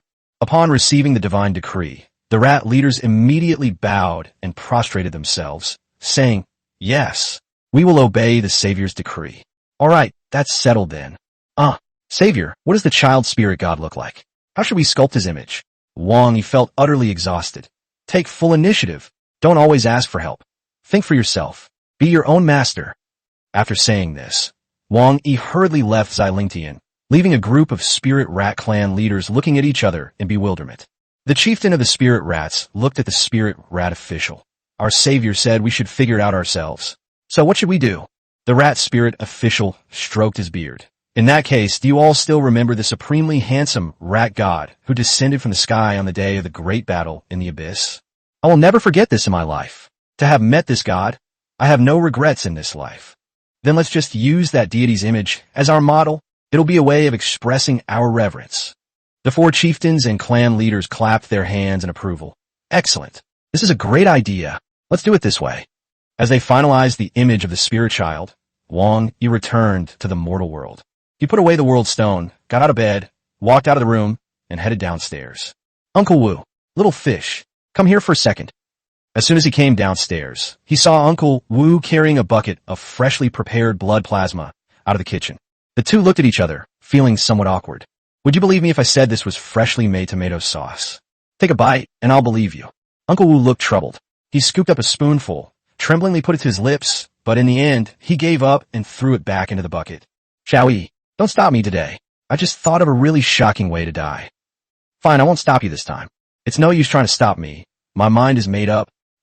You're not going to stop me anymore. I'll let you do one more performance art piece this time. But, Wang, he stared at him seriously. Once we move to the faculty and staff residential area, you can't do those big things that affect the neighborhood anymore. Moving to the faculty and staff residential area, a series of footsteps sounded, and little fish rushed over when she heard the house was being moved, gesturing rapidly with her little hands. Why are we moving again? Is it far from here? Brother, I got good grades, and this is a reward from the school. The houses in the faculty and staff housing complex are bigger, the yard is wider, and the environment is better. It's not far, and you can still visit your favorite dessert shops. Plus, there are even more dessert shops nearby. Little fish jumped for joy, but Uncle Wu stared at Wang Yi's pale and tired face with a furrowed brow. Xiaoyi, are you alright? It's nothing. Wang Yi chuckled twice and rubbed his cheeks. It's just that the exam was a bit difficult, so I'm a little tired. Okay, don't call me for dinner tonight. I'm going to get some sleep. The reason he was in such a hurry to recover his strength was that he was afraid Wei Tong would take this opportunity to launch a surprise attack on him. Although I am not afraid of my opponent at all with my own strength, that bastard has insulted the name of China. Then this duel is not a question of whether to win or lose, but a question of whether you must utterly crush your opponent. Therefore, I must conserve my energy and then utterly crush my opponent, leaving him with a psychological trauma he will never forget. Wang Yi turned around and went back upstairs to his bedroom. Xiao Yuer jumped around happily and went to her own room to pack her bags. Uncle Wu stood alone in the kitchen, staring at the thick blood in the bucket, his eyes gradually turning cold.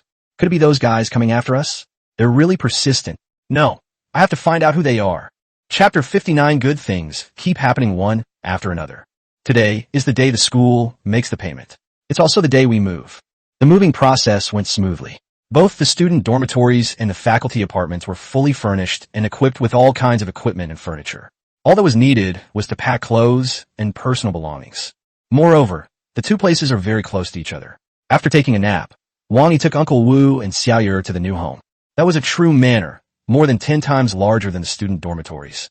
The key point is that Wang Yi noticed on his way here that many of the manors had unique scenery, which clearly indicated that the residents here had greater autonomy and could freely dispose of the land and buildings of the manors. This made Wang Yi very excited. Finally, he could plant something, preferably raise something, and maybe even set up a handicraft workshop to do something. The family moved into a larger villa with great excitement. There were many empty rooms, and all three of them were able to choose a room they liked.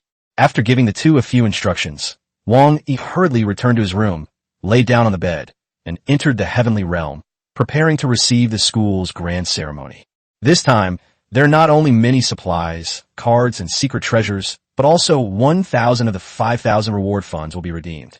There was no other way. 5,000 copies was simply too many. The school board member's suggestion was to pay in installments. Seeing that the other party was on the verge of exploding, Wang Yi didn't mention the installment fees, fearing he wouldn't be able to handle it. As expected, with a jolt of divine consciousness, the school's compensation and reward arrived on schedule. Wang Yi opened his inventory, and a 7-colored light immediately illuminated his face. These are all good stuff. My senior really knows how to care for people. Although she doesn't need most of the things she asked for now, they will all be crucial later on. Ignite the divine fire, condense the divine essence, forge divine artifacts, weave divine robes, and craft the divine throne. Each step requires a large number of divine-level treasures. Some of these items are even impossible to obtain on the market with money. Even without these secret treasures, it doesn't mean you can't advance to the divine rank. Why insist on the mini version when you can get the full-spec Pro++ for free? Of course, what excited Wang Yi the most was the more than 3 million divine coins in his account. Although Wang Yi has now brought Uncle Wu and Xia in a Terramir, they are not worried about food and clothing thanks to the school's benefits. But those years in the inferior god-gathering area were truly terrifyingly poor. There were times when a single divine coin was split in two to be used as bait. Fortunately, the hard times are over. Wang Yi rubbed his hands together. I can't just be happy by myself. I have to take out a large sum of money and put it on the table at home so that the two of them can have some fun too. With these supplies and the secret treasure as a foundation, Wang Yi immediately felt more confident. Even among some powerful god lineages and god races, only 1 or 2 of their most promising offspring can rival their own resources. Of course, compared to the Yi family, there's still a huge gap. Yi Tong, the eldest daughter of the Yi family, is a true little rich girl. Beep beep beep. Apprentice God Wang, you have a message from the pantheon. Wang Yi was taken aback. The Temple of Gods? Why would they send me a letter? That's strange. He reached out and tapped on the call details, his eyes widening in shock. Military merits? Because I killed a large number of abyssal creatures, slew the abyssal demon, and severely injured the abyssal demon god, thus establishing great military merits. I am hereby granted the title of Abyss Hunter, the rank of warrant officer, and a 2-star troop promotion card. There's such a thing? Wang, he scratched his head. So killing abyss demons can earn you military merits and raise your rank. But what's the use of this thing? Beep beep beep. Detected a change in the rank of Apprentice God Wang Yi in the Abyss Expeditionary Force. Information updating. Beep beep beep. Update complete. Congratulations on activating the Abyss Expeditionary Force feature, Lieutenant Wang Yi. Wang was taken aback. The information panel for the Divine Realm provided by the Pantheon previously only had a few commonly used pages, such as the Basic Information page, the Item page, and the Communication page. Currently, an Expeditionary Force page has appeared between the Basic Information page and the Item page. Wang Yi quickly opened it, and a user manual popped up. After reading it, Wang Yi's questions were basically answered. Just like my senior explained last time, the endless Divine Realm is like a vast ocean, with order on the surface and chaos at the bottom.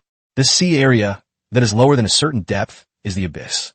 The demons in the abyss are constantly thinking of breaking out of the abyss and stirring up a bloody storm on the side of order. Similarly, the side of order was unwilling to passively defend itself. They formed a powerful military group and began a protracted war and battle with the abyss gods. This was the Abyss Expeditionary Force. In order to provide stable logistical support to the front lines and maintain stability in the rear, the Expeditionary Force facilitated the establishment of the Pantheon for overall management. Therefore, everything the Pantheon did was to enable the Expeditionary Force to fight better on the front lines. They organized divine revelation ceremonies and encouraged universities to cultivate deities, all in order to continuously supply fresh blood to the front lines. Upon learning of the existence of the Expeditionary Force and the origins of the Pantheon, Wang Yi was quite shocked. But thinking about it, it makes sense. Whether it's the course content, the so-called raiders, or the challenge scrolls, the goal is to awaken the gods' fighting spirit, cultivate their combat skills, and prepare them for future conquest of the Abyss. The Pantheon must have known about my battle against the Abyss, my slaying of the great demon, and my severe injury to the demon god during the exam, which is why they sent me such a great gift. According to the instructions, members of the expeditionary force can use their military merits to exchange for supplies in the internal shop, which also contains some rare treasures that outsiders cannot buy even with money. Moreover, as their military rank increased, the expeditionary force members could enjoy significant benefits and discounts when redeeming military merits. Wang Yi glanced at the list and found that he had more than 2 million military merits, most of which were obtained by severely injuring the demon god and killing the great demon. Even the smallest mosquito that you casually kill while passing by is still meat. If these military merits were converted into precious treasures, they would be comparable to the compensation the school provided. It must be said, the Pantheon is truly generous. Wang Yi was overjoyed at the sudden windfall. As the saying goes, 30 years east of the river, 30 years west of the river. It's finally my turn to have my luck turn and start living a comfortable life. It's a pity that there's nothing that a level 1 civilization could use, nor anything that a trainee deity could use. It's probably because the level is too low, and there's no need to upgrade it. It's about time we advance to a level 2 civilization. This stagnation can't go on forever. Could it be that Wei Tong is so terrified that he hasn't dared to advance to the first level of civilization? I'll have to go ask Teacher Lu in a couple of days. If that kid insists on being a coward, I'll have a heart-to-heart talk with him. On a physical level, just as Wang Yi was immersed in the joy of the harvest, the notification sound from the Pantheon panel rang in his ears again. Beep, beep, beep. Warrant Officer Wang Yi, you have received a challenge letter from the apprentice god Wei Tong. Would you like to open it? Great. You've come at the perfect time. Let's start the fight. Chapter 60, The Descent of the Silver Moon. Wang Yi was just wondering how to deal with this kid when he unexpectedly delivered himself to his doorstep. It seems he really thought that he and his clan were weak after a great battle. Little did he know that even when facing the ferocious Abyss demon god and his minions, the entire outer heaven only mobilized the Ratman tribe. Moreover, the Ratmen have now evolved into a more powerful celestial race than the Golden Race, and have opened up a new world. To crash into it at this moment would be tantamount to courting death. Wang Yi realized that Wei Tong was now a pawn to be discarded. The other party was clearly not sharing the information they possessed with him, but instead constantly deceiving him. You've been buffed. Hurry up and send him to the hospital. For the enemy, if Wei Tong can serve the purpose of probing their strength and weaknesses, then he has already made the most of his abilities. Unfortunately, even if 10 more Wei Tongs came, they still wouldn't be able to figure out his true strength. If they like to play, then play with them. Consider it a reward for yourself after the intense exams, a long-awaited relaxing and entertaining session. Not long after Wang Yi agreed to the challenge, he received another invitation from Professor Lu. After he agreed, everything went black, and his consciousness traveled directly from the outer heavens to a small, dark room. When Wang Yi opened his eyes, he saw 2 large, specially made illusion mirrors in the center of the room. Standing opposite him was the arrogant and overbearing Wei Tong, while sitting to his left in the referee's seat was their shared homeroom teacher, Ms. Lu. Across from Teacher Lu were several audience seats, all filled with people. Wang Yi glanced around and spotted 1 or 2 familiar faces. Vice Principal Qin and the Secretary General of the Board of Directors were also among them, but judging from their reserved posture and their positions at the back, they were not the highest-ranking members of the group. What? There are other people. Teacher Lu smiled and said, generally speaking, these kinds of challenges are usually witnessed by some people, which is also to prevent referee fraud.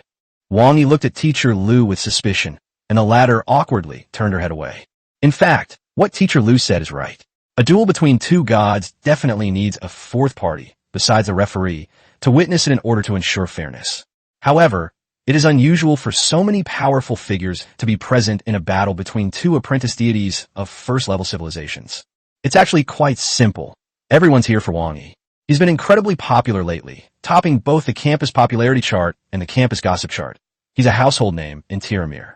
In addition to the recent exam incident and his rampant exploitation of the school, he is also well known among teachers and the board of directors. How could a challenge from a student not be captivating? Looking at the audience, Teacher Lu suddenly realized that she should have gone to buy tickets earlier. Wei Tong, standing to the side, assumed these people had come for him and immediately became incredibly arrogant. What kid, scared? Wang Yi didn't even bother to look at him. I'm afraid you'll die too quickly and won't meet my quota for beating up idiots. You sharp-tongued bastard. Wait until the duel begins, and you'll know what despair is. Wang Yi waved his hands repeatedly. Teacher, can we start quickly? My private psychologist said I have a phobia of stupidity, and I can't stand idiots jumping around in front of me. The two on stage were engaged in a heated debate, while an elderly man in the audience quietly asked his secretary a question. You mean Wang Yi? Is that the person you're talking about? And is the student opposite him a hidden talent? He might look stupid, but he's actually incredibly strong. The board secretary hurriedly explained, No, him? He's just plain stupid. I see. On the platform, the two stood in front of two illusory mirrors and placed their hands on the sensor areas. With the information read, both divine realms were fully loaded. After entering his information into the referee's position, Teacher Liu took out a card from the War of the Gods. The duel is about to begin, but before that, I need to explain the rules. First, once the God's War card is activated, a small divine realm will be generated. The terrain and environment of the divine realm are randomized, but there will always be 2 initial camps and 4 wild outposts. Meanwhile, both sides have a population limit of 500, and the ratio of combat units to labor units is up to them to decide. Once both sides enter the Land of Gods, if either side's entire population is wiped out or they lose all their strongholds and camps, then they will be considered to have lost. During the duel, only 5 miracle cards can be used, and all cards must be of a quality higher than silver. The Chosen One feature is permitted, but to ensure the safety of students, the use of divine descent is prohibited in duels within the school. Alright, if neither side has any objections, then I declare the duel open. As Teacher Liu affixed the card to the sensor area of the referee's table, a temporary duel arena slowly took shape, and within the arenas of both sides, 2 teleportation portals quietly appeared. Judging from Wei Tong's confident demeanor, he must have already devised a complete strategy and made thorough preparations. Wang Yi's side had just gone through a major battle. Although there were no major losses, they really didn't have time to study their opponents. Using the Spirit Mouse clan? That's giving them too much credit. Why use a sledgehammer to crack a nut? After much deliberation, Wang Yi gave the Great Spirit official an order. Go, find 500 capable werewolves and come with me to teach this idiot who doesn't know the meaning of death a lesson. The High Spirit official naturally dared not neglect his duties, while the chosen werewolf clan cheered with joy. Every time the savior led his people out to war, the tribe would either achieve great military exploits or be completely transformed and start anew. The werewolf clan quickly assembled 500 warriors who, led by the wolf spirit officer, marched into the teleportation vortex in a grand procession. They didn't know why the savior had chosen them, but that didn't stop them from offering their most satisfying and amazing performances, even their lives, to the savior. To be honest, Wang Yi didn't have any particular reason. He just happened to be searching around when he found that the werewolf clan was relatively healthy and brave, so he simply chose them. There's no way around it. There are just too many powerful clans to fight against. Picking any one of them would be an unbearable burden for the opposing team. I also want to choose a weaker clan so that I can have a back-and-forth, exciting battle against this noob. Unfortunately, my abilities didn't allow it. The expressions of the onlookers were quite interesting. They had come for Wang Yi, but they were even more interested in his transformed Ratman. It turned out that Wang Yi had no intention of sending them out at all. Instead, he chose a group of werewolves who had never appeared before, which really baffled everyone. Once all 500 people from both sides had entered the spawn camp, the teleportation gates slowly closed. A huge countdown appeared in the sky, and as the numbers reached 0, the duel finally began. Before Wang Yi could even give any instructions, Wei Tong on the other side pulled out 3 cards and quickly stuck them onto the sensor area. Such behavior gave Wang Yi the illusion that he was playing Yu-Gi-Oh! Wei Tong's smile was sinister and his eyes were crazed. Activate the miracle card. Silver Moon descends. Grand Sacrifice, the Undead's Carnival. Arise, my undead Silverblood Legion. Seeing the other party's arrogant attitude, Wang Yi simply gave an order. I like it when it's a bit excessive. Chapter 61, is this all you've got? As the card effect of the card, Silver Moon Descends, was activated, the entire battle realm quickly turned into night, and a silver moon appeared in the sky. This card is not a circulating card, but a custom card created by a certain pantheon. Wang Yi has no way of knowing the card's effect at the moment, but Teacher Liu, as the referee, can see it from the monitoring perspective. All members of the clan burdened with the Silver Blood curse temporarily increase their racial stats by burning their life force. Teacher Liu's face turned ugly. Wei Tong, do you know what you're doing? You're treating your clan like disposable items. If this were during a competition, I could already rule that you violated the rules. Teacher, this is a private dispute between him and me. Please don't bring up the rules of the competition. Facing Teacher Lu's questioning, Wei Tong was not afraid at all. He had been living a very successful life recently, with several beautiful women throwing themselves at him, and some people were even investing heavily in him to help him defeat this annoying guy in front of him. Wealth, women's status. Wei Tong enjoys a luxurious life, all for today's victory.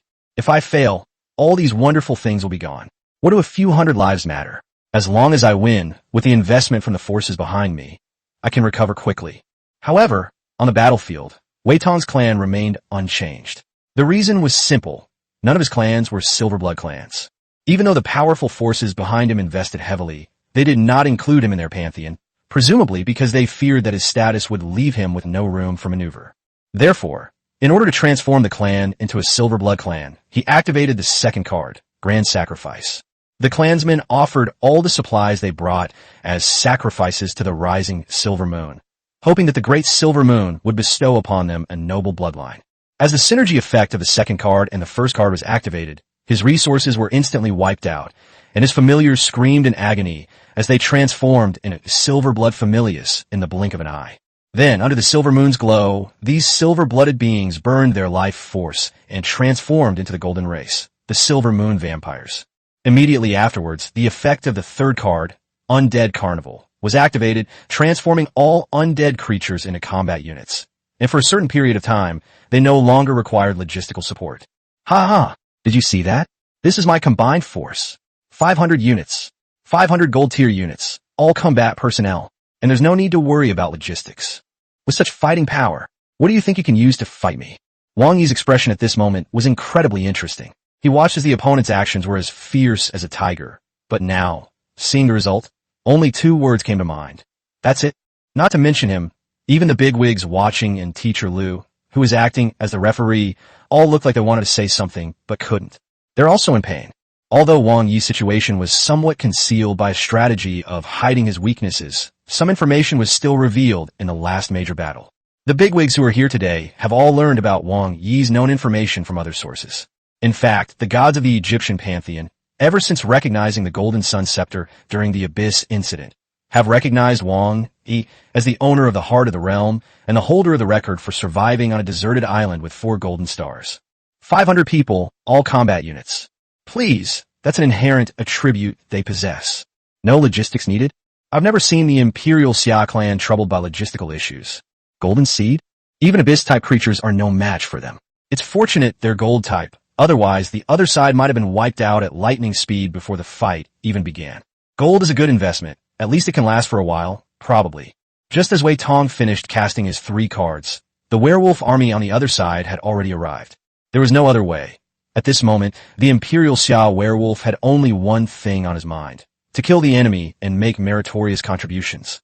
What kind of opponents are those enemies on the other side? They're practically a group of walking medals. Brothers, crush the enemy. This year's chief priest is our wolf clan. Charge! Among all the tribes of the Xia dynasty, the wolf tribe was the most inspired. The reason is simple. Wang Yi often promoted the wolf's nature as a high-level ideology during his speeches. But in reality, the true nature of wolves is not what is portrayed in wolfish behavior. But this doesn't stop the wolf pack from taking it personally and adopting it as the new highest guiding principle of the pack. A group of werewolf warriors whose minds and souls are steeped in wolfish instincts. They are extremely terrifying. Wolfpack tactics. Charge! As they approached the enemy camp, the wolf warriors immediately changed their running posture. They held their swords in their mouths, switched to quadrupedal locomotion, and, like a pack of wolves on the grassland, charged towards the enemy like a swift arrow, led by their leader. The Silver Moon Vampire camp was in complete panic. Although they had done combat training on a regular basis, they had never encountered such a direct charge tactic from the enemy. To be honest, which team goes all in the mid lane right at the start of the game, with everyone having their ultimate abilities? That's not how you play it. But the wolves dared to fight like that, because they firmly believed destiny was on their side. Of course, they weren't reckless fools who charged headlong into danger. The popular fighting strategy among the Imperial Xia clan in the early stages was the tunnel fortress warfare tactic. This tactic originated from the marine reptiles during the Golden Challenge period and was perfected by the Skaven during the preliminary test period. However, The werewolf race has never been able to master this playstyle. In fact, because it is so out of step with the meta, they have developed a deep sense of inferiority. Look at how fast, big, and perfectly round the burrows of the Skaven are. When we wolfmen try to dig, they just collapse. The turning point came during the Abyss invasion. In that battle, Wang Yi led the elite of the Ratmen out in full force, abandoning the fortified fortress and the complex tunnels, and directly confronted the enemy head-on, using charges to suppress charges. This fighting style thrilled the werewolves. They knew in their hearts that this was the fighting style that truly belonged to them. If you're heading in the right direction and have the right mindset, the road ahead will naturally be easier. The Wolf Clan, which was exploring new tactics, quickly found the relevant formations and strategies from the vast sea of military books and tactics in their minds. Furthermore, through a deep understanding and analysis of their own tribal advantages, they iterated and evolved, finally forming the unique death charge combat tactic of the Wolf tribe. This battle was a spectacular display of skill. Almost instantly, the wolf pack broke through the center of the vampire camp, taking the heads of dozens of golden-type Silver Moon vampires. While the undead are difficult to kill, they're not truly immortal. If their heads or hearts are destroyed, they will still fall and die. The werewolf clan, who have a blood feud with the vampire clan, are well aware of this. Change formation. Turn around. After breaking through the enemy camp, the leader roared angrily, and the wolf pack almost immediately changed positions without stopping. The complex and precise formation changes drew gasps of amazement from the onlookers. This is not something that can be achieved simply by having high racial stats, high civilization level, or high faith level. Such skill and precision require years of arduous training and an indomitable military spirit. Many bigwigs at the scene were quite envious. After all, such a clan is truly rare and hard to come by. But they all knew in their hearts that these wolves came from the Land of Exile and were trash thrown into garbage trucks. So, is it really a problem with the clan? At the same time, the werewolves also realized that the enemy's strength should not be underestimated. The golden race was quite difficult to kill. After pondering for a moment, the wolf spirit officer roared, "Command! Request the talismans! Windwalker Vajra, Overlord!" All the wolves rose and began affixing talismans to their bodies. Their movements were perfectly synchronized, like a repetitive copy-paste, which sent chills down the spines of the gods. The whole process was quiet and orderly, with a faint light of the 3 talismans lighting up one after another in just 2 seconds. The werewolf chieftain took a deep breath and roared again. Change formation. 2-headed wolf. Spiral trap. Unforgivable. Charge. Chapter 62, Whether I Live or Die is Up to Me. At the leader's roar, he and the spirit official led the charge towards the enemy's left and right flanks respectively. The wolf pack behind them split in 2, following their alpha wolf. Throughout the entire process, not a single werewolf hesitated or wavered. The scene was so smooth, it could even be used to treat obsessive-compulsive disorder. The 2 wolf packs, like sharp, gaping jaws, or like intertwined lines of death, decimated the enemy's ranks. The golden-blooded vampire, who had just managed to put up a fight, was utterly helpless against the pack of wolves adorned with 3 talismans. Windwalker, a speed-like aura, a divinely chosen one descends. Vajra, a divinely chosen being descends with a defensive aura. Overwhelming power, a power aura. The chosen one descends. If it were a deity to operate, it would be difficult to accurately cast 3 different divine descents for so many followers in just 2 seconds. However, the power of the incense and talisman lies in the fact that Wang Yi was able to delegate the power of divine selection to the clan. Furthermore, this work can be completed during peacetime and stored in the form of semi-permanent resources such as divine runes. As everyone knows, hoarding is as simple as breathing for the Xia clan, and even more important than eating. Although creating divine talismans consumes a certain amount of divine power, it doesn't seem like a good thing for the gods. However, Wang Yi's situation was rather special. The unique nature of the incense burning and divine path created the Temple of Destiny. As a result, Wang Yi's divine power was always in a state of abundance, and the excess divine power he had on ordinary days had nowhere to go but to be wasted. As everyone knows, such wasteful behavior is intolerable to the Xia clan. Wang Yi wasn't even sure how many of these divine talismans his family members possessed. Although the blessing power of the divine talisman is not as good as the effect of a true divine descent for the time being, its effect in actual combat is far greater than that of a divine descent. For example, right now, although in a one-on-one situation, the Imperial Werewolf has a hard time competing with a golden Silver Moon vampire. But when they formed an army, With the blessing of formations and divine talismans, the powerful golden seeds were like clay chickens and earthen dogs in front of them, utterly vulnerable. 500 silver moon vampires were slaughtered in the blink of an eye. Everything happened so fast that they didn't even have a chance to launch an effective counterattack. The battle is over. Everyone knew it would end quickly, but the fact that it ended so quickly still surprised everyone. Even knowing that Wang Yi was very strong and that the Xia pantheon was incredibly powerful, what happened still provided a feast for the eyes of the spectators. Snap, snap, snap, snap, snap, snap, snap. As sporadic applause broke out, bursts of applause rang out from the audience. Given their status, position, and experience, it is truly unbelievable that these people felt they had learned something and broadened their horizons in this contest between apprentice gods. However, as they continued to inflate the dough, they realized something was amiss. Even though the enemy's entire clan has been wiped out, why hasn't the duel ended yet? Wei Tong was also stunned at this moment. He had activated all his buffs and was originally preparing to crush his opponent with a wave of his hand. Then they saw a bunch of unknown creatures rush over and wipe out their entire golden clan. It was gold, not some cabbage. Before we could even process what was happening, our entire army was wiped out. Wei Tong only realized what was happening when Teacher Lu started frowning and loudly calling out his face.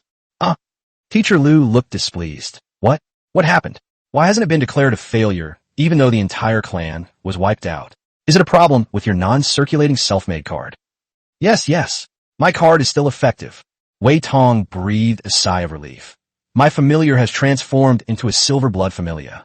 Under the silver moon, even if it is killed, it can still survive and recover quickly. Interesting.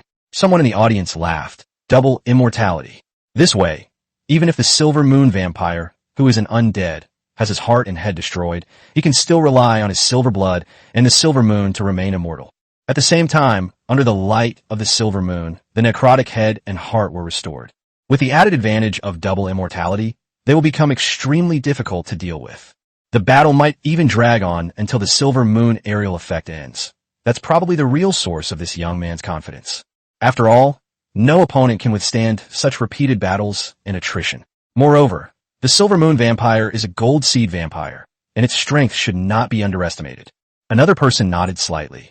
In this way, Wang Yi's situation is actually more awkward. The Wolf clan has a strong charging ability and fights bravely. They can establish an advantage in a short time and even win directly. But now it seems a bit uncertain. If the war drags on, the undead, who require no supplies, will inevitably have the advantage. Although most of these undead would not survive more than a few days after the great battle, they brought victory to their gods. The guy who came up with this idea is really insidious. Another powerful deity, sitting in the audience, simply smiled, but his eyes were filled with worry. He had initially thought Wei Tong was a valuable pawn, capable of forcing Wang Yi to reveal certain things. But now it seemed the effort had been minimal. Wang Yi is a man of great depth and unfathomable intelligence, seemingly possessing an endless stream of secrets. Try to extract information from him would probably exhaust one to death. Although everyone felt this move was rather despicable, this duel was a private contest, and the rules of the competition could not be used to make a just judgment. At the same time, everyone is curious about what Wang Yi will do. However, Wang Yi remained motionless, not even lifting his eyelids. It was as if this insidious and perplexing scheme was utterly insignificant to him. And indeed, Wang Yi has not made any moves since he symbolically issued a divine decree at the beginning of the game. In the midst of the battle, the werewolves, who had once again wiped out all their enemies, also noticed that something was amiss with their opponents. Spirit officer, what should we do? These things are so tangled up, it's really annoying. The wolf spirit official licked his gleaming white teeth, a fierce glint in his eyes. Since that's the case, let's get a little serious. TSK, we've gained merit, but we've lost a bit of money. All present. Command. Request the talisman. Exorcise evil. Even among incense-burning talismans, there are distinctions between ordinary and precious ones. Among the many first-level talismans, exorcism talismans have always been highly sought-after items among various races due to their high consumption of divine power, difficulty in drawing, and low success rate. To gather enough men for this battle, the wolf spirit officer borrowed from almost every tribe. Although the other orcs envied the werewolves for having the opportunity, they also generously contributed their stockpiles out of kinship. However, what is borrowed must eventually be repaid, so it's no wonder that wolf spirit officer felt the pinch. Wang Yi was both amused and exasperated by his behavior. After the fight, he would naturally compensate for all the losses incurred, and would even receive a reward. These guys are getting a bit too extravagant these days. They're starting to act like they're missing out if they don't find money on the street. On the battlefield, all the werewolves affix talismans to ward off evil. With a hum, a mysterious and profound aura arose from their bodies. This energy converged and soared into the sky, even causing the silver moon above to tremble. Fear. Someone in the audience couldn't sit still any longer. What kind of power is this? I've never seen anything like it before. It's somewhat like the power of judgment. It's also somewhat like the holy light pantheon, and it has the power of decree. Faced with a werewolf's sudden change in demeanor, the vampires were on high alert. You wolf cubs, how many times do you need to understand before you realize that we are immortal? The wolf spirit official sneered. As the saying goes, no fight, no friendship. I've killed you so many times. We're practically acquaintances now. In that case, I'll teach you a proverb. If fate decrees that you die at midnight, who dares to keep you alive until dawn? Whether you live or die is up to fate. All officers, follow me to vanquish evil. You obey the decree. Chapter 63, Tao Soldiers. The Azure Wolf devours the moon. The werewolf army, empowered by the exorcising evil talisman, gathered together and charged towards the enemy at the roar of the wolf spirit officer. This time, even the supposedly immortal silver moon vampires felt a chill run down their spines. They simply didn't dare to face them head-on. Driven by fear, they all turned and fled. Despite their wings, they were no match for the wolf pack, which was already equipped with the Windwalker spell. The wolf pack pounced on all the undead with lightning speed, tearing them to shreds with their demon-slaying power. Even for the Silverblood clan, even under the silver moonlight, these pieces of flesh were still beyond dead and could not be resurrected. Beep. As the whistle blew, Wang Yi won the duel. Wei Tong, who had just been smug and thought he was invincible, was instantly dumbfounded. He stared blankly at the temporary arena in front of him, his face gradually turning ashen. Impossible. This is impossible. You must have cheated. My clan is clearly immortal. Teacher, you must have cheated. Teacher Lu glared at the other person with a face full of impatience. Now you remember I'm your teacher? When you used the violation card, did you not think that I was your teacher? You've already lost. The abilities used by Wang Yi's clan are inherited from the divine system and don't count as cheating. Even if it were a real competition, there wouldn't be any problems. On the contrary, Wei Tong, your behavior is absurd and even crazy. I will report this to the school and have your eligibility to study at this school reassessed. We hope you will cooperate with the investigation. Wei Tong's face turned deathly pale, and he subconsciously looked at someone in the audience. Unfortunately, the other person was hidden in the shadows, so Wei Tong couldn't see his expression. But Wei Tong seemed to see him extend 2 fingers of his right hand and touch his eyebrow. Suddenly, he realized that he still had a task to complete. The battle assessment has now taken place, and teleportation gates have reappeared on both sides of the dual god realm, allowing the surviving members of both sides to return to their respective god realms. Of course, Wei Tong doesn't need it. The werewolf clan regrouped and marched towards their camp with an arrogant, triumphant stride. Wang Yi looked at Wei Tong with a cold smile, thinking for a moment about what demands to make to teach this foul-mouthed fool a lesson. However, the next moment, Wei Tong suddenly pulled out the last 2 cards and stuck them directly onto the illusion mirror. What? Teacher Lu's expression changed drastically. Wei Tong, what are you trying to do? The duel is over.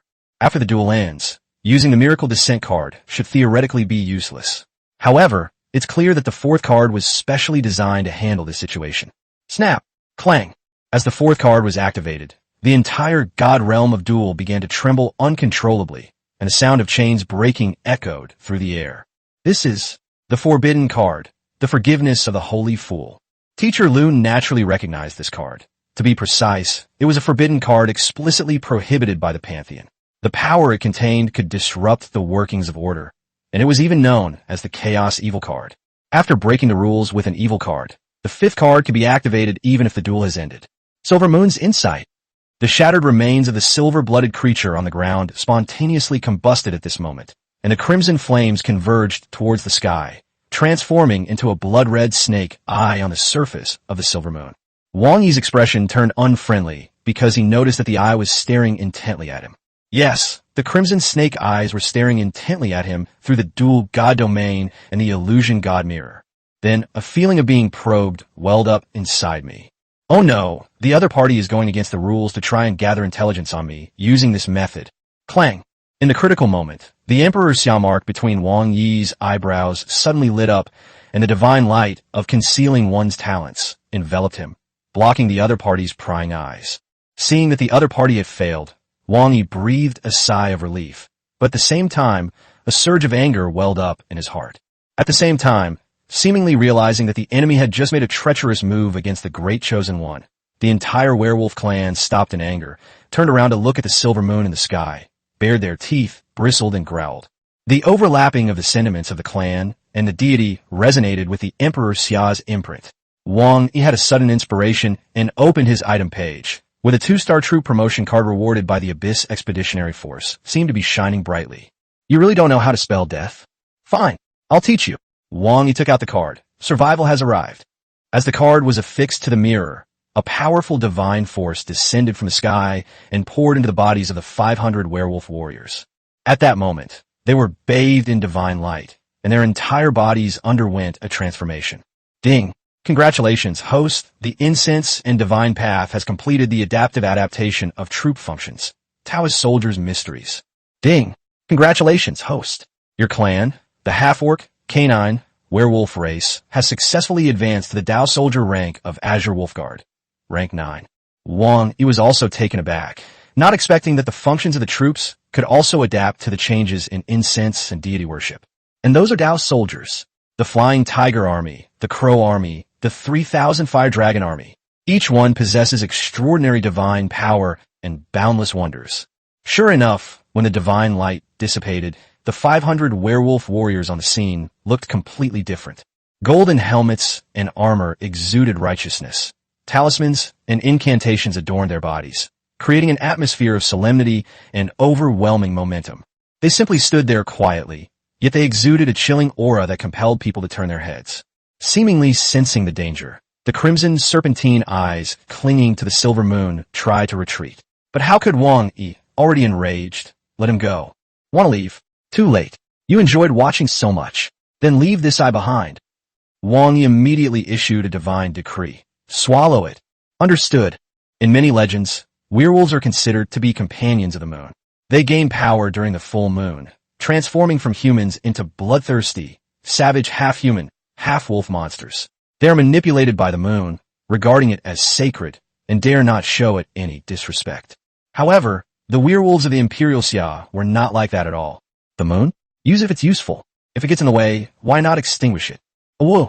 As the wolf spirit official howled, the incense and divine power gathered on their bodies, then settled at their feet, transforming into a pitch-black pool of water. The silver moon with serpentine eyes in the sky was reflected on the water surface. The wolf clan chief roared, Azure Wolfguards, assemble! At a command, 500 werewolves gathered together, using their own bodies as parts to form a giant wolf head. Led by the wolf spirit official and the clan leader, it lunged towards the sky. In the reflection of the wolf clan in the pool, the wolf's image transformed into a giant wolf head, which opened its blood-red maw and fiercely snatched Silver Moon into its mouth. This moon, if the celestial dog can devour it, what can't the gray wolf devour? With a sudden burst of force, the giant wolf maw of the Azure Wolf God Shadow shattered the Silver Moon and its snake-like eyes with a crack, like a broken glass bead. The wolf crunched and chewed them up, then tilted its head back and swallowed them whole. The darkness in the sky quickly receded, restoring the bright and clear sky. Meanwhile, in the audience, a deity was painfully clutching his left eye, blood gushing uncontrollably from between his fingers. Wang Yi looked at him with a cold smile. Just one eye? That's too good for you. Chapter 64 Murder of a Warrant Officer. A serious crime. The wounded god glared at Wang Yi with resentment, his eyes filled with malice and resentment. Wang Yi, on the other hand, remained calm, responding to the other party with a triumphant yet compassionate air befitting a victor. Feeling the questioning and mocking gazes cast upon him by the other deities around him, the deity quickly lowered his head and slunk away from the audience, disappearing from the dueling classroom with a tremor. The power of the evil card was finally exhausted, and the power of order once again enveloped the god of War Realm. Under Wang Yi's instructions, the 9th-ranked Dao soldier, the Azure Wolfguard, returned to the outer heavens of the divine realm in a grand procession. As the last Azure Wolfguard departed, The dual divine realm vanished before everyone's eyes.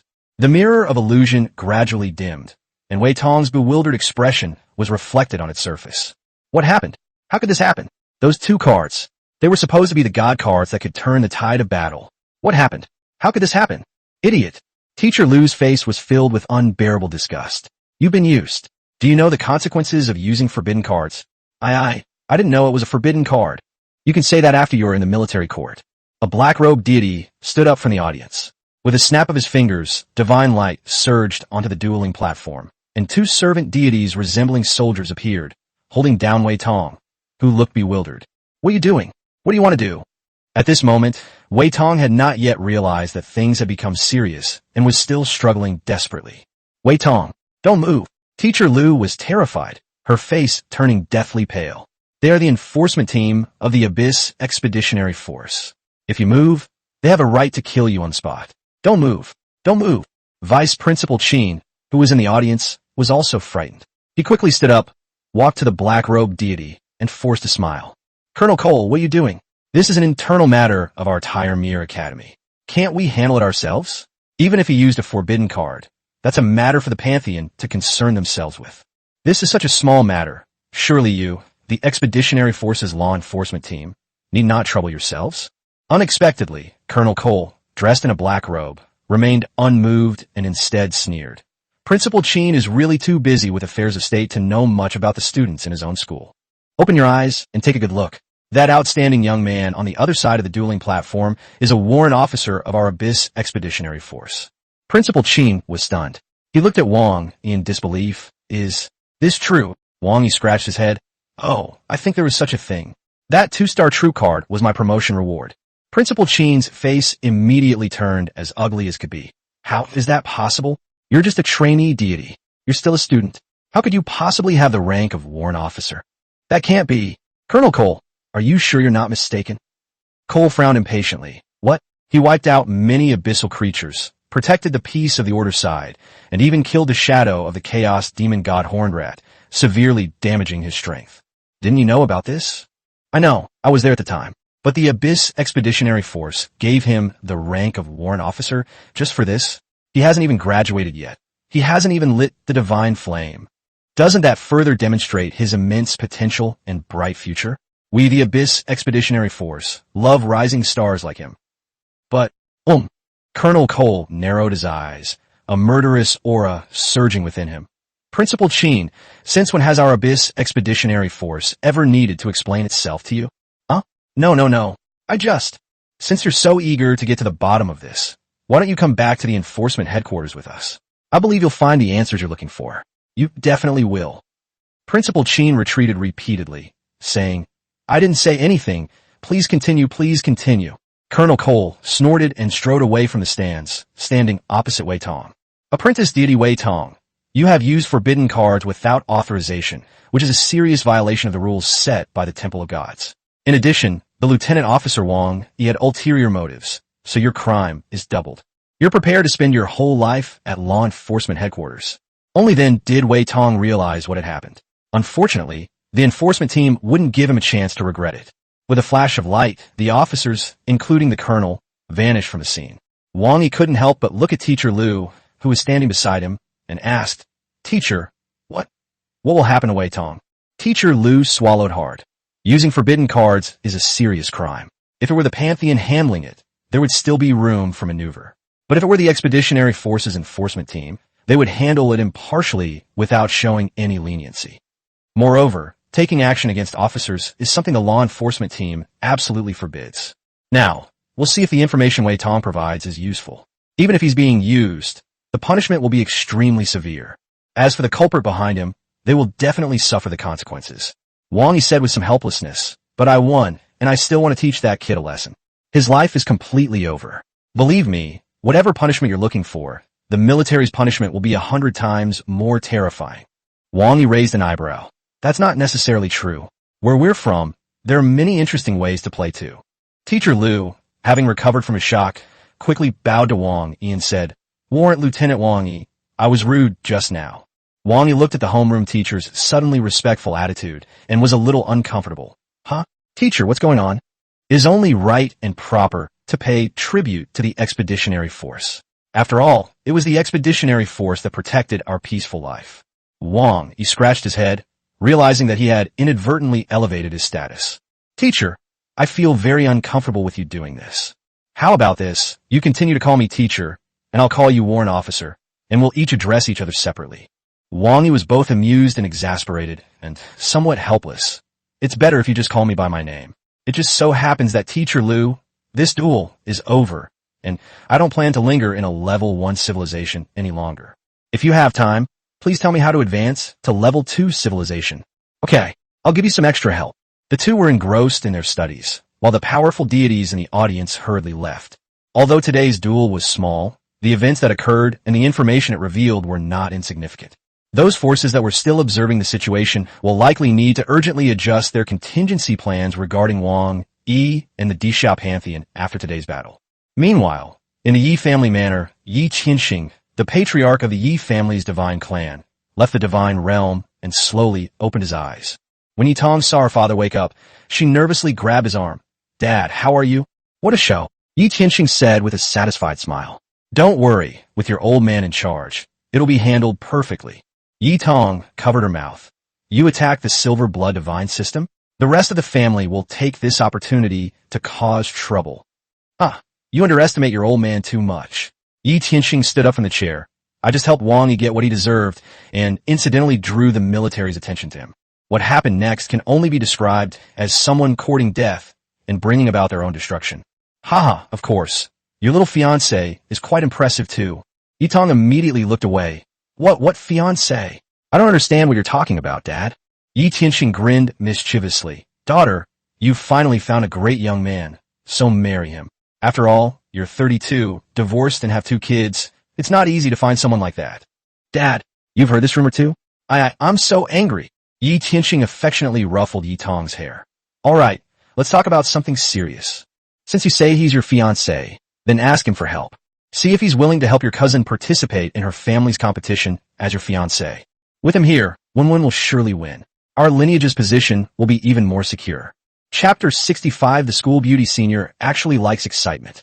Advancing to a second-tier civilization is simple, at least for Wang Yi. According to Teacher Liu, when the prosperity of the divine realm reaches a certain level and the average faith level of the clan is high, the miracle card, the founding day of the religion, can be activated. After using this card, the family will spontaneously establish a religion to worship their great savior. Religion is a more professional, orderly, and profound manifestation of faith. After establishing a religion and entering a second-tier civilization, both the prosperity of the divine realm and the upper limit of faith of the followers will be greatly increased. At the same time, because the quality of faith is higher and more fervent, the deities are one step closer to igniting the divine fire. Wang Yi had long been standing at the gates of a second-tier civilization. If it weren't for winning this duel with Wei Tong and thoroughly beating this foul-mouthed idiot, he would have advanced long ago. Unfortunately, although they won the battle, the military took the man away. After all the turmoil these past few days, Wang Yi has become increasingly convinced that strength is the only true guarantee of everything. Only by continuously improving our strength can we defend our honor, protect our families, and safeguard our interests. After bidding farewell to Teacher Liu, Wang Yi gathered his clansmen together to prepare to use the miracle card, the day of establishment of the religion. He didn't have these cards, but Teacher Liu said the school provides them to students for free. After thinking it over, Wang Yi asked him for about 10. It wasn't that Wang Yi was greedy. It was just that he considered that Xilingtian civilization might also need to advance. It has now separated into an independent divine realm, and its civilization's advancement is also independent. Moreover, it will definitely not be the only one from the divine realm in the future, so it's always good to have a few more. Let's stock up on it, just in case we need it. Just as Wang Yi was about to activate the card in the outer heaven, he heard the notification sound from the Pantheon system panel. Beep, beep, beep. Esteemed Warrant Officer Wang Yi, you have a new call request. Would you like to answer? Wang Yi paused for a moment, then looked down at the system panel and saw Yi Tong's profile picture. He thought for a second, then reached out and answered the call. Hey, Senior, how are you? Wang Yi, I knew you were online. I heard you won your match against Wei Tong. Congratulations. Good news spreads so fast. I'm your class's teaching assistant. How could I not know that some of your students have been arrested by the military's law enforcement team? Wang Yi curled his lip. That's his own fault. If he had lost, All I would have done was beat him up and destroy his character with vicious words. It just goes to show, you reap what you sow. They say fools have good fortune, but it seems fools don't. Seeing Yitong's somewhat unfocused gaze, Wang Yi chuckled. Senior, you call me on video call not just to congratulate me, right? Tell me, is there something you want to tell me? Yitong chuckled twice. I do have something I'd like to ask you for help with. It's a bit complicated. Are you available now? Wang Yi looked at the card in his hand. Oh, I was originally planning to upgrade my Divine Realm civilization to Tier 2. What? Civilization advancement to the second stage. In the early stages of civilization advancement, there should be a teacher or mentor to provide guidance and explanation. How could Teacher Lu let you handle the civility improvement work alone? That's so irresponsible. Wang Yi recalled the dazed look on Teacher Lu's face when he left and helplessly shrugged. Don't blame the teacher. He's been through too much today. Besides, advancing a civilization level shouldn't go wrong, probably. Yitong clapped her hands happily. Then let's go to the school's public divine realm. You use the illusionary divine mirror to remotely control your advancement, and I'll guide you through the process. After you're promoted, we'll talk about my situation. Wang Yi shook his head, both amused and exasperated. You really value efficiency? All right then.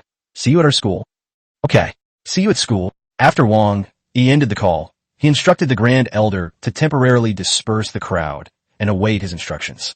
He then left the outer heavens, and after his consciousness returned to the present world, he used his student ID to enter the school's public divine realm. He stood at the gate for a long time, but Yitong didn't come online. Just as he was wondering, Yitong called again for a video chat. Hey, senior, where are you? I'm in the school's club activity building. Huh, where did you go in? I didn't see you. You forgot, last time I left the school's sacred realm directly from the activity room. Wang Yi then slapped his forehead, remembering the embarrassing scene. He had teased her about her fiancé, and Yitong had become so shy that she had forcibly left the divine realm on the spot. Ahem, it's the same activity room as last time, right? I'll be right there. With his excellent memory, Wang Yi quickly arrived at the Extreme Sports Club's activity room.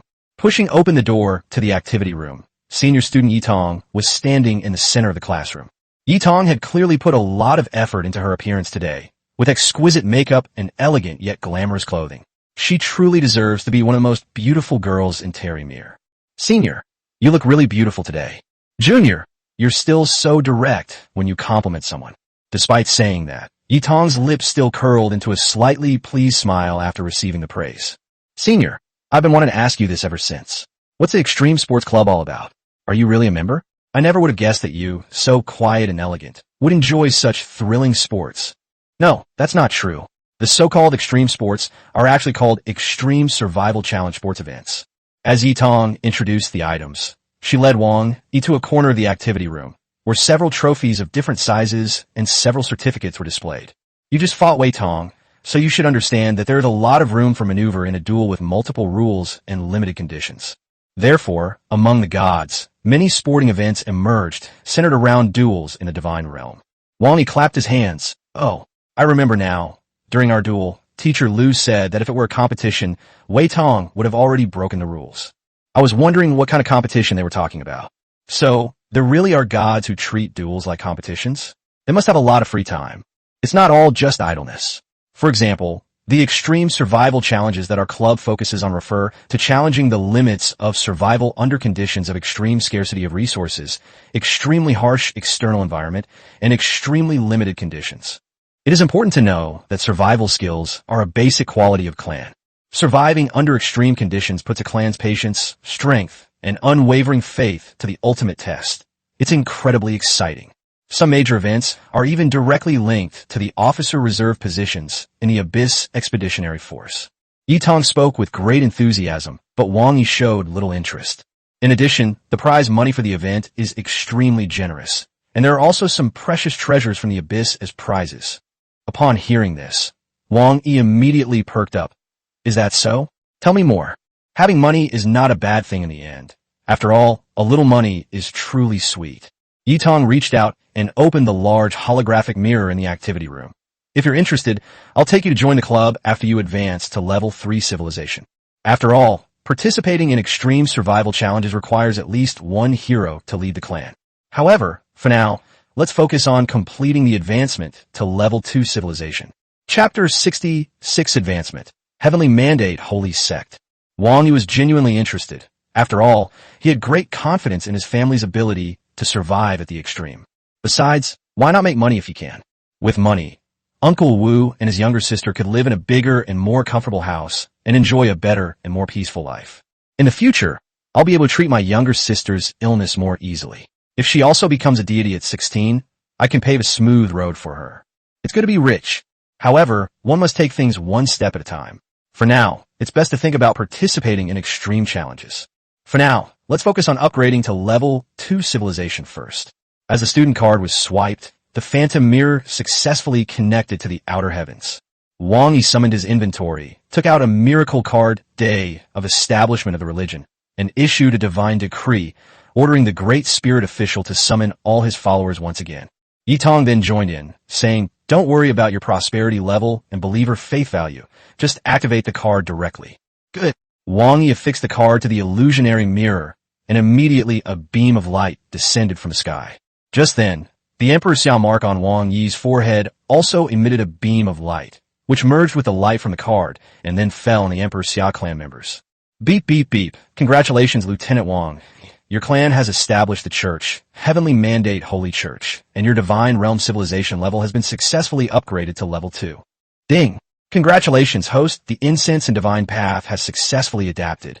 The two completely different information prompts left Wang Yi somewhat bewildered. He quickly turned his gaze to the outer heavens, only to find that the clansmen had already begun their rapid work.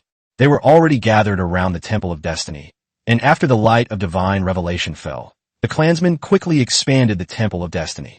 The original courtyard was expanded into 4 new sections: front, back, left, and right. Senior, what's going on? Yitong explained with her hands behind her back. I believe Teacher Liu has already told you that, just like the characteristic of a level 1 civilization is a military camp, the characteristic of a level 2 civilization is the papacy. The clan established a church, and the original altar of God was transformed into the papacy. The Vatican is divided into 5 parts. The first part is the front courtyard, where believers worship and pray, and it's the only part open to non-believers. Wait, Wang Yi quickly stopped Yitong. What are cult members? Official members of the Vatican can be understood as regular believers. According to the original template given on the card, the believers are divided into classic red, white, and black categories. The cardinals are church board members responsible for handling church affairs and presiding over ceremonies and celebrations. White-robe followers are missionaries in the church, responsible for spreading the faith and educating believers. The black-clad clergy, the church's adjudicators, are responsible for regulating the behavior of clergy and believers, upholding the dignity of the Vatican, and handling destabilizing factors. Wang Yi frowned slightly. Are these the only 3 types? No, this is a category that comes with the initial template. You can completely customize the division of duties for the followers according to your own ideas. Yitong shrugged. But so far, the separation of powers between the red, white, and black factions is the generally accepted optimal solution. I suggest you handle it this way in the early stages. Once you're more familiar with it and new needs arise, you can start dividing it up later. Alright, then the remaining 3 courtyards. The 3 different groups of believers, red, white, and black, each occupy one of the 3 courtyards at the back. The central part is the main body of the papacy, which was originally the altar of God and the place where the Pope presides over the affairs of the papacy. At this point, Yitong paused for a moment. Let me ask you one more question. Do you have suitable candidates for the positions of cardinal, archbishop, and pope? The Pope is in, the others. In fact, the Pope can also serve as an archbishop. But which of the 3 bishops becomes Pope will affect the direction of the church's development. Wang Yi nodded repeatedly. Thank you, Senior. I will be careful. This is actually quite easy to understand. Cardinals focus on development, which is beneficial to increasing prosperity. White-robed archbishops focus on missionary work, which is beneficial to increasing faith, and black-robed archbishops focus on adjudication, which is beneficial to increasing military strength. Gods can use the appointment and removal of popes to guide their followers in the direction they desire. It's a pretty good mechanism. But soon, the two discovered that the construction of the outer heaven was not as they had imagined. Despite having mentally prepared herself, Yitong couldn't help but lean closer and ask, Pantheon Academy, Demon Subduing Hall, Lecture Hall? What are these? You changed it? Wang Yi's expression was also quite interesting at this moment, because a voice was constantly playing in his mind. Ding! Congratulations, host. The incense and deity system has been successfully adapted, and the temple and church have been merged into a sanctuary. The cardinals, the College of Heavenly Priests, and the Cardinal Archbishop, the Dean of the College of Heavenly Priests. White-robed diocese, lecture hall, white-robed archbishop, head of the lecture hall. The black-clad cult, the temple of demon subduing. The black-clad archbishop, lord of the temple of demon subduing. Ding! Congratulations, host. The incense and divine path have been successfully adapted. The Pope and the great spiritual official have merged. Celestial Master. Ding! Congratulations, host. The incense and deity path has successfully adapted. The clergy and spirit official have merged. Celestial Official. The clergy rank has been changed to Celestial Official rank. Minimum rank 9. Maximum rank 1. Ding! Congratulations, host. The incense and divine path adaptation is complete. Divine art incantation. Ding! Congratulations, host. The incense and divine path has completed its adaptive transformation. Followers. Heavenly Mandate followers. After digesting the information for a while, Wang Yi finally understood that it was under the influence of incense and deity worship that his level 2 civilization had naturally become different from others. But it seems that the Church of Heaven is stronger and more mysterious than ordinary churches. Moreover, Wang Yi also really liked names like Tongxianyuan Lecture Hall. Although I don't know the details, it's all good news. Such a significant change naturally didn't escape the notice of senior student Yitong. Noticing her suspicious gaze, Wang Yi recalled that familiar phrase. This is the Imperial Xia. Alright, today, Yitong is no longer the little girl who is shocked for the first time. She has come to understand that since there is no way to resist, it is better to accept it calmly. You should start accepting the Pope and the Archbishop's authority. Wang Yi rubbed his hands together, placed them on the mirror, and activated the divine decree. My loyal followers of the heavenly way, I hereby appoint the Great Spirit Official as the first heavenly master of the Temple of Heavenly Mandate, acting on behalf of heaven, obeying heaven's will. At the same time, I hereby appoint you as the head of the lecture hall. A divine light flashed across the Great Spirit Official's body, and incense and divine power swirled around him, making him appear dignified and awe-inspiring. Praise be to the Savior, the great Lord of Destiny. Yitong, with her sharp eyes, couldn't help but exclaim, "Oh my, your familiar is a winged person." Yes, a half-orc, winged swan species, formerly the chief elder of the clan, and later my great spirit officer. After Wang Yi finished explaining, he issued a divine decree. I hereby appoint the wolf spirit officer of the werewolf clan as the lord of the demon subduing hall. I appoint the chief of the sea crocodile clan of the reptiles as the dean of the Tongtian Academy. You must diligently assist the Celestial Master. The Temple Master and the Dean knelt on the ground to express their gratitude. A divine light flashed around them as they received the blessing of the incense and divine power, greatly increasing their strength. Seeing this, Yitong nodded. That's good, no problem. Next, you can let them choose their own clergy and followers. This may take some time. Perfect timing. I'd like to talk to you about something. I need your help with something. Wang Yi patted his chest. Hey, why be so polite? We're allies. Besides, you've gone to so much trouble for me, senior, and helped me so much. I can't just take advantage of you without contributing anything in return. Just tell me what's on your mind. Chapter 67. The concentration of followers is a bit high. New Year's chores are done. Time for some more updates. Please stop letting this book sit unfinished. It'll kill you. Huangdo is crying in despair. Please get a 5-star review. More clicks to urge for more updates. More comments. Please. Yitong sat down next to Wang Yi and sighed softly. You know, even the gods have their own troubles. Especially the large gods, who completely disregard kinship and blood ties in their struggle for fame and fortune. However, most of the gods believe that conflict was unavoidable and should not be suppressed. After all, this kind of internal competition is beneficial for the survival of the fittest within a clan. However, excessive competition can lead to unnecessary internal friction. So they came up with a new method called the family trial. Wang Yi raised an eyebrow. A trial? What kind of trial? It's called a trial, but it's actually a fight with rules and witnesses. Yitong gave a wry smile. The disciples of the family who are of similar age and at a similar level of godhood have formed their own teams, fought against each other and eliminated each other, and finally determined the top rankings. The higher the ranking and the better the performance, the better the support received within the clan. Wang Yi pondered. Although it is somewhat cruel, it is not incomprehensible that the Protoss would choose the best to breed in order to achieve overall development. Yitong shook her head repeatedly as she listened. The initial intention was good, but as time goes by, the family trial has become distorted and corrupted. The infighting among the younger generation of the family has become a disguised power struggle between various factions and branches. The participating teams always manage to squeeze in some powerful helpers, and by the end the trials have become a battle between these helpers, while the main team is eliminated early on. Therefore, the winners are no longer talented young people, but rather puppets supported by various factions. Wang Yi scratched his head, puzzled, and asked, why do we need to fight in team battles? Wouldn't one-on-one battles better showcase an individual's strength? Unexpectedly, Yi Tong shook her head. This is to test the trial participants' command ability. After all, the struggle between gods and the struggle between order and chaos cannot be fought alone. Furthermore, some people say that being able to hire experts is a testament to the power of connections and an important skill. This is truly speechless. Wang Yi looked at Yi Tong with a grin. Is the Yi family like this too? There will always be some. Yi Tong didn't shy away from Wang. I was the champion of the last family trial. Among the top 10, there were probably 4 such faction puppets, and 2 of them were fallen family members who successfully made a comeback. The remaining 3 are similar to me. They are all quite capable and talented, and they also have a lot of resources allocated to them. So victory is inevitable.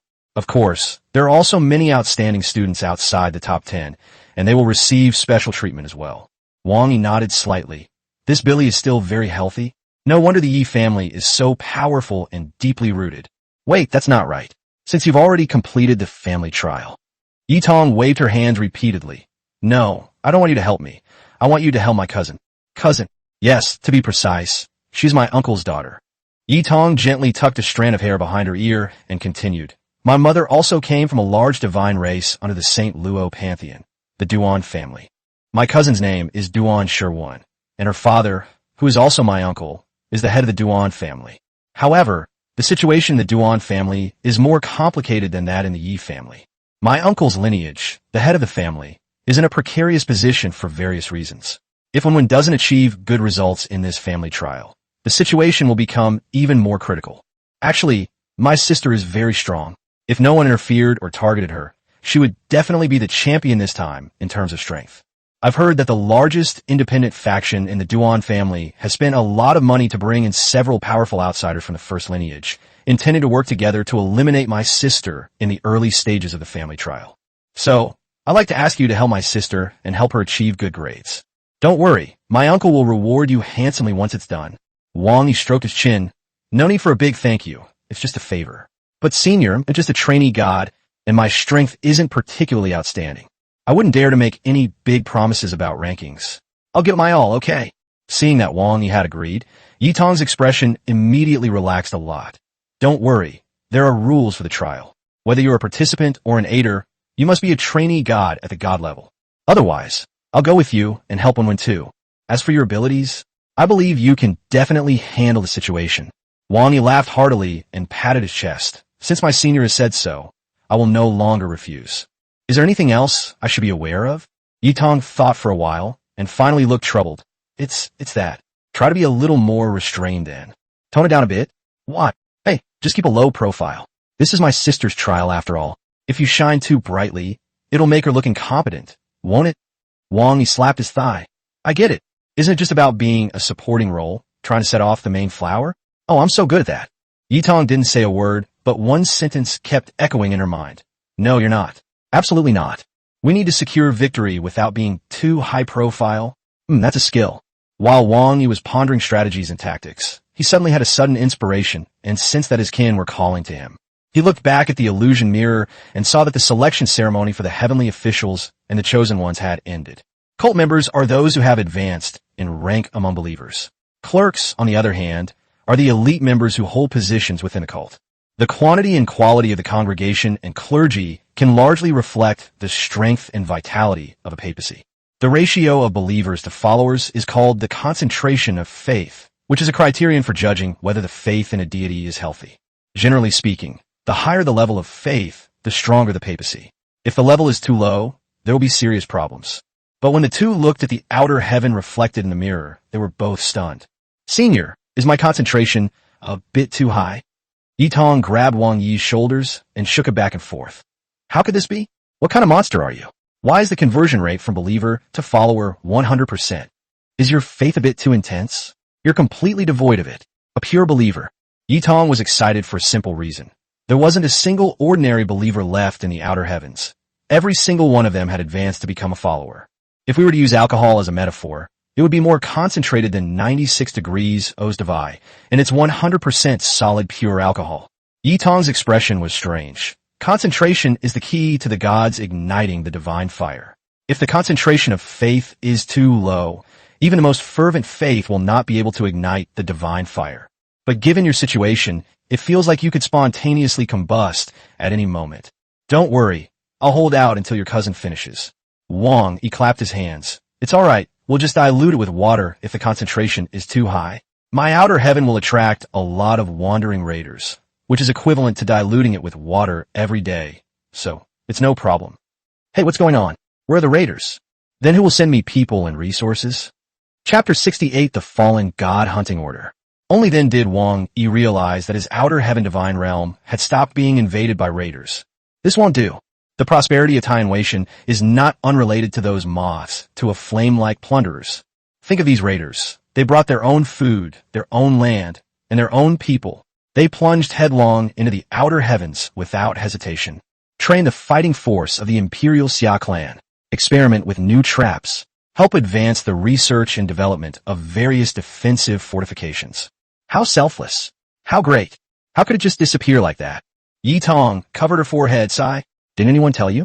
You're now a warrant officer in the Abyss Expeditionary Force. With that title, the raiders released by the Pantheon won't bother you anymore. After all, you've already started hunting abyssal creatures. These little things are nothing more than mosquitoes and flies to you, just annoying. Wang Yi waved his hand repeatedly. Not at all, not at all. Even a small mosquito is still meat. Oh dear, you guys just don't know how to live a good life. What a waste. Such a waste. As the saying goes, every penny counts until you get married. No, this can't be left like this. I'm going to file a complaint. I demand they restore the evidence of the raiders' attack on me. Although I'm already a warrant officer in the Expeditionary Force, I'm still a child. Yi Tong was also helpless. Well, your situation is indeed quite special. Why don't you use the communication function to ask the Temple of Gods? Wang Yi quickly summoned the deity template provided by the Pantheon and called the Pantheon directly through the communication function. The deity who answered the call was very polite. After all, Wang Yi's status as a warrant officer was evident. But after hearing Wang Yi's request, he was completely stunned. The deity on the other end of the line repeatedly confirmed Wang Yi's identity and his request 3 times, and finally said helplessly that he had never encountered such a thing before and could only report it. How long will it take to get a reply? The operator was also in a dilemma. Well, I need to report your request to the Pantheon branch. The branch may have reported it to headquarters. Headquarters held an emergency consultation with the military, and the results will be relayed to the branch, which will then inform me. Finally, I will return the visit. Is the Pantheon's organizational structure really that bloated? Okay, hurry up and get it over with. Yes, warrant officer. After the call ended, Wang Yi looked worried. If the request is not approved, in the long run, you will lose a stable source of income. In the short term, if one cannot obtain new population replenishment, the concentration of faith is too high, and the fervor of believers is too great, it is easy to ignite the flames of faith. Once we advance to a basic civilization, the promise I made to help my senior will fall through. Yi Tong felt a little touched when she saw Wang Yi's troubled expression. The man in front of me was trying hard to suppress his desires. Actually, if you really can't hold it in, then don't hold it in anymore. Don't ruin your health. I won't blame you. I'm fine, I'm alright. Wang Yi chuckled. Hey, by the way, senior, did you ask about Xia for me? Is the head of the grade willing to help? I got first place in the last exam, and I must have impressed the school, right? Yi Tong covered her mouth and laughed while nodding. The school was indeed impressed, but when it came to compensation, they were completely stunned. I've already spoken to the head of the grade about Xiaoyu's situation. He's also very interested in these kinds of difficult cases and has agreed to take a look at Xiaoyu. Unfortunately, he's not on campus right now. He's away on a business trip. But don't worry, he'll be back soon. Thank you so much, senior. Yi Tong fiddled with her hair. It's no trouble at all. You did a great job winning. Besides, I also quite like Xiaoyu. I'm happy to be able to help. The two chatted casually in the activity room, their laughter occasionally breaking the silence. After a while, the communicator rang again. When he answered the phone again, the familiar voice of the deity on the other end came through. I'm sorry, warrant officer. Your request Application for the resumption of daily incursions by raiders into my divine realm was not approved by headquarters. Wang Yi was somewhat displeased. Why? My demands are reasonable and come from the heart. Here's the thing. Headquarters takes your request very seriously and consulted with the Expeditionary Force headquarters immediately. Considering the special circumstances of your current situation, both sides have finally reached a solution by deepening cooperation. That is, issuing you the fallen god hunting order. Yi Tong, who was listening nearby, immediately stood up. Fallen god hunting order? What a joke. He's only an apprentice god. Are you planning to let him face the fallen gods directly? Wang Yi quickly restrained the agitated Yi Tong. No. Can someone explain to me what a fallen god is? Fallen gods are deities who have been seduced by the will of the abyss. The demon gods of the abyss cannot break through the natural barrier and the oaths of the gods, but some demon gods can use special methods to influence the minds of the gods. Some deities with weak willpower, either out of greed for power or because of their unstable stance, were eventually seduced and fell into the abyss, becoming lackeys of chaos. With the fallen god hunting order, one can hunt these fallen gods and seize their divine realms. Wang Yi curled his lip. Isn't this just giving me an empty promise? I'm only a second-tier civilization right now, and I don't have the ability to conquer other divine realms at all. Even if I were given a hunting pass, how would I hunt? Will I just wait for a rabbit to run into a tree stump? The deity on the other end of the pantheon quickly explained, Respected Warrant Officer, please don't be angry. Fallen gods are extremely powerful and dangerous, and hunting them is indeed too early for you. You may not know that during the hunt for fallen gods, many hunters only kill the fallen gods who have fallen into chaos, thus ignoring the enemy's kin. These kin have been tainted by the abyss, and without divine guidance, are no longer a threat. However, simply letting them go unchecked is still somewhat inappropriate. Wang Yi suddenly realized, oh, you want me to be in charge of cleaning up the battlefield? Actually, most of the divine realm fragments and resources that the raiders live in come from the fallen gods recycling divine realm. However, because there are clans within the fallen gods domain corrupted by the abyss, it is impossible to directly break and use them. Therefore, our pantheon will punish those hunters who rank lower and make them responsible for the cleanup. So this is also part of the hunter's job. If the warrant officer is willing to handle it, you won't have to hand over the divine realm and resources you gain, and you'll even receive military merit. Wang Yi paused for a moment. Isn't that still just cleaning up the battlefield? Yes. Then why did you ramble on so much? I want to explain it more clearly so you can understand it better. Wang Yi shrugged and said, No need for further explanation. I accept. Please reconsider this matter. Wait, you've accepted it. Chapter 69 Labor is the most beautiful. Not only were the deities in the pantheon caught off guard, but even the senior student was caught off guard. Yi Tong kept tugging at him. Are you crazy? Even if the fallen god is killed, those familiars infected by the abyss's aura will still be very difficult to deal with. They're like stubborn grease that can't be brushed off. If you're not careful, you might even get infected by the abyssal aura of your own kind. Do you really think those hunters only kill fallen gods and ignore their kin because they're lazy? Wang Yi simply gave Yi Tong a reassuring smile and offered no further explanation. The aura of the abyss is a problem that many gods would avoid at all costs. However, Wang Yi, who is blessed with a 5 saints virtue and might, is completely unafraid of it. Winning people over with virtue is that simple, unpretentious, and yet volatile. Moreover, when the star official Void Sun Rat God appeared to exorcise demons last time, those Abyss Rat Clan members also became his kin, and together they became the Spirit Rat Clan, entering the Subspirit Heaven to recuperate. Therefore, Wang Yi judged that with the protection of the ancestral spirits and many other blessings, he could easily complete the cleanup of the fallen god's domain 100 times more easily.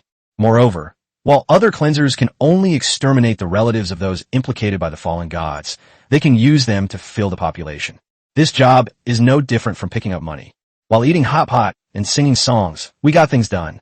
Wang Yi has always believed that, given the vastness of the divine realm and the ample living space, a larger population is always better. As the saying goes, many hands make light work. The operator at the Pantheon was also excited. Are you willing to accept? I accept it, but I don't have the ability to travel to the divine realm. How do I solve this? Don't worry about that. As long as you accept, the Pantheon will take care of guiding those divine realms that need to be dealt with to the border with your divine realm, just like the raiders did before. However, this time it's not a fragment of the divine realm, but the entire divine realm. Wang Yi smiled slightly. I couldn't be happier. Wait a moment. Yi Tong, worried about Wang Yi's safety, quickly stepped forward. You must guarantee that you will inform Warrant Officer Wang Yi of the target divine realm before the traction, and Warrant Officer Wang Yi has the right to refuse the mission. At the same time, you must ensure that you do not assign him tasks that are far beyond his capabilities. Miss, don't worry. Officers as young and promising as Warrant Officer Wang Yi are highly valued by both the Pantheon and the Expeditionary Force. Warrant Lieutenant Wang, since you agree, I will process the necessary paperwork for you. Once completed, I will send it to you. Okay, this is troublesome. After hanging up the call, Wang Yi still looked worried. Seeing this, Yitong couldn't help but ask him something. Regret it. No, it's just, I can't replenish the number of believers in a short time, and I feel like I won't be able to hold out until the next batch of new people appears. If I advance, I won't be able to help your cousin participate in the competition anymore. If it's really too much, then forget it. You'll just ruin your health. The word no made Wang Yi very uncomfortable. It's okay, as long as we can find a way to get some new clansmen. I've got it. In the blink of an eye, Wang Yi produced several secret treasures, including a feather that could summon holy angels, a golden helmet that could summon Valkyries, and a specially made miracle card that could summon the Holy Maiden. The treasures he took out were all the bets that the various pantheons had paid to them during the last controversy surrounding the heart of the realm. These can summon a lot of golden seeds. They'll definitely dilute the intensity of faith. Yitong's face turned green with anger as she looked at the treasures. Coming from a powerful divine clan, she naturally knew what these things, which eroded people's will, were used for. You've gone astray. Where did you get all this stuff? These were given to me by those great gods and pantheons when we made the bet at the heart of the realm last time. These old lechers. Shameless. Utterly shameless. Yitong blushed and grabbed Wang Yi's arm. You can't use these things. Senior, I know what these clans are for. Don't worry, I'm not the kind of person who would knowingly fall into a trap. No, that's not the only reason. You see, many of these specific clans have been manipulated. They may appear to be your clans, but in reality, they will still be loyal to their original pantheon. In this way, they can act as spies, stealing your information, and then finding a way to pass it on to their original pantheon. Wang Yi sneered.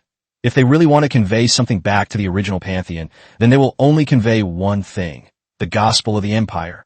Speak freely. Wang Yi directly used these props, treasures, and cards.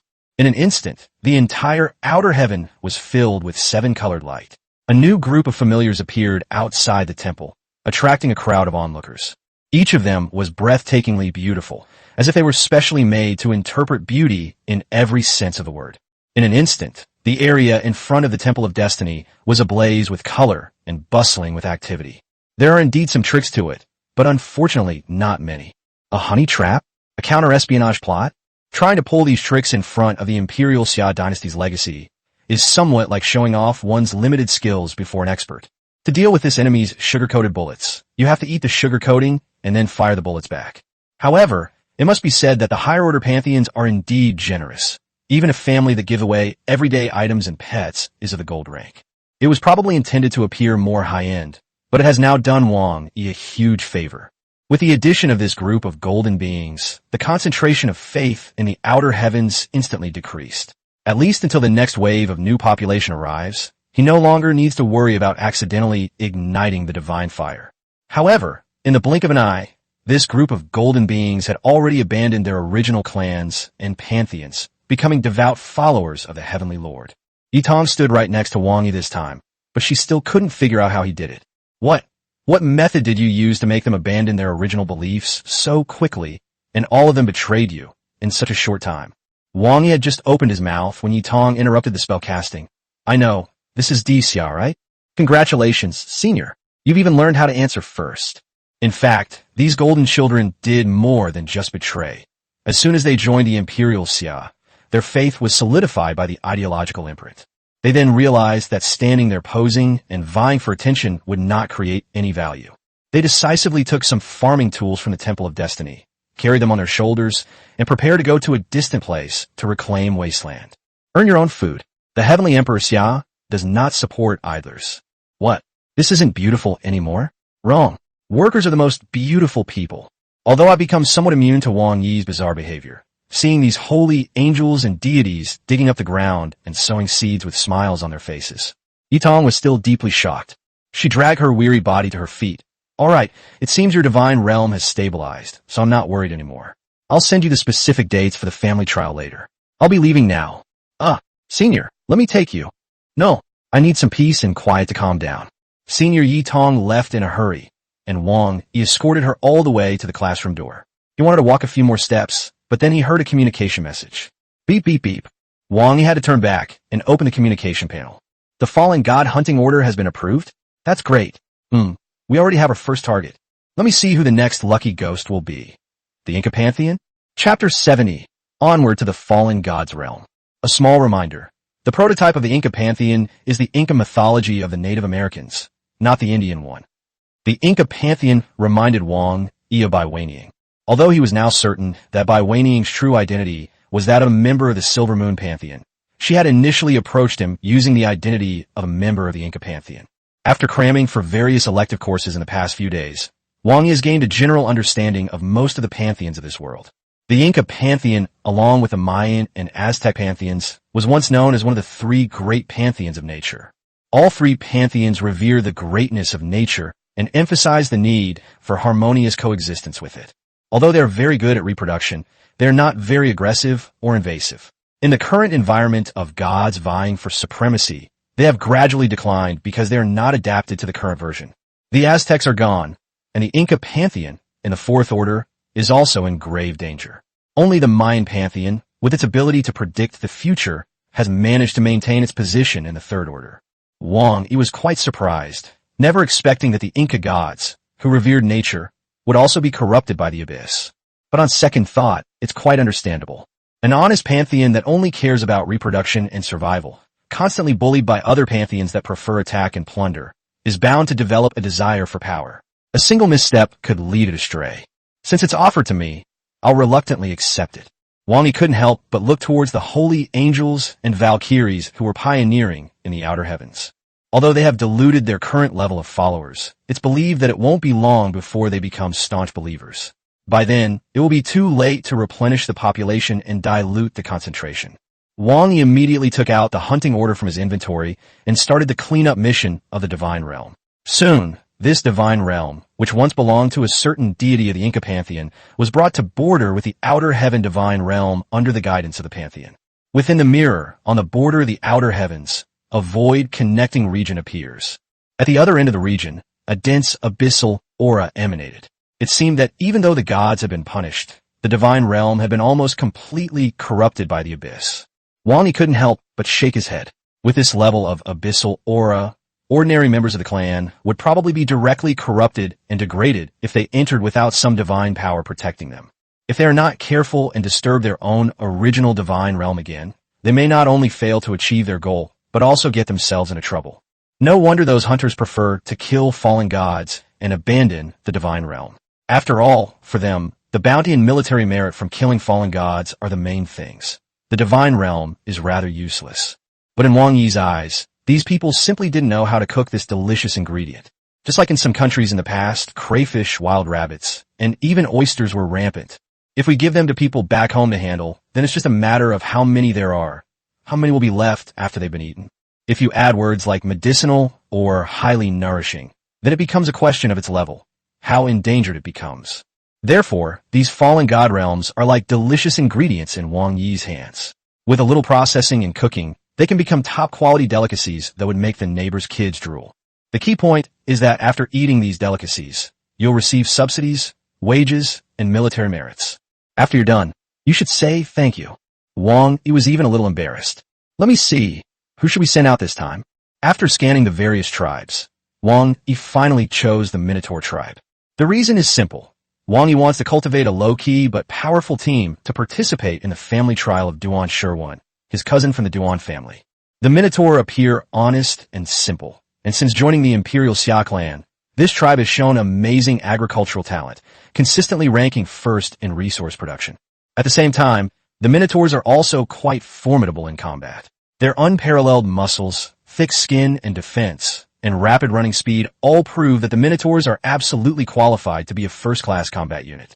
However, these Minotaurs were honest and kind, not good at speaking or showing themselves, and remained inconspicuous among the orc tribes. But aside from the rising marine reptiles, the rapidly developing ratmen, and the unconventional werewolf tribes, the Minotaur tribe was the one that Wang Yi was most at ease with. For this competition, Wang Yi planned to keep a low profile, simply leading the Minotaur tribe to cultivate the land in the rear and provide ample supplies for his cousin Duan and others. Fighting and killing. Nothing beats farming. Perfect timing. Wang Yi plans to use this opportunity to give the Tauren clan a good workout and let them accumulate some practical combat experience. At Wang Yi's command, the Minotaur tribe erupted in jubilation. After so much effort, I have finally been chosen by the Savior and have the opportunity to continue to make contributions. The Minotaurs quickly assembled an army of 1,000 people at the border between the two realms and then marched in a mighty force toward the enemy's divine realm. As a chosen race, the orcs knew they couldn't fight an unprepared battle. Under the coordination of the Celestial Master of the Heavenly Mandate Temple, the celestial officials of various tribes contributed a large number of talismans to arm the Minotaur tribe's expeditionary force. The demons subduing Hull deployed half of its Daoist soldiers, stationing them behind the Minotaur army to prevent a rout at the front and subsequent enemy advance. With everything prepared, the Minotaur army boldly crossed the boundary between the two realms, like a bull's horn-shaped dagger, and plunged straight into the enemy's divine realm. Seemingly sensing the enemy's invasion, the divine energy within the entire enemy's divine realm seemed to have found an outlet, and suddenly rushed toward the Emperor Xia's punitive army. However, every Minotaur in the army shone with five-colored light. That was the protection of the ancestral spirits, the power and virtue of the five saints. The extremely arrogant abyssal aura instantly melted away in the face of the five-colored light, and the remaining abyssal aura was directly reversed, clearing out a large area in the blink of an eye. Really, Wang Yi saw this and was secretly pleased. His prediction was correct. Only he could control this level of abyssal aura. Don't be reckless. Don't be arrogant. Proceed steadily and surely, and victory is in sight. With Wang Yi's divine decree issued, the Minotaur army immediately set up camp and began their frantic infrastructure construction. They first built some small temples of destiny around the perimeter of their encampment, using the five-colored light emanating from the temples to dispel the abyss's aura. Then, temporary outposts were built around the temple, where the Minotaur could station troops, making it easy to defend and difficult to attack. After the outpost is completed, they will build a small fort next to it and begin cultivating fertile land outside the workshop. The fortress is equipped with all kinds of workshops, allowing the Tauren to manufacture various supplies and tools they need. The fertile fields outside the fortress can also provide the Minotaur people with a certain amount of food supplies, enabling them to be self-sufficient. Once this fortress is nearly complete, they will leave a small team to garrison it, while the main force will use it as a bridgehead to continue deeper into the enemy's divine realm, and then repeat the same work. From Wang Yi's perspective, he saw more than a dozen root systems extending out from the main fortress, gradually eroding the enemy's divine domain and constantly driving out the abyssal energy. As the Minotaurs ventured deeper, groups of their kin, corrupted by the abyssal energy, began to appear and charge towards the Minotaurs and their fortress complex. Chapter 71. The success rate of this missionary work is just too high. Faced with the steady and methodical offensive of the Imperial Xia clan, the native inhabitants who had been barely surviving in the fallen god realm could no longer tolerate it. They split their forces to attack several of the more aggressive extensions of the fortresses, but with little success. The Tauren's tactics emphasized stability. This step-by-step approach put the fallen gods faction in a very passive position. It should be noted that this is within their divine realm, enveloped by the abyssal energy, and also has a massive population. They should have had the advantage of favorable timing, location, and popular support, making them invincible. But with the Minotaur's bunker tactics, the advantage of terrain is out of the question. The abyssal energy was no match for the virtue and might of the five saints, and the timing of the heavens became a joke. As for human factors, when faced with numerous enemies, these old oxen retreat into fortified fortresses, relying on their defensive works to avoid battle. During this time, the Minotaurs in the nearby fortress will reinforce their troops as quickly as possible. Only when their own numbers are sufficient to overwhelm the enemy will they swarm out of the fortress and give the enemy a just and brutal beating. This kind of cunning fighting style is so outrageous that even the clansmen who are under the control of the abysses cannot remain calm. However, Niu Tianguan and Niu clan chief readily accepted the insult from their enemies. Isn't this whimpering and barking of a dog a sign of defeat and inability to win, a triumphant song of victory? This steady approach to combat is something the Tauren tribe has been painstakingly developing over the past few days. The wisdom of our ancestors is great and profound, but the combat experience of our colleagues is also worth studying in depth. The werewolf race developed their own unique, wild wolf rush strategy by analyzing their battles against the ratmen. The breakthrough in the werewolf race's new fighting style has also greatly shocked other orc races. At first, everyone was captivated by the victories of the marine reptiles and the glory of the ratmen, and were fascinated by the strategy of building fortifications. But after the battle with the werewolves, everyone realized that the best strategy was the one that suited them best.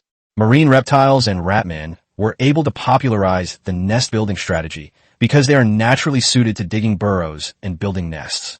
Were the advantages of the Minotaur: hard-working and down-to-earth. Having discovered their own strengths, the Tauren quickly devised a new strategy that suited them perfectly: fortress wars. The rat race excels at building fortifications, but their skill lies more in their agility and technique, brimming with ingenuity and boundless imagination. If they were to build hundreds or thousands of identical fortifications and arrange them in a scatter pattern, they could probably do it, but they would definitely find it tedious and boring, or even feel that it was torture. But Tauren can.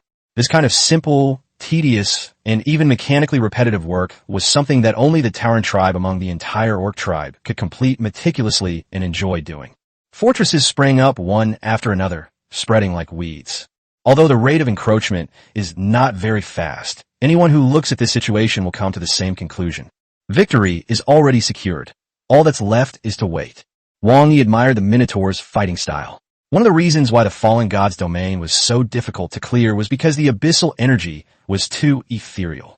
If the cleaners clear out the south, it might drift north. But when the cleaners turn their attention to clearing the north, it might drift back south, ruining all the progress made.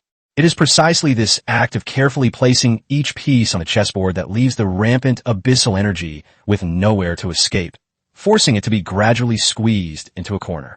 If the werewolves are swordsmen who only practice a single, deadly strike, and the ratmen are strategists full of ingenuity, then the Minotaurs are definitely the most stable and impartial army.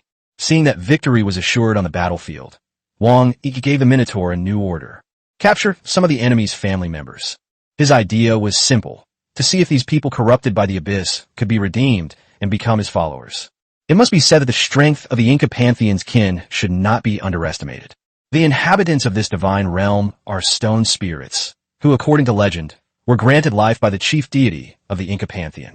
Their bodies are composed of vines, vegetation, and hard rock, and their defensive and combat abilities are no less than those of the Minotaur. Moreover, the opponent's civilization level is obviously higher than that of the Imperial Xia, and with the blessing of the abyss energy, their strength is even greater.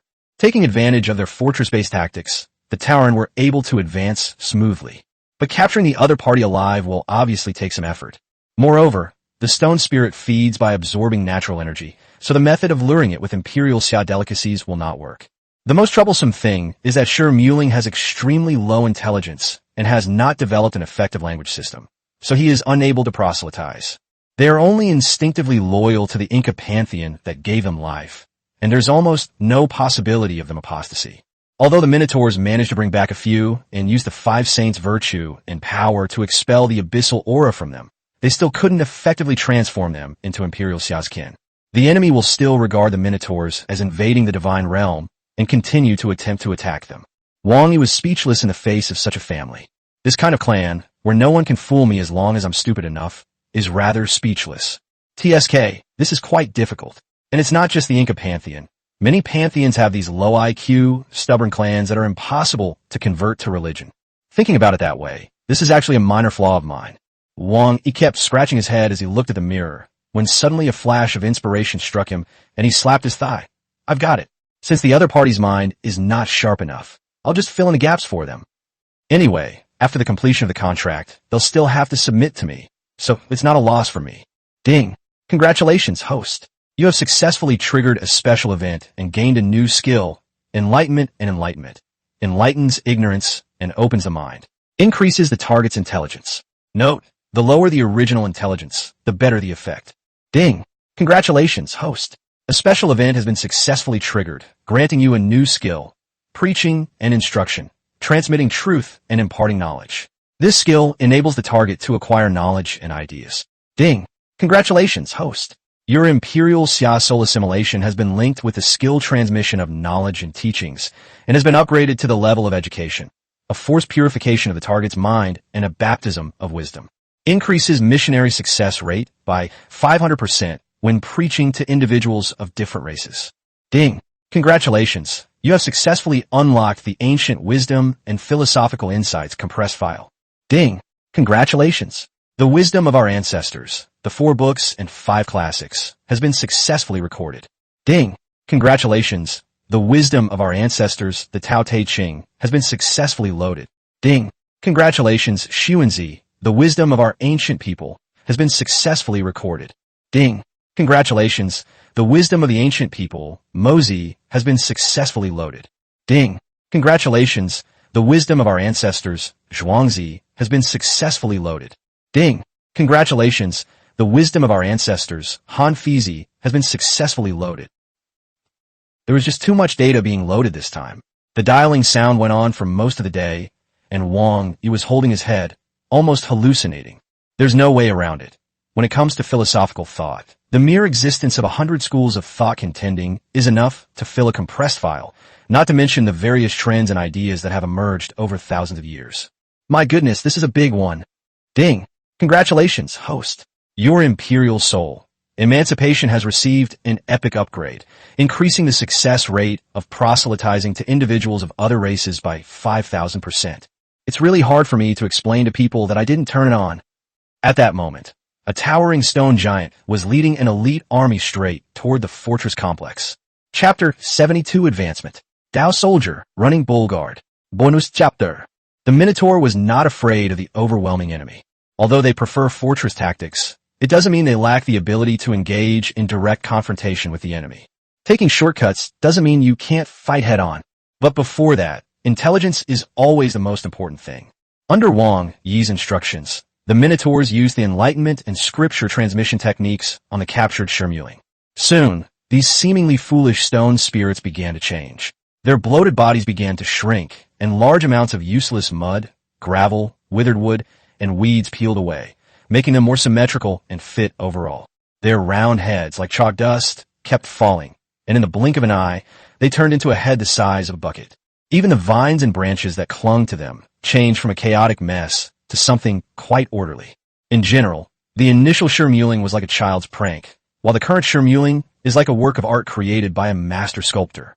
They prostrated themselves on the ground, offering their most faithful faith in the most humble manner. Praise be to you, great Savior, supreme destiny. Tell me, what exactly happened to this divine realm, to your former gods? The sun has gone out.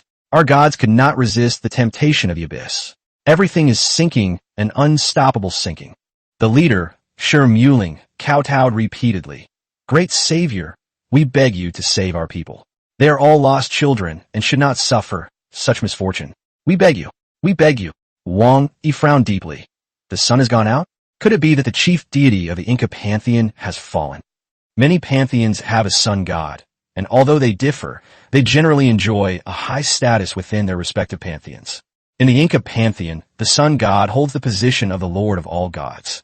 Shurmuling is merely a member of the familia, belonging to the lowest level of the pantheon. Precisely because he is at the bottom, if even they knew this, then the matter was probably already a foregone conclusion.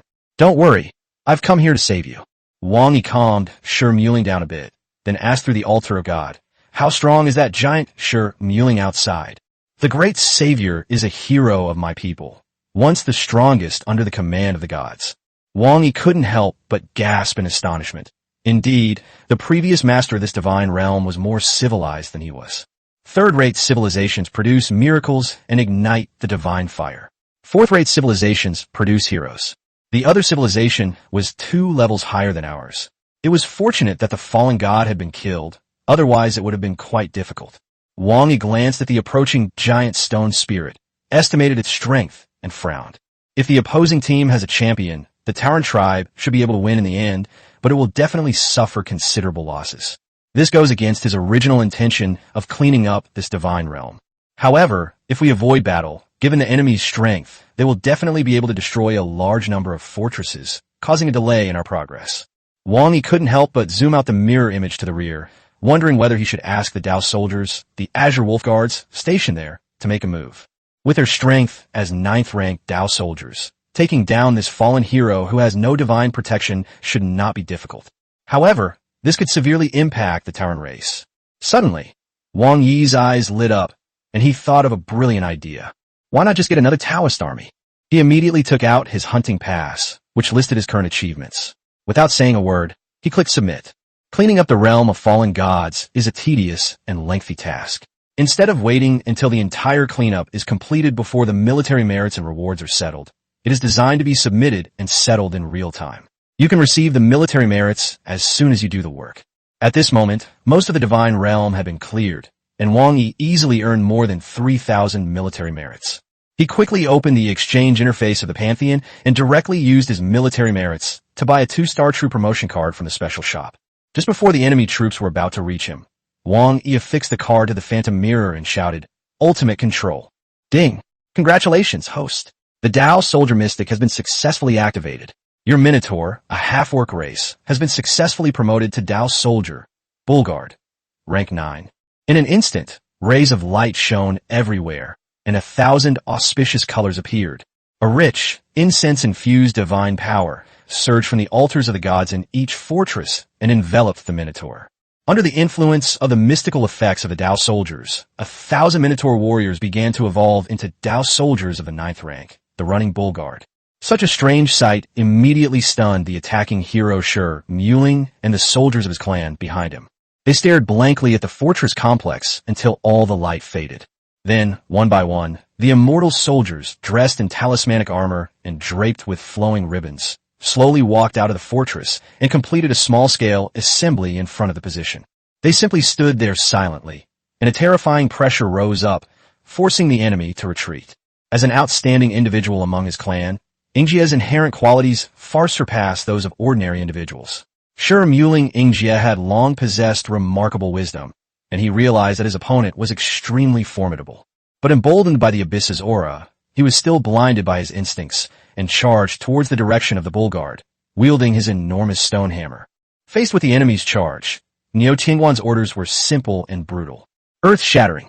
Minotaur are masters of agriculture and intimately familiar with the land.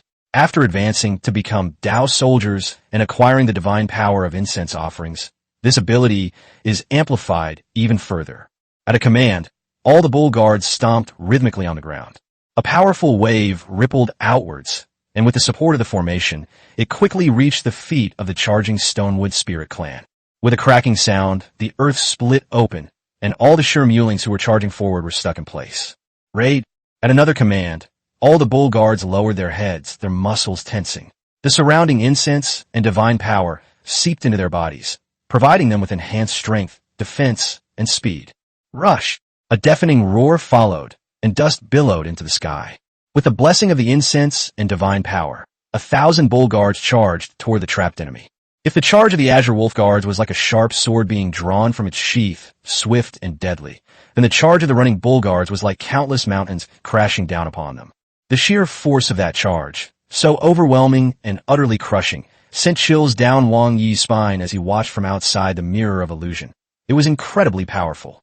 Under such military force, any will to resist would be completely destroyed. It is practically an insurmountable force. With a scream and a roar, the once invincible hero collapsed to the ground, incapacitated. His guard were also completely wiped out, lying on the ground lamenting their fate. If Wang Yi hadn't specifically requested that no survivors be left, the bodies lying on the ground would now be mostly rubble and debris. Seeing his clan achieve a great victory, Wang Yi was very pleased. Niu Tingguan, arrest this outstanding unit. Compared to ordinary combat units, he definitely knows more. I like to ask, what do you mean by the sun going out? Chapter 73, Extravagant Gifts at the Hall of Merit, bonus chapter. Great Lord of Destiny, I am your loyal servant, Stone Spirit Alts. Shi Muling, a hero, lay prostrate on the ground. After receiving enlightenment and education, his appearance had changed drastically. Her figure is more toned, her facial features are more symmetrical, and she looks much smarter than before. I ask you, what happened when the sun went out?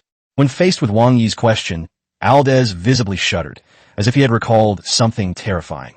Great Lord of Destiny, I do not know why the sun went out.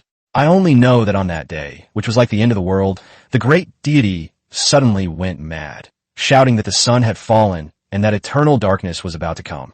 Before we could even ask our former savior, she was corrupted by the abyss, and we too lost our minds in the abyssal atmosphere. It was only when you, the great Lord of Destiny, appeared that we were led out of the darkness. Ah, great. All right. Wang Yi quickly stopped the stone man from praising him. The little knowledge in the stone man's mind was all taught by Wang Yi, and now it was all being used to praise him. I'm giving you your enlightenment and intellectual development, not so you can use it to flatter others. Looking at the large figure before him, Wang Yi was somewhat troubled. After all, his main civilization was only at the second level, not yet at the point where he could recruit heroes. However, the effect of the teachings was so strong that they managed to convert a brilliant young man to their faith. Since he wasn't officially employed, he had to accept the same treatment as other ordinary stone spirits for now. Fortunately, Olds wasn't interested in any of this. When he heard that Wang Yi was willing to take him in, he happily skipped and hopped out of the fortress. It seems the Inca pantheon is really in trouble. The God Lord is the leader of a pantheon and the source of all the blessings and powers within the pantheon. If something happens to him, it could easily affect the entire pantheon. This is why most of the gods are truly powerful, and other gods in the pantheon will risk their lives to protect them. Such a sudden and unexpected event, where even the deity dies unexpectedly, is extremely rare. Unfortunately, based on the information currently available, it is impossible to piece together exactly what happened in the Inca pantheon. Wang Yi shook his head, dismissing these thoughts. Whatever the reason, he had to finish clearing this divine realm first. He picked up the hunting warrant and looked at it. Including the part he had just submitted, his clan had completed 20% of the cleanup work. It's pretty fast. Wang Yi scratched his head. After everything was cleaned up, he would still need to spend time refining this divine realm. At least 5% of the material must be refined before it can be considered successfully incorporated into one's divine realm. Thinking about it this way, it really was hard work. Fortunately, the rewards were plentiful. Ding! Congratulations, host, for successfully vanquishing demons and protecting the righteous path. You have gained 100 merit points. Wang Yi, who was pondering how to refine the divine realm, suddenly froze. He patted his ears, wondering if he had misheard something. Ding! Congratulations, host. Your merit points have reached 100, successfully unlocking the merit hall function. Now Wang Yi was certain that he hadn't misheard. Merit? Why would there be merit? So, clearing away this abyssal energy and rescuing the corrupted beings is rewarded with merit. Ding! Introduction to the Hall of Merit. All deeds that benefit heaven, earth, and all living beings are considered meritorious. Those with great supernatural powers, great achievements, and great merits in the world have their images copied and preserved in the Hall of Merit. Those who are destined can offer merits to invite the supreme divine figure to descend to the mortal world and lend a helping hand. Note, when a divine shadow descends to earth, divine power, divinity, might, and virtue may accompany it, but it has no divine spirit. Therefore, as a sign of respect, when inviting the divine shadow, its name must not be mentioned. Please remember this. Once the notification sound faded, Wang Yi finally realized what was happening and immediately became excited. Holy crap! Holy crap! Holy crap! He excitedly paced back and forth in front of the illusion mirror, finally slapping his forehead. Open the Hall of Merit! In an instant, he seemed to have arrived before a dignified and solemn golden palace. As the palace doors slowly opened, countless halos of light surged forth from within. At that moment, Wang Yi saw countless familiar figures. Although he might not have seen them in his previous life, he only needed one glance to match these divine figures with the names in his mind. From the highest gods and Buddhas in the heavens, to the ghost messengers and underworld lords in the netherworld. Among them are the overlords, heroes, and valiant warriors of the human world. The main hall not only contains divine figures and immortals, but also some divine weapons and rare and exotic beasts. It can be said to be all-encompassing and has everything. Looking at those familiar figures and feeling the surging power they contained, Wang Yi was moved to tears. He was previously troubled because the gods and other pantheons could use their rich resources to summon various heroic spirits, divine artifacts, and chosen gods to descend, and could even invite powerful figures from their pantheons to perform divine descents. I have nothing. Now look what happened. The entire Merit Hall has been smashed down on us. Wang Yi could even imagine his hometown's attitude. Whatever other people's kids have, our kids must have too. Not only must they have it, but they must be the best. That's an exaggeration. There's no need to worry so much. I'm actually doing fine. Wang Yi didn't know who he was saying these words to, but even if the other party could hear them, they probably wouldn't listen. But looking at the countless towering figures in the Hall of Merit, Wang Yi felt an indescribable sense of pride. Moreover, as long as you have enough merit, you can invite these deities to descend to Earth. However, according to the detailed explanation of the function of merit points, what I summoned was a mindless divine shadow, which was different from the last time when the star official personally came. Wang Yi felt it was a great pity. If he could invite the true deity to descend, even if there were no difficulties, it would be good to have a chat with them. Although he has gradually adapted to life in this world, his hometown still holds an irreplaceable place in Wang Yi's heart. It seems that it should be similar to the chosen of heroes, chosen of Halo, and chosen of divine artifacts among the chosen gods. The Star-Lord's case, on the other hand, was a divine descent. The former pertains to strength, while the latter involves willpower. The difference is quite significant. Reluctantly, they closed the doors of the Hall of Merit, and the seven-colored radiance faded away. Wang Yi took a deep breath to calm the pounding in his heart, and a thought came to mind. He had to prove himself. With such strong support, wouldn't it be a waste to waste these precious gifts if I still lived a chaotic and unsuccessful life? The expectations of our hometown must not be disappointed. Wang Yi reached out and pressed his hand against the mirror. Believers of destiny, go to save, go to conquer, reclaim this world from the clutches of the abyss. Grant suffering beings liberation and redemption, to exterminate demons and uphold justice. This is the mandate of heaven. The mandate of heaven has decreed our rule. Exterminate the demons and uphold justice. The mandate of heaven has decreed our rule. Exterminate the demons and uphold justice. The mandate of heaven has decreed our rule. Exterminate the demons and uphold justice. 1,000 bull guards, along with the newly educated and subjugated stone spirits, advanced madly along the fortress's route.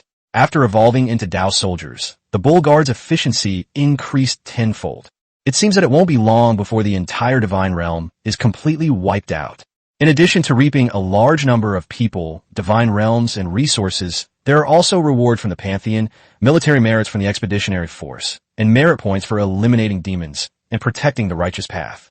To earn money from multiple jobs with just one job. That's practically the emperor of the working world. Bang! Suddenly, the door to the activity room was flung open. Wang Yi turned around and saw a group of beautiful older girls standing outside, all looking at him curiously. Hey, who are you? What are you doing in our activity room? Chapter 74 The Challenge from the Beautiful Senior. Bonus chapter. Looking at the group of beautiful women outside the activity room, Wang Yi quickly disconnected the phantom mirror and then awkwardly waved. Everyone, I'm sorry, I recognize you. A small girl jumped out from the crowd. You're Wang Yi. Wang Yi was greatly shocked. Yes, I am Wang Yi. Do we know each other? The girl ignored him and instead happily shared her joy with her other companions. That's Wang Yi. The Wang Yi who, according to rumors, eloped with Senior Yi Tong and had several children. Is this the current version? The update is too fast. Wang Yi was both amused and exasperated. I am Wang Yi, and I also know Senior Yi Tong, but we don't have that kind of relationship. Among the crowd, a short-haired girl in a leather jacket coldly sized up Wang Yi and couldn't help but snort. I just heard someone complaining that there was a lot of noise in the club activity room. Oh, it's you. Why are you in our activity room? Did Yi Tong bring you here? Wang Yi was a little embarrassed. Oh, yes, I'm sorry. Senior Yi Tong wanted to talk to me about something, so she asked me to come and find her. Where is Yi Tong? Senior sister had to leave first. I'll borrow your mirror of illusion for now to deal with an emergency in the divine realm. The short-haired beauty, for some reason, was full of hostility, frowning and glaring at Wang Yi. Our phantom mirrors were specially purchased for the competition, and they are not for lending out. The petite girl tugged at the short-haired beauty's arm. Sister Eileen, he's Sister Yi Tong's boyfriend, so he's not exactly an outsider. What little boyfriend? Has Yi Tong ever admitted to it? She hasn't. Has she? If she hasn't admitted it, then he's an outsider. Wang Yi's expression was somewhat displeased. The matter was actually a misunderstanding, and he sincerely apologized with a smile. This woman, however, was constantly aggressive and even deliberately difficult, which was quite annoying. This, Senior Sister Yi Tong asked me to come here because she wants to recruit me into the club. It's only natural that she wants me to try out your club's equipment, right? Since your company doesn't welcome me, then I'll just leave, etc. Seeing that Wang Yi wanted to leave, the short-haired beauty, Eileen, blocked his way. What, scared? Trying to run away? Wang Yi sneered. Afraid of whom? Afraid of you. Eileen, with her shapely, long legs, circled around Wang Yi, scrutinizing him. What you just said has really bothered me. You said that Yi Tong wants to invite you to join our club. What? Are you really good at extreme challenges? To be honest, I did become a little interested when Senior Yi Tong first introduced her. Just then, Eileen walked up behind Wang Yi. Unexpectedly, Wang Yi suddenly turned around, took a step closer to Eileen, and spoke coldly. But after seeing you, all my interest vanished. Eileen was startled by Wang Yi's sudden approach and instinctively took a half step back. Just as she was about to retaliate, she saw Wang Yi turn around gracefully and walk towards the door. Prove it, she quickly called out, and Wang Yi stopped in his tracks. Let's prove it. See if you have a talent for extreme challenge competitions, and also prove whether Yi Tong's judgment was wrong. Wang Yi turned around and smiled dismissively. Can I prove anything to you? Bringing outsiders into the club and letting them use the club's equipment is a violation of the club's rules. Eileen smugly leaned closer. You didn't want your senior Yi Tong to get a club reprimand because of you, did you? This, Wang Yi's face darkened. Senior, if you want to play, I'll play around with you. But just playing around isn't very interesting. How about we bet on something? Upon hearing this, Eileen's eyes lit up. Great. If you lose, you'll disappear from Yi Tong's side. Seeing Wang Yi's surprised look, Eileen quickly explained. Yi Tong is a strong player in our club. Your presence will only distract her. I'm doing this for the sake of the club. Seeing the other party's flustered appearance, Wang Yi couldn't help but let his mind wander. Eileen is strikingly beautiful and dashing. Even her wealth and generosity cannot conceal her androgynous beauty. But this cool senior seems quite persistent about Yi Tong. Could it be that she? Hey, have you decided on your bet? Looking at the extremely arrogant Eileen, Wang Yi suddenly had a mischievous idea. I made up my mind. If I win, starting today, whenever you see me, you have to squat down and sing while holding your earlobes with both hands. What? Singing? Yes. Sing just like that. I've been conquered by you, cutting off all my escape routes. How about it, senior? Are you up for it? Eileen gritted her teeth and glared at Wang Yi. The lyrics he uttered were so shameful, and the posture he described was even more shameful. But at this moment, Eileen was full of confidence.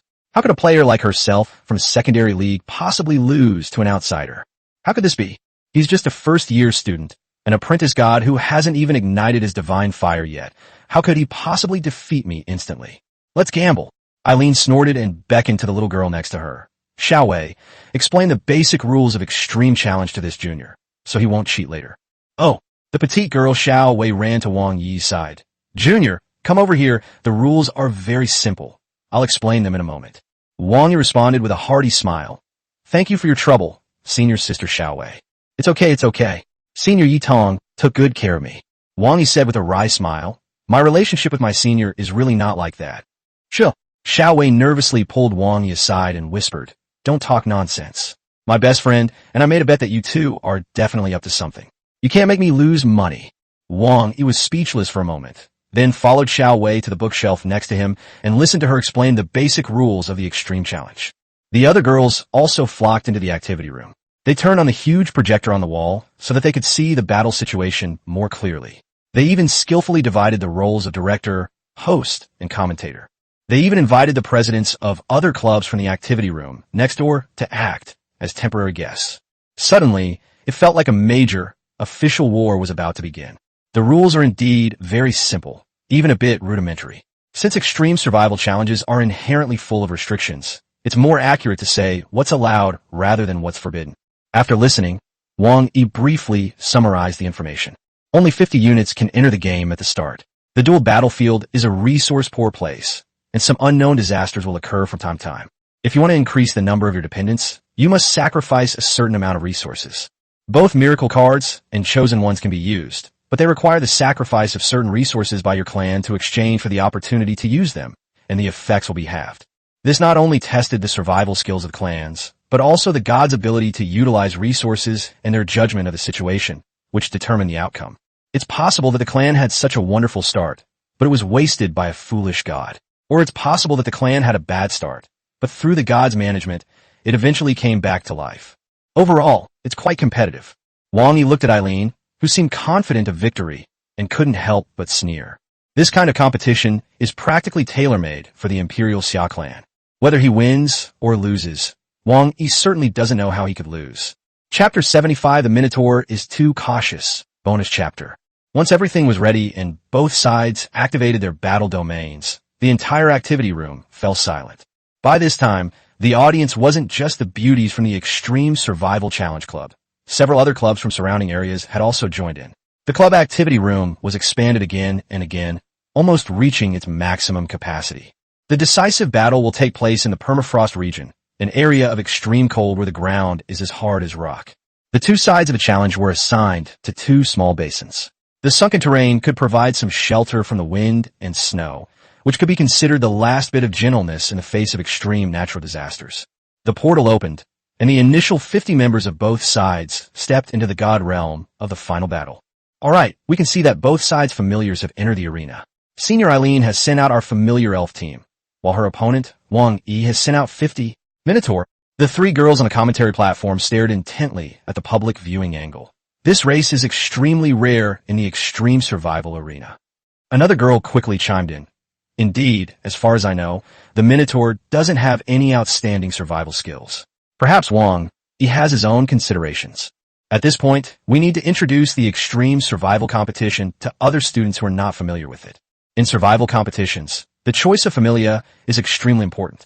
We do not discriminate against any familia, but some familias lack the ability to survive at the highest levels. That's true. Just like our club's ace, Vice President Eileen, her familiar elf race is a famous darling of nature. It has an extremely strong survival ability, a special affinity for plants and nature, and can adapt to various extreme environments. At the same time, both their work capacity and combat ability are top-notch. A guest nearby sighed. It seems the outcome was already decided from the very beginning with the choice of their clan. I wonder how long he can hold out. However, to everyone's surprise, when the Minotaurs arrived in this freezing environment, they did not panic as they had expected. They surprisingly began to divide the work in an orderly manner. Some people started to build shelters, some started to collect supplies, and some Minotaurs started to make fire by rubbing sticks together and built simple windproof measures to protect the fire. In the blink of an eye, they had established a firm foothold in the basin. In contrast, in another basin, Eileen's elves were casting nature magic in one corner, cultivating cold-resistant plants to create shelters. In terms of progress, they were even slower than the Minotaurs who did all the manual labor. Wow, it seems Wang Yi's NTR skills are pretty good. They must have undergone special intensive training. Minotaur have thick skin and flesh, which gives them an advantage in cold weather. After establishing a foothold, both sides enter the labor phase. Only by gathering enough resources could they exchange for more people or obtain action point from the gods. However, in such an environment, let alone sowing seeds, the frozen soil is so hard that a single shovel strike could easily break your hand. The elves are very clever. They collect the seeds of cold-resistant plants and then cultivate them in suitable areas. Because the plants were naturally cold-resistant, and with the added boost of elven magic, they quickly harvested their first crop. They continued this cycle, and the tribe was on the right track. The Minotaur, on the other hand, were more simple and unpretentious. They kept building new windbreak campfires and gradually raising the temperature of the surrounding area. Then, heated stones are placed on the ground to soften the hardness of the frozen soil. Before long, they also cultivated a small plot of land. However, they planted crops instead of cold-resistant plants. What a blunder, what a blunder. The commentator on the commentary platform sighed. This is a common mistake that beginners often make. They assumed that the crop yield would be high, but they didn't consider that the crops would have a hard time surviving in such extreme conditions, and even if they did survive, the yield would inevitably be reduced. After all that effort, the yield was actually lower than the cold weather plants planted by senior sister Eileen's elves. Another commentator quickly chimed in. By the way, for those viewers who don't know, in order to speed up the pace of the game, a time magic has been applied to the dual god realm, making the plants here grow and decay extremely quickly. An annual crop takes less than 10 minutes from sowing to maturity. Otherwise, if a match lasts for several days, everyone will have nothing to do. Indeed, this was the case. The crops planted by the Minotaurs grew rapidly, but only a small number survived and struggled to flower and bear fruit. However, the Tauren tribe remained completely calm, clearly having anticipated this outcome. They collected the crop's seeds and, apart from a small amount used as food, replanted the rest. The seeds struggled to grow again, with only a small number flowering and bearing fruit. The Tauren continued to use the high-quality individuals as seeds and the rest as food, continuing the new round of sowing. The female commentator on the podium suddenly slammed her hand on the table. I get it. Wang Yi's kin are selectively breeding. I never expected to see such a rare survival technique. I see. They want to select more cold-resistant plants through continuous artificial selection and multiple rounds of cultivation, and finally select individuals that are both high-yielding and cold-resistant. That's a great idea, and so far, the execution has been quite good. The guest next to him looked bewildered. Gentlemen, I don't quite understand why they would throw the ashes from burning straw back onto the farmland. The female commentator observed for a moment and said, "Your observation is very meticulous. This is a rare kind of farming wisdom. After crops are harvested, straw becomes combustible material for heating. The ash from burning, after special processing, can become fertilizer to nourish the soil. The land cannot remain fertile forever, but this farming method can largely prevent arable land from becoming barren. That's killing two birds with one stone." I didn't expect Wang Yi to actually be quite capable. Another female commentator exclaimed in amazement, "They're so steady. This man's clan is so steady. From the moment they set foot on this frozen land, they haven't wasted a single bit of manpower, resources, or time. Everything we did was the optimal choice.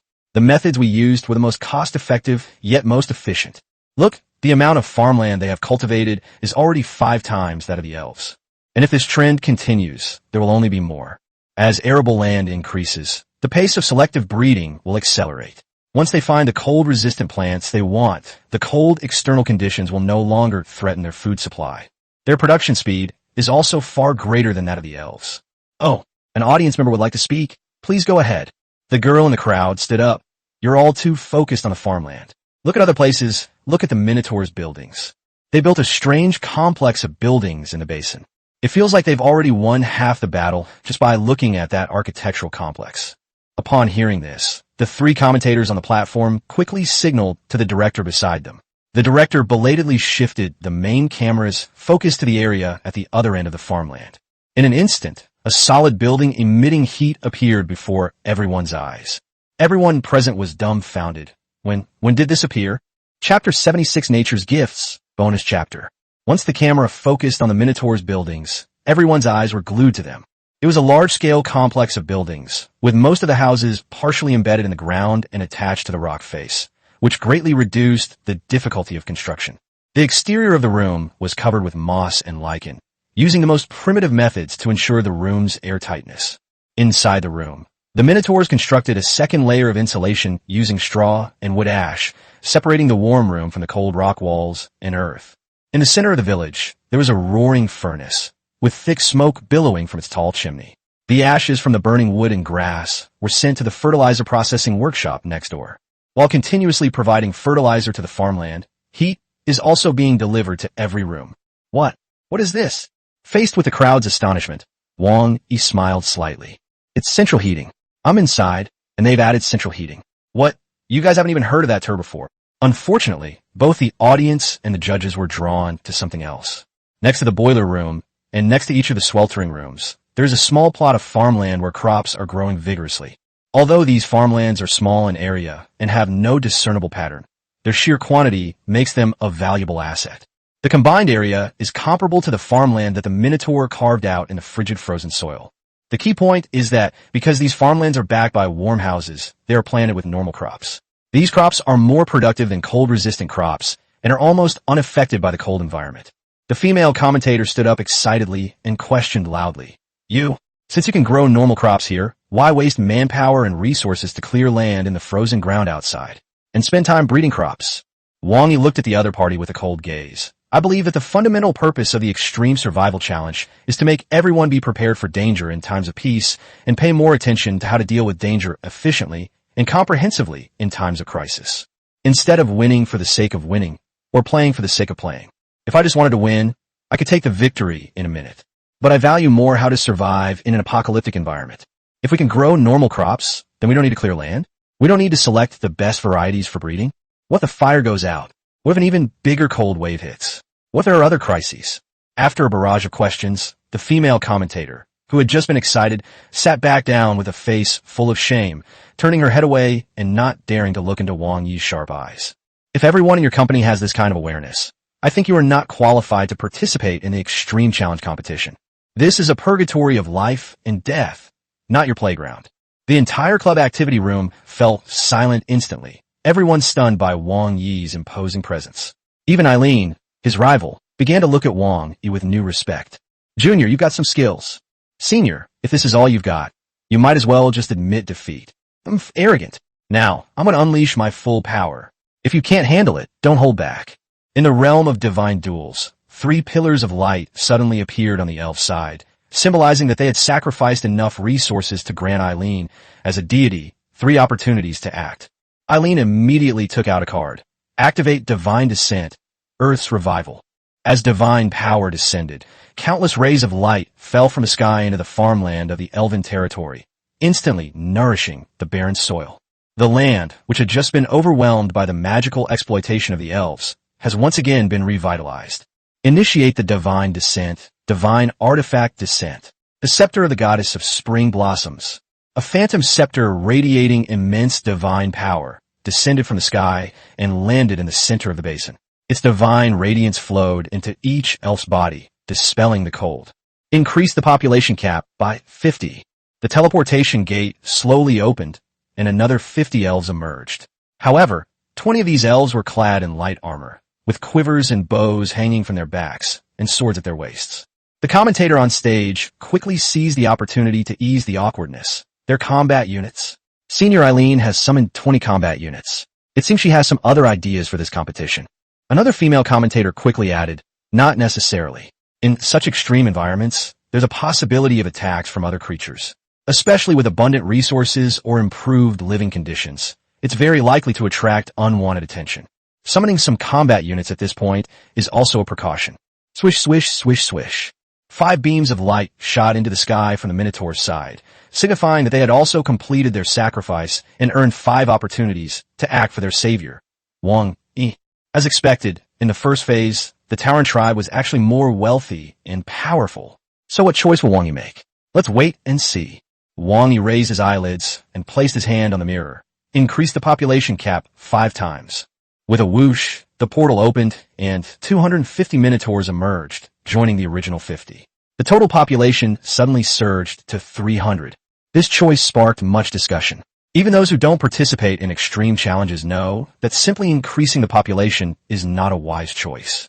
Well, what we're saying is, Wang Yi really doesn't follow the usual path.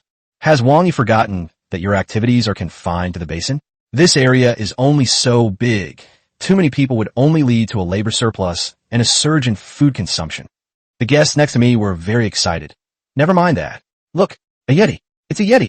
Everyone turned to look at the screen, and as the view zoomed in, they discovered that 2 groups of Yetis had gathered in the snow and ice. They were completely white and hidden in the snow, making them difficult to spot. This is bad. Although the Yetis are not very strong, they are still beyond the capabilities of a working population. The Minotaur tribe has no fighting units, so they are likely to suffer heavy losses. It seems that Senior Eileen is more experienced and summoned the combat units much earlier. Look, the Yetis have launched an attack. Director, focus on the Minotaur tribe.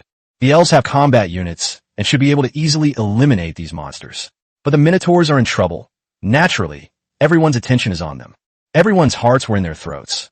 After all, the facilities on the Minotaur side were quite beautiful and well organized and looked very comfortable. It would be such a pity if it were destroyed. Look, the Yetis are charging. The Yetis have fallen into a trap? What did the Minotaur build this trap? But quite a few Yetis still managed to rush into the basin. The Yeti has met the Minotaur. A battle is imminent. Before everyone's eyes, the Yetis had just encountered the Minotaur when they were all quickly overturned and then smoothly captured alive. The Minotaur captured the Yeti from the trap, gathered with the captured Yeti, and then began to enlighten and transmit the teachings. How can we waste such a gift from nature? Once the Yetis regained their senses, one of the Minotaurs stood on the high platform, opened his arms, and asked in a loud voice, "Do you believe in destiny? Do you crave success?" Chapter 77 Senior Eileen is greatly surprised. Bonus chapter. It was broadcast so clearly at such a high volume and to such a large audience, all under the watchful eyes of the public. The Minotaur stood on high, constantly praising the great savior and the supreme mandate. And they passionately lectured the Yetis on what success is, how to achieve success, and why success is important. It reveals an infinite fervor and admiration for the Chosen One, praising him like a flower in full bloom. At the same time, it was also a barrage of messages directed at everyone outside the screen. Wang Yi stood awkwardly facing the wall, trying his best to minimize his presence. Taishi is dead. Feeling everyone's gazes directed at him, Wang Yi forced a laugh and turned his head away, arguing weakly. I didn't teach it. Although no one spoke, their faces were filled with disbelief. At least I didn't ask him to praise me like that. All right, let's get back to watching the game. The commentator's words brought everyone back to the scene on the field. But at the same time, the Minotaur's words kept echoing in their minds, making them want to chew on them over and over again.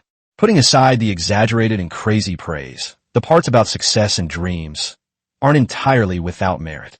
Look, the female commentator excitedly grabbed her companion's hand. The Minotaur has actually tamed the Yeti. How is this possible? No. The guest clearly had a different interpretation. To me, it seems like they've successfully proselytized. How could that be? Yetis have very low intelligence, no different from wild beasts, and do not meet the requirements to become a familia. The guest seemed thoughtful. Perhaps he just did something. Another female commentator struggled to break free from her companion's excited hand. What an unexpected development. Wang Yi's Minotaur clan not only secretly set a trap, but their work unit still possesses considerable fighting power. They easily subdued the Yeti and recruited it into their ranks. It's important to know that the population increase resulting from this behavior is not subject to any capping restrictions. Nowadays, Wang Yi's side not only has a population advantage, but also has a group of laborers who are not affected by the cold weather. What will happen to him next? Now, the focus is no longer on the outcome of the match between the two players, but rather on what other shocking and outrageous moves Wang Yi will pull next. Then Wang Yi's minions did not disappoint everyone's expectations. After the population surged to over 300, the Minotaur's work speed increased dramatically. They transformed into a combination of infrastructure construction maniacs and land reclamation maniacs, filling the entire basin to the brim in no time. The central furnace room has undergone several technological iterations, becoming a behemoth capable of transmitting heat throughout the entire basin. Its operation mode has changed from burning wood and straw to burning the gas produced by secondary fermentation of straw. The area closest to the furnace tower was so hot that residential houses had to be demolished and converted into workshops that required more heat. Everyone was shocked, and their scalp tingled when they saw this. That's strange. Aren't we watching extreme survival? It feels like they're trying to create a sizable civilization inside this temporary challenge god realm. Hey, do you still think this is a survival challenge? Have you ever seen a survival challenge like this? Have you ever seen a survivor sweating profusely in extremely cold permafrost environments? They grow flowers on their own balcony. How interesting. What flower? Those are vegetable flowers. They grow vegetables. This basically means the game is over. He didn't even consider the other side as an opponent. He was genuinely focused on wilderness survival. No, it's a battle against this calamity, a battle against the world that wants to kill him. And it seems they even won? So shocking. Seeing the audience's high praise for Wang Yi, some girls from extreme survival clubs couldn't sit still and spoke up to support their vice president. Our vice president's approach is the orthodox one, okay? His is using unorthodox methods. He only succeeds when he gets lucky. Exactly, it's probably because this map just happens to be his forte. If it were the desert god realm, he'd probably be eliminated in no time. His basin is already full, and the population is still so large. I wonder what he'll do next. With supplies plentiful, Wang Yi launched another sacrifice, gaining 8 more opportunities to act. Without hesitation, he chose to increase the population cap, and the number of Tauren in the entire competition immediately reached 700. With the addition of the Yetis they had intermittently subdued, the population was approaching 1,000.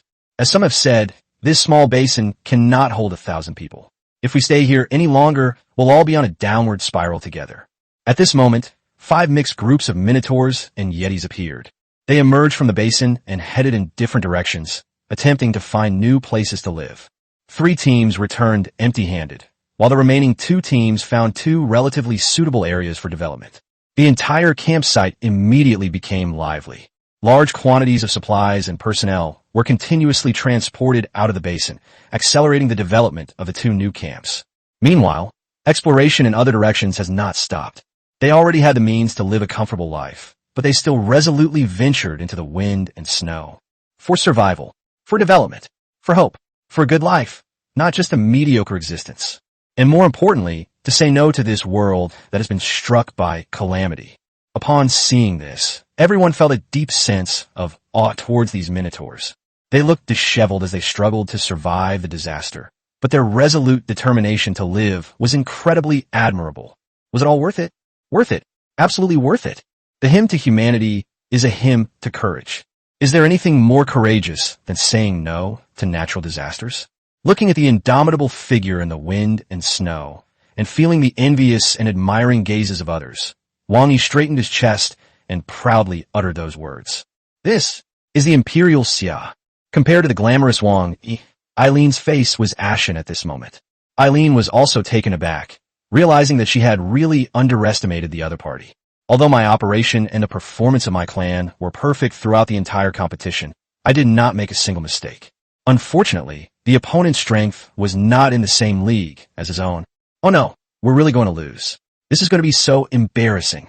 The thought of having to squat on the ground with my earlobe on my face and sing that humiliating song of being conquered whenever I see this despicable man again is unbearable. Eileen felt an inexplicable heat throughout her body. It must be caused by being too bored. Definitely. No, we can't just sit here and wait to die. Eileen glanced at her resource count and boldly initiated a sacrifice, instantly gaining 3 activity points. Increased the population cap. But this time, she summoned fully armed female elf warriors. Kid, you're strong, but you're too arrogant and too naive. You know, in the face of disaster, humanity and morality are luxuries. You don't summon a single combat unit? Do you really think I won't steal your resources? Your campsite is nice, but it could be mine in a minute. All combat units. Attack. Looking at Eileen, who had been driven to a dead end, Wang Yi couldn't help but cast a pitying glance at her. He brought this on himself. Chapter 78, A Desperate Gamble, bonus chapter. Braving the wind and snow, and blessed by the staff of the goddess of spring, the elves charged to the outer perimeter of the Minotaur's camp. They were full of confidence. They came with great force. They were ready to occupy this place and seize all the enemy's gains. Even in official competitions, this behavior, though permitted, is still a controversial and shameful style of play. But right now, Eileen doesn't care about that anymore. What she's thinking about now is how to maintain her authority as the vice president of Extreme Challenge, and how to avoid having to squat down and sing Conquer whenever she sees Wang Yi after she loses. At worst, if you win in the end, you can generously declare a draw. That should be enough to salvage some face, right? Somewhat dazed, Eileen suddenly felt the noisy activity room become extremely quiet. She looked around blankly and found everyone staring at her with strange looks. Eileen was startled.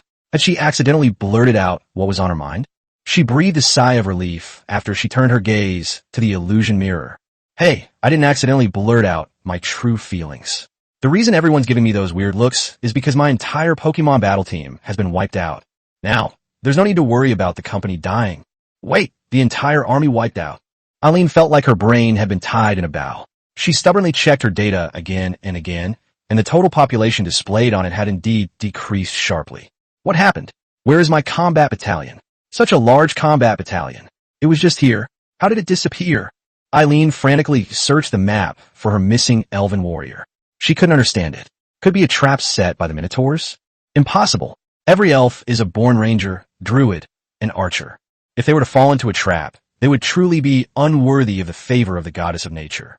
But how could it suddenly disappear? Could there be a problem with the dueling arena? Eileen searched and searched. Finally, persistence pays off. She found her lost elven battle squad in a corner of the Minotaur camp. What? I thought they were dead. Turns out they were successfully proselytized by the Minotaur tribe and became Wang Yi's followers. It would be better if we were no longer alive. What's going on? You've kidnapped my fairy. Inside the activity room, facing Eileen's questioning, Wang Yi awkwardly turned his head to the side. How can you call it kidnapping when it comes to matters concerning the family? This is called missionary work. Do you know what missionary work is? Do you know that there are 4 ways to write missionary work? No one would believe that an entire army of elven warriors would be wiped out by the Minotaurs. Although both elves and Minotaurs are silver-tier races, there are differences between them. Under normal circumstances, a highly mobile elven warrior with a wide range of skills and abilities can easily take down a corresponding number of Minotaurs. Moreover, judging from the current situation, these Minotaurs appear to be a low-strength labor unit. But these seemingly honest and simple Minotaur labor units wiped out the entire elf squad in a single encounter. Moreover, the number of participants was less than 1/3 of that of the elves. It's not fair to say they completely crushed them, but it was at least a crushing defeat. Then, These charming and delicate elf warriors became prisoners of war and slaves of the burly and muscular minotaurs. Everyone has been captured, according to the unwritten rules of the competition. In situations like this where an individual is captured, it is permissible to exchange prisoners. If it is a one-sided prisoner relationship, then resources can be used to ransom the captive.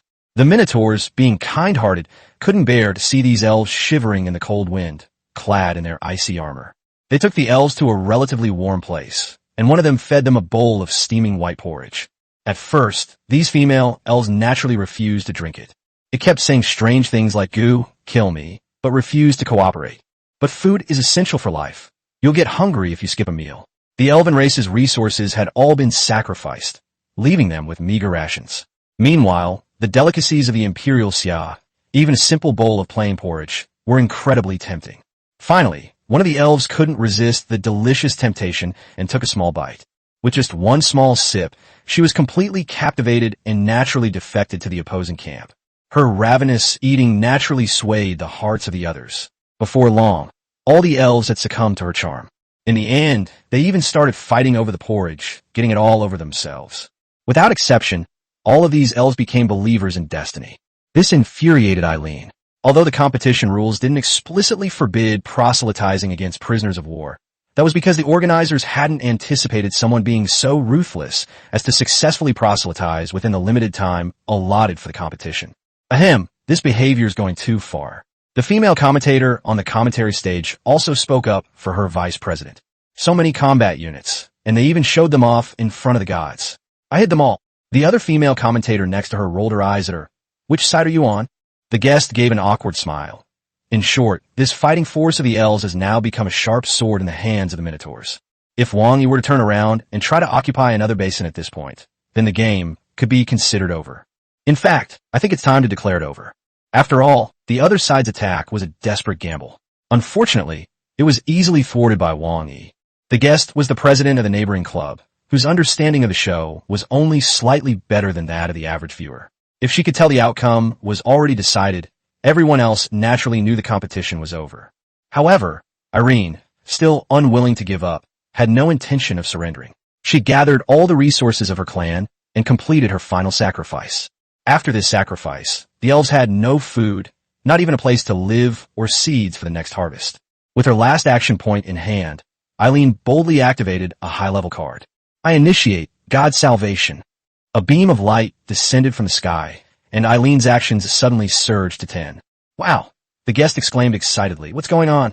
The female commentator exclaimed in surprise. It's a divine intervention, a 5-star gold card.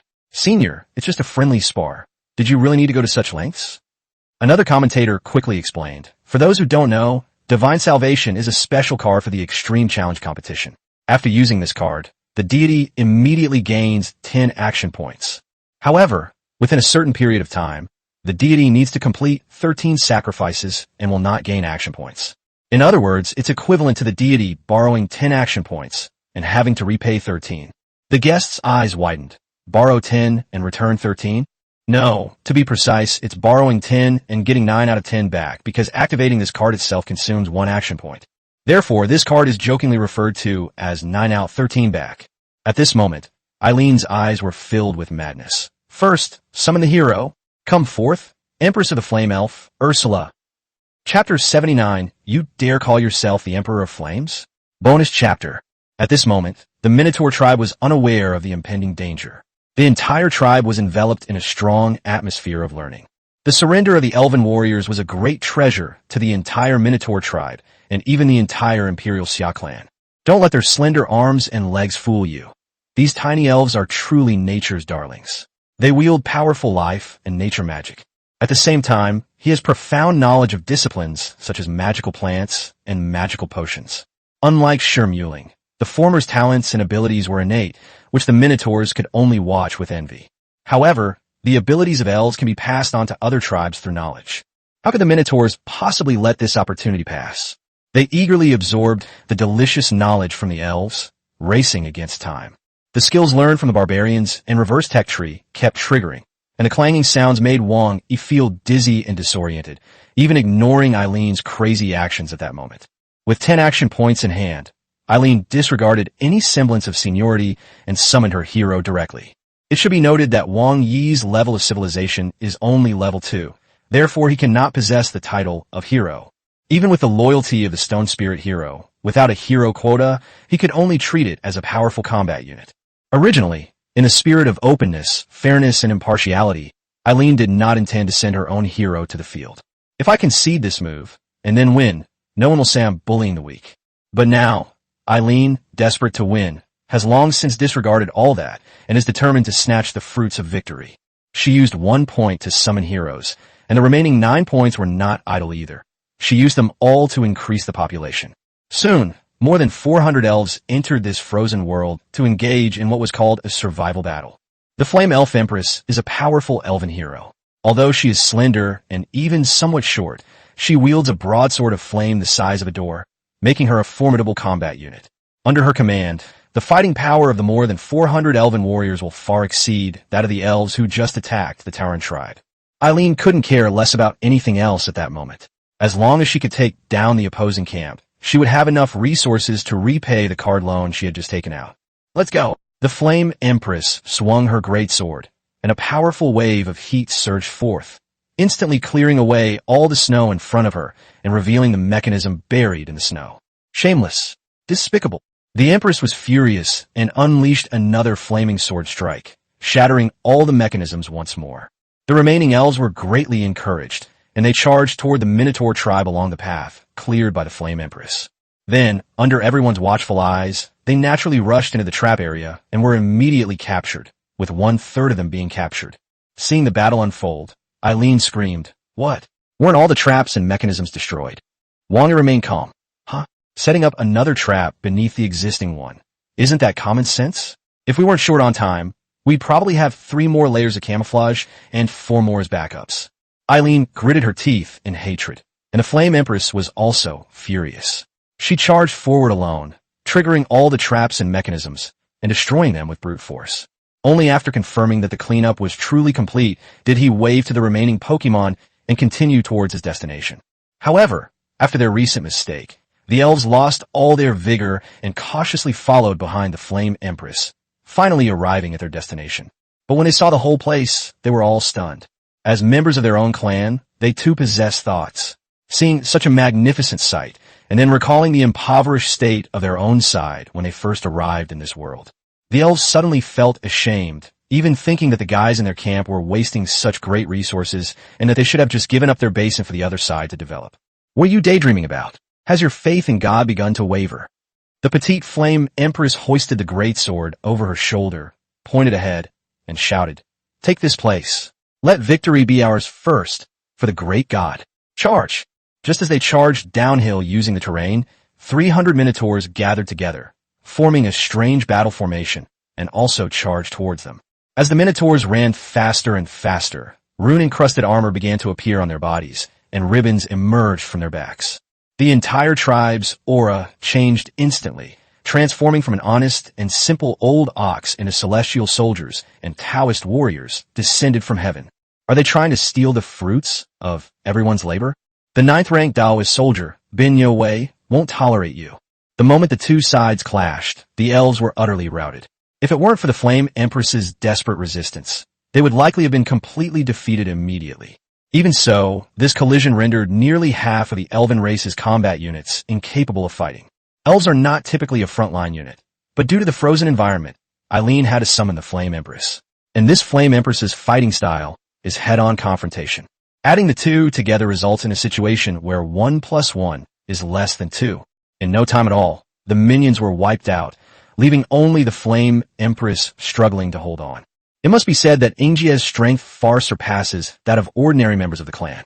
Even with the strength of the Benyo guards and their 339-man 3 talents formation, they could only trap her, but could not quickly subdue her. Seeing that the battle had reached a stalemate, Wang Yi suddenly smiled and took out a card from his pocket. Perfect timing. Let's take this opportunity to see just how powerful the Temple of Merit is. He formed a sword-like gesture with one hand, held the card between his 2 fingers, and then pressed it against the Imperial Xia seal on his forehead. No need to borrow too much, just accept 1 sword aura. Esteemed sages, I, Wang Yi, have been impolite. A faint light flashed on the card, and the original content was covered up. Wang Yi took the new card and stuck it directly onto the mirror, using up one action point. Activate. Divine Chosen 1 descends.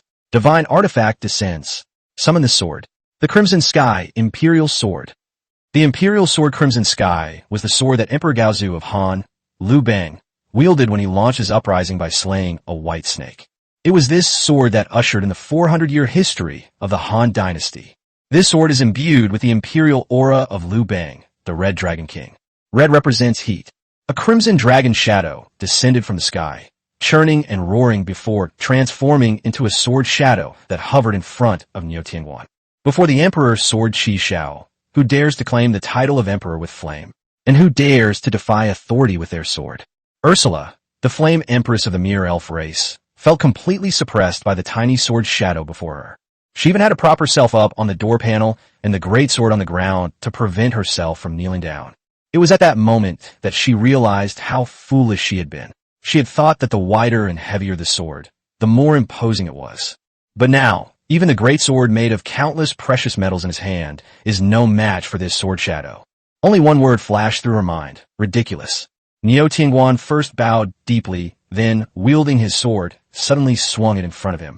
In an instant, the frozen earth felt like the sweltering heat of summer.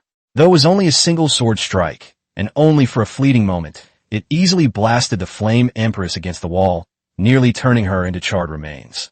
The entire activity room fell silent instantly. Eileen's face was ashen. She struggled for a long time before finally letting out a soft sigh. I admit it.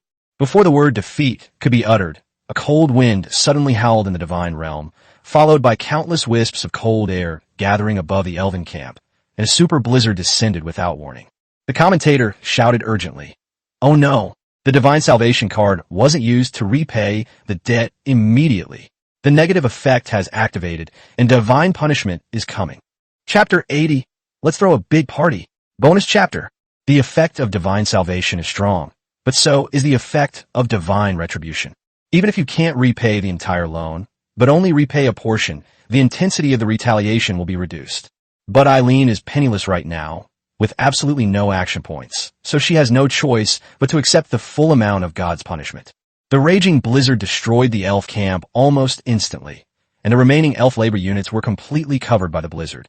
The disaster struck so quickly that there was no time for people to react. I lost. Eileen sighed and reached out to dispel the divine domain. At that moment, Wang Yi suddenly spoke. Wait a moment. He pointed to the elven camp. Aren't you going to save them? If you give up, will they be teleported back to your divine realm? No, after I concede, a teleportation gate will appear in both camps, and the surviving individuals will be able to leave through the gate.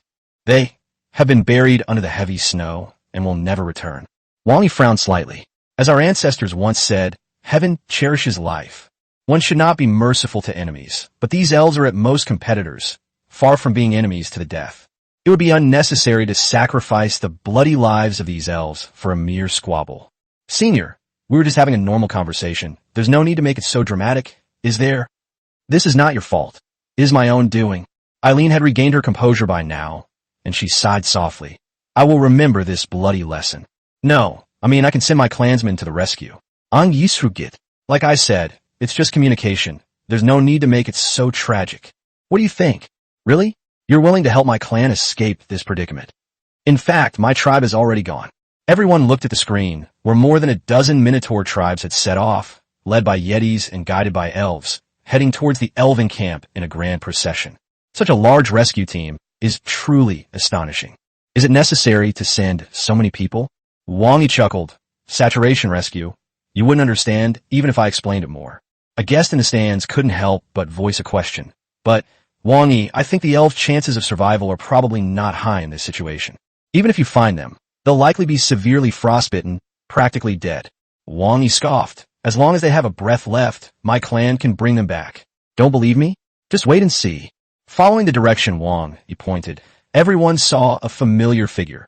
Ursula, the flame elf. Having just been nearly burned to a crisp by a sword strike, she had now regained her mobility and was hopping and skipping along behind the Minotaur army, heading towards the elven camp. Although she still has burn marks on her body, it should be healed completely in no time. Most importantly, to everyone's surprise, Ursula, the hero with thick eyebrows and big eyes, had also betrayed them. Like the stone spirit hero, Ursula was also demoted from a hero to an ordinary combat unit because there were no positions available for her on the Imperial side. But that doesn't stop her from exerting her strength. By the time the rescue team reached the Elven camp, the divine blizzard had ended. However, the vast basin had been transformed into a small snow-covered hill. Such a heavy snowfall in such a short time shows just how terrifying this divine punishment is. Seeing this, Ursula quickly stepped forward and unleashed her flame slash, the scorching sword energy melting the snow. Other clans also worked hard to clear the snow, while some clans began to build infrastructure on the perimeter and then used equipment to clear the snow. Many hands make light work, and the snow in the camp was cleared away. The good news is that the remaining elves hid around the scepter of the goddess of spring, and although they were all frozen, they survived. As long as they are alive, the medical skills of the Xia clan can restore their health. As heating facilities were set up around the camp, the temperature gradually warmed up. One by one, the elves recovered their health, and the story seemed to be heading towards a heartwarming and happy ending. Ding dong, the duel is over. Since the blue team has no units left in this dual god realm, the system has determined that the red team has won. The sudden notification sound abruptly ended the warm atmosphere. Everyone looked at Wang Yi in shock, who was also taken aback for a moment before giving an awkward smile. Oh, I accidentally converted the remaining elves as well. The female commentator in the commentary booth went crazy. Did you proselytize? Did your clan proselytize? We didn't see any of it. How did you do that? Wang Yi was also innocent. After rescuing the elves, the Minotaurs naturally had to feed them some nutritious, warm white porridge to help them recover their strength. However, influenced by the effects of the Imperial Xia cuisine, they easily became believers in destiny after tasting the food.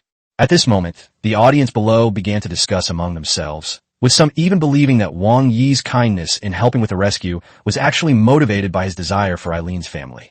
Wang Yi was somewhat angry. Damn it, good people have to be held at gunpoint. Senior Eileen naturally heard these rumors as well, and she quickly stepped forward. Don't talk nonsense. Of course, my junior brother wouldn't covet my clan. Seeing that the other party had helped him out of the predicament, Wang Yi could only manage a wry smile. Actually, it doesn't matter if they are returned, since they are just some silver-grade items. The Outer Heaven has no shortage of all kinds of clans. The holy angels of the Golden Seed are still diligently farming. Besides, the Minotaurs have already learned all the skills that the elves possess. Keeping them around would only add to their workforce. But Wang Yi was worried that the ideological imprint would have an effect. If these elves return and are converted, their minds will remain imprinted, posing a significant threat to the other side. It was just an exchange match. Wang Yi didn't want to disrupt their sacred path. Senior, I didn't mean to kidnap your clan, but I don't really recommend that you take your clan back. How about this? I'll give you these elves, however many divine coins they are, as payment for buying them from you. Eileen's gaze turned suspicious. Junior, please give it back to me. I will repay you handsomely. Really? Wang Yi was really angry now, and he couldn't help but snort coldly. You're really judging a gentleman by your own petty standards. I can return the person to you, but there's no need for a reward. However, you'll have to bear the consequences yourself. Also, Senior, it seems you lost, right? So now, could you please do that for me? Eileen's face turned deathly pale. What? Now, in front of so many people? What? You want to breach the contract? The audience immediately became excited, eager to know what would happen next. Eileen looked troubled, and after struggling for a while, she slowly squatted down, clutching her earlobe. Just like that, you've conquered me, cutting off all my escape routes. The feeling of everyone at that time was, how to put it, they wanted to laugh but dare not laugh. It was a very strange feeling. The competition ended, the punishments were observed, and the audience and guests left one after another. The activity room returned to its original size, leaving only the club members inside. Eileen was squatting alone in a corner, still processing her recent socially awkward experience, while the other girls surrounded Wang Yi. Junior, you're amazing. Junior, what kind of amazing abilities does your familia have? Junior, please tell us about it. Wang Yi rubbed his nose, his eyes darting around. These members of the Extreme Challenge Club, their clans must all possess a special skill, just like the elves. If I were to learn all of it myself, wouldn't that take vegetable growing to the next level? Chinese culture is profound and extensive, and it is also inclusive. It absorbs and digests all the good aspects, and then surpasses them. Hey, senior sisters, how about we throw a challenge party for the Divine Realm, so the members of our clans can get together and chat? Chapter 81, The Head of Grade, is back. Bonus chapter. Wang Yi is experiencing both pain and joy at this moment. At his suggestion, the Extreme Survival Challenge Club held a large-scale technical exchange party. Almost all the members present sent their own clans to participate in this grand event. Everyone exchanged ideas, researched new techniques, and upgraded new strategies. The process was quite enjoyable, but for Wang Yi, it was a torment. He set up this scheme so that his clan could learn more technologies, continuously enhancing their survival capabilities by learning from the West and reversing the tech tree. Who would refuse such a wonderful addition? However, due to the current enhancement of indoctrination skills, the missionary ability of the Destiny clan has reached a terrifying 5,000%. In such a situation, a moment's carelessness could lead to someone abducting another person's family. Therefore, Wang Yi repeatedly ordered his family members to restrain themselves and not to proselytize at this time, and even more so to not bring or make any Imperial Xia delicacies. Even so, he remained fully focused, striving to prevent any accidental escalation of the conflict under these circumstances. But on one hand, you have to secretly study, and on the other hand, you have to try your best to suppress it. Surrounded and praised by a group of beautiful women, one must remain clear-headed at all times and strive to break suddenly at a critical moment. This is a double torment, both mentally and physically. But for the glory of the Xia clan and the future of the Tianming clan, Wang Yi had no choice but to grit his teeth and persevere. At this party, there was another person who was very distressed, and that was the vice president who had just lost both substance and face. While others were engaged in lively academic exchanges, Eileen was fighting alone against the Destiny followers within her own clan. She went to great lengths to restore the faith of these clans. More than half of the missionary archbishops of the entire clan joined forces, and almost all of them betrayed the clan. If it weren't for Eileen keeping an eye on things, I might have needed to train a new white bishop. Left with no other choice, she had to tackle each problem one by one, which finally brought the situation to a slight improvement. But when it came to her hero, Ursula, all her methods failed her. No matter how hard Eileen tried, she couldn't make her a believer again. Finally, with no other choice, Eileen chose to use divine power to directly infuse the heroic spirits, forcibly brainwashing them and reverting them to their original forms. Simply put, it's a one-click factory reset. After her starting position was restored, Ursula did indeed become Irene's hero again. But for some reason, Ursula's title changed from the original Empress of the Flame Elf to the new, humble Flame Elf. Eileen was very surprised, but Ursula still had all her abilities. Even though she was no longer the Empress, she still possessed the attributes of a ruler and an emperor. Furthermore, a new attribute has been added. Humility. This individual has gained a higher level of understanding and learned to treat things with humility. Their enthusiasm for learning has increased, and the arrogance inherent in the imperial attribute has been offset. Unexpectedly, after going out for a stroll, Ursula has corrected her bad habits and is stronger than before, and it looks like she can become even stronger. However, what annoyed Eileen was that Ursula and the elves who had re-established their faith no longer seemed to show the same respect when looking at the church and the idols. There was even a hint of contempt and pity in his eyes. After Eileen had cleaned up all the familiars, the party in the activity room was drawing to a close. Wang Yi is making a fortune right now, but at the same time, he is feeling mentally exhausted. After everyone was satisfied, they all left the activity room. Eileen called out to Wang Yi, who was about to leave, in the corridor. "Wait, Wang Yi, Senior, is there anything else you'd like to teach me?" The cool-looking girl in the leather jacket blushed and suddenly bowed deeply to Wang Yi. "Thank you so much for rescuing the spirits. These spirits were a gift from my grandfather. Thank you for saving them." Wang Yi nodded thoughtfully. "No wonder you were unwilling to sell. In that case, cherish them even more. No need for thanks, it was just a small favor." At this point, Wang Yi did not finish his sentence. The Tauren received a great deal of valuable knowledge from the elves, and their rescue was simply a way of returning the favor and paying their dues. Seeing Wang Yi turned to leave, Eileen quickly reached out and stopped him. What exactly is your relationship with Yitong?" Looking at Eileen, who was blushing slightly, Wang Yi suddenly realized why she was targeting him so much. "Yitong and I are just ordinary friends. I was specially admitted to this school by her. She saw that I was having a hard time, so she often helped me. If I had to say, she's my benefactor." Upon hearing this, Eileen secretly breathed a sigh of relief, then pointed at Wang Yi and gave a soft snort. "Oomph. Wang Yi, I admit you're strong, but watch out because it won't be long before I catch up with you. Don't chase me. I'm not interested in you." "You? Who said that you were chasing after him?" "Huh? Which one is chasing?" You. Just you wait. Aaron Mosby will definitely win next time. Eileen was speechless. She was exasperated by Wang Yi's ambiguous words. Finally, she stomped her foot, threw down a harsh remark, and turned to run away. Mosby, why does that name sound so familiar? Wang Yi chuckled as he watched her departing figure. Next time you see me, whether you play a match or not, don't forget the procedure. Eileen, who had run far away, stumbled and almost tripped over herself. Watching the other party leave in a disheveled state, Wang Yi chuckled and left the club building from the other side, returning to the school gate and then leaving the school's public area. After regaining consciousness, Wang Yi stretched and got out of bed. This time, he stayed in the divine realm for a long time, but unlike before, he did not experience any physical discomfort. Wang Yi stretched his body a little and found that although he hadn't been active for a long time, he was still very energetic. It must be divine power protecting me. I wonder if my body will undergo any other changes after I ignite the divine fire and condense my divine spark. I'm quite looking forward to it. After going down from the second floor, Wang Yi checked on Uncle Wu and Xiao Yuer's condition. The former continues to tirelessly study the art of feigning death, while Xiao Yuer seems to be trying to use the equipment at home to bake her favorite desserts. Having nothing else to do, Wang Yi strolled around the courtyard outside the villa for a while. As he walked, he observed the decorations of other manors, pondering how to transform his own small plot of land. Use one spot as a flower garden and another as a vegetable patch. Put a goldfish pond here to raise some aquatic products and build a wooden frame over there to grow some fruit. Although we now live in an era where everyone is a god and resources are abundant, things you grow yourself still feel different. Just as Wang Yi was enjoying this rare moment of leisure, something in his arms suddenly vibrated slightly. Wang Yi quickly took it out and saw that it was the Yi family name card that Yi Tong had once given him.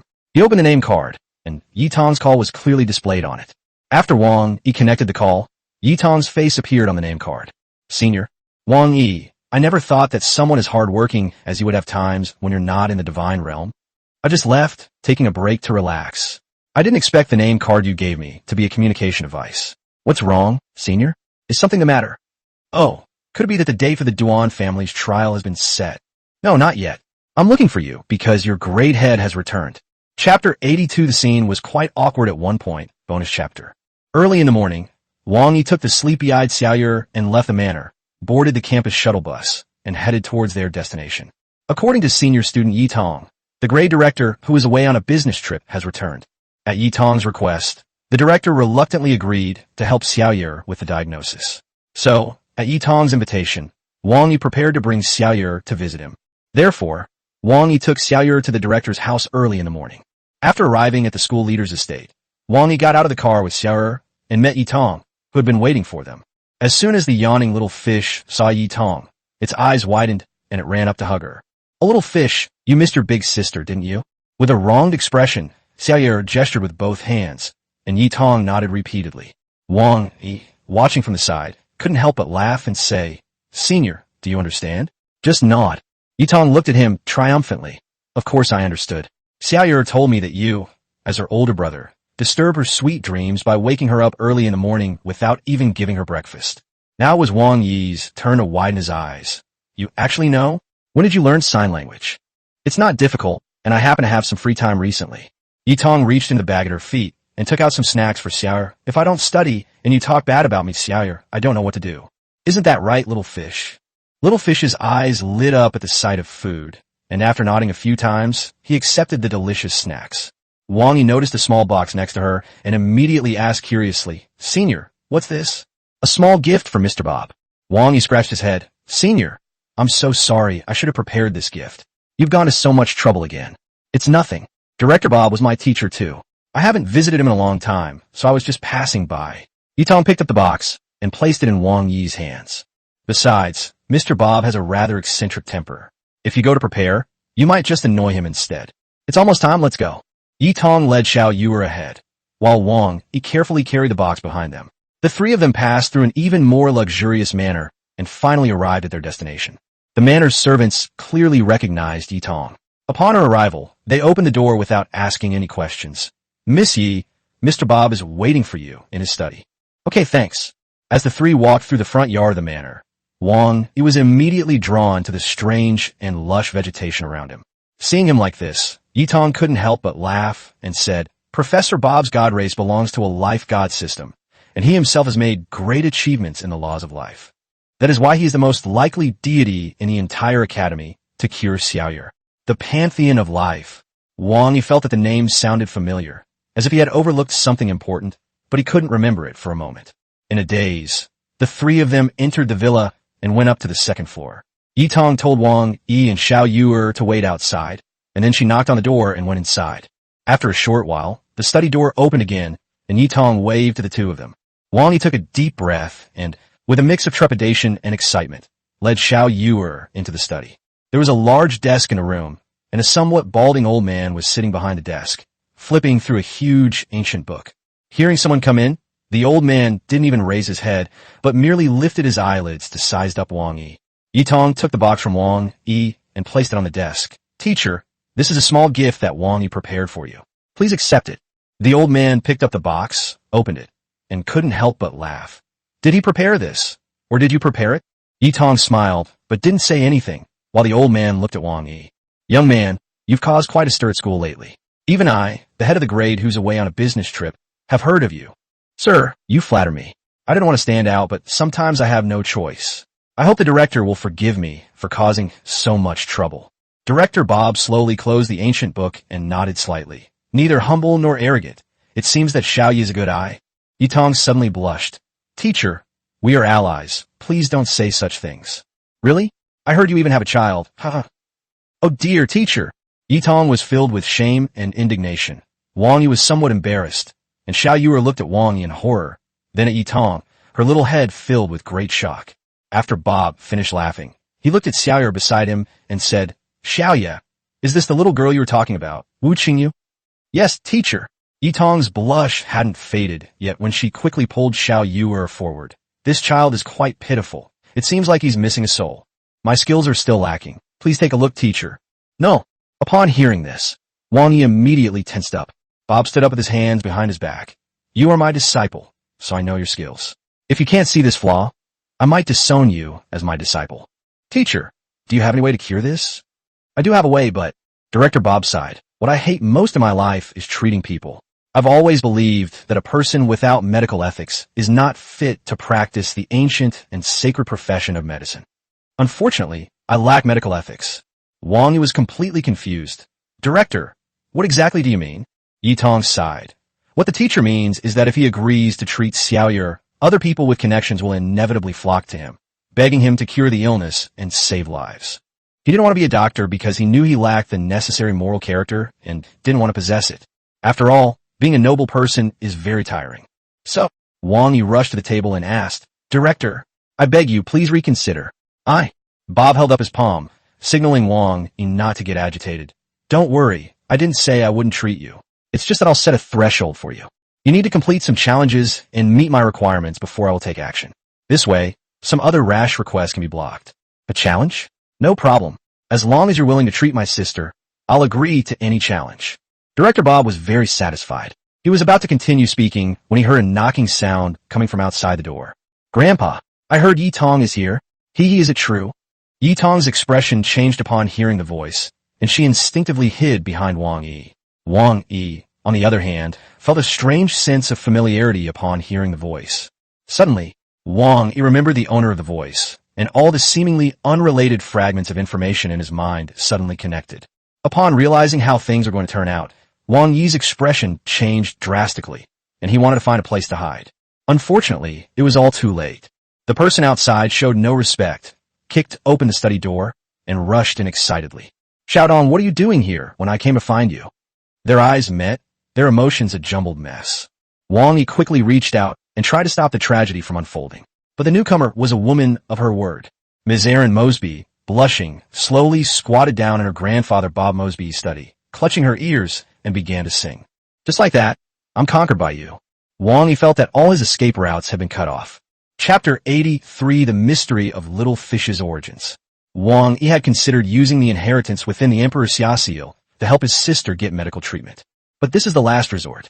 As the saying goes, the original soup helps digest the original food. In this case, treating an illness is like repairing a car. It's best to send it back to the factory for repair, where the original factory technicians can use the original factory's processes to replace the original parts. The craftsmanship back home is excellent, But if the product doesn't match the description, it could cause serious problems. A car can be driven all right, but a person can't. However, the moment Eileen squatted down, Wang Yi was already considering whether or not to use the final means. Judging from this situation, Mr. Bob's decision not to risk his life is already quite commendable. Wang Yi turned slightly to the side, trying to avoid the direction Eileen was facing, so that others would have the illusion that none of this was done to him. However, the next moment, Eileen shattered his last remaining illusion. She stood up, her eyes brimming with tears and her face flushed, pointing at him with a wronged expression. Wang Yi, you've gone too far. You actually came all the way to my house to humiliate me. I will never forgive you. After saying that, she covered her face with her hands, turned around and ran away, leaving Wang Yi standing in the study, bracing for the impending storm. What goes around comes around. You listen to my explanation. Things aren't what you think. Wang Yi said weakly, but he felt that this situation was difficult to explain clearly. Director Bob, who had been sitting behind his desk, stood up with a grim face and strode over to Wang Yi. Yitong was startled and rushed over to stand between the two. Teacher, there might be a misunderstanding. My benefactor. Unexpectedly, Director Bob suddenly bowed deeply to Wang Yi in a solemn manner, startling both of them. Teacher, what is this? My benefactor. Please take a seat. Old Bob solemnly pulled the bewildered Wang Yi into a seat and bowed deeply to him again. I'm entrusting my granddaughter's matter to you. Wait, I'm a bit confused. Wang Yi stood up, supporting himself on the chair. Director, things aren't as you think. Besides, I'm the one who came to ask for your help today. I know, just listen to me first. Old Bob pressed Wang Yi down, sighed, and began to recount the past. In fact, he had always known that his granddaughter did not like men, but preferred to communicate with girls. In fact, many people knew this, so it was not a secret. Of course, nobody cares. In this era where everyone is a god, what people care about most is the path to godhood. These kinds of minor details have long been free of restrictions. But the Mosby family is different. To be precise, it's the naturalistic pantheon they belong to that's different. Reproduction is the most important part of life. The inability to have offspring is the greatest blasphemy against the divine ring of life. As a member of the Mosby family, let alone such romantic feelings that go beyond friendship, even being single is a serious violation of family rules and would lead to a tragic end. Eileen has been able to act so arrogantly for two reasons. First, she hasn't reached the age limit stipulated by the clan rules. Second, the Mosby family holds a prestigious position within the pantheon, and with old Bob protecting her, she seems to be unaffected. However, once Eileen reaches the prescribed age, if she still fails to comply with the laws of life, then the great will of the life ring will personally intervene in this matter. At that point, let alone protecting Eileen, the entire Mosby family might be punished. I once said that whoever can bring my granddaughter back from the wrong path will be a benefactor to the Mosby family. Looking at the excited old Bob, Wang Yi's expression was priceless. I don't have that kind of power. That was just her punishment for losing a bet we made. Snap! Old Bob placed his hand on Wang Yi's shoulder. My benefactor, I'm quite confident in my control over the laws of life. Do you think I would be wrong about her emotions and reactions just now, whether she was tempted or not? Suddenly, Wang Yi felt a gaze like a sharp sword piercing his back. He didn't even need to turn around and know who was looking at him. That feeling was like a fishbone stuck in my throat, like sitting on pins and needles, like having thorns in my back. Ahem. Wang Yi's face was serious. Actually, Director, I'm also very curious about this. I've fought with Miss Eileen before. Her control over the laws of life, while not outstanding, is at least excellent. Such a life-based deity would not be able to do anything that violates the laws of life. Otherwise, she wouldn't have such good control over the divine power of life. Is there some misunderstanding involved? Snap! Old Bob patted Wang Yi's shoulder heavily. My benefactor, your angle is excellent. Keep up the good work. I believe it won't be long before Eileen returns to normal. Our Mosby family is counting on you. Wang Yi suddenly felt incredibly pressured, but he still managed a forced smile. Well, about my sister, don't worry, my benefactor. I'll diagnose and treat her right away. As soon as Director Bob spoke, he came to Little Fish's side, reached out, and pressed his hand on her head to examine her. How about it? Just as I thought, your sister's situation is a lack of soul. To be more precise, she was traded. What? Upon hearing this term, Wang Yi immediately stood up, his face contorted with anger. Director, what do you mean by transaction? Literally, it means exchanging what you have for what you shouldn't have. Old Bob smiled and looked at Yitong, saying, Little Yi, Why don't you take your benefactor's sister to the restaurant for a bite to eat? Order whatever you like, and let the chef cook it for you. Upon hearing that there was something delicious to eat, Xiaoyer's eyes lit up. Yitong understood that the teacher had something to discuss with Wang Yi in secret, so she quickly took Xiaoyer away. After the two of them were left in the study, old Bob walked to the window with his hands behind his back and said, "You should know that in this world, besides human gods, there are many other gods of different races." They embarked on the path to godhood long before humanity. In the early stages of the development of the human god race, some played the role of wise teachers and helpful friends, while others played less honorable roles. Although their era has passed, and even now the human gods are at their zenith, they remain a force to be reckoned with. Wang Yi was taken aback. "You mean Xiaoyer is... one of her parents should be one of these alien deities. I guess it should be your mother." I really have never heard Uncle Wu mention Aunt Wu before. Old Bob sighed. "If I'm not mistaken, this girl's mother is likely from a race of alien gods who are extremely hostile to humans. The sea god clan that rules the Sea of Stars." Chapter 84, even if it's simple and straightforward. Wang Yi also dabbled in the topic of alien gods while studying elective courses. According to the ancient texts and my teacher's explanation, long ago, gods roamed the world in chaos, and divine races existed in great numbers. Humans were merely the subjects of some of these gods. They shepherded humanity to pave their own path to godhood. That era was humanity's darkest age, and it was also known as the Age of the Old Gods. However, with the arrival of certain opportunities and coincidences, the human race began to rise step by step, gradually driving out the old gods and seizing control of the divine hegemony. Theologians generally refer to this period as the Age of God-forging.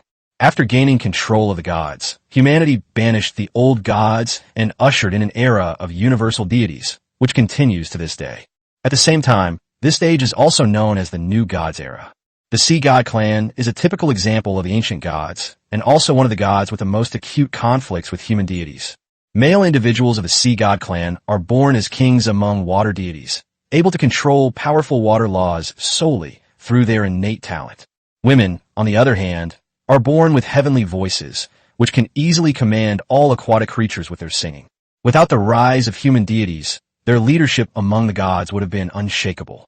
After all, no divine realm can avoid the existence of oceans or waterways. When Wang Yi heard that Xiaoyer's mother might be from the Sea God clan, his brows furrowed. "Director, are you sure?" "As far as I know, the Sea God clan forbids intermarriage with other clans." "That's true, but there are always exceptions. The Sea God clan does intermarry with other divine races, but cases with humans are extremely rare." At this point, the director couldn't help but sigh. Love is precious, but abandoning one's divine race and paths for love comes at a price. According to ancient records, if a woman of the Sea God clan marries someone from another clan, she will be considered a traitor, and the Starry Sea will take back its gift, the Sea God's voice. As the offspring of a traitor and a foreigner, if the child is a boy, he will be completely unable to inherit the bloodline of the Sea God clan. If it's a girl, although she can inherit some of the Sea God's divine power, she will lose her voice, just like your sister. Wang Yi asked incredulously, "How can there be a difference between men and women?" The director's expression was also somewhat strange, because the supreme leader of the Sea God clan is the Star Queen. Yes, the Sea God clan is a matriarchal clan. Although the male Sea God clan members are brave and skilled in battle, they are no match for the singing voices of the female Sea God clan members. The Sea Goddess Queen can even command the power of the entire Starry Sea with her songs. Legend has it that during the era of the old gods, Queen Starlight, with this power, single-handedly repelled an attack from the entire abyss plane of depth 23. While it's impossible to quantify exactly how strong it is, that's not what Wang Yi is concerned about. "Then, Director, you have a way to help my sister, right?" "Certainly," Director Bob said confidently. "I've already said it. Your sister's lack of soul is, to be precise, a transaction in exchange for freedom. However, as we often say, children are innocent. It's unreasonable for children to suffer as a result of their parents' pursuit of love. At least from a perspective of the great will of the Sea of Stars. The traitor himself is unforgivable, but the traitor's child still has a chance to repent. Especially girls. The great will of the Starry Sea particularly favors girls. This is one of the reasons why female sea goddesses are more powerful. Therefore, all we need to do is hold a sacrifice, prepare offerings, and successfully win the favor of the great will of the Starry Sea, and she will release the part of your sister's imprisoned soul." Wang Yi suddenly realized, great, If we can resolve this peacefully, that would be the best. My Uncle Wu has kept such a big thing for me. When I get back, I'll definitely have to ask him about it.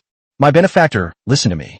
Since he hasn't told you all these years, either he doesn't know the whole story, or he doesn't want you to know the whole story. Ask or don't ask. After hearing this, Wang Yi nodded slightly. That's true. Never mind, let's cure my sister's illness first, and we can talk about the rest later. Director, what kinds of offerings are needed? After Bob's owner returned to his desk, he quickly created a list. Wang Yi looked at it and realized that he hadn't heard of half of the things on it, but had heard of the other half.